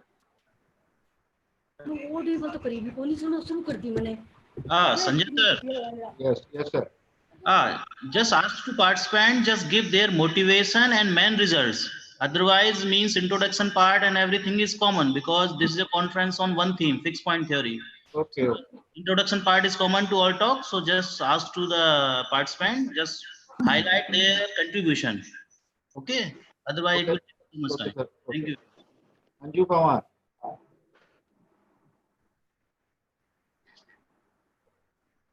Anju Pawar, can you hear me? Yes, sir.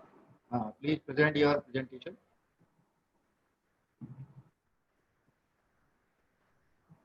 Share your screen. Yes, sir. Good afternoon to everyone. The topic of my presentation is a brief review on different type of contaction in fixed point theory. You have not shared your screen. Yes, sir. Please share your screen. Sir, I am sharing.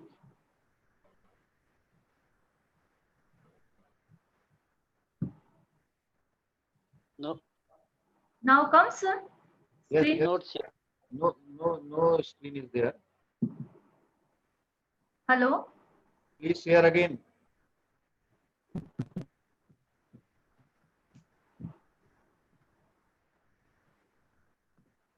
Anju Pawar, please share your screen. Anji, sir, is this visible? No.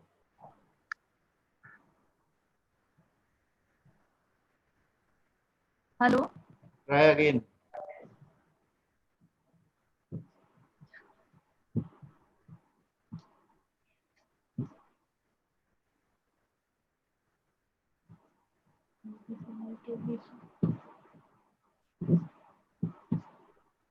In down line, you have to see your computer share screen option in green color.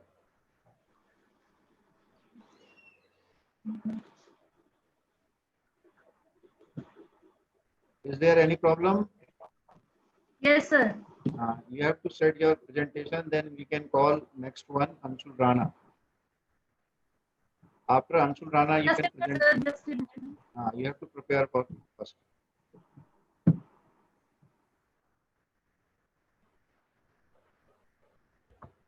Anshul Rana. Anji sir, good afternoon, sir. Afternoon, Anshul Rana. Yes, sir. Can I present now or? Yeah. And come to the final, or can say main result. Yes, sir. I am sharing my screen. Yeah. Yes. Share. Yes, sir. Is it visible now? Yes. Yes, sir. So good afternoon, everyone. Hi, this is Anshul Rana from Thapar Institute of Engineering and Technology. So before going on to the floor of my presentation, I would like to thank Dr. Anita Tomar and her entire team to give an opportunity to present my work on this e-conference. So now I'm presenting my work on the stability of Cauchy additive functional equation. So one second. So here we have the table of contents in which I will talk on the introduction, preliminaries, main results, and then references. So not going on broad, not going on with the background, historical background deep. I would just want to say that this problem was basically started by the Amsterdam Ulam in 1940. He asked a question when it is true that the solution of an equation differing slightly from a given one must be close to the solution of a given equation. So this is the theorem which he asked in the 1940. So the first affirmative partial answer to this Ulam's question was given by the D.H. Hyers in 1941. So Ulam's question and Hyers' result become the basis for the so-called stability theory of functional equations in the Ulam's Hyers sense. In 1978, Thomas M. Rice provided a generalization of the Hyers theorem, which allows the Cauchy difference to be unbounded. So this is a theorem which was provided by the Thomas M. Rice in 1978. Now come to the final result, and you have done. Okay, sir. I understand. I got it. So this are before going to the main results, I would like to introduce some part on preliminaries. So this is the basic definition on two-norm space introduced by the Gaylor in 1964. So it said that if X is a vector space over the field R with dimension 2, and this is a real value function defined on X cross X satisfying the following conditions. These four conditions, if satisfied by the vector space, then the pair X comma norm of this is the linear two-norm space. So this is an example based on that, and the proof of this I can skip here. These all are the four steps basically above mentioned. Definition. So this is another example based on the same two-norm space concept. So the proof of here I am skipping for the reference. So a sequence basically is a two-norm space is called Cauchy sequence. If for every value belongs to X in the following holds, limit and m comma n approaching infinity, m minus xm comma y is equal to 0. A sequence in a linear two-norm space is said to be converged to X if limit n tends to infinity, norm of xn minus x comma y is equal to 0 for all x where y belongs to X.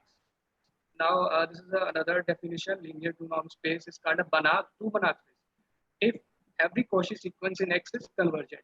So the two-norm spaces and two metric spaces concept has been studied and developed extensively in different subjects by the many authors. So this is the references. So before on to the main results, this is a proposition which is basically, and this is a crucial one for our main results. So this states that if X and Y the base vector spaces, a function Q from X to Y satisfies this functional equation for all xy belongs to X, then the mapping X from X to Y is linear. That means this. If a mapping X from X to Y is linear and it satisfies this condition, Q of iota X is equal to iota times Q of X holds for all X belongs to X, then the mapping satisfies this. So this is the reversible and the conversion part of the above. So this is the proof of the above. By putting X is equal to 0 in the above mentioned equation 0.3 and taking iota X is equal to iota Y is equal to X and minus iota Y is equal to Y, then we have this equation. So conversely, on the same lines we can get this result, then we have that mapping from X to Y is a linear. Now, this is a remark. Basically, this is a remark which is used up in the other main results. So this is all the points we have put, like we have from point B, if X is equal to Y in 0.4 we put, then we get this. Basically, it satisfies that all that work I have presented is okay. So now coming to the main result. So throughout this section, we assume that X is a complex two norm space, vector space with two norm, and Y is a complex two one arc space with two norm. So for a given mapping X from X to Y, we define this equation. Complex P of X comma Y is equal to Q times X plus iota Y plus of Q of X minus iota Y plus of Q of Y plus iota X plus Q of Y minus iota X minus 2QX minus 2QY for all X, Y belongs to X. If a mapping Q from X to X satisfies the linear functional equation this, and Q of iota X is equal to iota times Q of X for all X, Y belongs to X, then this equation holds. In fact, mapping Q from complex to complex with this solution satisfy to 0.2 as I mentioned above. So we prove now higher zone of stability is a linear functional equation. This one, basically this equation I am talking about. So before that, I introduce the lemma. Let X be a complex two norm space and Y be a complex two Banach space, and R minus Fullerton 1 belongs to R, and theta be a positive real number, and Q from X to Y be a mapping satisfies a Q of 1 plus iota times X is equal to 1 plus iota times Q of X, and satisfies the inequality this. For all X, Y belongs to X, then for all X belongs to X, and for all non-negative integers X, L, M with this condition L less than M, we have this equation or this equation. So the proof is started since we have this. I already considered. Okay. So let's come to the main theorem because the lemma is used up here in that sense. So it is crucial to talk on this. So let X be a complex two norm space, Y be a complex two Banach space, and let R is less than 1, theta be a real number, and let Q from X to Y be a mapping satisfying this equality and this inequality. For all X, Y belongs to X, then there exists a unique additive mapping G from X to Y such that this condition, this inequality holds. Now in the proof we have consider firstly where a sequence. Yes, you can focus remarks or a corollary, etc. Skip the proof. Okay, sir. Yes. Okay. Similarly, the second theorem is based on the same idea as we have previous one theorem, but by consideration of the condition R is greater than 1, and the proof is similar to the previous theorem. And this lemma is similar to that, but here we have excluding the one element 1 by 2 from R, which belongs to real number. So the proof is similar to the above previous one theorem. Okay. And remark, yes. So here the above mentioned theorem extend the corresponding results, theorem 2.1, 0.2, 2.3, 2.4 of paper. This is a paper from where I got the result, and we extend these results in two Banach spaces, in the complex two Banach space. So here is a references of that, and thank you. Dr. Gerala, you want to say something? No, thank you. Call the next. Next one is Aarti Sugandhi from Bhopal. Common fixed point theorems in digital metric space of integral time. Is there Aarti Sugandhi?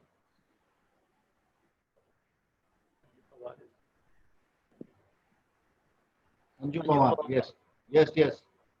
Anju Pawar, can you hear me? Anju Pawar?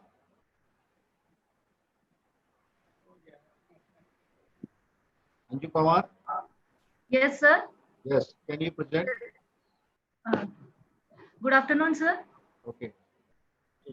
The presentation topic, the topic of my presentation is a brief review on different type of contection in fixed point theory.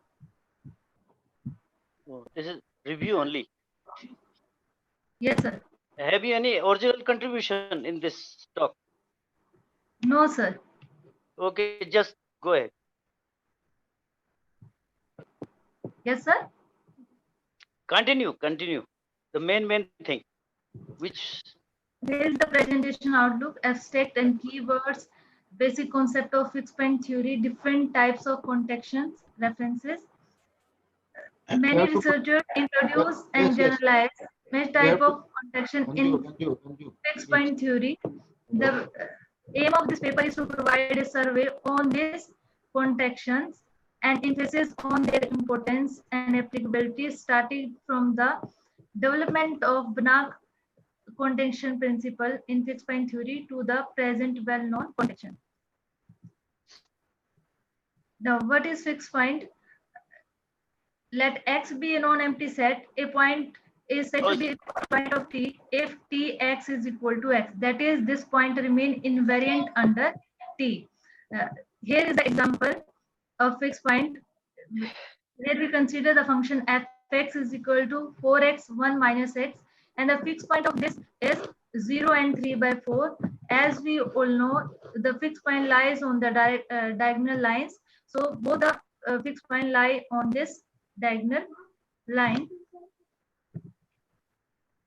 Fixed point theory has been discovered as an important and powerful tool for nonlinear analysis due to its great applicability in almost all quantitative sciences. The origin of fixed point theory lies in the method of successive approximation used for proving existence of solution of differential equation introduced by Lavelli 1837 and Picard in 1890. But formally, it was started in the beginning of 20th century as an essential part of analysis. Now, why we need to search the fixed point? The search of fixed point is motivated by finding zeros of a polynomial or finding the null space for an operator, finding eigenvectors for an operators. Here is the sequential development in fixed point theory. First, the Poincare fixed point theorem comes in 1886, and after then Brouwer gave the fixed point result, and then Banach contection principle and Schroeder fixed point theorem. In 1886, Poincare was asked to work on fixed point theory, and then the historical point of view, Brouwer proved more classical result in the fixed point theory. Here is the result. The main two fundamental theorems for fixed point are Brouwer fixed point theory and Banach contection principle. These two are the turning point in fixed point theory. Here is the statement of this theorem, Banach fixed point theorem.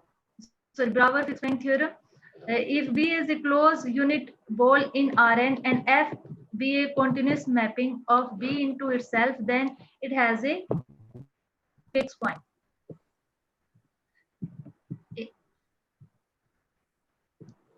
Also note that this is non-constructive result because it does not derive how to find the fixed point, but it only says that there must exist a fixed point.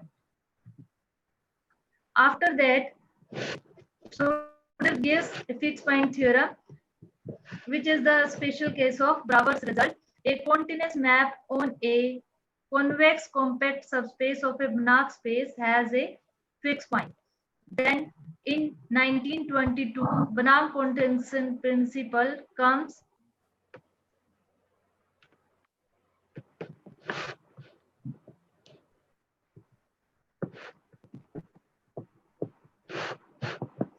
The theorem, let UD be a complete metric space and TU to U be a contection mapping, then there exists a constant alpha 0 to 1 such that d tu tx less than equal to alpha d uv for all uv belongs to u. Then T has a fixed point. And this condition 1 is known as Banach contection. And this is the statement of Banach contection principle. It provides many application in fixed point theory. Yeah. Many realize this. Do you want to state something new which is not covered up to yet that in the previous talks, or simply you are revisiting again the same thing? Or if you want to say something new which is not covered yet? Sir, this is a survey article in which we No, combine no, fixed point theory and that I different know, but it may be possible that some topics may be left in your survey. Just you can point out these topics.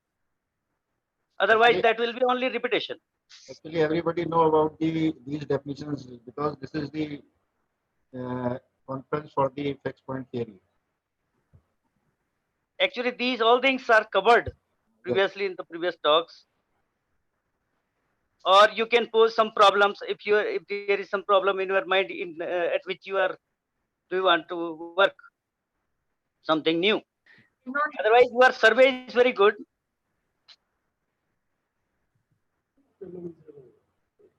I have a question for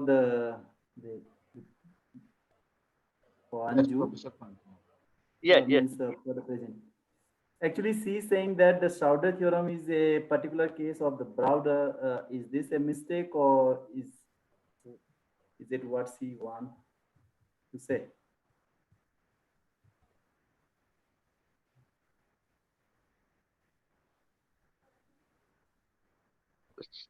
Ms. Anju, you want to say something?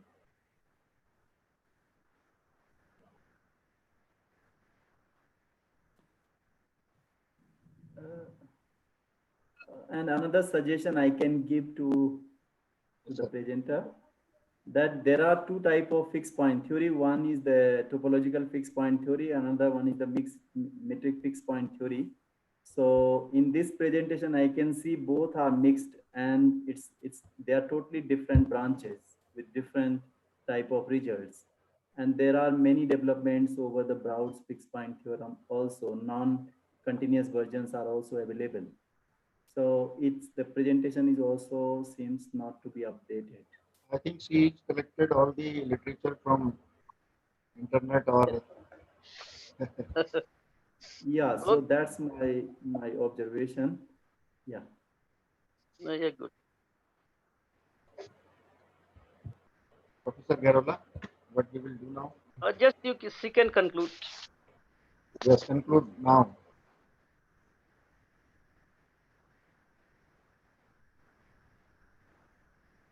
Anju Pawar. Anju Pawar.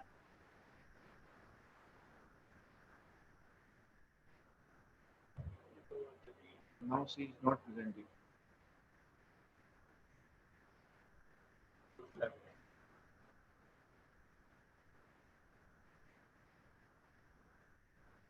Now we can call next one. Sir.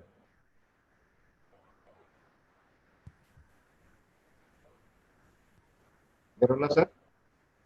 Next speaker. Aarti Sugandhi. Yes, sir, I'm here. Aarti, Yes, sir. Please share your screen. Your topic is common fixed point theorems in digital metric space of integral type. Yes, sir. Yes.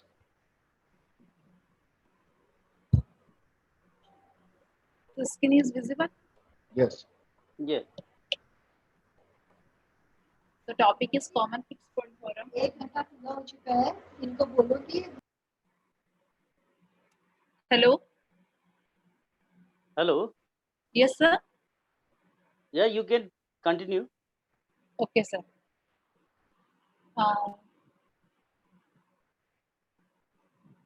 The abstract of my paper is that the aim of present paper is to generalize the Banach construction principle in digital matrices. That is the different.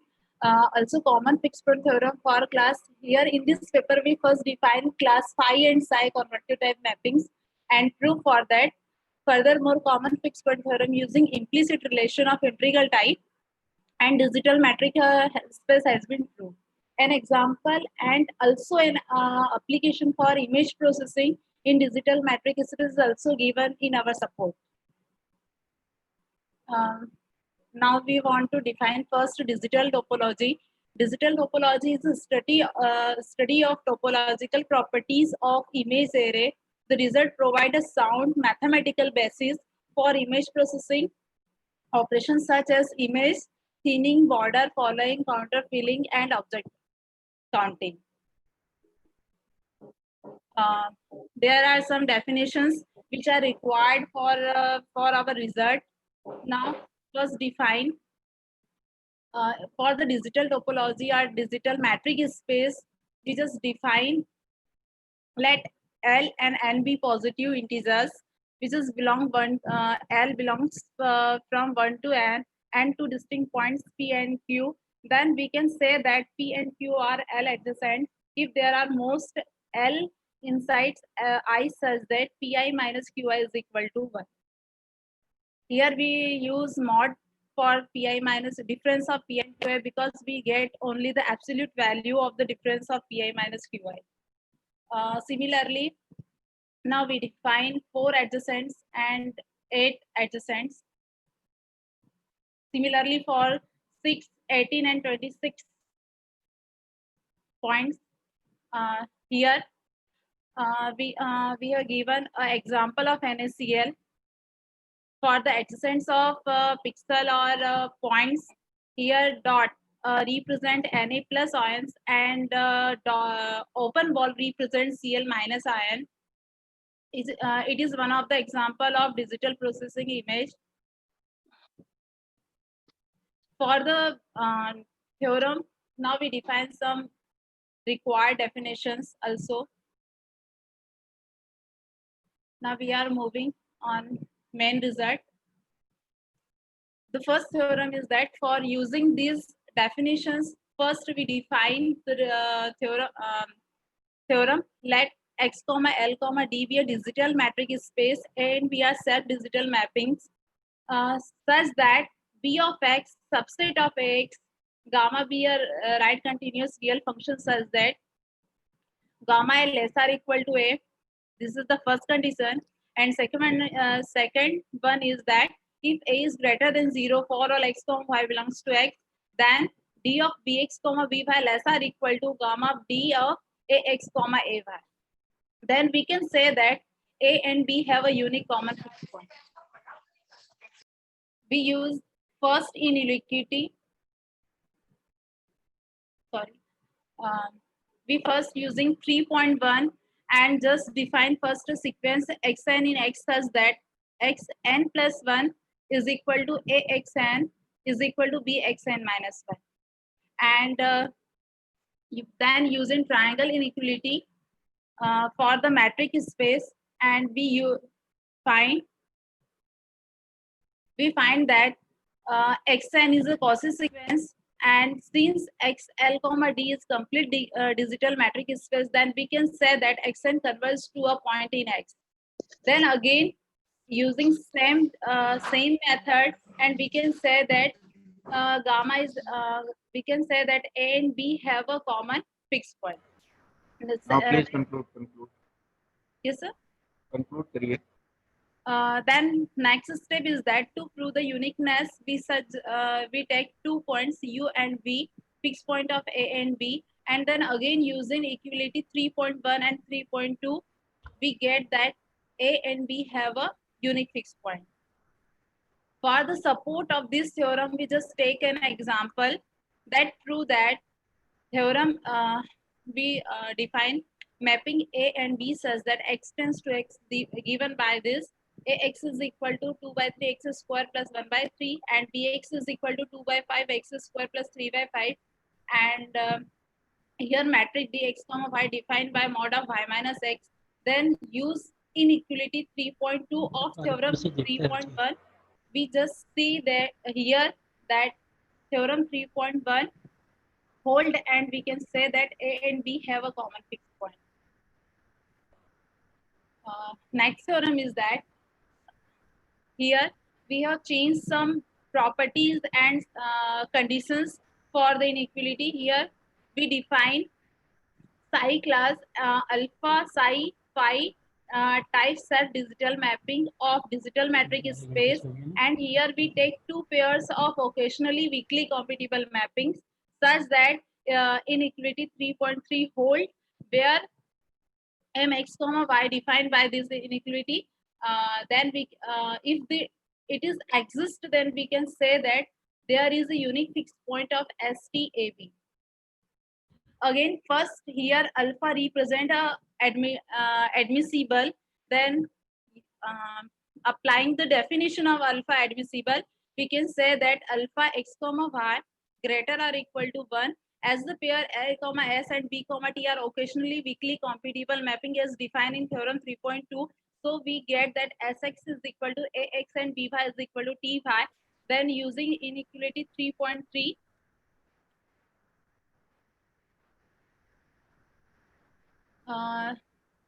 yes, now complete. we get that Z is common fixed point of ABST. Come to the final slide. Okay. Then again, next step for the uniqueness of fixed point. So we take two different fixed point of ABST and applying again inequality 3.3 and calculate by C method, we get Z is equal to U. So we can say that Z is unique common fixed point of ABST. As the same for the supporting of theorem 3.2, we take an example. Here we take X is a non-empty set, that is the set of natural numbers, and metric space defined by y minus x mod of y minus x. And here we take a digital metric space x comma d comma 4, that 4 represent here the adjacency of S and T, and defined by ax is equal to x plus 1, by defined by y plus 1, sx defined by x minus 1, and ty defined by y minus 1. Then we use the inequality 3.3 and we get that the inequality hold, and we can say that A, B, S, T have a common fixed point. And now for the theorem 3.3, first we define implicit relation. Here M6 denote the set of all real valued continuous functions. State of 6 elements satisfy the following conditions. Here we define 3 implicit relation of integral type, and also take an example for mapping phi such that 0,1 power 6 tends to RS. And on the base of this implicit relation, first our theorem is that here this theorem is let x comma l comma d be a digital metric space, and taking 4 self digital mapping STAB such that this mapping satisfy condition 3.4 and 3.5 for all x comma y belongs to x, and the function phi belongs to M6. M6 represent the implicit relation, and psi phi says that R plus tends to R plus is Lebesgue integrable mapping which is summable, not negative, and such that this condition is satisfied. Integral 0 to epsilon phi t dt always greater than 0 for each alpha epsilon greater than 0. Ms. Aarti, your time is now. Time is over Okay, now. sir, last condition. Yes, last condition. You have to. Okay. Sir, on this theorem, we just take an application. One more corollary. In this corollary, we just change only, we deduce a new form of theorem, that is when we put phi of t is equal to 1. So we get this new condition. That means we remove the integral form of the theorem and we get the corollary 3.1. So one last application.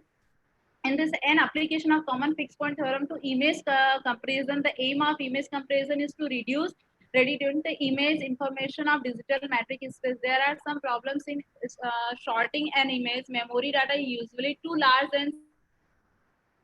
and stored image has not more information than original image. It's known that the equality of compressed image can be poor. For this reason, we must pay attention to compress the digital image. Fixed point theorem can be used to image comparison of digital image. And on this statement, Actually, we have 50 participants. So how can we? Okay, so that is the last example which is support our application of digital image processing. Here we take a 5 by 5 matrix. This is the example of represent an image, and after using the theorem 3.3, we get the integral image by this one. So by this theorem, I mean that when we use the digital matrix space, we can compress the image and lots of there for example, for this image to solve and get the integral image of this image, we need more than 50 operations, but we can solve in short term. Okay, thank you, sir. There are some references also that we are used, and thank you. Thank you very much, Professor Garola. The next is the Aarti. Yes, sir. Aarti next. Next one is Delhi. Yes, sir. Yes, sir. Next one is Ayush Bartwal from HNBGU. Sir, good afternoon. I am Aarti. Aarti Sugandhi. Sir, I am Aarti, SRM University, Delhi. Yes, sir. Yes. Okay, you can continue. Okay. Good afternoon, sir. Sir, this is my topic, fixed point result for rational type contraction in ordered metric spaces. So these are the presentation outline. So abstracted in this paper, we establish a fixed point result for rational type contraction in framework of metric spaces with a partial order. Our result generalizes the result of Das and Gupta and the result of Cabra, Harjani and Sadarangini. So keywords are fixed point, rational type, generalized contraction mapping, and ordered metric spaces. Sir, this is the introduction. The Banach contraction principle is one of the most... Come to the final result. Come to the main result and definition of that. Yes. Okay, sir. Sir, this is the theorem which was proved by Das and Gupta for complete metric spaces, and the same theorem is proved by Cabra, Harjani and Sardangini for partially ordered metric spaces. So these are the definitions. We use altering distance function. These are the functions we used in our main result. So this is the main result. If X be a partially ordered metric space and there exists a metric D in X such that XD is a complete metric space, then we let T be a non-decreasing mapping such that for all XY belonging to X with X less than or equal to Y, this condition is satisfied. We have defined MXY and NXY like this. Firstly, if we take Tx naught is equal to X naught. You can skip the proof. You can skip the proof. Only state your main results or something, any remarks, so this is the you can state this is the main result.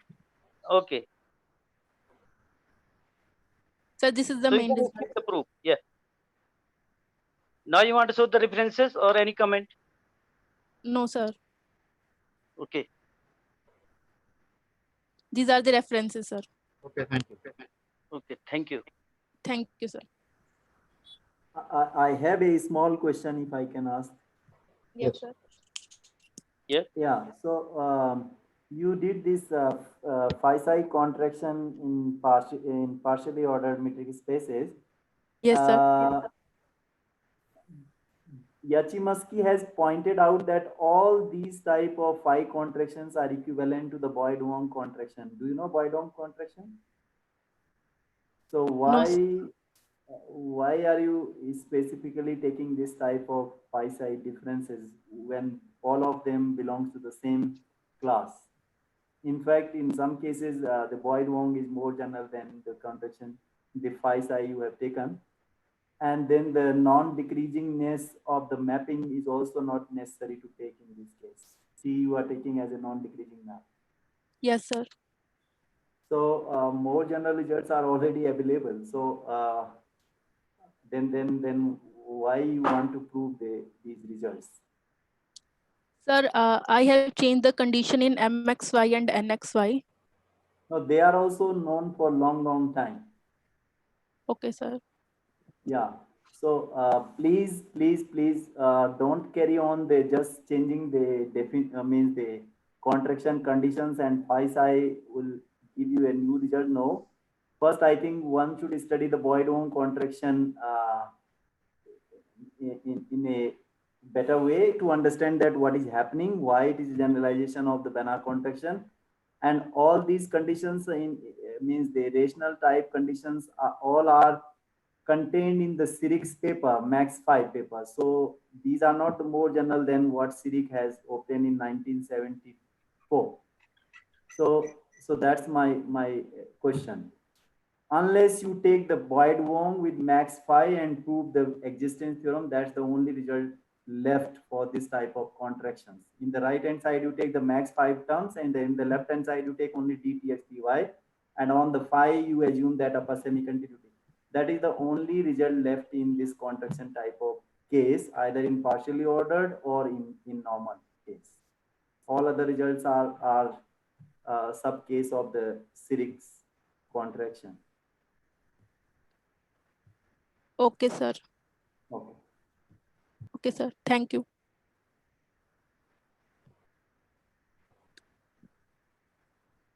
Yes, sir. Okay. Next. Next one is paper of GVR Babu Durga Sailaja Sri Chandana. Sir, yes, sir. I'm Chandana, sir. Yes.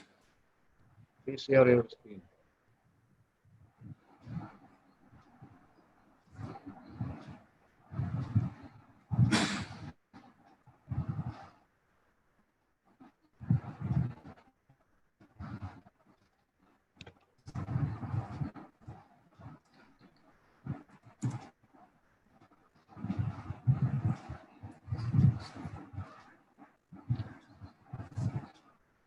Good afternoon, sir.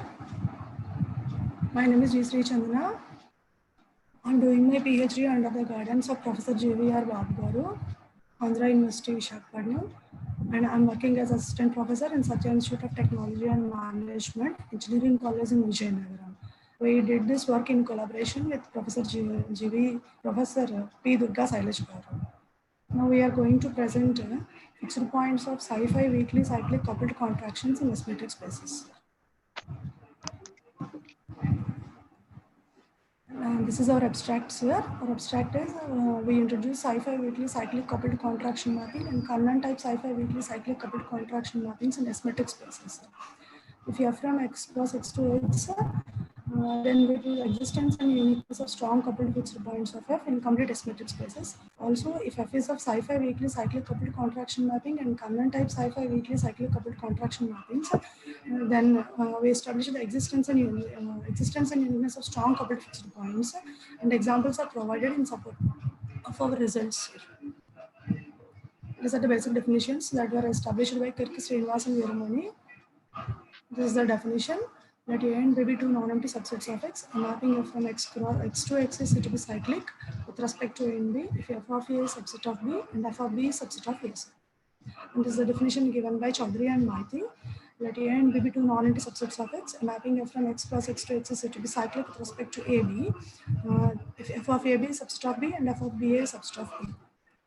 This is the definition given by Gyanabhaskar and Lakshmi Garu. Let X be a non-empty set and F from X plus X to X be a mapping and element XY belongs to X plus X is said to be a coupled fixed point of F if F of XY is equal to X and F of YX is equal to Y. Now this is the definition of strong coupled fixed point. Let X be a non-empty subset.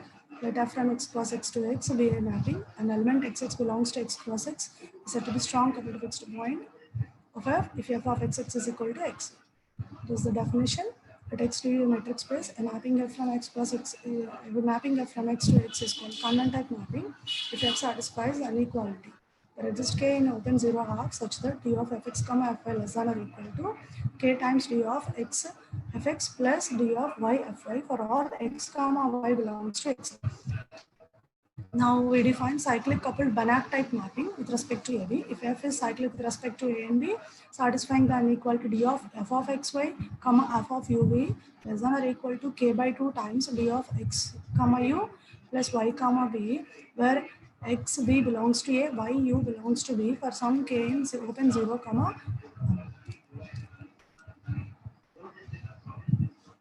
And now we define cyclic coupled Kannan type mapping. Let A and B be two non-empty subsets of a metric space XD. We call a mapping F from X cross X to X is a cyclic coupled Kannan type mapping. Just do the definitions and come to the result. Sir, okay, sir. Come to the final result. Sir, if F is a cyclic coupled Banach type mapping or F is a cyclic coupled Kannan type mapping in a metric space, then F has a strong coupled fixed point in A intersection B. Whenever A and B are two non-empty subsets of X. Of a complete metric space, in a complete metric space. And this we use psi, where psi is continuous, psi is non-decreasing, psi t is equal to 0 if and only if t is equal to 0. And this is the definition used by Chandok, which is cyclic, Kannan type cyclic weakly mapping. If F is a Kannan type cyclic weakly mapping, then F has a fixed point in A intersection B. Now we established the cyclic coupled Banach type mapping and cyclic coupled Kannan type mapping in S-metric spaces. This is the definition given by Sajji, Shob, Alauchi in S-metric space. Let X be a non-empty set and S-metric on X function from X cubed to close to 0 infinity, satisfying the three conditions: S of XYZ greater than S of XYZ greater than or equal to 0, S of XYZ is equal to 0 if and only if X is equal to Y is equal to Z, and S of XYZ less than or equal to S of XXA plus S of Y by A plus S of ZZA. These two are the examples of S-metric spaces. And these are all the basic preliminaries established by Sajji, Shob and Alauchi in S-metric spaces. This is the main theorem of Sajji, Shob, Alauchi in S-metric space, that is let XS be in S-metric space and T from X to X be in S contraction, that is S of Tx, Ty is less than or equal to lambda times S of XXY for all X belongs to X. Come to the result. This is our main definition, sir. Let Xs be in S-metric space, let A and B be two non-empty subsets of X. We developed the contraction in a cyclic coupled mapping in S-metric space. Let F from X cross X to X be a mapping. F is cyclic with respect to A and B, and there exists psi in psi and phi in phi such that psi of S of F of XY, F of UV, F of WZ is less than or equal to psi of half times maximum of S of XXW, S of UUV, plus maximum of S of YYZ, S of VVZ, minus phi of maximum of S of XXW, comma S of UUV, comma maximum of S of YYZ, comma S of VVZ, where XUZ belongs to A and YVW belongs to B. Phi is in two variables. Then we say that F is a psi-phi weakly cyclic coupled contraction mapping with respect to A and B. If F is a psi-phi weakly cyclic coupled contraction mapping with respect to A and B, then A intersection B is non-empty and F has a unique strong coupled fixed point in their intersection. And these are the corollaries that we draw. If we choose psi t is equal to t in the main theorem, then we get this corollary 1. And if we choose phi of t1 comma t2 is equal to 1 by 2 minus k times t1 plus t2 in corollary 1, where k belongs to open 0 comma half, we get another corollary. This is the supporting example. Whenever for F is of a psi-phi weakly cyclic coupled contraction mapping with respect to A and B. Sir. Another definition is cyclic Kannan type psi-phi weakly cyclic coupled mapping contraction. This is the second definition. And F is of a Kannan type psi-phi weakly cyclic coupled contraction, then and F is then A intersection B is non-empty and F has a unique strong coupled fixed point in their intersection. And again, if psi t is equal to t, we get another corollary from theorem 2. And if we choose phi of t1, t2 is equal to 1 by 3 minus k times t1 plus t2 in corollary 3, we get another corollary. This is the supporting example of theorem 2. Sir. In this, we choose S of XYZ is 0 if X is equal to Y is equal to Z, and that is equal to X plus Y plus Z otherwise. We choose A, we took A and B as A is closer to 0 for, B is closer to 0, 1, and F of XY is equal to XY by 8. If X in A, Y in B is equal to 0 otherwise, then F is cyclic. And if we choose psi T is equal to T by 2, and phi of T1, T2 is equal to phi by I times T1 plus T2.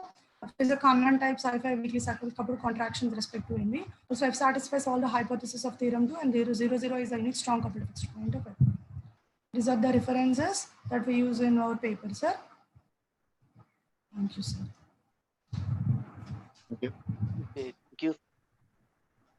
Any question? Any questions, sir? So the next. Next one is GVR. This paper is GVR Babu, P. Durga Saijala, or Sri Chandana. Good evening, sir. Good evening, Durga. Good evening, sir. I am P. Durga Sailaja. Okay. Please share your screen. Chandana. P.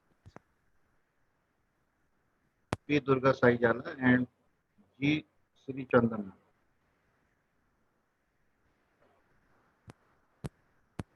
Hello. Yeah, continue, please. Hello. Hello. Yes, yes, yes. Start.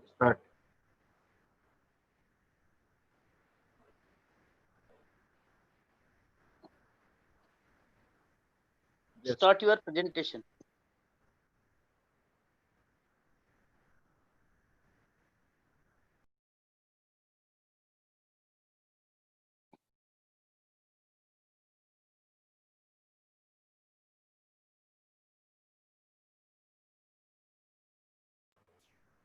Yes. Start your presentation. We can see your presentation.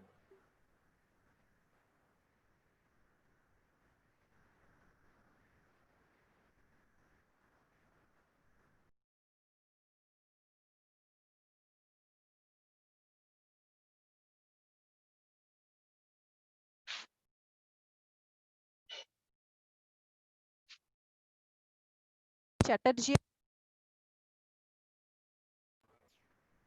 Yes, start. It is visible.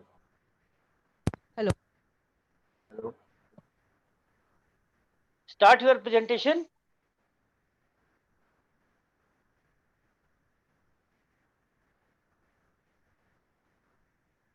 PD Sailaja. Can you hear me?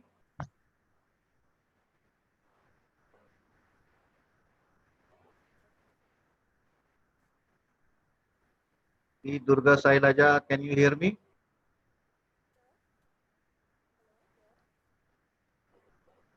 Yes, we can see your presentation. Start.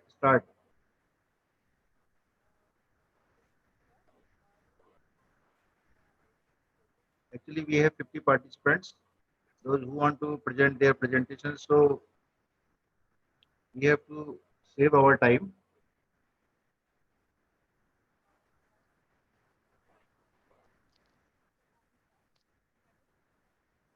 Is there any difficulty?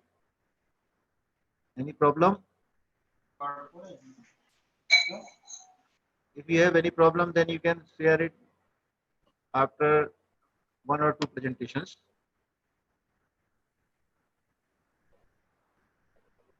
Next one is Bharti Joshi. Charu Batra. Yes. Which one? Sir पहले ये screen sharing हो रही है. Sharing हो रही है. Sir screen sharing नहीं हो रही. ये पहले से किसी की हो रही है. नहीं, this is Please stop sharing. Sailaja. Sailaja is trying for the presentation. Sir, I think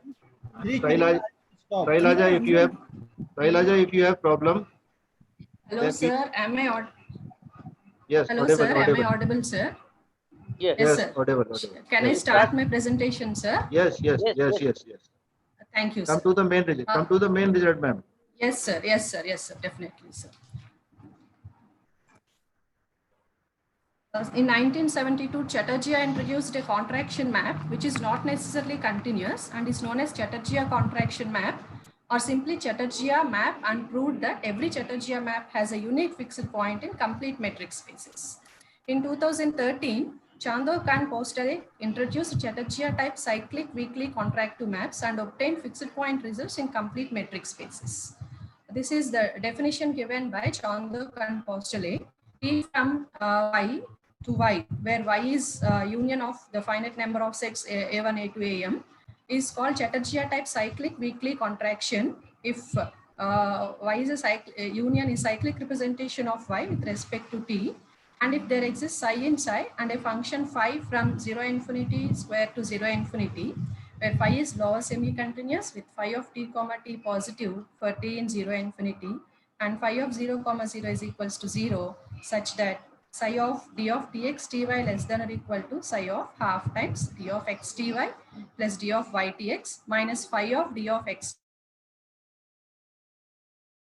in ai, y in ai plus 1 is equals to a1. And they proved that if the x comma d is a complete metric space, then a Chatterjee type cyclic weakly contraction has a fixed point in intersection of AIs. Chowdhury, Mehti and Konar extended the above notion of cyclic mapping to the case of mapping defined on x cross x in the following. A mapping f from x cross x to x is said to be cyclic with respect to two non-empty sets A and B if f of AB is contained in B and f of BA is contained in A. Such a function f is also said to be a coupling with respect to A and B. And a mapping f from x cross x to x will be a mapping. Yes, sir. An element x comma x. Yes, sir. Is a strong coupled fixed point if f of x comma x is equal to x. And this is another definition defined by Chowdhury, Mehti and Konar, which is f is called here Chatterjee type coupling with respect to A and B. This is the theorem proved by Chowdhury, Mehti and Konar. So inspired by these works, in this paper, we define Chatterjee type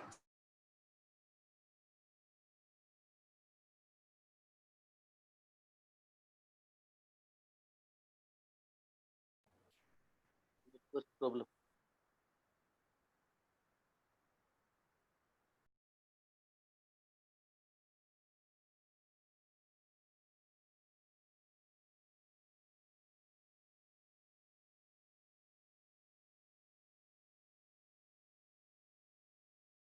I think there is network problem.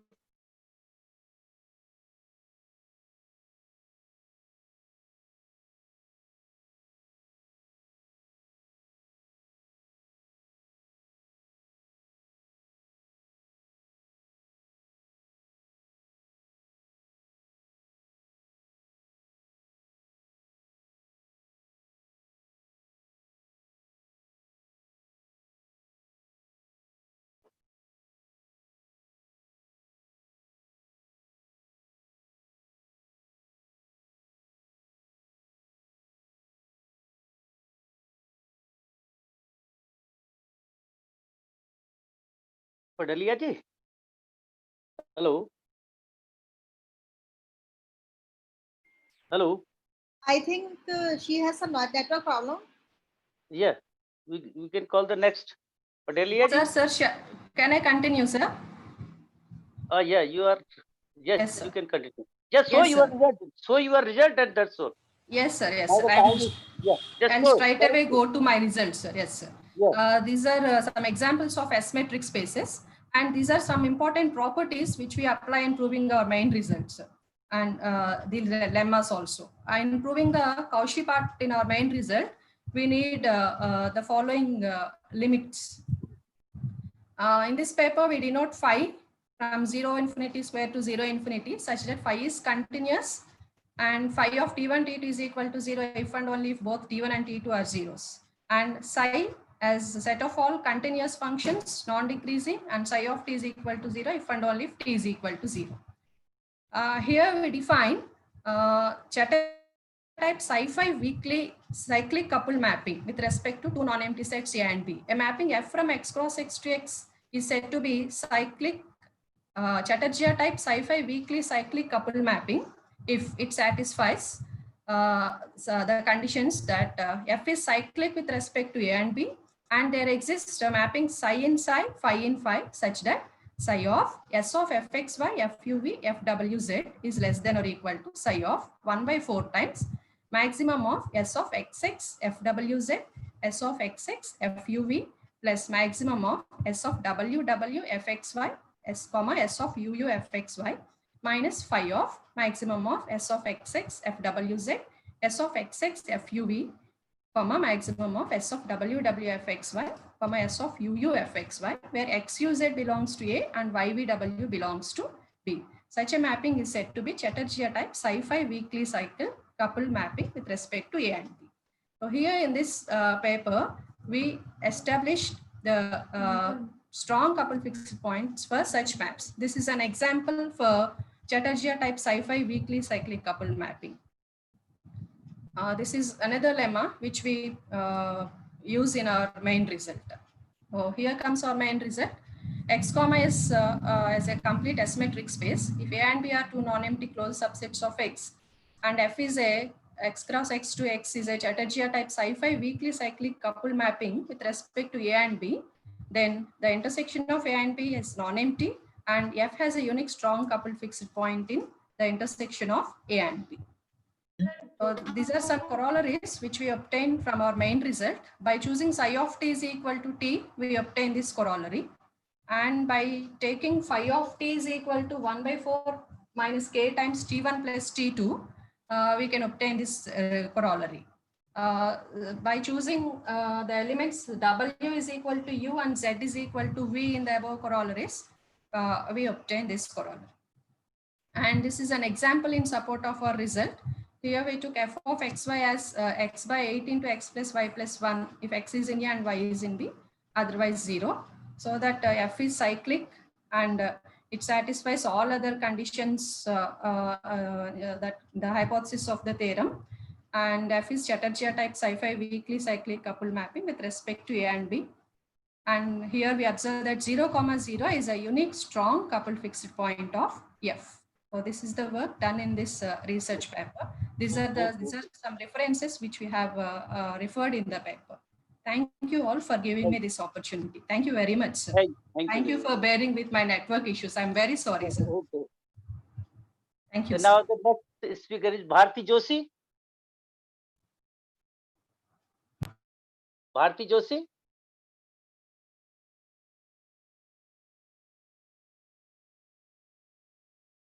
Charu Batra. Yes, sir. Charu Batra. Yes, sir. Please start.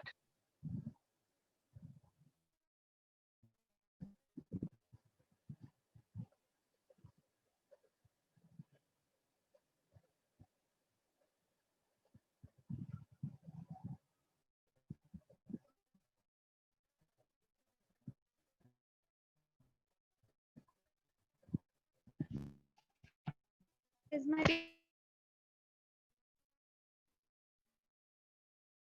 Open your presentation and then share.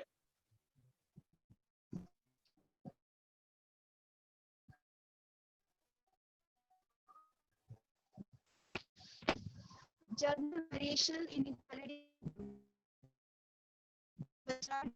mathematics, Andhra University, Rohtak.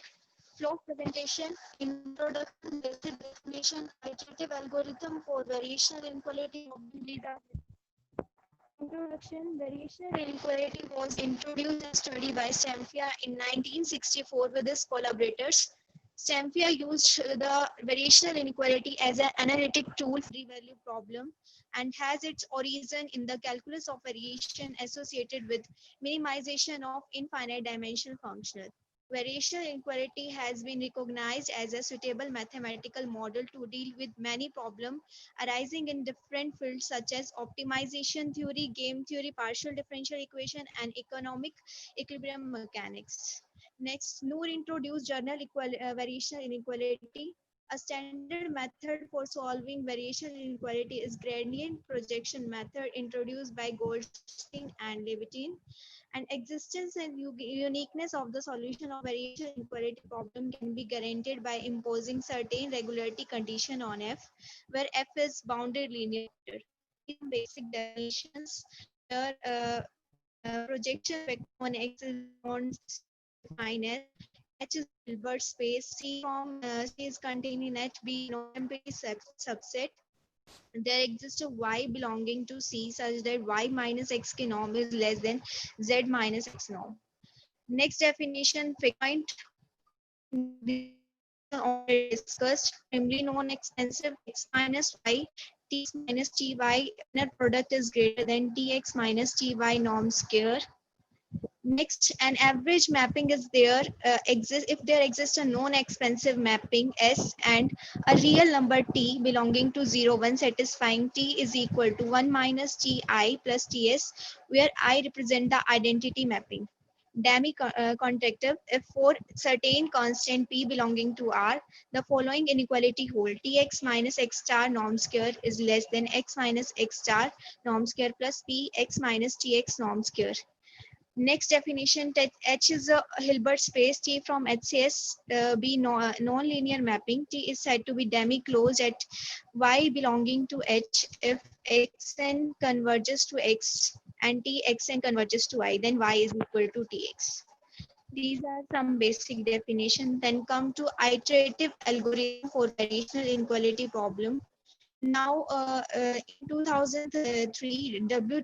Takashai and Toida introduced an iterative process for finding a common element of the set of fixed point of the no-extensive mapping and the solution of variation inequality problem for an inverse strongly monotone mapping, and then obtain convergence theorem. This is a theorem.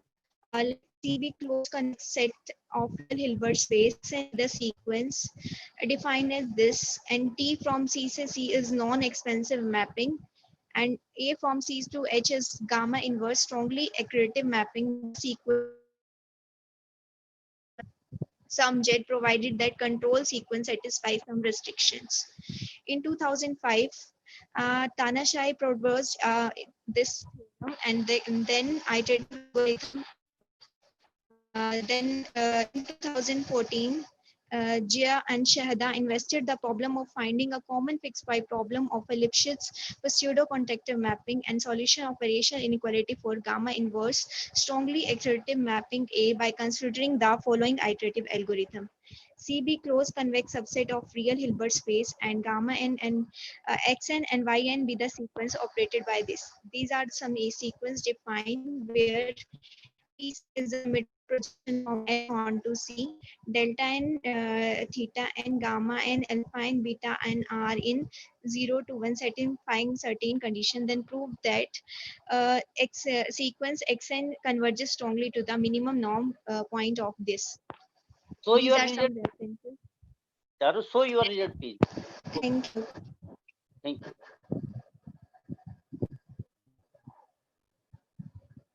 This is a survey paper, sir. Yes, yes. Next is Chetna Mehra.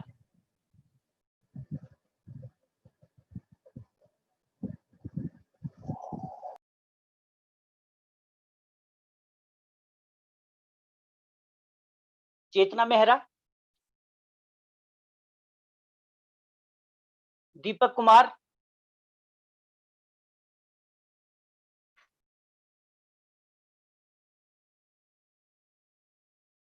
DMK Kiran.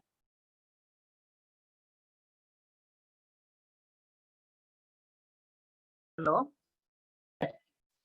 Sir, can you hear me? Yeah. DMK Kiran. Yes, sir. Yes, sir. Huh? Sir, can you hear me, sir? Name, Hello. please. Sir, my name is DMK Kiran. Yeah, you are presenting. Okay. Yes, sir. Thank you, sir. Sir, my name is DMK Kiran, research scholar, Geetham Deemed to be University, Visakhapatnam, Andhra Pradesh, India, sir. Okay. Sir, my paper, common fixed point theorems for generalized alpha beta psi orbitally cyclic admissible maps via simulation functions in B-metric light space. The author is myself is DMK Kiran, my guide MVR Kamesri Garu, and my co-guide KPR Sastri Garu. Sir, this is abstract. I am using JetCon reaction, JetCon reaction on simulation functions, but to prove my fixed point and two functions, sir. Sir, this is general definition. First one, sir. First one is metric light space on X, and second definition is B-metric light space, sir, defined on function taking a set non-empty set capital X, sir. Two definitions. And I am also giving one example for this is alpha X sigma B, neither a B-metric space and nor metric light space, sir. And second definition is on the set X alpha beta X sigma beta, we are defined Cauchy, that means convergence and Cauchy sequence and completeness. And this is the basic, this is main important lemma for proving my result. So that is let X alpha beta be a B-metric light space. These two below conditions is satisfied. And second definition is, sir, we define second definition, T and S two self maps on a non-empty set a capital X. Suppose that there is two functions alpha beta such that the function is defined, sir. These two in the alpha and the pair ST is an alpha beta orbitally cyclic admissible pair, sir. The next one, we are using simulation functions by satisfying following conditions, sir. Using JetCon reaction with respect to a simulation function. So this is basic definition. We define a generalized alpha beta orbitally cyclic admissible JetCon reaction with respect to psi on two functions S and T, sir. So this is the main result. Let X alpha B metric light space S greater than or is equal to 1, two self map following between the 5 conditions that then ST have common fixed points, capital X. And this is my second result. This is the comparing it first result. We just change a fourth condition that is continuous, and this one is the different condition we are taking and proving the common fixed points. And I proved the two corollaries and also following one example, sir. So these are using the reference, sir. So thank you very much for giving a good opportunity, sir. Thank you very much, sir. Thank you very much. Thank you very much. Any question? Now the next is Fahim Ali. Fahim Ali.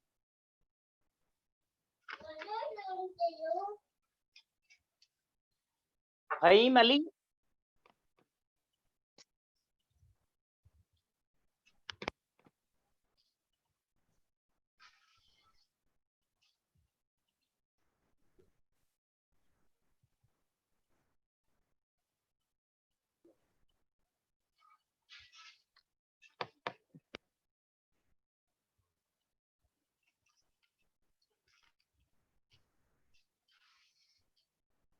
Yeah, start please.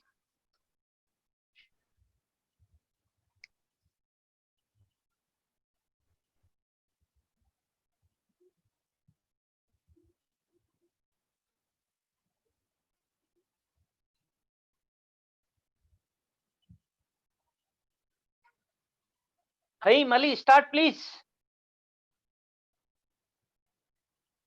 Fahim Ali, can you hear me?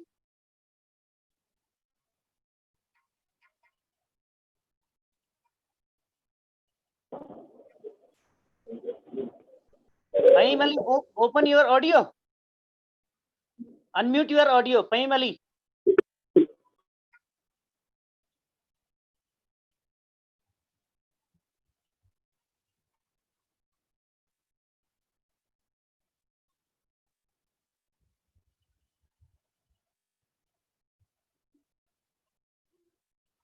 Fahim Ali? Unmute yourself, unmute. అంటే madam చూస్తున్నాను madam 2 గంటల నుంచి చూస్తున్నాను వాళ్ళు నాకు తెలిసి వాళ్ళు ఇది ఇంట్రెస్ట్ చూపించట్లేదు మేడం. అవును అది మేడం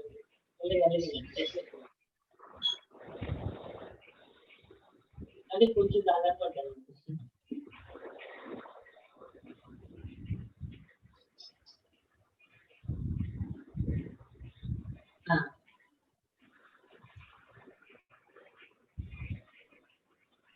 అంటే మేడం యాక్చువల్గా నేను అన్ని చేశాను మేడం, చేసి పెట్టుకున్నాను. దాని ఏంటి మేడం 30 kg మేడం 30 అయితే ఇక్కడ ఏంటంటే చూస్తున్నాను చూసి అవును madam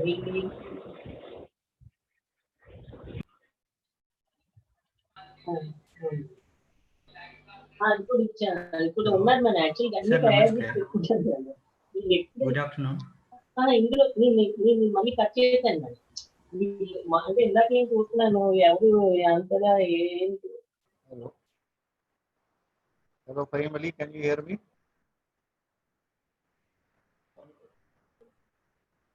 Fahim Ali. Fahim Ali.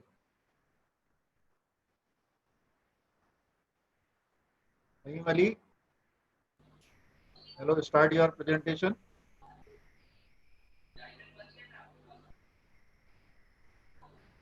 He is mute, I think. Yes, now. Unmute करो इसे. Yes, start.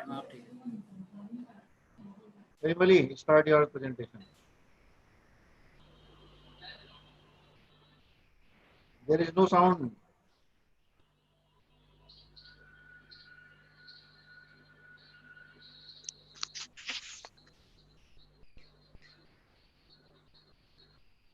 I think there is some technical issue. Yes. May use headphones. Because his mic is unmute, but there is no sound.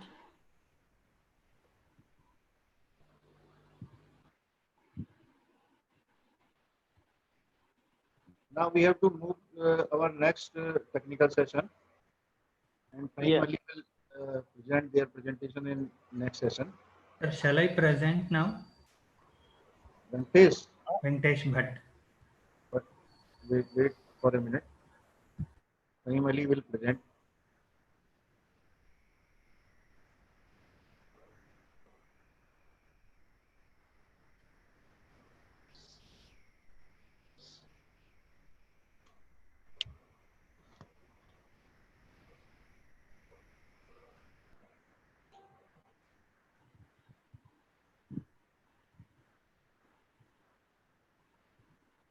Yes, Fahim.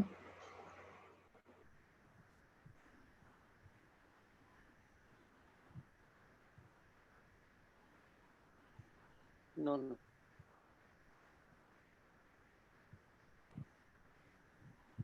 Yes, ma'am. I think he can present in the next session. Yes, yes. So this session is over, I think. 16.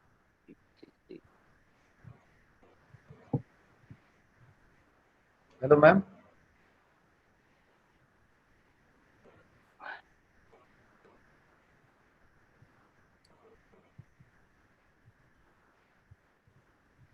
Hello. Yes. Darshana. Yes. Hello. Yes. So can we start next session now, sir?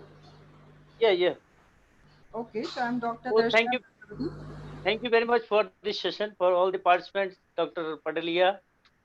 And now I handed over the session to Madam Prajapati. Thank you very much. Thank you, sir. Thank you. Thank you, sir. Thank you very much. So in next session, 16 number, that is Fatim Ali, but he's not able to present. So I call Geeta for next presentation. Geeta available? Yes. Yes. Good evening, ma'am. Good evening. Present your screen. Yes, ma'am. Okay.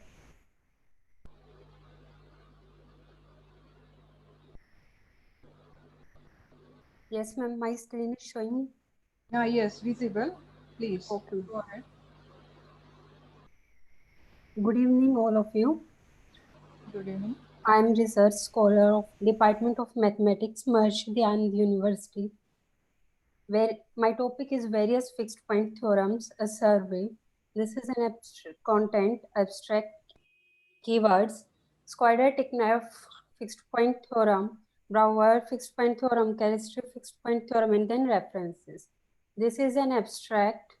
Numerous generalized theorems have been given by ma'am. You skip this part and show your main result. Okay. Main. The introduction of Squader is 1934.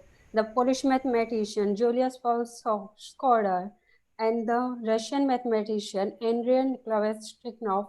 This is in basic definitions. Convex set, locally convex topological vector space, fixed point of a set, and finite intersections property.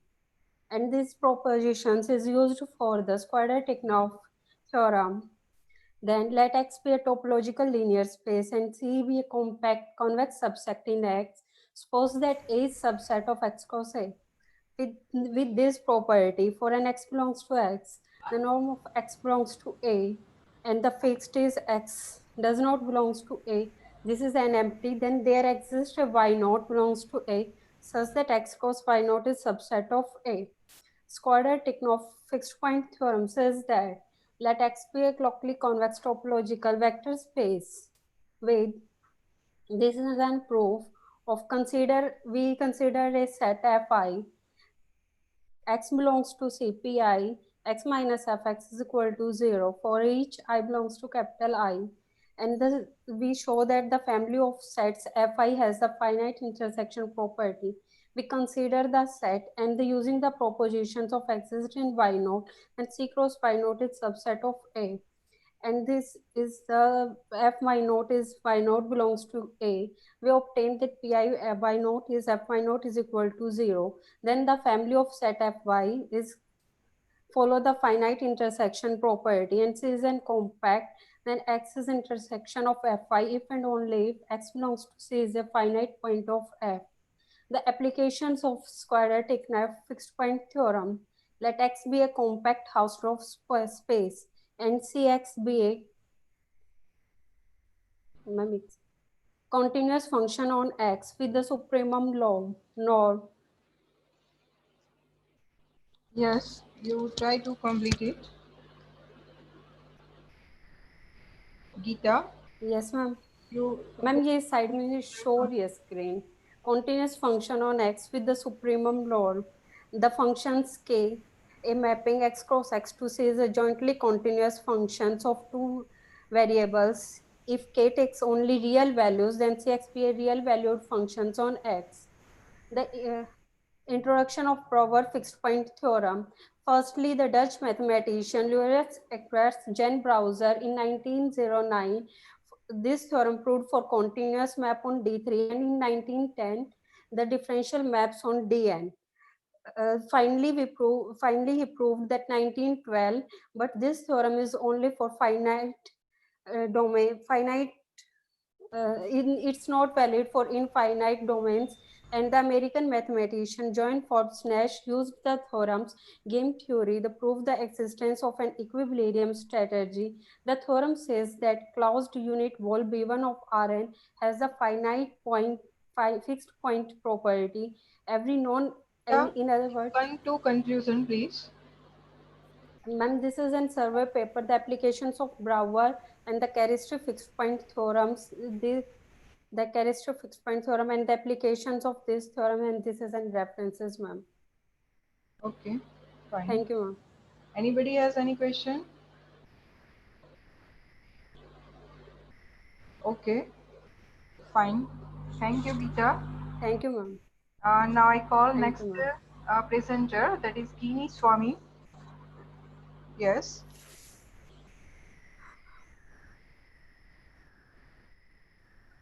Present now.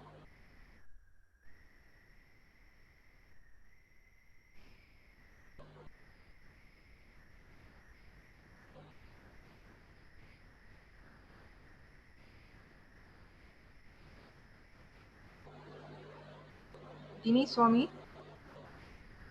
Hello.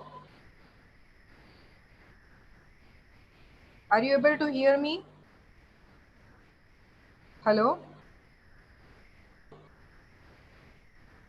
I think some technical issues are there with Dini Swami.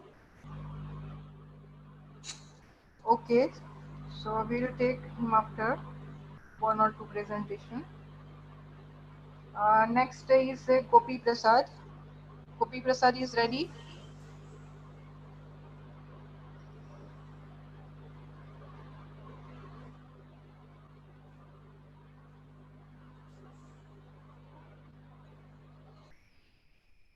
Hello.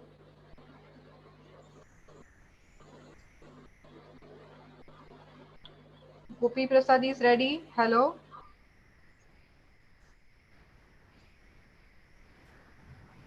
If the candidate is not ready, you may shift to the next one.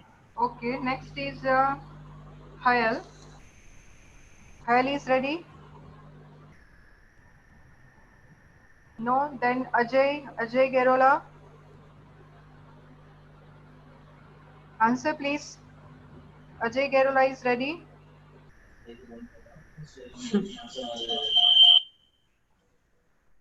Kavita. Yes, ma'am. Kavita. Yes, Kavita, you present. Start your presentation now. Okay, ma'am. Just yes. Okay. Till she shares the slides, maybe you can decide the who will be next one. Yes. Good evening, ma'am. May I start? Yes, you can start, Kavita. Good evening to all. My name is Kavita. I am a research scholar from Department of Mathematics. Others are requested to mute their mic. Dinbandhu Choturam, University of Science and Technology, Murthur, Sonipat, India. As my topic is fixed point stability of additive functional equations in paranorm spaces. It is actually an application of fixed point theory because fixed point theorem is used as a method to check the stability of additive functional equations in paranorm spaces. In my PPT, my outline are introduction, preliminaries, main results, conclusion, and references. This is introduction about stability problem, from where it arose, in which year, which mathematician has done what work. Now, this is my equations, additive functional equations. These two functional equations are stability of these two functional equations is checked by using fixed point method. Preliminaries are first definition of paranorm space. This theorem, which was given by Margolis and Diaz in their paper, a fixed point theorem of the alternative for contraction on generalized complete metric space in 1968. This theorem is used as a technique or method to check the stability of the given functional equation in this paper. Throughout this paper, xp is taken as a Frechet space and y is as a Banach space. First, higher Ulam stability. Functional equation one. Functional equation one is this. Theorem is, let phi from x4 to 0 to infinity be a function such that there exists a constant L less than 1 which satisfies these four conditions for all x, y, z w belongings to x. Then there is a mapping f from x to y be an odd mapping such that it satisfies equation 5 for all x, y, z w belongings to x. Then there exists a unique additive mapping a from x to y such that condition 4 is equation 6 is satisfied for all x belongs to x. Proof. In this proof, first all variables w, z, y and x are taken equal in equation number 5. Then just a simple method is followed. Consider a set S. This set S is a collection of all mapping from x to y, and a metering is defined on it, which become complete generalized metric. So S become complete generalized metric space. Then a linear mapping from this set S to S, is defined in such a way that it become strictly contractive mapping. Because as I had said that this theorem we are going to use as a method. In this theorem, we can see xd. Conclude now. Okay, ma'am. Using fixed point method, these results are used and proved. So these two are proved. Then there are some corollaries. Next theorem.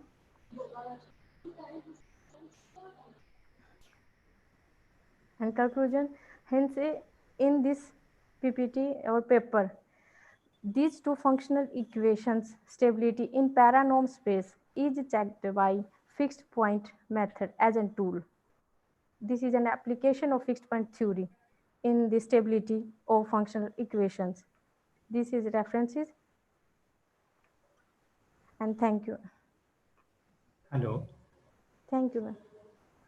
And yes, sir. Kavita. Yes, ma'am. Thank you. Am I done? Anybody wish to ask any question? Hello. Shall I present, Madam Venkatesh Bhatt? Yes, sir. Sir, Yes. should I stop share, ma'am? Stop. Yes, Venkatesh, sir, you can start your presentation. Is my screen visible, ma'am? Yes, yes. So good afternoon, everyone. So I am Venkatesh Bhatt, working as a teacher and also a research scholar, PET Research Foundation, under the guidance of Gini Swami, and also in collaboration with Madam Jayanti. So we are going to prove some results under fixed point theorem in partial B metric space. So our presentation is followed by introduction, preliminaries, main results and references. So introduction, fixed point theory of major tool used in different areas in hello, is my audible? Yes, yes, you are audible. In engineering sciences.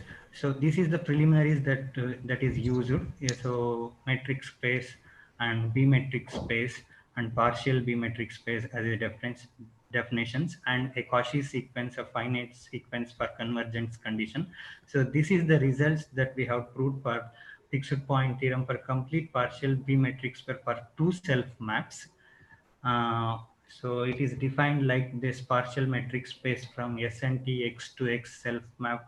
So PV of Sx dy is less than equal to A PV of Sx and B Py dy and C into PV of x comma y, where the condition followed by A plus B plus C is less than or equal to 1. And then S and T have unique fixed point in X. So this is the proof. Proof is defined by defining the sequence of xn is txn minus 1 and xn plus 1 is sxn, and we have used that condition to our results of the definitions, and later we have proved that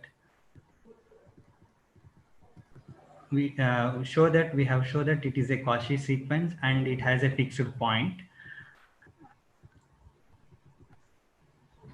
The Cauchy sequence is convergent and fixed point. Then we have shown that it is a unique fixed point for S and T.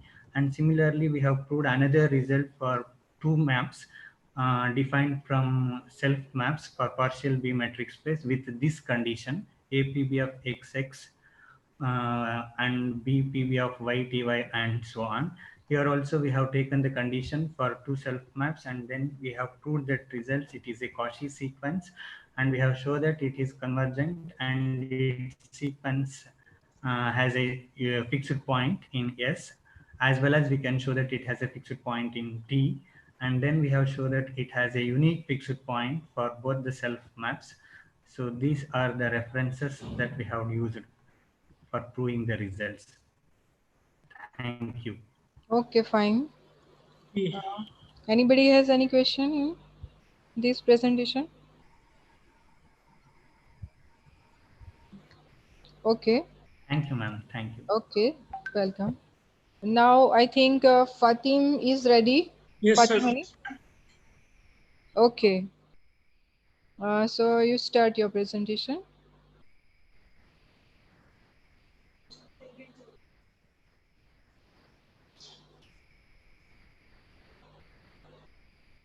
Hello. Yes. Audible? Yes. Good evening. Okay. Good evening, ma'am. Yes. My presentation topic is estimating fixed points and the solution of a delayed differential equation by a novel iterative scheme.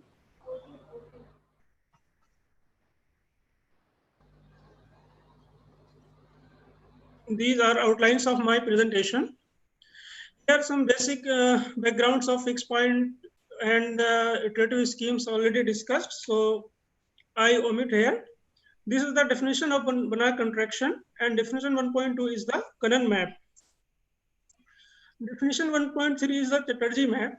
So an operator T defined on a subset C of a Banach space X is said to be some Fresco operator or Z operator if it satisfies at least one of the Banach contraction, Cannon mapping, or Chatterjee mapping. These are some basic iterative schemes already discussed today. So I can skip here.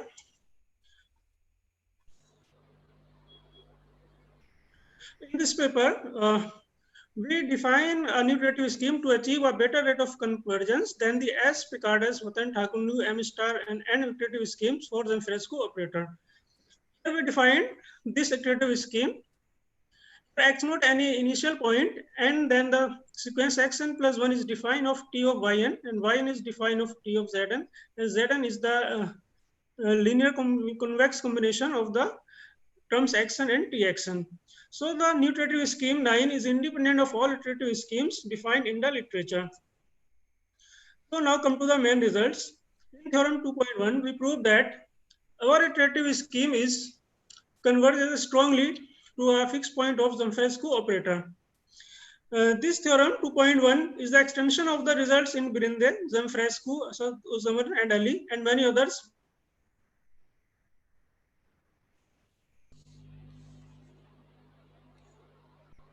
Hello. Hello. Hello, Fatim Ali. I think some technical issues are there from his side. So next presenter, Gopi Prasad is ready.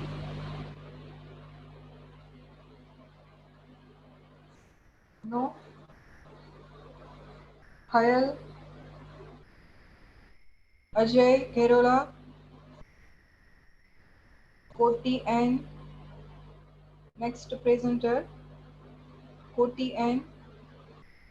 Am I audible? Hello? Am I audible? Yes, you continue. Okay. So Koti N is present or not? No. Manish Chandra Singh. Manish Chandra Singh, please. Okay. Meena Joshi. Meena Joshi present. Okay. Marcela Wasim. Wasim. Yes. Okay. So you are ready? Yes, I'm ready. Okay. So you start presenting. Okay, thank you. Hello, everybody. Thank you to give me this opportunity to present on my work entitled about Artyomov theorem of coincidence point for two mappings in metric space. I'm from Algeria, but I study in Derzhavin Tambov State University in Russia. So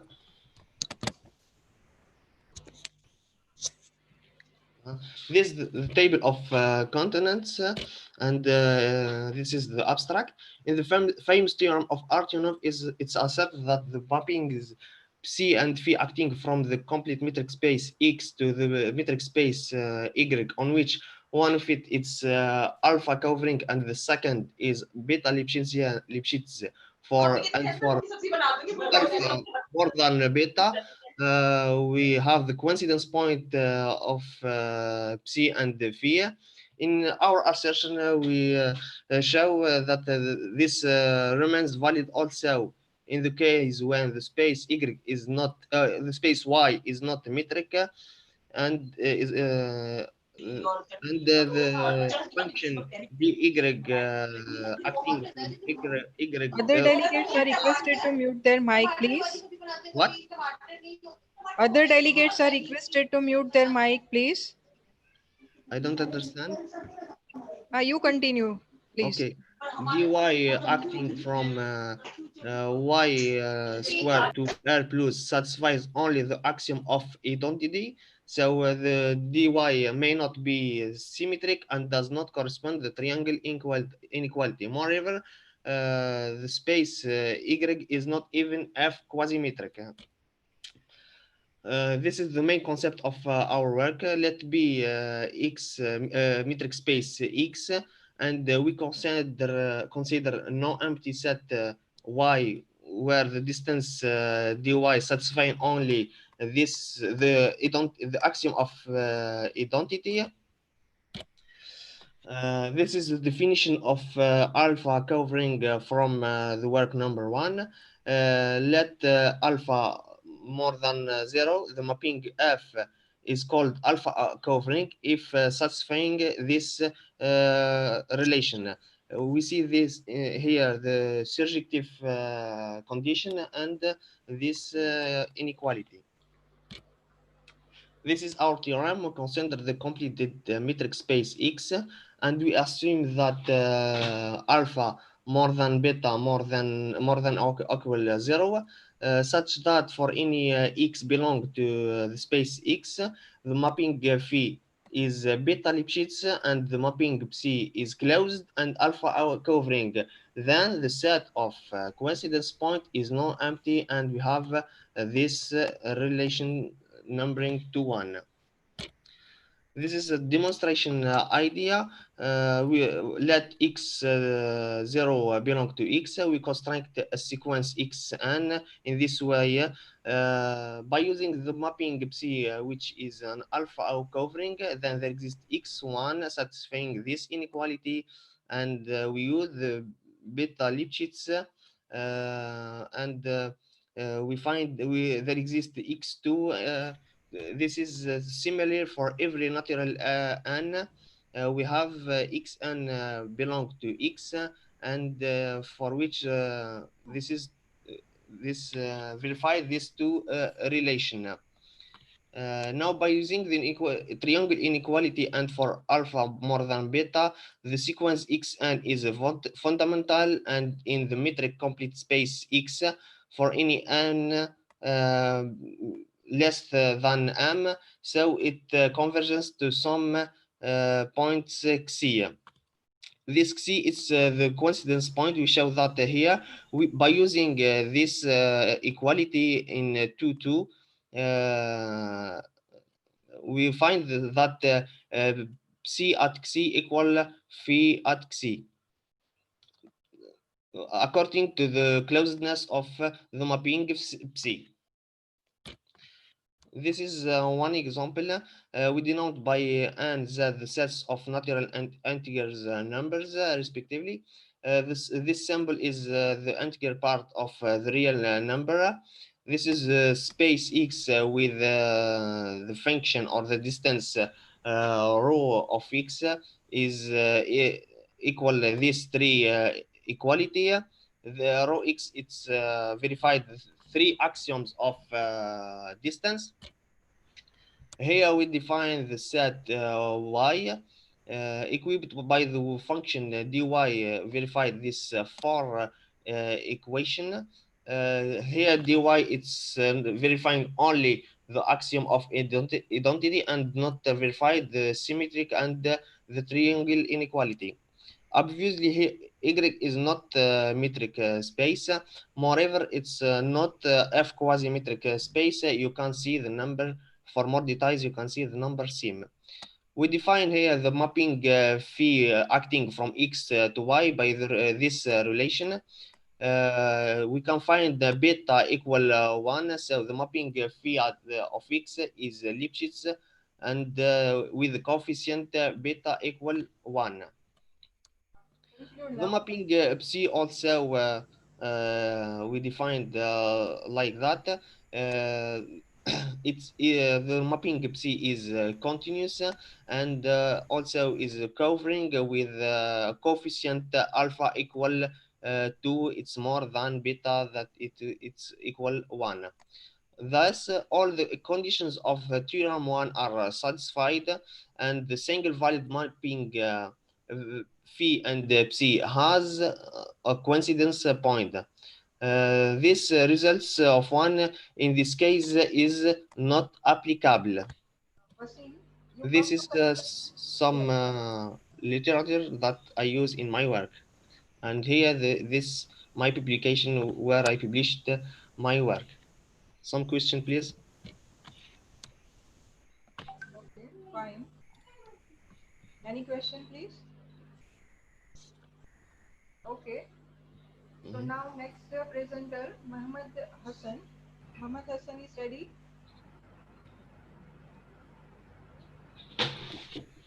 No? Zubair is ready. Yes, ma'am. Yes. Okay, Zubair. Good evening. Good evening, ma'am. Continue. Okay, ma'am.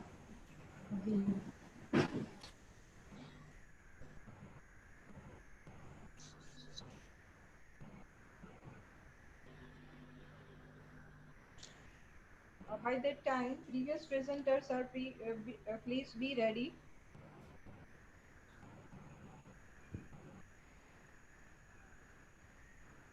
Is it visible?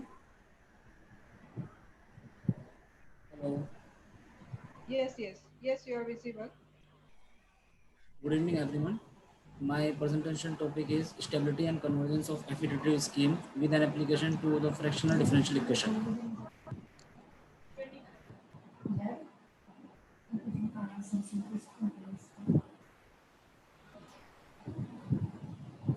I will proceed in the following manner. First of all, I will give brief introduction. Second, preliminary. Third, main result, and fourth, application. Then references. These are some notation that I have used in my presentation.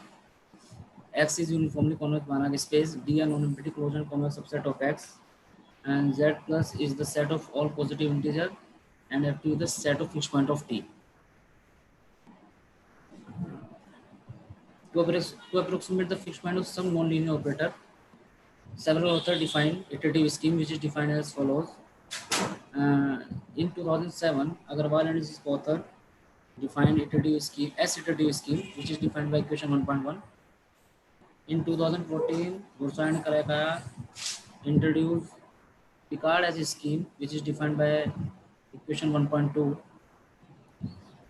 Further, in 2015, Karakaya and his author defined Witten iterative scheme, which is defined by equation 1.3.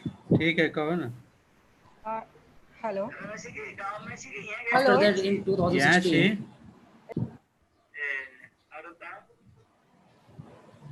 Thakur and his co-author defined Thakur new iterative scheme, which is defined by equation 1.4. छोटा सा अथी में से हम बाद में पढ़ कर होता है. Hello. Ullah and Arshad.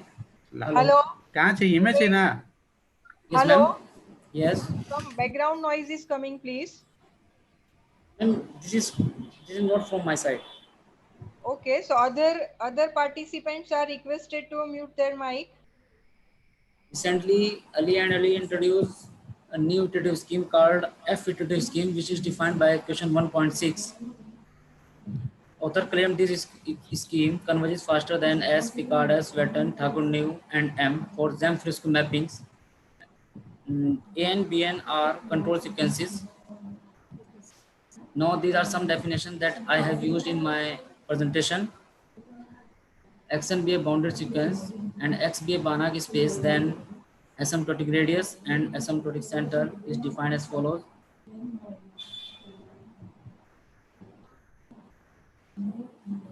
Definition 2.2, X X be a Banach space, then X is said to satisfy open property if for You each come to result. You come to result. Zubair. main result, ma'am. Result. Your results. Ma'am, repeat.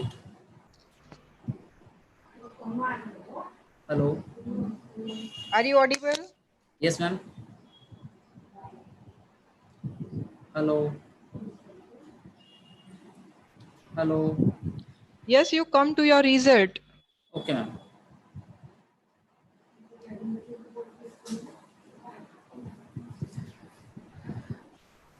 Now we come to the main result. If D a non-empty closed and convex subset of a non-linear space X and T be a self-map on D, then T is satisfying condition 2.3 with at least one fixed point, then the sequence defined by iterative scheme 1.6 converges to a fixed point of T. Theorem 3.2, let D be a non-empty closed and convex subset of a non-linear space X satisfying and T be a weak contraction satisfying 2.3 with at least one fixed point, then iterative scheme 1.6 is almost T stable. Theorem 3.3, let D be a non-empty closed and convex subset of non-linear space X and T be a weak contraction satisfying 2.3 with at least one fixed point, then F iterative scheme converges faster than all the other iterative scheme which I have considered in my presentation. This is the numerical example which shows that F iterative scheme converges faster than all the other iterative scheme with initial guess 0.5. These are graphical representation. Now we come to the conversion result for generalized non-expansive mapping due to Hardy and Rogers. This is the lemma. Let D be a non-empty closed and convex subset of a uniformly convex Banach space X. T be a T D to D a mapping satisfying 2.5. Then limit norm of Your X time minus is B X. over. Your time is over, Wasim. Zubair. These are the references. Okay, thank you. Now all the presenters are requested to present their presentation within time, 5-minute time only. Okay, so you focus on main results only. Don't go to other things, definition and known things. Now previous presenters, anybody is ready from previous presenters? Gopi Prasad, Hayal, Ajay Gerola, Koti and Manish Chandra, Meena Joshi, Mohammad Hassan. Mohammad Hassan ready? Mohammad Imdad. Mohammad Imdad ready? Munia. Yes, ma'am. Okay, Munia, you are you ready? Yes, ma'am. Okay, so you start your presentation.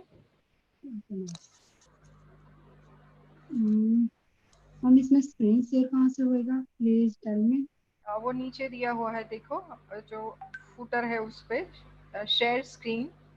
हाँ जी ma'am, share है। हाँ, share screen पे जाओ। Okay ma'am, thank you. हाँ, फिर वहाँ पे जो फाइल है सिलेक्ट करके आप शेयर पे प्रेस करो। Okay ma'am.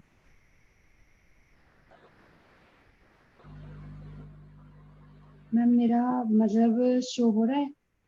नहीं, आपकी फाइल जो प्रेजेंट करने वाली है उसको आप पहले ओपन रखो। आप ओपन है मैम वो। हाँ, तो अभी नहीं दिख रहा, तो इसको शेयर करूँ अब? हाँ, शेयर स्क्रीन पे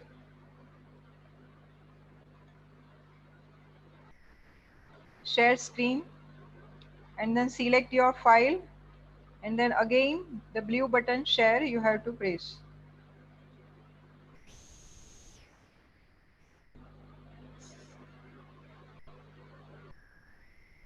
Not able to do? No ma'am. Okay, so you take some time. Okay. After 1 or 2 presenters, I'll call you again. Next presenter is Naveen Chandra. Naveen Chandra is present here. Neeraj Garakoti.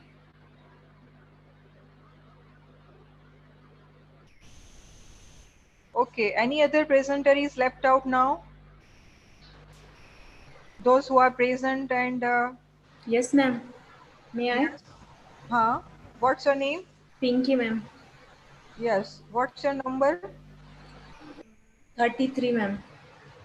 33. 33 comes in next session. Anji, ma'am. Okay.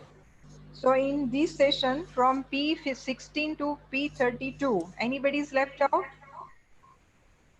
P16. Hello, ma'am. Yes. Can I present? My presentation was disconnected in mid of my presentation. So Only result. Okay, within 2 minutes you can conclude, then it is okay.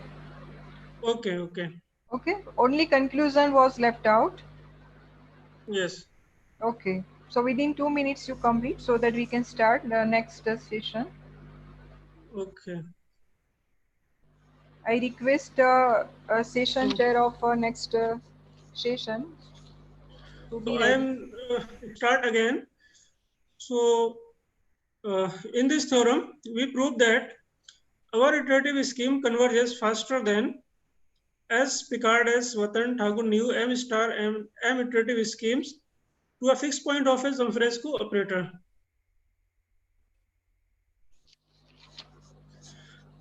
Now we furnish this example to support our main results.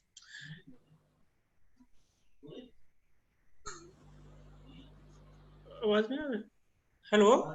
Yes, you are audible. And screen is? Your screen. Yes, visible. Okay, thank you. So here R is the set of real numbers and C is the subset of R. T be a mapping on C defined by cos of X. But hello, excuse. But the screen is in latex, so you are not able to present it fully. Oh, okay. Okay, I am trying to again. You are in latex mode.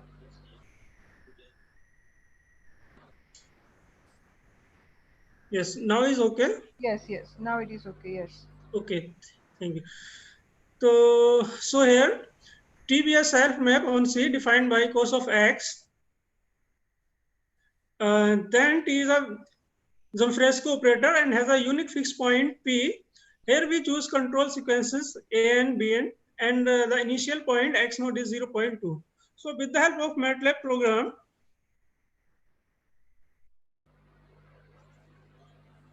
we find that our iterative scheme converges faster than other iterative schemes as Picard, as Watan, Thakur, New, M star and M iterative schemes. This is the graphical representation. We can easily see that our iterative scheme converges faster than other schemes. Now come to the application part. Here we consider a first order linear differential equation given in equation 12 with the initial condition given in equation 13. Under conditions B1, B2, B5, the existence of the solution of the problem 12 and 13 is proved by Koman and his co-authors. In theorem 3.1, Koman proved that under the conditions B1 to B5, the problem 12 and 13 has a unique solution in this space. Now we are ready to prove the main result of this section. Under the conditions B1 to B5, the sequence Xn generated by iterative scheme 9 converges to the solution of the problem 12 and 13.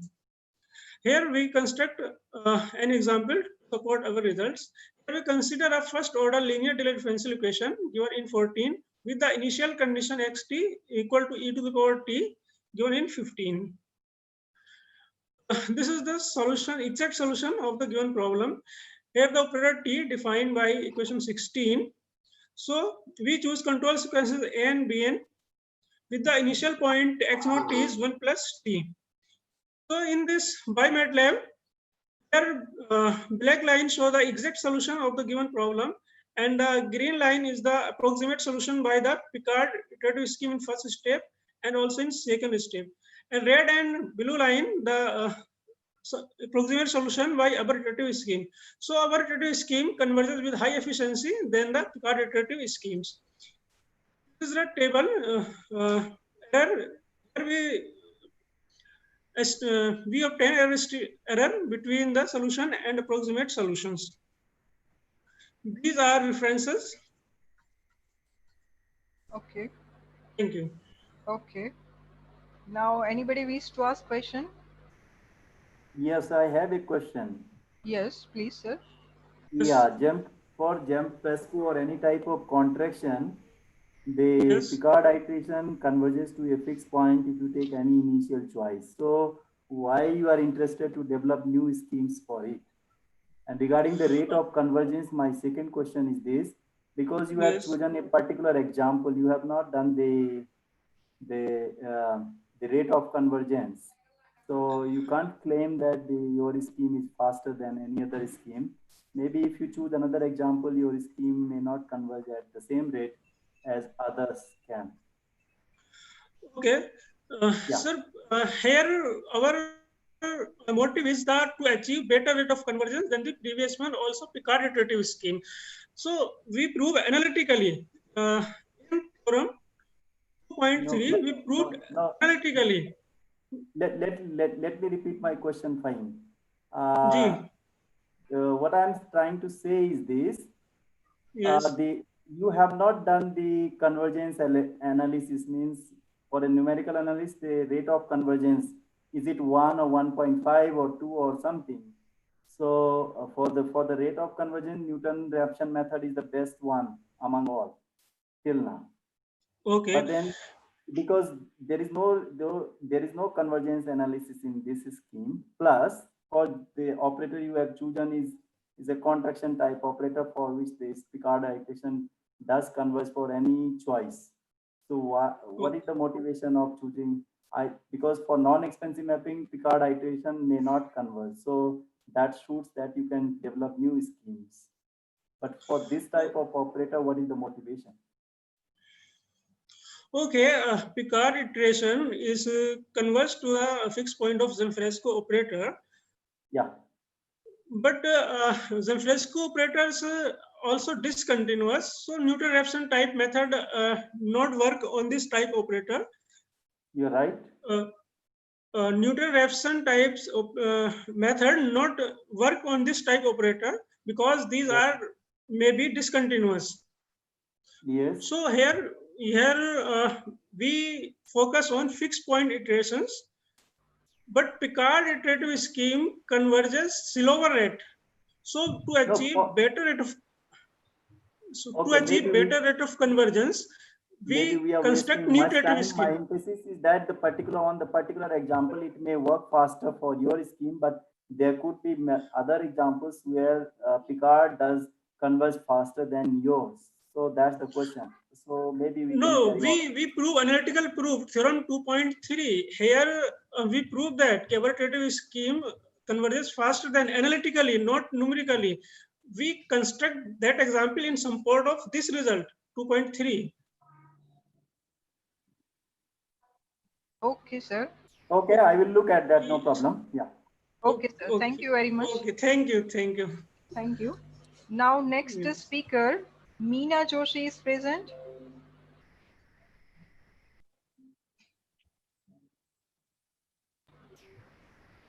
Meena Joshi. Hello. Yes. Good evening, ma'am. Good evening. Are you ready? Yes, ma'am. Okay. Continue, please.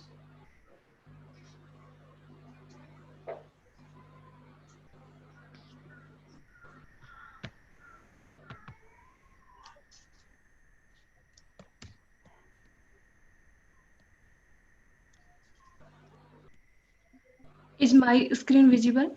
Yes, please. Good evening to all. At first, I want to thank Dr. Anita Tomar and Dr. Sanjay Padalia, and all members of her team for organizing this e-conference. I want to present my collaboration work with Dr. Anita Tomar and Dr. Sanjay Padalia on existence of fixed circle with an application to system of linear equations. We introduce a notion of a unique fixed circle and a unique fixed disk in parametric and bimetric spaces, which is not necessarily the same as a circle and a disk in a Euclidean space. We established fixed circle and fixed disk theorems and verified these by illustrative examples with geometric interpretation to demonstrate the authenticity of the postulates. Next, we define assay contraction in parametric and bimetric spaces to establish a unique fixed circle and a unique fixed disk. Towards the end, we resolve the system of linear equations to demonstrate the significance of a parametric and bimetric space. Next, we exploit an n-bimetric variant of classical characteristic map to establish that the set of non-unique fixed point of a map includes a circle or a disk in a n-bimetric space. This is definition of n-bimetric space, and this is example of a n-bimetric space. We notice that a parametric n-bimetric is an improvement of parametric S-metric because every parametric n-bimetric for b equal to 1 and n equal to 3 is a parametric S-metric. However, converse is not true. Following Tas and Oscar, we introduce notion of a fixed circle and a fixed disk in parametric and bimetric spaces, and then obtain a unique fixed circle and a fixed disk.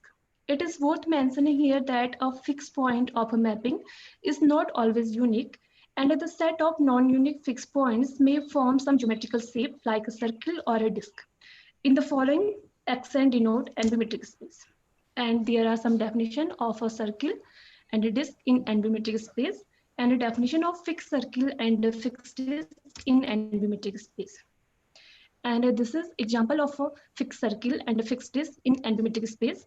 Here we take x equal to r square, and for n equal to 3, and from x cube times 0 to infinity to r positive be defined as. It is clear that xn is parametric and bimetric with b equal to 4. Then we define a circle centered at origin having radius 32. This is equation of circle. And there are some circles centered at origin with radius 32 for t equal to 1, 1.18, 2, 3, which are shown by red, green, pink, and orange lines respectively. And this is disk centered at origin having radius 32. And this figure shows disk. Now we define assay contractive condition in a parametric and bimetric space to prove existence of a unique fixed circle and a unique fixed disk. And this is definition of assay contraction. Next, we establish a unique fixed circle and a unique fixed disk as an application of assay contractive condition. If C is a circle in n-bimetric space, then if we define zeta from r positive union 0 to r as, and if S from x to x verifies these three conditions, then C is a fixed circle of S. And further, if S satisfies assay contractive condition for x belongs to C and y belongs to its complement, then it is unique circle of S. And it is clear that condition 1 implies that Sx is in the exterior of a circle, and a condition 2 implies that Sx is in the interior of a circle. And this is proof of above result. And example 3 illustrate theorem 1. In this example, we take x equal to r square and we define n from n x cube times 0 to infinity to r positive, such as clearly xn is again n-bimetric space with b equal to 4. Then we define a circle centered at origin having radius 8. And this is equation of circle. Then we define a self-map S from x to S as. Then this self-map verifies all the postulates of theorem. In this figure, we show that map F fixes the circle. Above result also remains true if a circle C is replaced by a disk. It is fascinating to see that the shape of a circle or a disk may change on changing the radius, center, or the involved metric.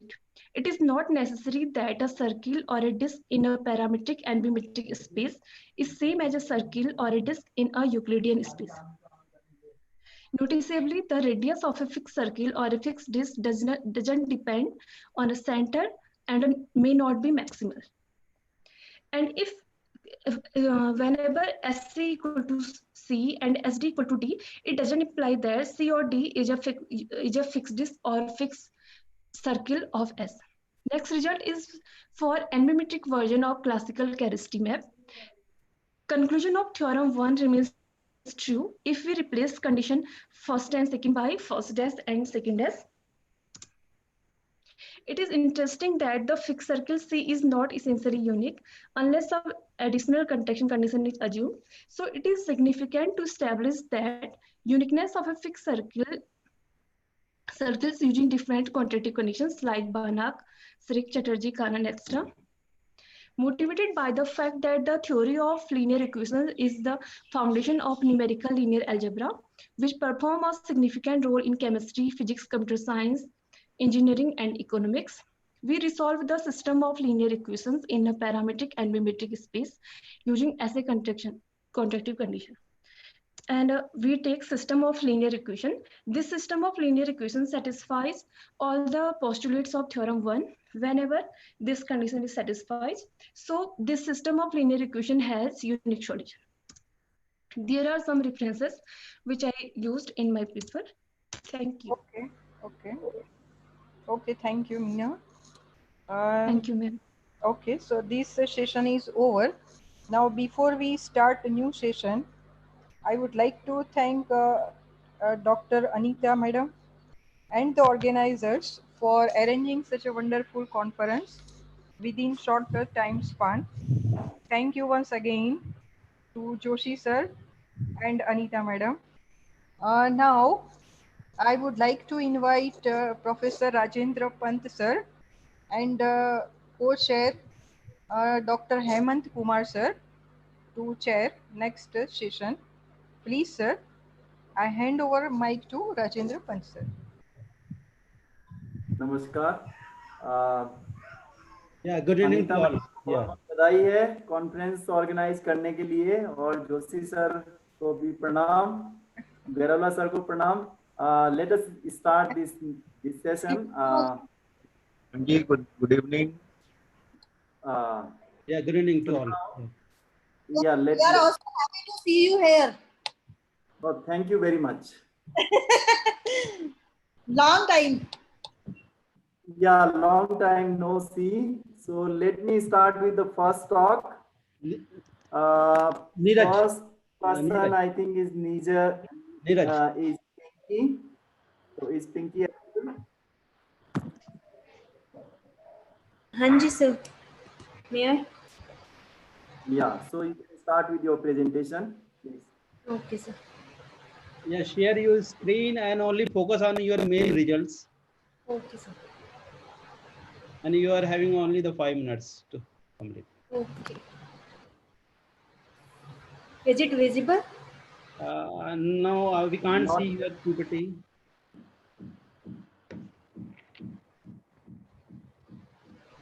Go to share screen and then choose your file.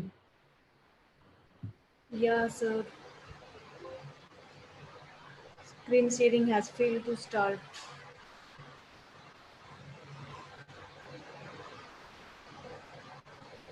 It is still not coming.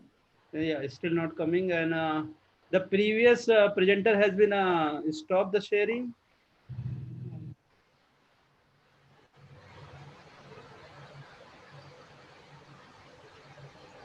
Yeah, we can't. There is an error showing.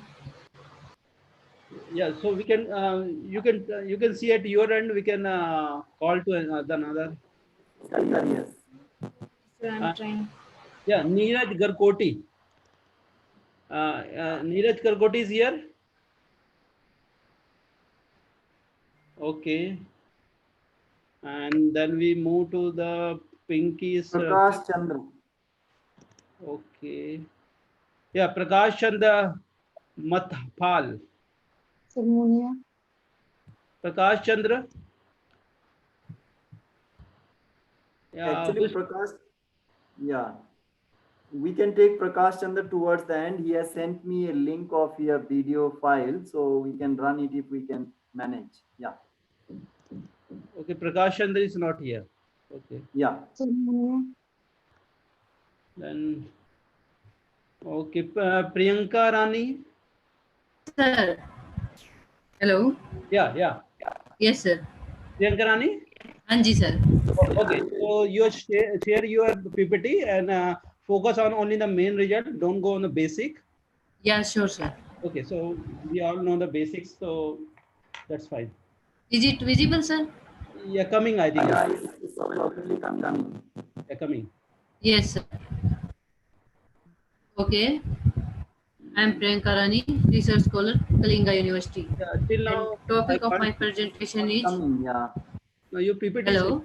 Yeah, no, it's coming now. Go to the full view. Yes, sir. Yeah, go to the view and go to the full screen. Okay, sir. Okay, sir.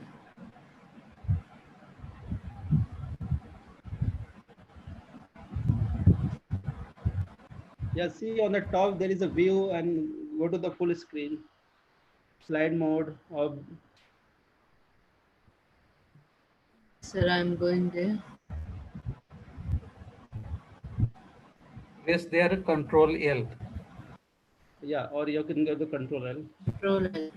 Yeah.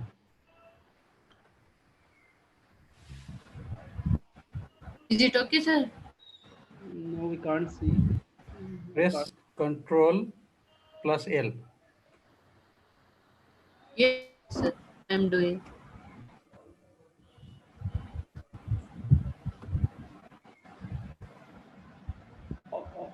Or if you're not able to do, then go with the result. Go to the main result and finish your talk. Okay, sir. Okay, sir. Okay. Now my topic of presentation is on the stability of a radical quantic functional equations in quasi-beta spaces. There is introduction which is already discussed by previous sections, so I am omitting these. Now there are some definitions of quantic functional equations and quasi-beta norm spaces and quasi-beta Banach spaces.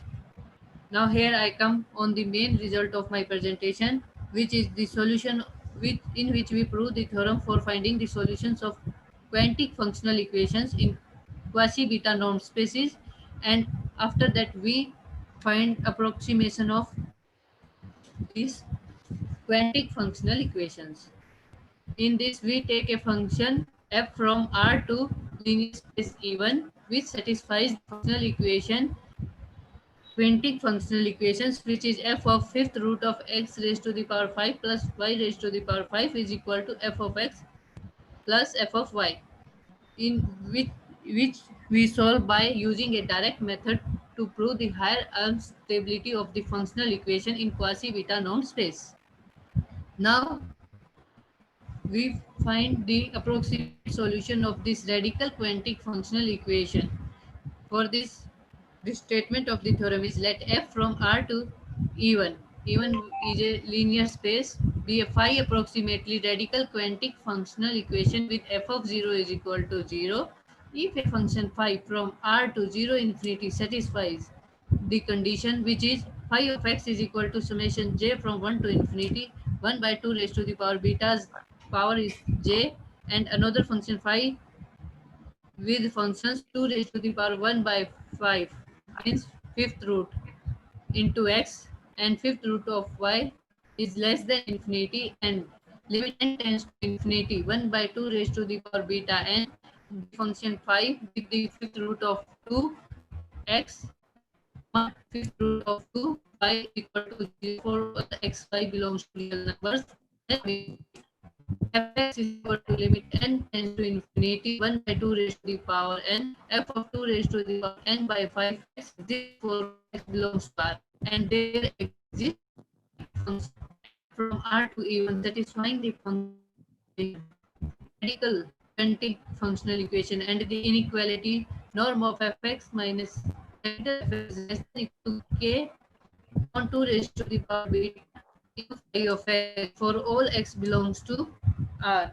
And our next result is let f from R to E1 be a phi approximately radical quantic function with f of 0 is equal to 0 if a function phi from real number 0 infinity interval satisfies the condition phi of x is equal to summation j is equal to 1 to infinity 2 raised to the power beta j phi 2 raised to the power minus j by 5x comma 2 raised to the power minus j by 5y is less than infinity, and limit n tends to infinity 2 raised to the power beta n phi into 2 raised to the power minus n by 5x comma 2 raised to the power minus n by 5y is equal to 0 for all xy belongs to real numbers.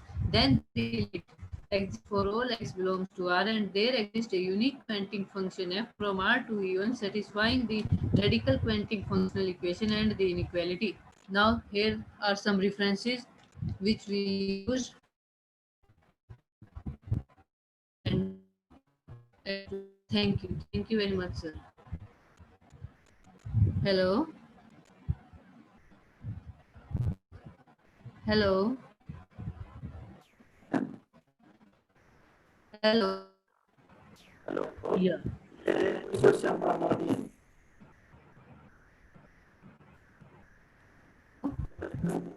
Yes, Laga. I think now. Yes, sir.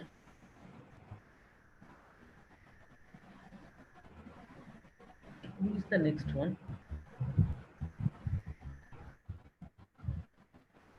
Darshna?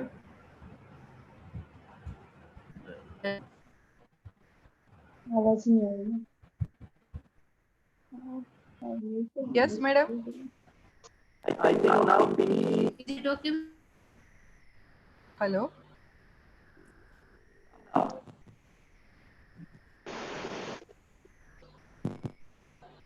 May I, sir? Yeah, Miss Pinky. Hanji, sir. Yeah. So go to the main point, your results. And, Oh, okay, sir. okay. Okay. My name is Pinky. I am a research scholar in the Department of Mahasi Dayanand in the Department of Mathematics, Mahasi Dayanand University, Rohtak. My topic of presentation is iterative approximation of fixed point of alpha non-expansive mappings in ket-zero spaces. In 2000, Kosaka and Takahashi studied the existence and approximation of fixed points of the mapping firmly non-expansive type in Banach spaces. That is a generalization from firmly non-expansive mappings in Hilbert spaces. And very recently, Ayoma and Kosaka also introduced the class of alpha non-expansive mappings in Banach spaces. And that is also a generalization from Hilbert spaces to the spatial type Banach spaces. And there are many iterations, and out of which I consider K-star iteration, which was defined by Ulla and Arshad in 2018. And I consider this iteration for the setting of ket-zero space. Here are some preliminaries. These are some lemmas and definitions which I have used in my work. These are the main result. This is the example which I have done. And this is the example of 1/2 non-expansive mapping, that is alpha non-expansive mapping, but it is neither continuous. That's why it is not non-expansive. That is, every non-expansive mapping is alpha non-expansive mapping, but converse need not be true. And here it is the lemma which will help us to prove the main theorem. The lemma is, for a mapping T from a closed convex subset of a complete ket-zero space to itself, and the sequence defined by the K-star iteration process, then the following assertion holds. That is, limit n tends to infinity d of xn comma p also exist. And this is the next theorem, for which all above conditions of lemma 3.1 if satisfied, then ft is not equal to phi, that is the fixed points of the mapping T, if and only if the sequence action defined by the K-star iteration process is bounded and limit n tends to infinity d of txn comma xn is equal to 0. That is, the sequence xn is approximate fixed point sequence. And this is the main theorem of our result, for which the all above conditions of theorem 3.3 are satisfied. For we also assume Suppose that ft not equal to phi and limit infimum n tends to infinity d of xn comma ft not equal to 0, then the sequence converges strongly to a fixed point of t. And the conclusion of our work is, this is the extension of the linear version of convergence results to non-linear spaces, that is to the cat zero spaces. These results are also true for Banach spaces, and we converted it to a special type of metric space, that is cat zero space. And these are some references related to my work. Thank you. Thank you, Ms. Pinky. Any questions, sir? Yeah. Any question, Rajan sir? I have a question. Hanji. Can I ask a sir. question? Ji, Yeah. sir. You said that these results of Kosaka and Takahashi came recently. So they came in 2011. And we have Ji, published sir. it in 2017, and we have presented a more general version than their theorem. So maybe you can look at that. Okay, sir. But the results are in 2011, but they are not in the setting of cat zero space till now. That's why I used them. Now, let me also tell you that those results have been extended to hyperbolic spaces, the more general spaces by us. So cat zero spaces are the particular cases of that. That also appeared in 2018. So maybe you can look at those two papers. Yeah. Okay, sir. Okay. Thank you, sir. Okay, so the next speaker is Rajesh Kumar Saini. Rajesh Kumar Saini is here. Rajesh, who is showing Rajesh Kumar. Then Ram Who is Rajesh Kumar? No. Yeah. Maybe we can move to next one. Yeah. The next one is Ram Krishnan. Ram Krishnan. Ram Krishnan.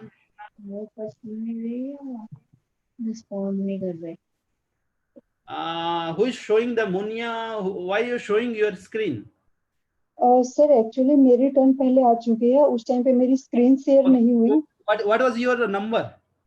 30. 30. हाँ जी sir. 30. हाँ जी sir. Okay, so now you share your screen and only discuss the main results. Okay, sir. Thank you. Okay.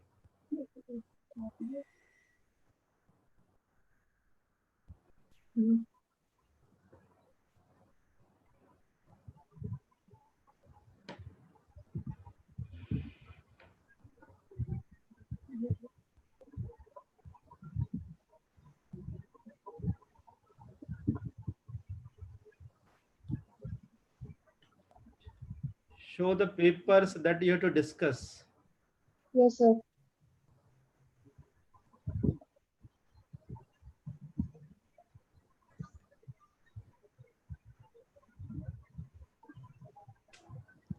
So if any problem, then we can, again, you can come back. Sir, 1 minute, please.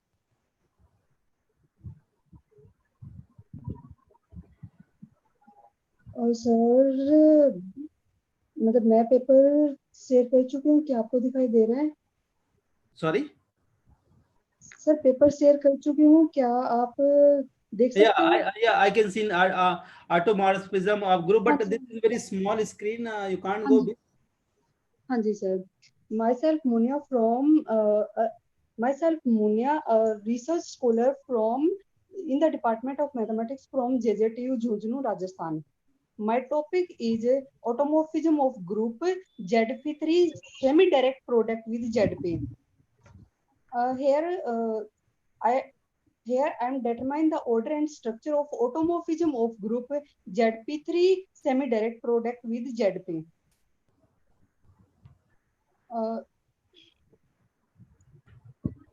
The presentation of the group is ZP3 semi-direct product with ZP is isomorphic to two elements A, B such that A power P, A order P cube equal to BP equal to 1 and BA equal to A power 1 plus P square B.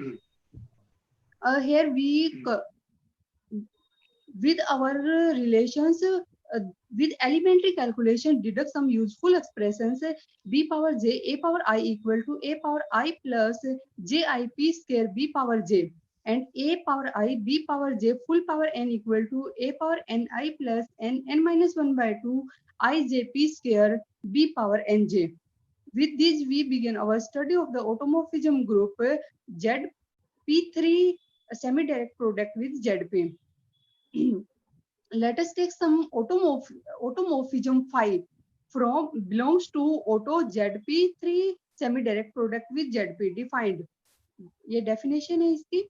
ये हमारे then some useful results such that a power I b power j power p equal to a power pi plus p minus 1 by 2 I j p square b power pj equal to a power pi not equal to 1, which implies that p does not divide I. Hence, I not equal to 0 mod p. So choice for I for an automorphism are 5p3, which is equal to p cube minus p square.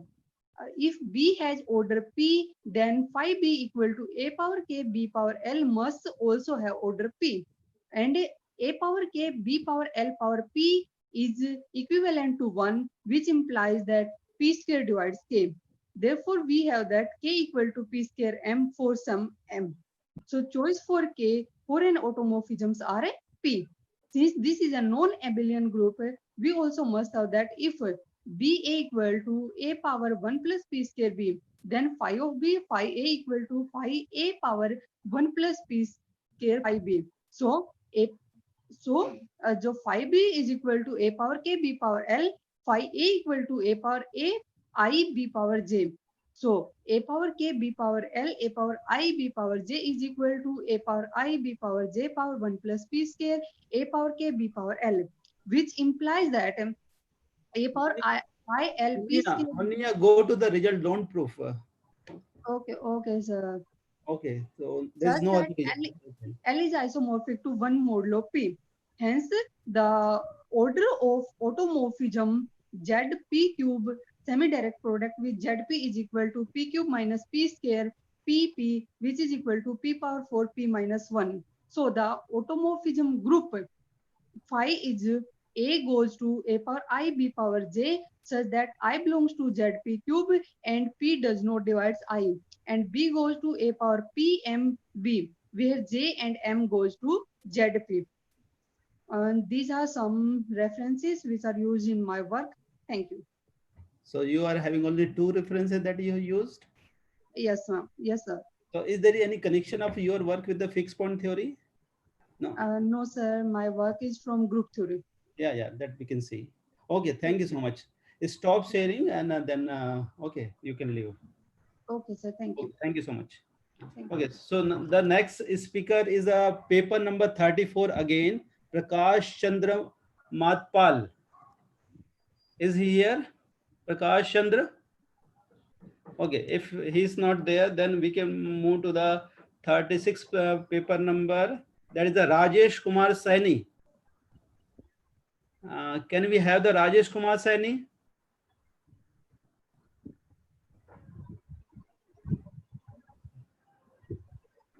Okay, the screen is not visible. Rajesh Kumar Saini. Okay, then we move to the 37. Ram Krishnan. Ram Krishnan is here.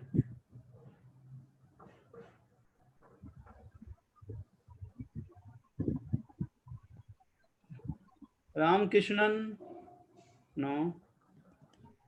Then we move to the paper number 38. Ritu Bala. Ji, sir. Yeah, you can share your screen and discuss your result, what you have done. Okay. Good evening to all. The topic of my presentation is fixed point theorems for some multiplicative contraction type mappings. Sorry, sir. Am I audible? Yeah, you are audible, but I can't see your PPT. There is a problem. Sorry, sir. I can't. Have you shared your PPT? Yes, sir. Okay, so what is the problem? Okay, you continue.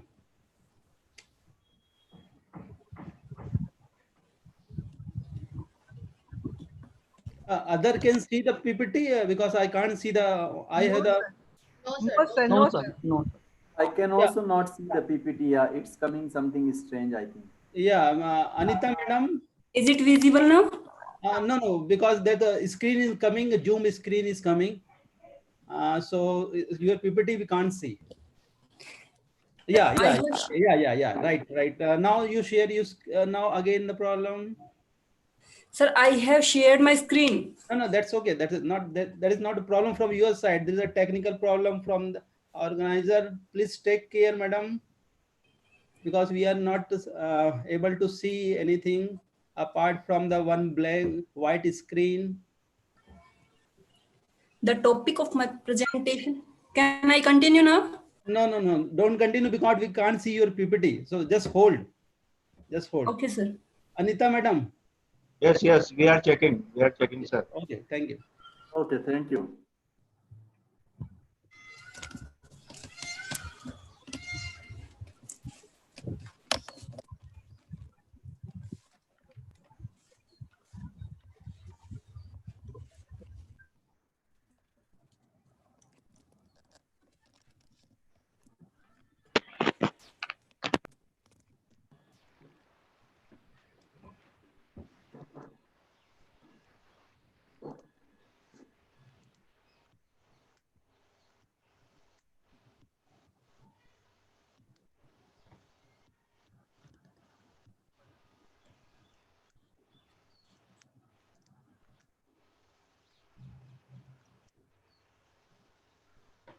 Hello.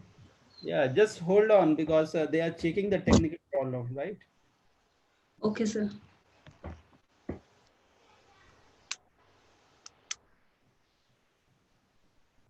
Hello. Yeah. Hello. Yes, sir. Now you go in share slide now. Yeah, Ritu. Yes, sir. You follow their instruction, what they are saying. Yeah. Go to share screen. You open your PPT in your desktop. Dashboard you have opened now.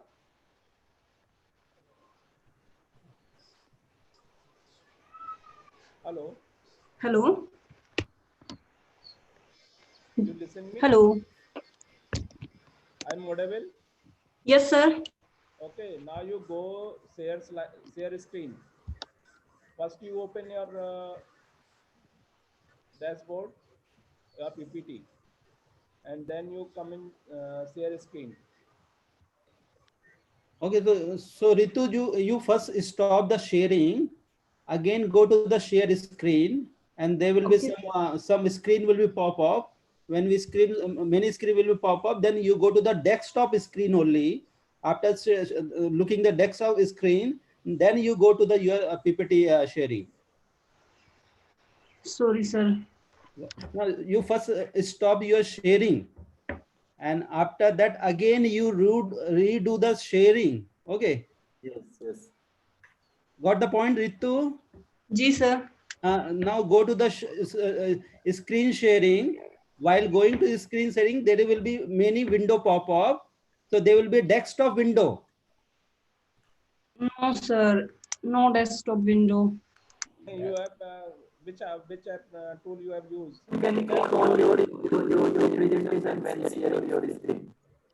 Sir, I am not able to understand clearly your voice.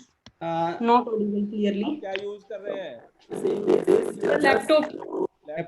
Laptop. आप अपना PPT open करिए, slide show में जाइए.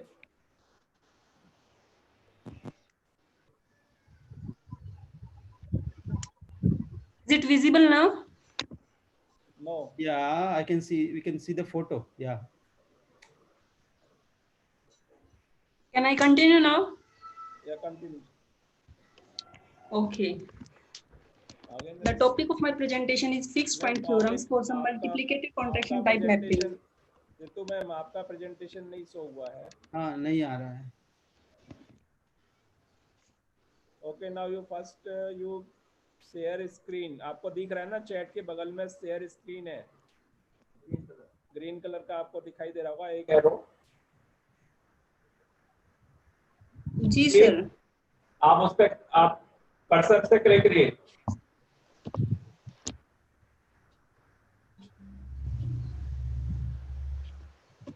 तो आपको एक window खुली होगी। जी सर। उस विंडो में देखिए आपको जो आपका पीपीटी वहां पर ओके करिए, उसको क्लिक करके जहाँ पे पीपीटी है उस पर क्लिक करिए, कर्सर रखिए, फिर क्लिक करिए। उसके बाद शेयर का एक ब्लू कलर का आपको एरो दिखाई दे रहा होगा शेयर, उस पर क्लिक कर दीजिए, आपकी स्क्रीन आ जाएगी। Sir, actually, I follow the same process. Sorry, I that am you are sharing the not- screen. Okay. Why you And are then not on, coming into and then I go to the Microsoft PowerPoint PPT, and then click on the share. what you see in your PPT? Not the share from there. Share from the Zoom. Yeah.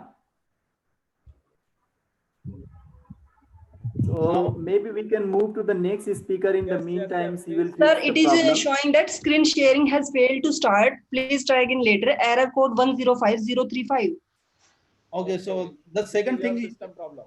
Now you go ahead, sir. Next participant. yeah, and now the second option is that you can mail to the one of them and they can share, and then we can continue. Sure, sure. She can mail. She can mail. Sir, mail ID for mailing. TLC Doon. TLC Doon @gmail.com. Sir, please Chat box comment में in the आप chat देखिएगा box. जब तक mail next ID. Participant आ रहा है। Okay Okay, sir. Okay, sir. Thank you. Sir continue कराइए sir. Okay, okay. So now the next speaker is Rohit Kumar. Rohit Kumar is here. The paper number 39. Rohit Kumar. Rohit Kumar is not here. Okay, so now we are going the paper number 40. That is a Saiba Khatun. Yeah. Yes, sir. Sabia Khatun. Yes, sir. I'm Okay, ready. so now you start your sharing the PPT and focus on only the main results.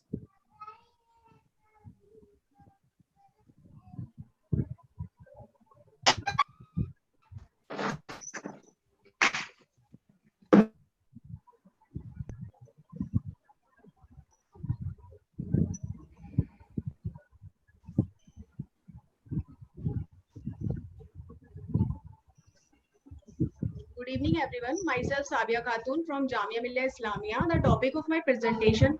Am I audible, sir? You are audible, but PPT is not opened yet. We can't see.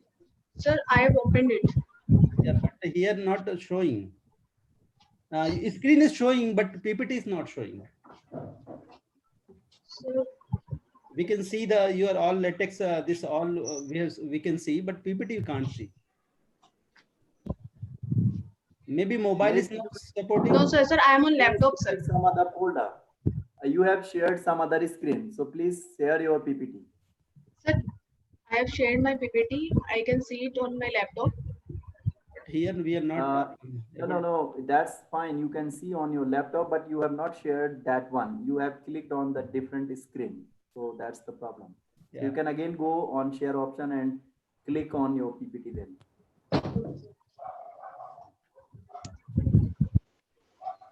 Yeah. It is coming. Yeah. Okay, sir. Okay, sir. Thank you, sir. Go ahead. It's there now. Okay, sir. Myself, Sabia Khatun from Jamia Millia Islamia. The topic of my presentation is convergence analysis of a new faster iteration involving two G-non-expensive mappings. These are the outlines of my presentation: introduction, preliminaries, main result, numerical example, and graph and references. Introduction part consists of the definition of fixed point, contraction mappings, non-expensive mappings, and a little bit about Banach contraction principles. Here we have discussed about some graph related to graph theory. Recently, Hussain et al. Introduced a new iteration process, in which we have defined a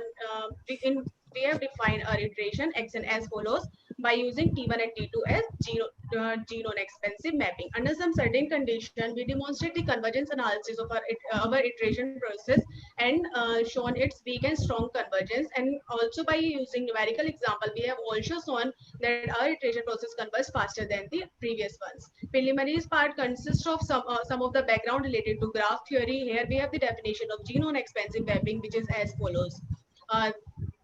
And some lemmas and definition which are used in our main result. Now we have come to the main results, which is first we have proved the proposition, which is as follows. Let T1 and T2 be two G non-expansive mapping from C to C with F equals to F of T1 intersection F of T2 non-empty, where C is a non-empty closed convex subset of a uniformly convex Banach space X endowed with the directed graph. Let VG equals to C, EG is convex and the graph G is transitive. For random x0 belongs to C, we have defined the sequence xn by 1.1. Let P0 belongs to FB such that x0, P0, P0, x0 are in EG. Then we have proved that xn, P0, yn, P0, and these all are belongs to EG. In the next theorem, we have taken XCF, xn be same as in proposition 3.1 and T1, T2 same as two G non-expansive mapping from C to C.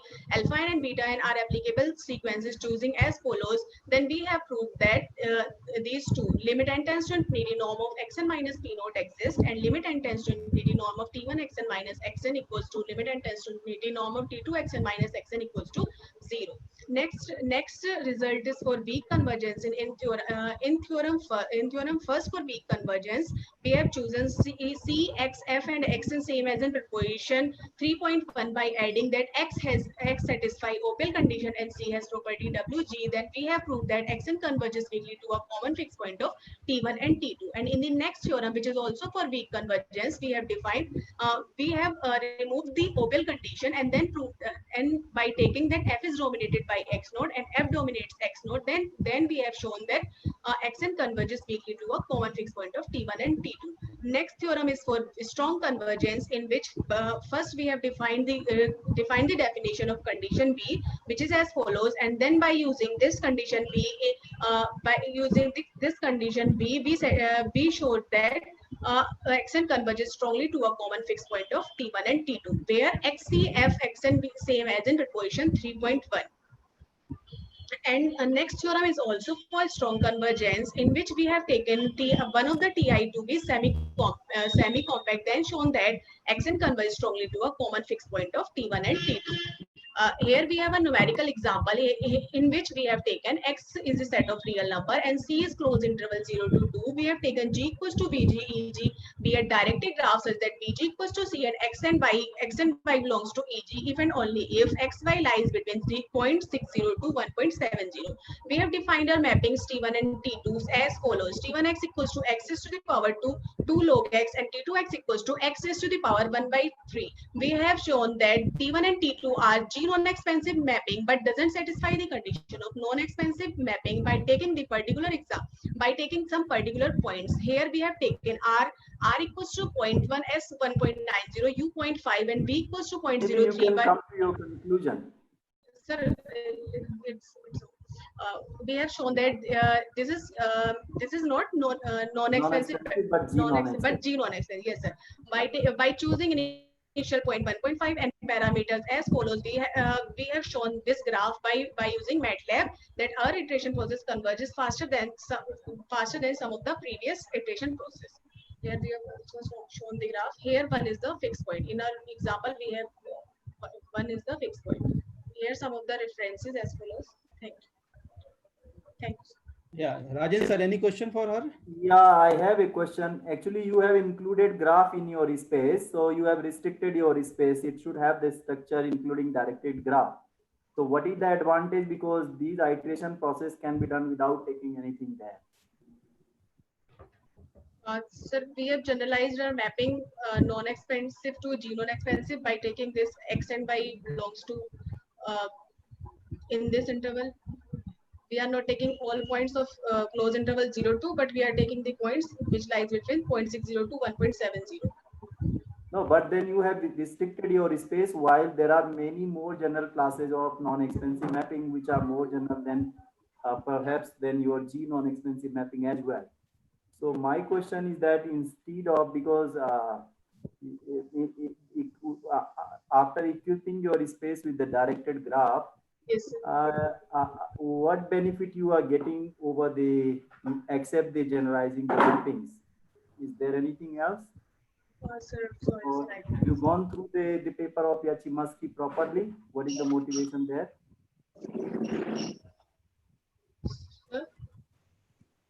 Okay, now after this, she will go now. Yeah. Okay, thank you, Sabia. Thank you, sir. Yeah, stop sharing your screen and then we call the Sajan Agrawal. Sajan Agrawal is here? Yes, sir. Yes, sir. I'm here. Yeah, so share your screen and only discuss the main results. Okay, sir.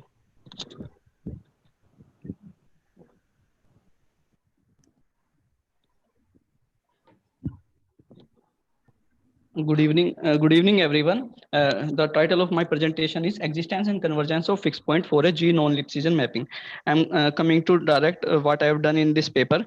In this paper, we proved Browder and Gode fixed point theorem for G nearly asymptotically non-expansive mapping. And this G nearly asymptotically non-expansive is a non-Lipschitz mapping. And we also extend the space to hyperbolic metric space and proved delta and strong convergence of M iteration for G nearly asymptotically non-expansive mapping. As Sabia Khatun earlier discussed about graph, so I'm not going to discuss this. This is the definition of hyperbolic metric space. Rajendra Pant sir already discussed about this hyperbolic metric space, so I'm not going to discuss. So this is G nearly asymptotically non-expansive mapping. Originally, it was introduced by Dr. D.R. Sahu sir. And this is if this T mapping will be G nearly asymptotically non-expansive if an goes to 0 as n tends to infinity, and these all k's are positive, and if this condition satisfy, then it will be nearly asymptotically non-expansive mapping. And if I take this x comma y belongs to this AG belongs to edges, then it will be G nearly asymptotically non-expansive mapping. And if I take a minimum of all these k's, it is denoted by eta tn. And if this eta tn goes to 1 as n tends to infinity, then it will be G nearly asymptotically non-expansive mapping. Obviously, we can see here because of this an, it is non-Lipschitz mapping. It will be asymptotically non-expansive when an is 0, and it will be non-expansive when T and Kn are 1 and Ans are 0. So this is the generalization of many previous mappings. So this is the lemma proved by Mohammad Amin Khamsi, which will be used in our main result. And this is delta convergence, because hyperbolic metric space is a nonlinear kind space, and so we cannot talk about here scalar multiplication and addition. So we cannot talk about here a weak convergence. So to overcome this problem, Lim introduced the concept of delta convergence. It is analogous of weak convergence, but not exactly same as weak convergence. So this is the definition. This is the definition of asymptotic center. Definition of delta convergence: a bounded sequence xn is said to be delta convergence if x is the unique asymptotic center of every subsequence un of xn, and we write it as xn like this. So this is the property of complete uniformly convex hyperbolic metric space. It is if C be a non-empty closed convex subset of X, then every bounded sequence has a unique asymptotic center with respect to C. So this is the proposition which we'll use in our main result. This is already discussed. So this is the M iteration recently introduced by Ulla Anderson, and we use this M iteration process to approximate our fixed point. And approximate our fixed point. So this is our main result. Here we take X dg as complete uniformly convex hyperbolic metric space with directed graph G, and assume G is a convex and transitive, and C is a non-empty closed convex subset of X which contain more than one point. If T is continuous, we restrict our G nearly asymptotically non-expansive mapping may be discontinuous type, but we are restricting here only for continuous G nearly asymptotically non-expansive mapping, and we are taking this, and then this theorem guarantee of existence of fixed point. And we write we can as we know Banach space is a particular case of hyperbolic metric space, so we can write this corollary. We can write corollary in Banach space, same result in Banach space. So this is convergence theorem. It is a proposition if P is a fixed point and that x naught comma P and P comma x naught are in EZ, then xn then these belongs to EZ. So this is our delta convergence result. It is if X is a complete uniformly convex metric space and XD has property star, assume that G is convex and transitive and C is non-empty closed convex subset of X which contain more than MT is continuous nearly, and these are the constants of nearly asymptotically non-expansive mappings which satisfies this property, and this belongs to EZ. Then X and delta converge to fixed point X star of T as, and we can write this in Banach space with OPL property. So now this is the strong convergence theorem. We take all conditions same, and we impose this condition limit n tends to infinity x and ft, then it will give strong convergence, and also we write it in Banach space. And this is the example of a hyperbolic metric space, and we can check that it is not a Banach space, and we take our convexity is like this, and we take a graph condition is this: x1 plus x2 is y1 plus y2, and we define our mapping like this. And if we iterate even, if we iterate even, then it is x1 comma x2, and if we iterate odd times, then it gives this. And for odd, if we apply this if we apply distance function, then this gives this. And from here we can easily see that this is not nearly asymptotically non-expansive mapping. But if I apply this condition of graph, then this will become 0, and then this will be nearly asymptotically non-expansive mapping. So this is these are the references. Thank you. Okay, thank you, Sajan. Rajan sir. Yeah, the same question I will repeat that, because you have restricted your graph in your example again by setting x1 plus x2 equal y1 plus y2. Yes, which sir, is a very particular case. So why you want to include this graph in your results? Because it is not playing any significant role in the process, either in proofs or in theory.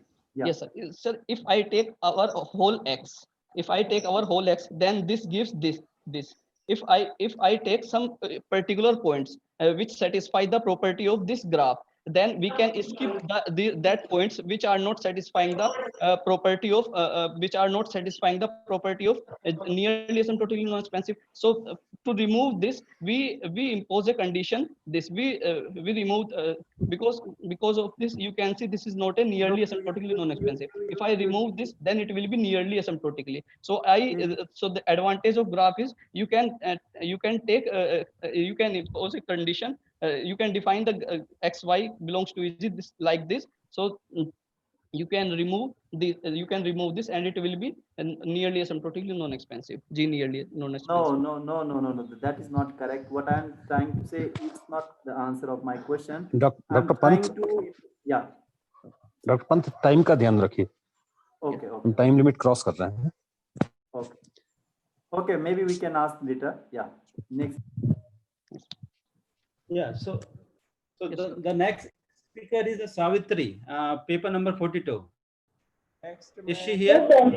Hello. Ritu वाला का PPT आ गया है sir, उसका अगर presentation कराना है तो please बताइए. Okay. So Ritu Bala is here. Yes, sir. Yeah. So you can present because your PPT has been raised. So okay. So who will share the Mahesh sir? Yes, sir. Right here. Okay. Ritu wala, Jant is here. Yeah, Ritu. Ji, sir. Yeah. So you instruct and tell them which slide number you have to talk. Okay. So you are having along with the one PPT, and here the PPT is there.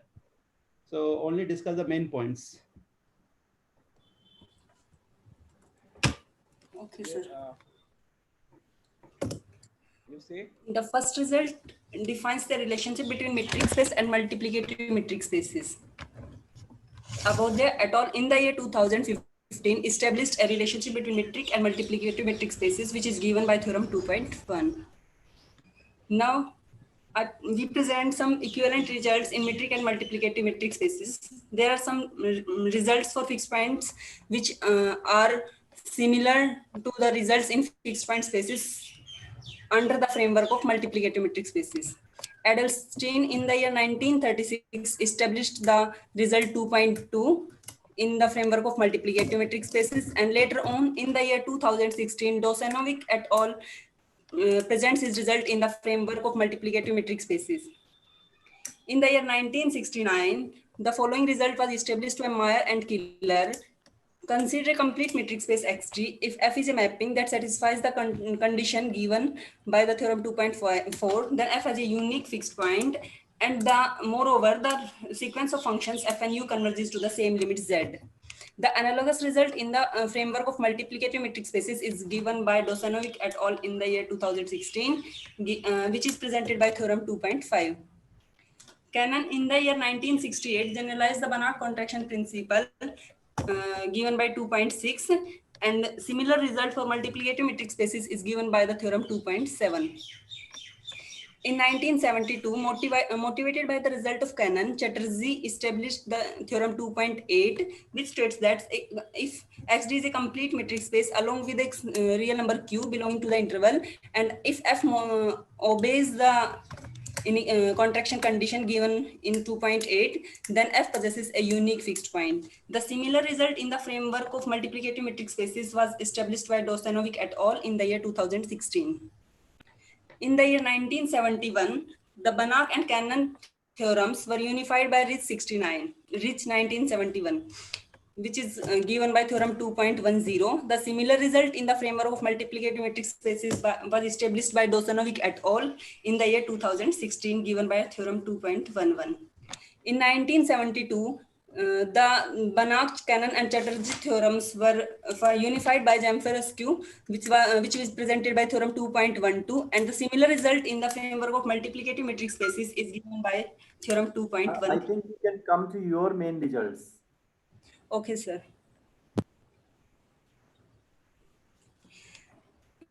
Now the main results is if we modify the Banach contraction conditions. Banach contraction principle states that if F is a contraction mapping in a complete multiplicative metric space, then F possesses a unique fixed point. If we replace the function F by Fn and which Fn satisfy the multiplicative contraction conditions, then F possesses the unique fixed points. Next theorem is if Xd star is a complete multiplicative metric space and the mapping F from X to X satisfies the contraction condition, then the function F possesses a unique fixed point. These were the two main results of the PPT. Okay, so that's all? Yes, sir. These are the references. Okay, so my personal comment and some comment has been published regarding the multiplicative, because this is not acceptable very much, because this is you can easily get the old one. So yeah, researchers are doing something because they don't know, or publishing that is published in somewhere, but this is not very much acceptable by the researcher, very good researcher in multiplicative case. So but my personal suggestion is not to go with this space. Nothing new is there. Okay, sir. Thank you. Okay, yeah, sir. there are many generalization space is there. You can work on that one.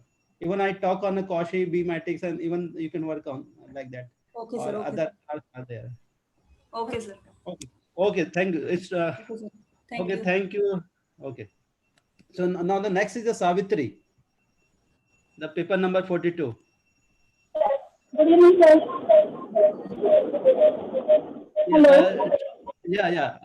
We can hear you. Share your PPT and discuss your result, your work.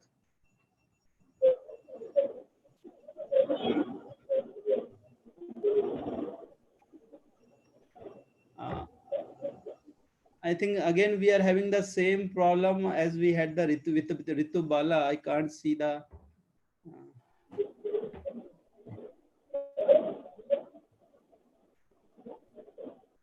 Has our previous is connected? Yeah, the same problem what we had earlier. Yeah, from the morning, if you go with this all video, so how much the data will support? That is also the problem.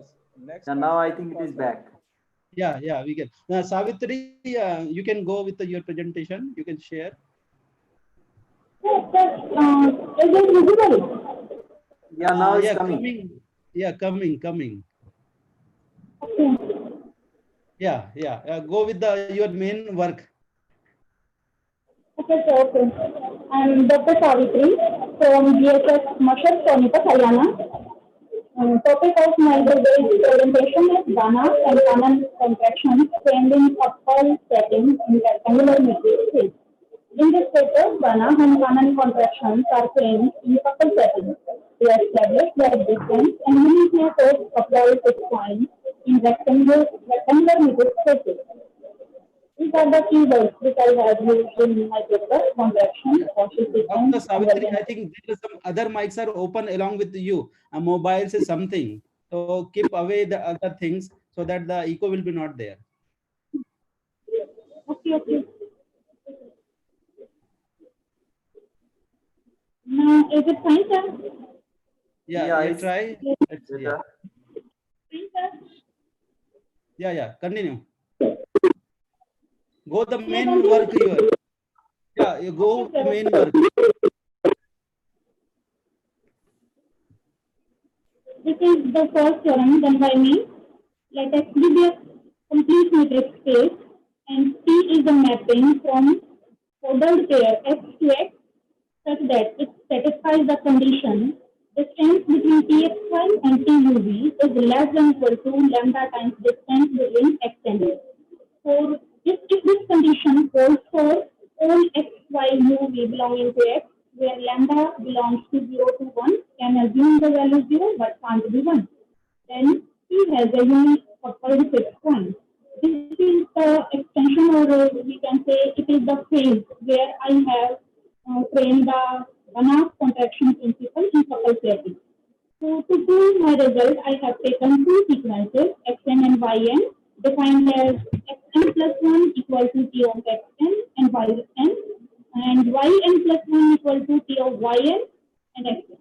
And this sequence is defined for all n greater than equal to 0.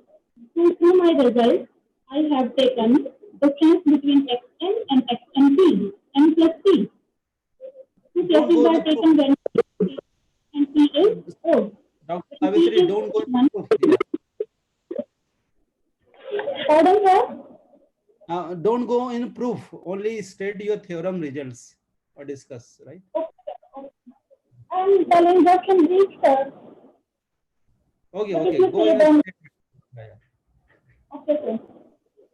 In my second theorem, I have taken Fd as a complete rectangular matrix space and mapping P from ordered pair X to X such that it satisfies the condition distance between Txy and Tuv less than equal to lambda times the sum of dx and Txy and distance between u and Tuv. If this condition holds for all xy uv belonging to X and lambda belongs to 0 to 1 by 2, where 0 is included and 1 by 2 is excluded. If this condition holds, then T has a unique coupled fixed point in ordered pair X.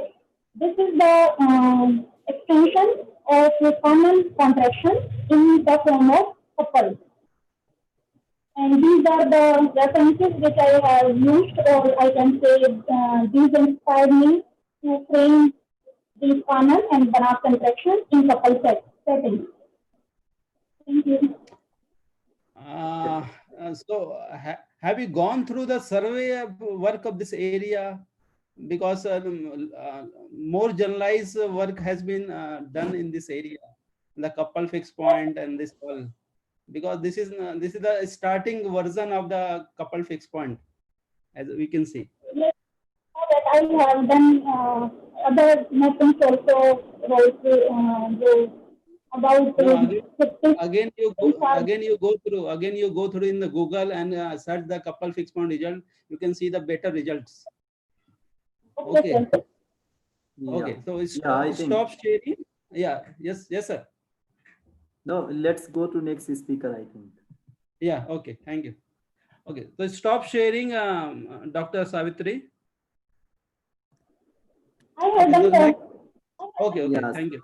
Now I think That- next speaker is Sethe Siddharth Ganesh. Yeah, right. The Is- paper is- number 43. Yeah. Is he there? I don't think. Yeah. Next is Shivangi Upadhyay. Shivangi Upadhyay. Maybe she is in Along the with- organizing team. Yeah, with Anita madam. Okay, then again we can. Yeah, we can go to Sudhir Petwal. Yeah, so there is here. He was here. Yeah. Sudhir, are you there? Yeah. Share the screen. Okay. Okay.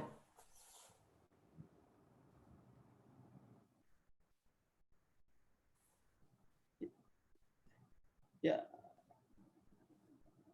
Sudhir, unmute yourself and talk on your PPT. Go the main results. Ji are you sir, my PPT is showing, sir? Yeah, that is showing. Go Okay. go to the main work. What you want to discuss? Okay, sir. Good evening, all of you. Myself Sudhir, and my topic is on existence of fixed point in parametric and bimetric spaces with application. So I come to the directly on my main work. Yes. First of all, definition 1.1. This is the definition of the NB metric space. Let X be non-empty set B greater than equal to 1 given a real number n belong to natural number. A distance from n xn to 0 infinity to 0 infinity is the parametric. N1 and 2, these are the condition must be satisfied. Example 1.2 must be satisfied support the definition 1.1. Lemma 1.4 in a metric parametric and bimetric space xn. The one condition is n of xyt less than equal to b of xyt and n of yxt less than b of xyt. So second condition is same. Similar to this, n of xyt less than equal to b of n minus 1, n of xyt plus n of xzt, and n of xyt less than b of n minus 1, n of xzt plus b of zyt. Definition 1.5, this is the well-defined conditions. Lemma 1.5, let we have a two sequence xk and yk are two sequences in parametric and bimetric spaces. So these sequence suppose that convert to x and y. So xk, suppose we suppose that xk is a Cauchy, and condition number 3, 1 upon b square, such type of condition satisfy using lemma 1.7. And my main result is that using the definition of 2.1, a self-map S of x to x in a parametric and bimetric spaces xn b greater than 1 is called SA contraction. If suppose that we using S of xy x sx xy st less than equal to such type of a1 a2 a3, this type, the condition is satisfy the sum of ai is less than 1 and a1 plus a3 b less than 1. So if these type of definition 2.1, 2.2, 2.3, 2.4 using this condition, and we theorem 2.5, this is my main our main result. Let s x2s be a SA contraction 2.1 satisfy the definition 2.1, then we get the fixed point, unique fixed point. So the example 2.6 supports our main result theorem 2.5. Now we again we use a definition 2.7. This is the eta admissible of the type B. So I come directly on the example 2.8. Our 2.8 example support the definition of 2.7. Now we generalize it. Generalize the definition 2.9 of 2.8. That is the eta of xn plus 1 t greater than equal to beta. This is the generalization of eta b regular if eta of xn xt greater than equal to b. The theorem 2.10. These above definitions are satisfied. We suppose that this X is the eta advisible of type B, X is eta B regular, and then we get the unique fixed point. So we skip the proof. Example 2.11 support the theorem 2.10. So I come in the theorem 2.12. This is the proof is very similar to the theorem 2.10. Yes.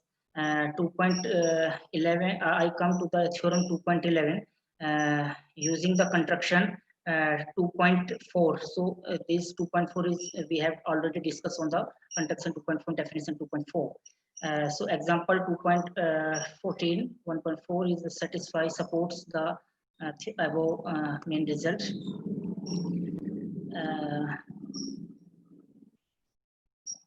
So this is my application, the existence of unique fixed circle and fixed disk. So we use the definition. This is the circle centralized center at x0 and radius r. So these are the definition. Professor Tars already have discussed in this topic.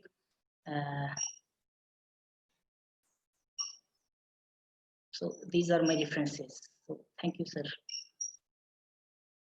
Hello. Yeah, thank you. Is there any question?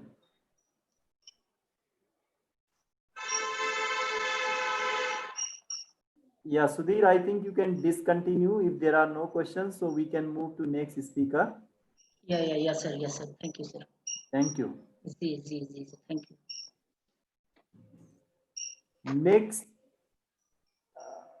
Next speaker is Sukhvinder. Is Sukhvinder available? Okay. Is Smita Negi available? Smita Negi.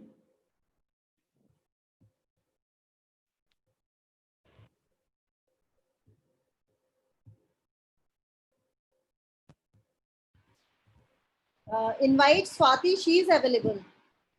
Okay, so Swati can come and start. Yes, sir. Okay, Yes, sir. so you can share your screen. Yes. Sir, it is showing. No, not to me, I think. Any other participant who left and who want to present? I can't see the screen. What is your paper number? 48, sir. 48. Okay. Yes, sir. 48 paper number. Yeah, I think there is something coming open. Yeah, Zoom meeting is coming. Yeah, somebody has opened it. Yeah, I don't know how it is. Sudhir Petwal. Sudhir, Mr. Sudhir, can you stop sharing? Is it visible, Sudhir? sir? Not yet. No, I think it has not yet exit. Yeah, so that's right. Yeah, now I think it's coming. Something. Yeah. No. Swati, yeah, I think, yeah. Is it visible, sir? No, again. पहले आप screen share stop करिए. Sudhir Petwal, stop sharing your PPT, your screen.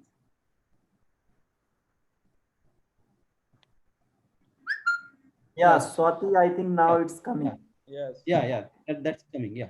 Okay, go to the full view and discuss your main one. Main results. Yeah. Swati? Swati, can you hear us? Okay. Yes, sir. Yes. Yeah, you can go through. Yes, sir. You can start. Okay, sir. My name is Swati Antal. I'm doing PhD. Oh, okay, sir. In this, I'm going to present my paper.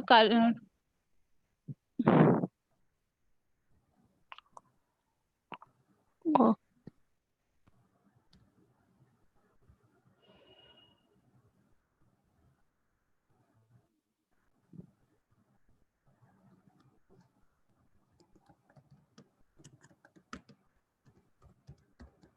Hello, hello. Yes. Yes, Swati, you can go in full mode. Yeah, it's down Yeah, here yeah, on the view. Yeah, full screen mode. Yeah, full screen mode. No, no, no, no, not this one. Yeah. you can Hello, go hello. in View. Then View. full screen mode. The full down screen mode. there, Go down there. Yeah, down, yeah, down, come down, down, down, down. down. Yeah, next Okay, one. Yeah. okay, sir. Thank you, sir. Hello, hello. Yes. My name is Swati Antal. I'm doing PhD under the supervision of Professor UC Garola. My topic is I'm going to present my paper on Karisti-Banach type contraction view simulation function. In this paper, we introduce the notion of a Karisti-Banach type ZRB contraction in the framework of B-metric space endowed with a transitive relation that combine the ideas of Karisti type contraction and Banach contraction with the help of simulation function. These are the introduction. You can go In to this, the main first. okay, sir. Okay, sir. Recently, in 2019, E. Karapinar et al. Gave a new fixed point theory in B-metric space, which is inspired by both Karisti and Banach in B-metric space, introduced by Zedwick, to generalize the concept of metric space by introducing a real number S in the triangle inequality. These are the preliminaries, B-metric space definitions. Simulation function. In 2015, Kojast et al. Introduced the notion of simulation functions, which is a generalization of the Banach contraction. And here, these are the relation theoretic variants. Main result for that. In this section, the notion ZRB denote the set of simulation function in B-metric space endowed with a given binary relation R. Definition: let F be a self-mapping on a B-metric space. MTS equipped with the binary relation R if there exists zeta belongs to ZRB and phi define M to 0 to infinity, such that sigma F sigma greater than 0 implies zeta of SD F sigma F rho phi sigma phi F sigma D sigma rho greater than equals to 0 for all sigma rho belongs to M, where sigma rho belongs to R, then F is called Karisti-Banach type ZRB contraction. A theorem. Let MDS be a complete B-metric space equipped with the binary relation R and F be a self-mapping on M. Let the following hypothesis hold: MRF is non-empty, R is F closed and transitive. Either F is R continuous or R is BD self-closed. And fourth one is F is Karisti-Banach type ZRB contraction with respect to zeta belongs to F. Then F has a fixed point. Theorem 2, under the condition of theorem 2.1, if gamma sigma rho R is not equal to phi, then F has the unique fixed point. Here we show one example which unifies our result. If it is not a remark. It is interesting to see that in above example, at this point it is not a B simulation function. Also at this point it is not satisfy the conditions of Alam and Imdad. And remark 2.2, in this example, observe that the binary relation R is non-reflexive, non-irreflexive, non-symmetric, and non-antisymmetric. Therefore, it is none of the near order, partial order, pre-order, and tolerance. Thus, it is worth mentioning that theorem 2.2 is a genuine extension and improvement of Alam and Imdad in B-metric space. These are the references. Thank you, sir. Okay, thank you.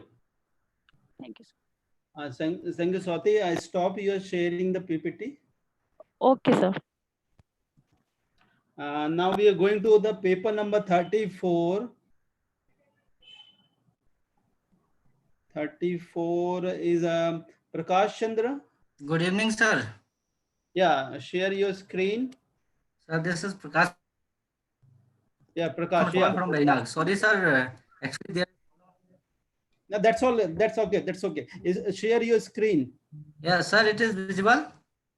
Yeah, come. Yeah. Now discuss your main work. Yes, sir. Yes, sir. My topic of my paper is common fixed point for G non-extensive type mappings. Actually, we have done in this paper generalize the condition of CIRIC, non-expensive type condition of CIRIC for two mappings. And also we make two changes. One is this is for two mappings, and here Q is greater than equal to 2. Actually, the CIRIC taken the 2 only. So by this G non-expensive type, am I audible, sir? Yeah. Yes, yes. So for this G non-expensive type, we have proved the four theorems. First theorem is for non-compatible and conditionally commuting mappings. Is it visible, sir? Yeah. You know, when there is a problem, we will let you know. Okay, sir. Okay, thank you. So we taken the condition of G non-expensive type and the aspect of non-compatibility and conditionally commuting mapping with one of these three conditions: the range of F or G be a complete subspace of X, either F or G be surjective in X, or closure of Fx is subset of Gx. So if we taken these all conditions, we get a common fixed point for F and G. Now in second theorem, sir, we replace this non-compatible property by A property. And the second condition is same, that conditionally commuting. And for these conditions, we also get the fixed points for F and G. And in next two theorems, we replace conditionally commuting by G observing maps.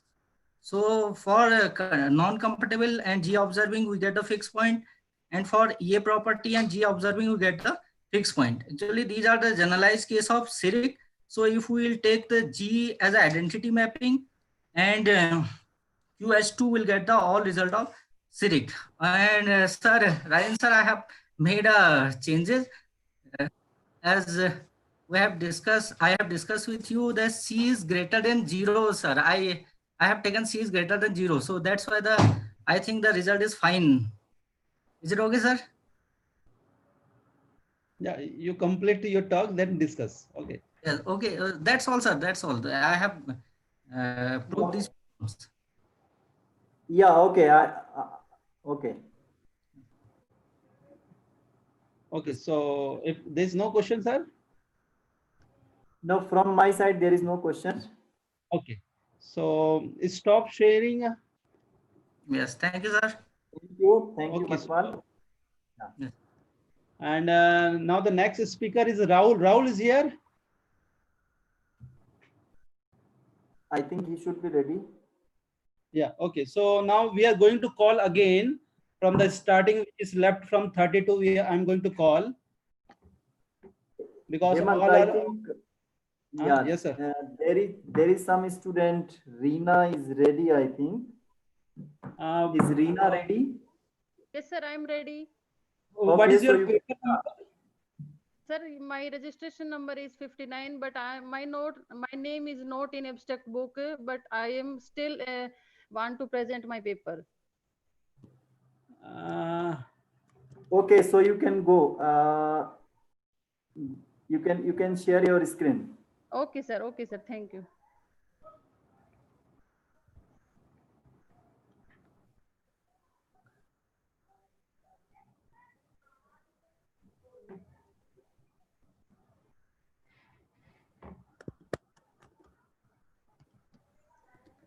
Sir, my topic is common fixed point theorem for faintly compatible mappings. My main outlines of paper is abstract keywords, introduction, brief history of geometric space, characteristics of geometric space, definitions, main theorems, conclusion, references. My abstract is, in this paper, fixed point theorems are established for two mappings. To prove the theorems, it is assumed that the mappings are not compatible, but faintly compatible. Keywords are common fixed point, compatible mappings, generalized metric space. Introduction. Metric fixed point theory is an important mathematical discipline because of its application in areas such as variation and linear inequalities. The fixed point theorems in metric spaces are playing a major role to construct methods in mathematics to solve problems in applied mathematics and science. Brief history of geometric space. For a few decades, the metric fixed point theory has become an important field of research in both pure and applied science. It has become one of the most essential tools in non-linear functional analysis, optimization, mathematical model, economy. And Mustafa and Sims introduced the concept of geometric space in the year 2004 as a generalization of metric spaces. Some characteristic of geometric space. In this type of space, a non-negative real number is assigned to every triplet of element, or we can see that this is the generalization of metric space. Banach contraction mapping principle was also established, and a fixed point result has been proved. After that, several fixed point results relevant to metric space are being extended to Z-metric space. Also, we can note that fixed point result in Z-metric space have been applied to proving the existence of solution for a class of integral equation. Some important theorems. First, we start with the definition of geometric space. In 2004, Mustafa and Sims introduced the concept of geometric space as follows. Let X be a non-empty set as such that these are 5 conditions. Then we can say that Z is called a generalized metric, or more specifically a Z metric on X. The pair XZ is called a Z metric space. Now we want to give some more definitions about convergence and Cauchy sequence in geometric spaces. So let me start with definition 1.2. Let Xg be a geometric space and Xn be a sequence of points in X. We can say Xn is Z convergent to X if limit n tends to infinity. G of X, Xn, Xm tends to equal to 0. Then we say that Xn tends to X, or limit n tends to infinity, Xn equal to X. Proposition 1.1. Let Madam X. Reena, Hanji, go sir. to the main work. Yeah. Hanji, sir. This Okay, sir. proposition. Yeah. Okay, sir. We come to main definition. Two self-mapping f and g of Z metric space are said to be faintly compatible if and only if f and g are conditionally compatible and they compute on a non-empty subset of a coincidence point whenever the set of coincidence is non-empty. Now we come on our main results, or theorem 1.1 statement as follows.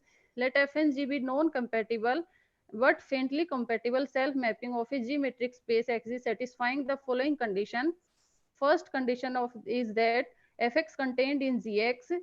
The second condition is g of f of x, fy, fz is less than equal to k of g, gx, gy, zz, such that 0 is less than equal to k is less than 1 for all x, y, z belongs to x.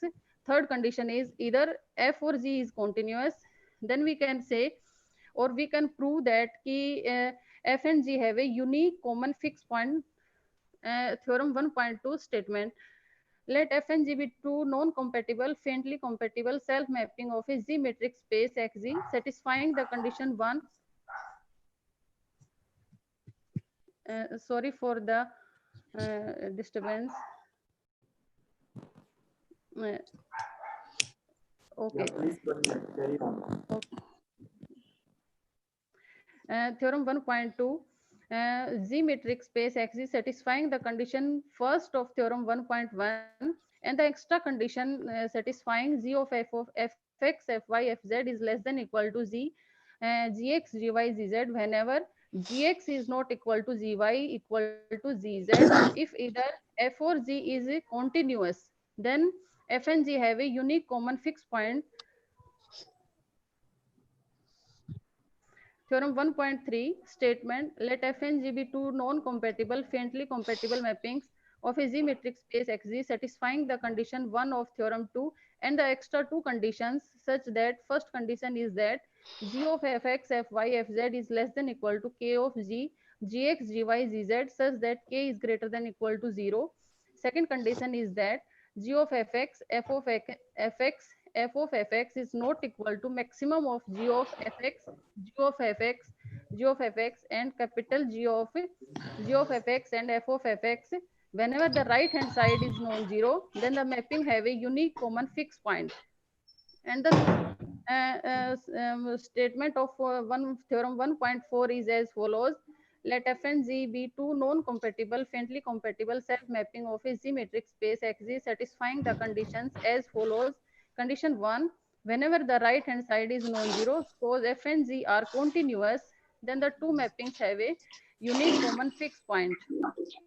Conclusion of my paper is We relax the condition of compatibility in the theorem. We established the theorem by assuming that the mapping are non-compatible and faintly compatible. And the references is here. Thanking you, sir. Okay, thank you. Thank you so much. Thank you, sir. Sir, one question on my side. Sir, one question on my side. Yeah, yeah. Sir, I Pose the want to question. ask. I want to ask that my name is not in abstract. Still, I have the certificate of presentation or not? Yeah, right to the. You will get the certificate of presentation. Okay, ma'am. Thank you. Thank you, ma'am. Very, very thank you. Okay, ma'am. Okay, so now I'm going to invite the next Rahul Shukla. Yes, sir. Yes, sir. Yeah. So let me. Yeah, share your screen.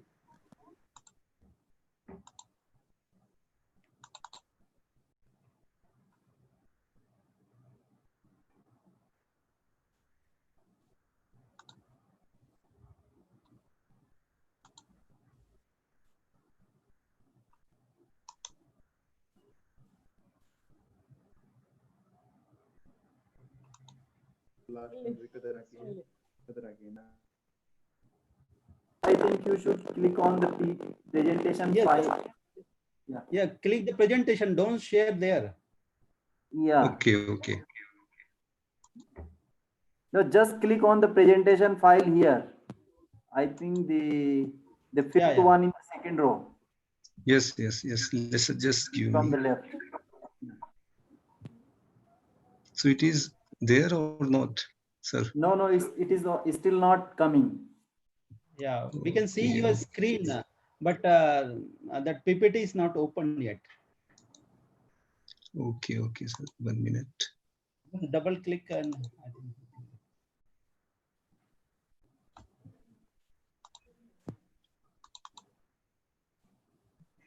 You are opening the wrong file, I think. Yes, yeah, sorry. Yeah. Sorry. So yes, this is also not. This Yeah, is the file. This is the original file. Yeah. If anybody is left, just raise your hand and write in the chat box who are left, because we are having the 7-8 who are not presented yet. So, sir, is it visible? No, it's not coming. Okay. I think you can share it where it is there. Means, yeah, it's not. Is it open? Is Yeah, the it is file open. open on your system? Yeah. So I think you can share it again because you have shared a different screen than the file. Okay. No, not Just. go from the Zoom. Yes, yes.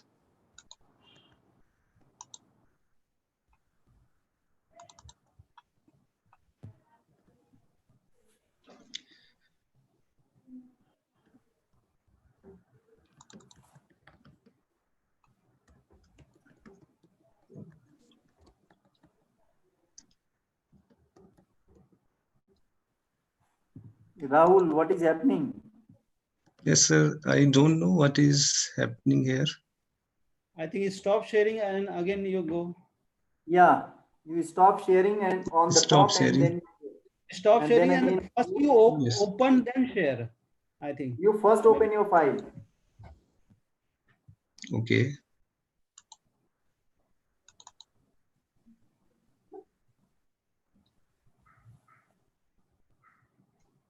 Yeah, it is open.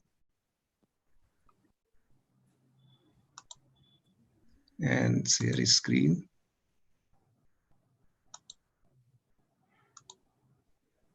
yeah, coming. I think yeah. No, But again, you again. have shared something different. Yeah, just go down. Yeah, minimize the window. Minimize. Yeah, this you click now. Your mouse is on the minimization. I think maybe behind that. Yes, yes. Is it coming, sir? No. when you are going to share, there will be different windows pop up. So you have to click the PPT, the presentation final, not the folder. Okay.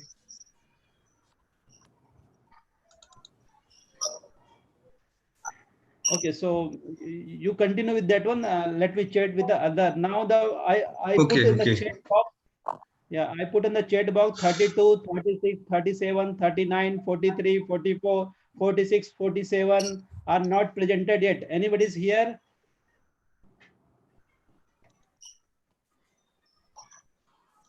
Is anybody left to present from beginning to end?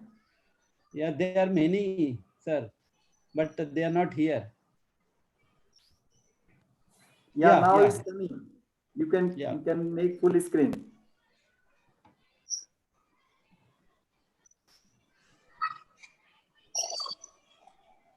Or you Rahul, start I presenting. make full screen and Yeah, start. sir. Yeah, let me. Go in the view and make it full.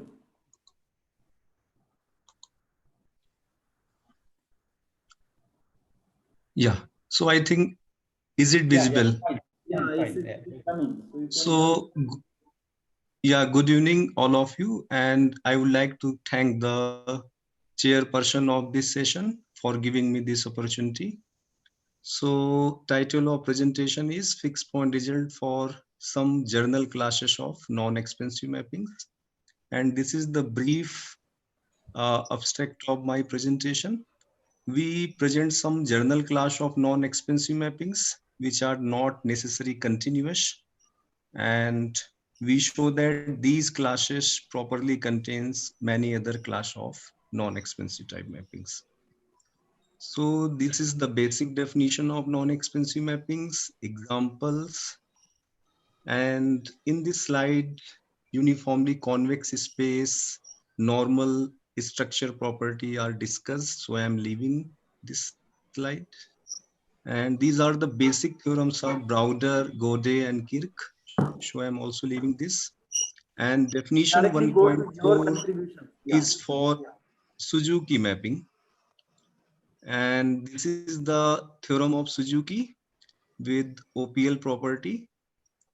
And definition 1.7 is the definition of Ayoma and Kohashaka alpha non-expensive mappings. Now, it is interesting to note that both Suzuki type and alpha non-expensive are independent, and we considered by these two examples. In example 1.9, we showed that T satisfy condition C, but T not an alpha non-expensive mapping. In this example, T is alpha non-expensive. However, T does not satisfy the condition C. So motivated by these facts, we considered the following definition, definition 1.1. We considered this term as a Suzuki type and the second term as alpha non-expensive type mapping. And we obtained this example that T is generalized alpha non-expensive mapping, but T does not satisfy condition C. In next example, we showed that T is generalized alpha non-expensive, but T is not alpha non-expensive mapping. In lemma 1.3, we studied the structure of fixed point, and the structure of fixed point is closed and convex. And theorem 1.4 is for the existence of fixed point if T has approximate fixed point sequence and set is compact, then T has a fixed point. In theorem 1.5, we consider Y weakly compact and space is uniformly convex in every direction. Definition 1.2 is the definition of uniformly convex in every direction. In next paper, we consider a Rees type in second term in place of alpha non-expensive. And in the same article, we consider a maximum of these two. First is alpha non-expensive and second is Rees type non-expensive. And we also notice that generalized alpha reach Suzuki type mapping satisfy condition E. And this condition was introduced by Garcia Fawcett. And so motivated by this fact, we obtained this new theorem for mapping satisfy condition C if T has an asymptotic center is non-empty and compact. This is the definition of asymptotic center. And we obtained some convergence result. These are the prominent iteration schemes have been Now you can discussed by conclude many your paper. speakers. And this is my final result. If sequence UN is defined by a Abbas iteration scheme and space has OPL property or X has Fisher differentiable norm, then UN converges weakly to a fixed point of T. And this is an example, and these are references. Thank you very much. Yeah, thank you, Rahul. Yeah, Any so, questions, sir? No question. You can stop sharing your PPT. Yeah, sorry, sir. Sorry. Okay, no, that's fine. So now this is the final call from the morning to evening. If anybody is left who wants to present, a registered participant can now present. Yeah. चलो मैं भी थोड़ा अपना चेहरा दिखा दूं. Mute हो, mute हो. Is there anyone left? Is there anyone left? No, we are here, madam. No, we are not left. Yeah. Any participant? So, You just conclude. yes. So I want to thank the chairperson of this session, Professor Rajendra Pant from Johannesburg and Hemant Kumar Nashin from VIT. Thank you so much. Thank you, madam. Now I request Professor S.S. Sahani, Principal Government PG College, Maldevta, Raipur. Remarks. Thank you, madam. Once again, many congratulations to Professor Anita Tomar and her team for a long duration e-conference of almost 10.5 hours. I have never attended such type of conference. Very useful for the young scientists. I am Thank you very much. attending. First of all, I would like to thank Dr. Dhan Singh Rawat ji for the inauguration and Professor Kumkum Rotela for her blessings, Dr. Kalpana Pant, Dr. Meena Joshi. Especially, I am thankful to Professor M.C. Joshi, Dr. S.K. Padalia, R.C. Pachauri, Sudhir Petwal, and Mr. Vijay Tomar from USA. Really, it is a pride for our college, especially a newly established college, for organizing international level of e-conference. Undoubtedly, it is unparalleled to other type of webinar and e-conferences because the paper presentations and all the proceedings are going to be published. Once again, thanks to all of you and especially Professor Anita Tomar and her team who has taken very pain since last almost 15 days. Last but not the least, I would like to thank God for the successful organization of international level e-conference. Thanks to all. Thank you, sir, for the nice words. Now I request Professor M.C. Joshi. Professor M.C. Joshi. Yes, thank you. Am I audible to all? Of Yes. course, yes. Yeah. So thank you, Professor Sipal Singh, for nice words. Thank It was a wonderful day today. We had good talks, several wonderful talks from the morning. I missed one or two talks for the lunch only, but I attended all the talks from the morning till evening. I'm thankful to all the speakers and all the chairpersons of the sessions, co-chairs, participants, and all others. And special thanks to Professor Anita Tomar for organizing such conference and making such a nice team to organize this e-conference. So thank you all. Thanks once again. Thank you, Professor Joshi. It is my hope, based on the face-to-face relationships established through this e-conference, in the future we will be able to respond together to issues that we have in common and achieve our common objective. Thank you all very much for your cooperation. I'm thankful to all chairpersons, speakers, participants, academic advisor, technical advisor, and their team.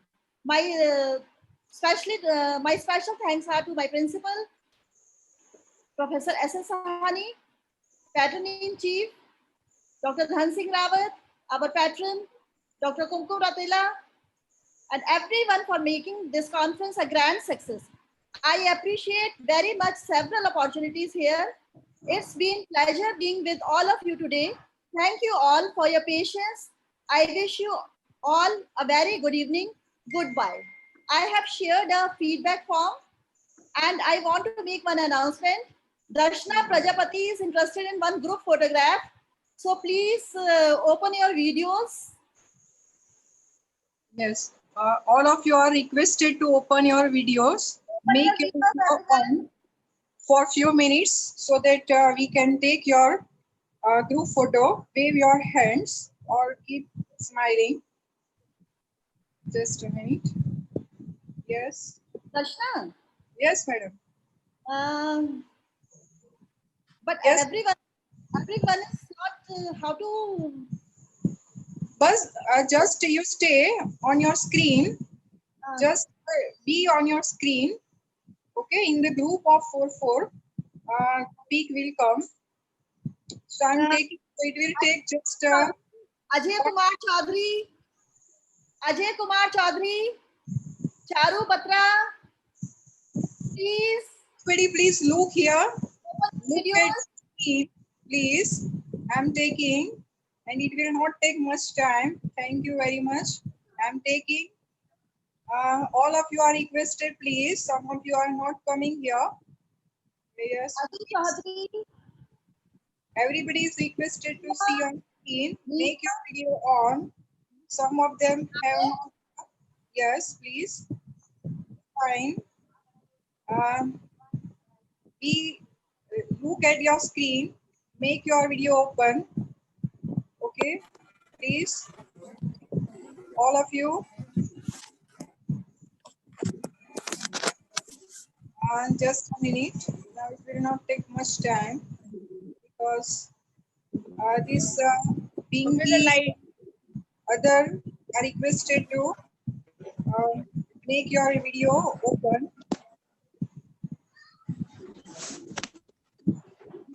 Just a minute. Now it is about to.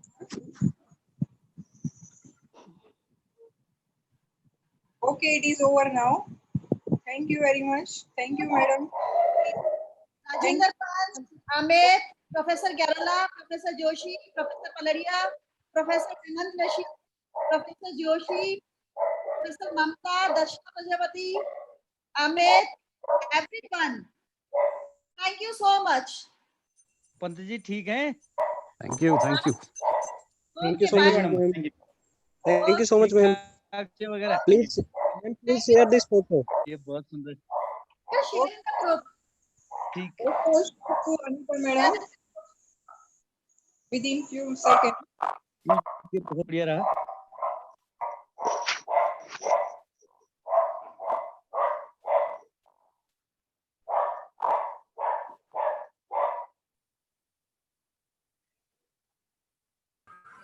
Thank you so much. Thank you very much. Javed sir, how are you? Yes, sir. Fine, fine. Sir, thank you very नमस्कार. much, sir. पंजी madam, बहुत नमस्कार. बहुत मुबारक हो आपको. बहुत अच्छी conference आपने ऑर्गेनाइज कराई. Thank you, और Javed. बहुत अच्छा रहा. सभी लोगों ने बहुत अच्छा कंट्रीब्यूट किया और काफी लोगों से मुलाकात हो गई इसी बहाने. देखिए. सच में. जी जी जी. Thank you, Javed, काफी Rahul. लोगों से बस बाय नेम जानते हैं, बट आज जो फेस टू फेस इंटरेक्शन भी हुआ, उनकी टॉक सुनी, बहुत अच्छा कर रहे हैं. पर्टिकुलरली पीएचडी स्टूडेंट्स भी. पंत साहब से मुलाकात हुई आज. मुलाकात तो खैर है, बट बहुत अरसे बाद हुई है. बाकी और जावेद लोग भाई मेरे से भी पदाटिया साहब हैं. मुलाकात पहली बार हुई, बाय नेम तो जानते हैं. और अमन भाई. हाँ बढ़िया. बहुत बहुत बधाई. Thank you so much. Kamola sir हैं इधर बिल्कुल. Congratulations, madam. Thank you so much. बहुत ही अच्छा रहा. इतना तो हम सर नमस्ते. 3 दिन में भी नहीं होते इतने स्पीकर्स. हमारे यहाँ इतने स्पीकर 3 दिन में भी नहीं होते हैं और पार्टिसिपेंट लास्ट तक भी सारे के सारे हैं. अदरवाइज तो 10-15 बच्चे कुछ रह जाते. Otherwise घूमने निकल जाते ना. हाँ, लास्ट के सेशन में 5 बच्चे खाली. एक बोलने वाला, 2-3 सुनने वाले जिनके टर्म बची है. बहुत ही अच्छा रहा. Wonderful conference. बुलाया करो 50-60 तो हमारे साथ चल देते हैं. नहीं फिर बाहर जाते हैं दिल्ली दर्शन में चले जाते. बहुत बहुत बधाई. बहुत अच्छा रहा. Thank you so much.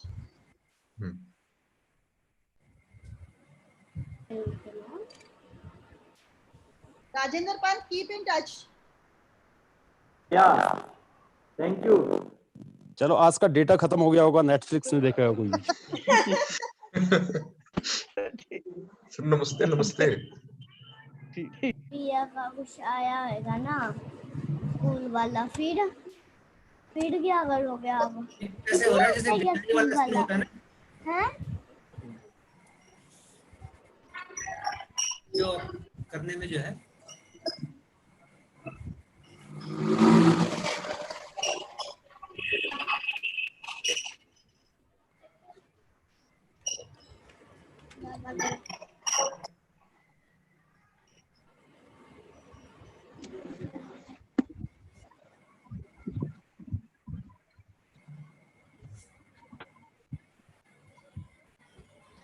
Thank you, Darshana.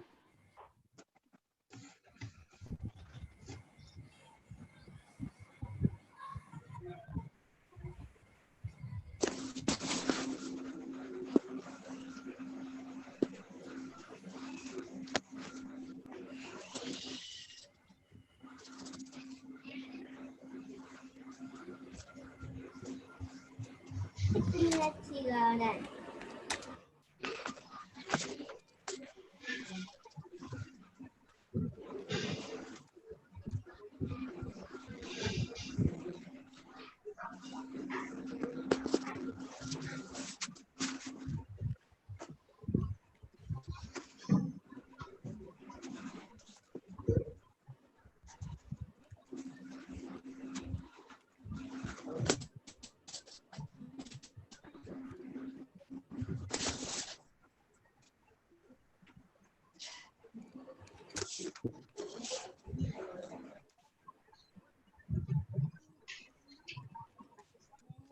Yeah, definitely.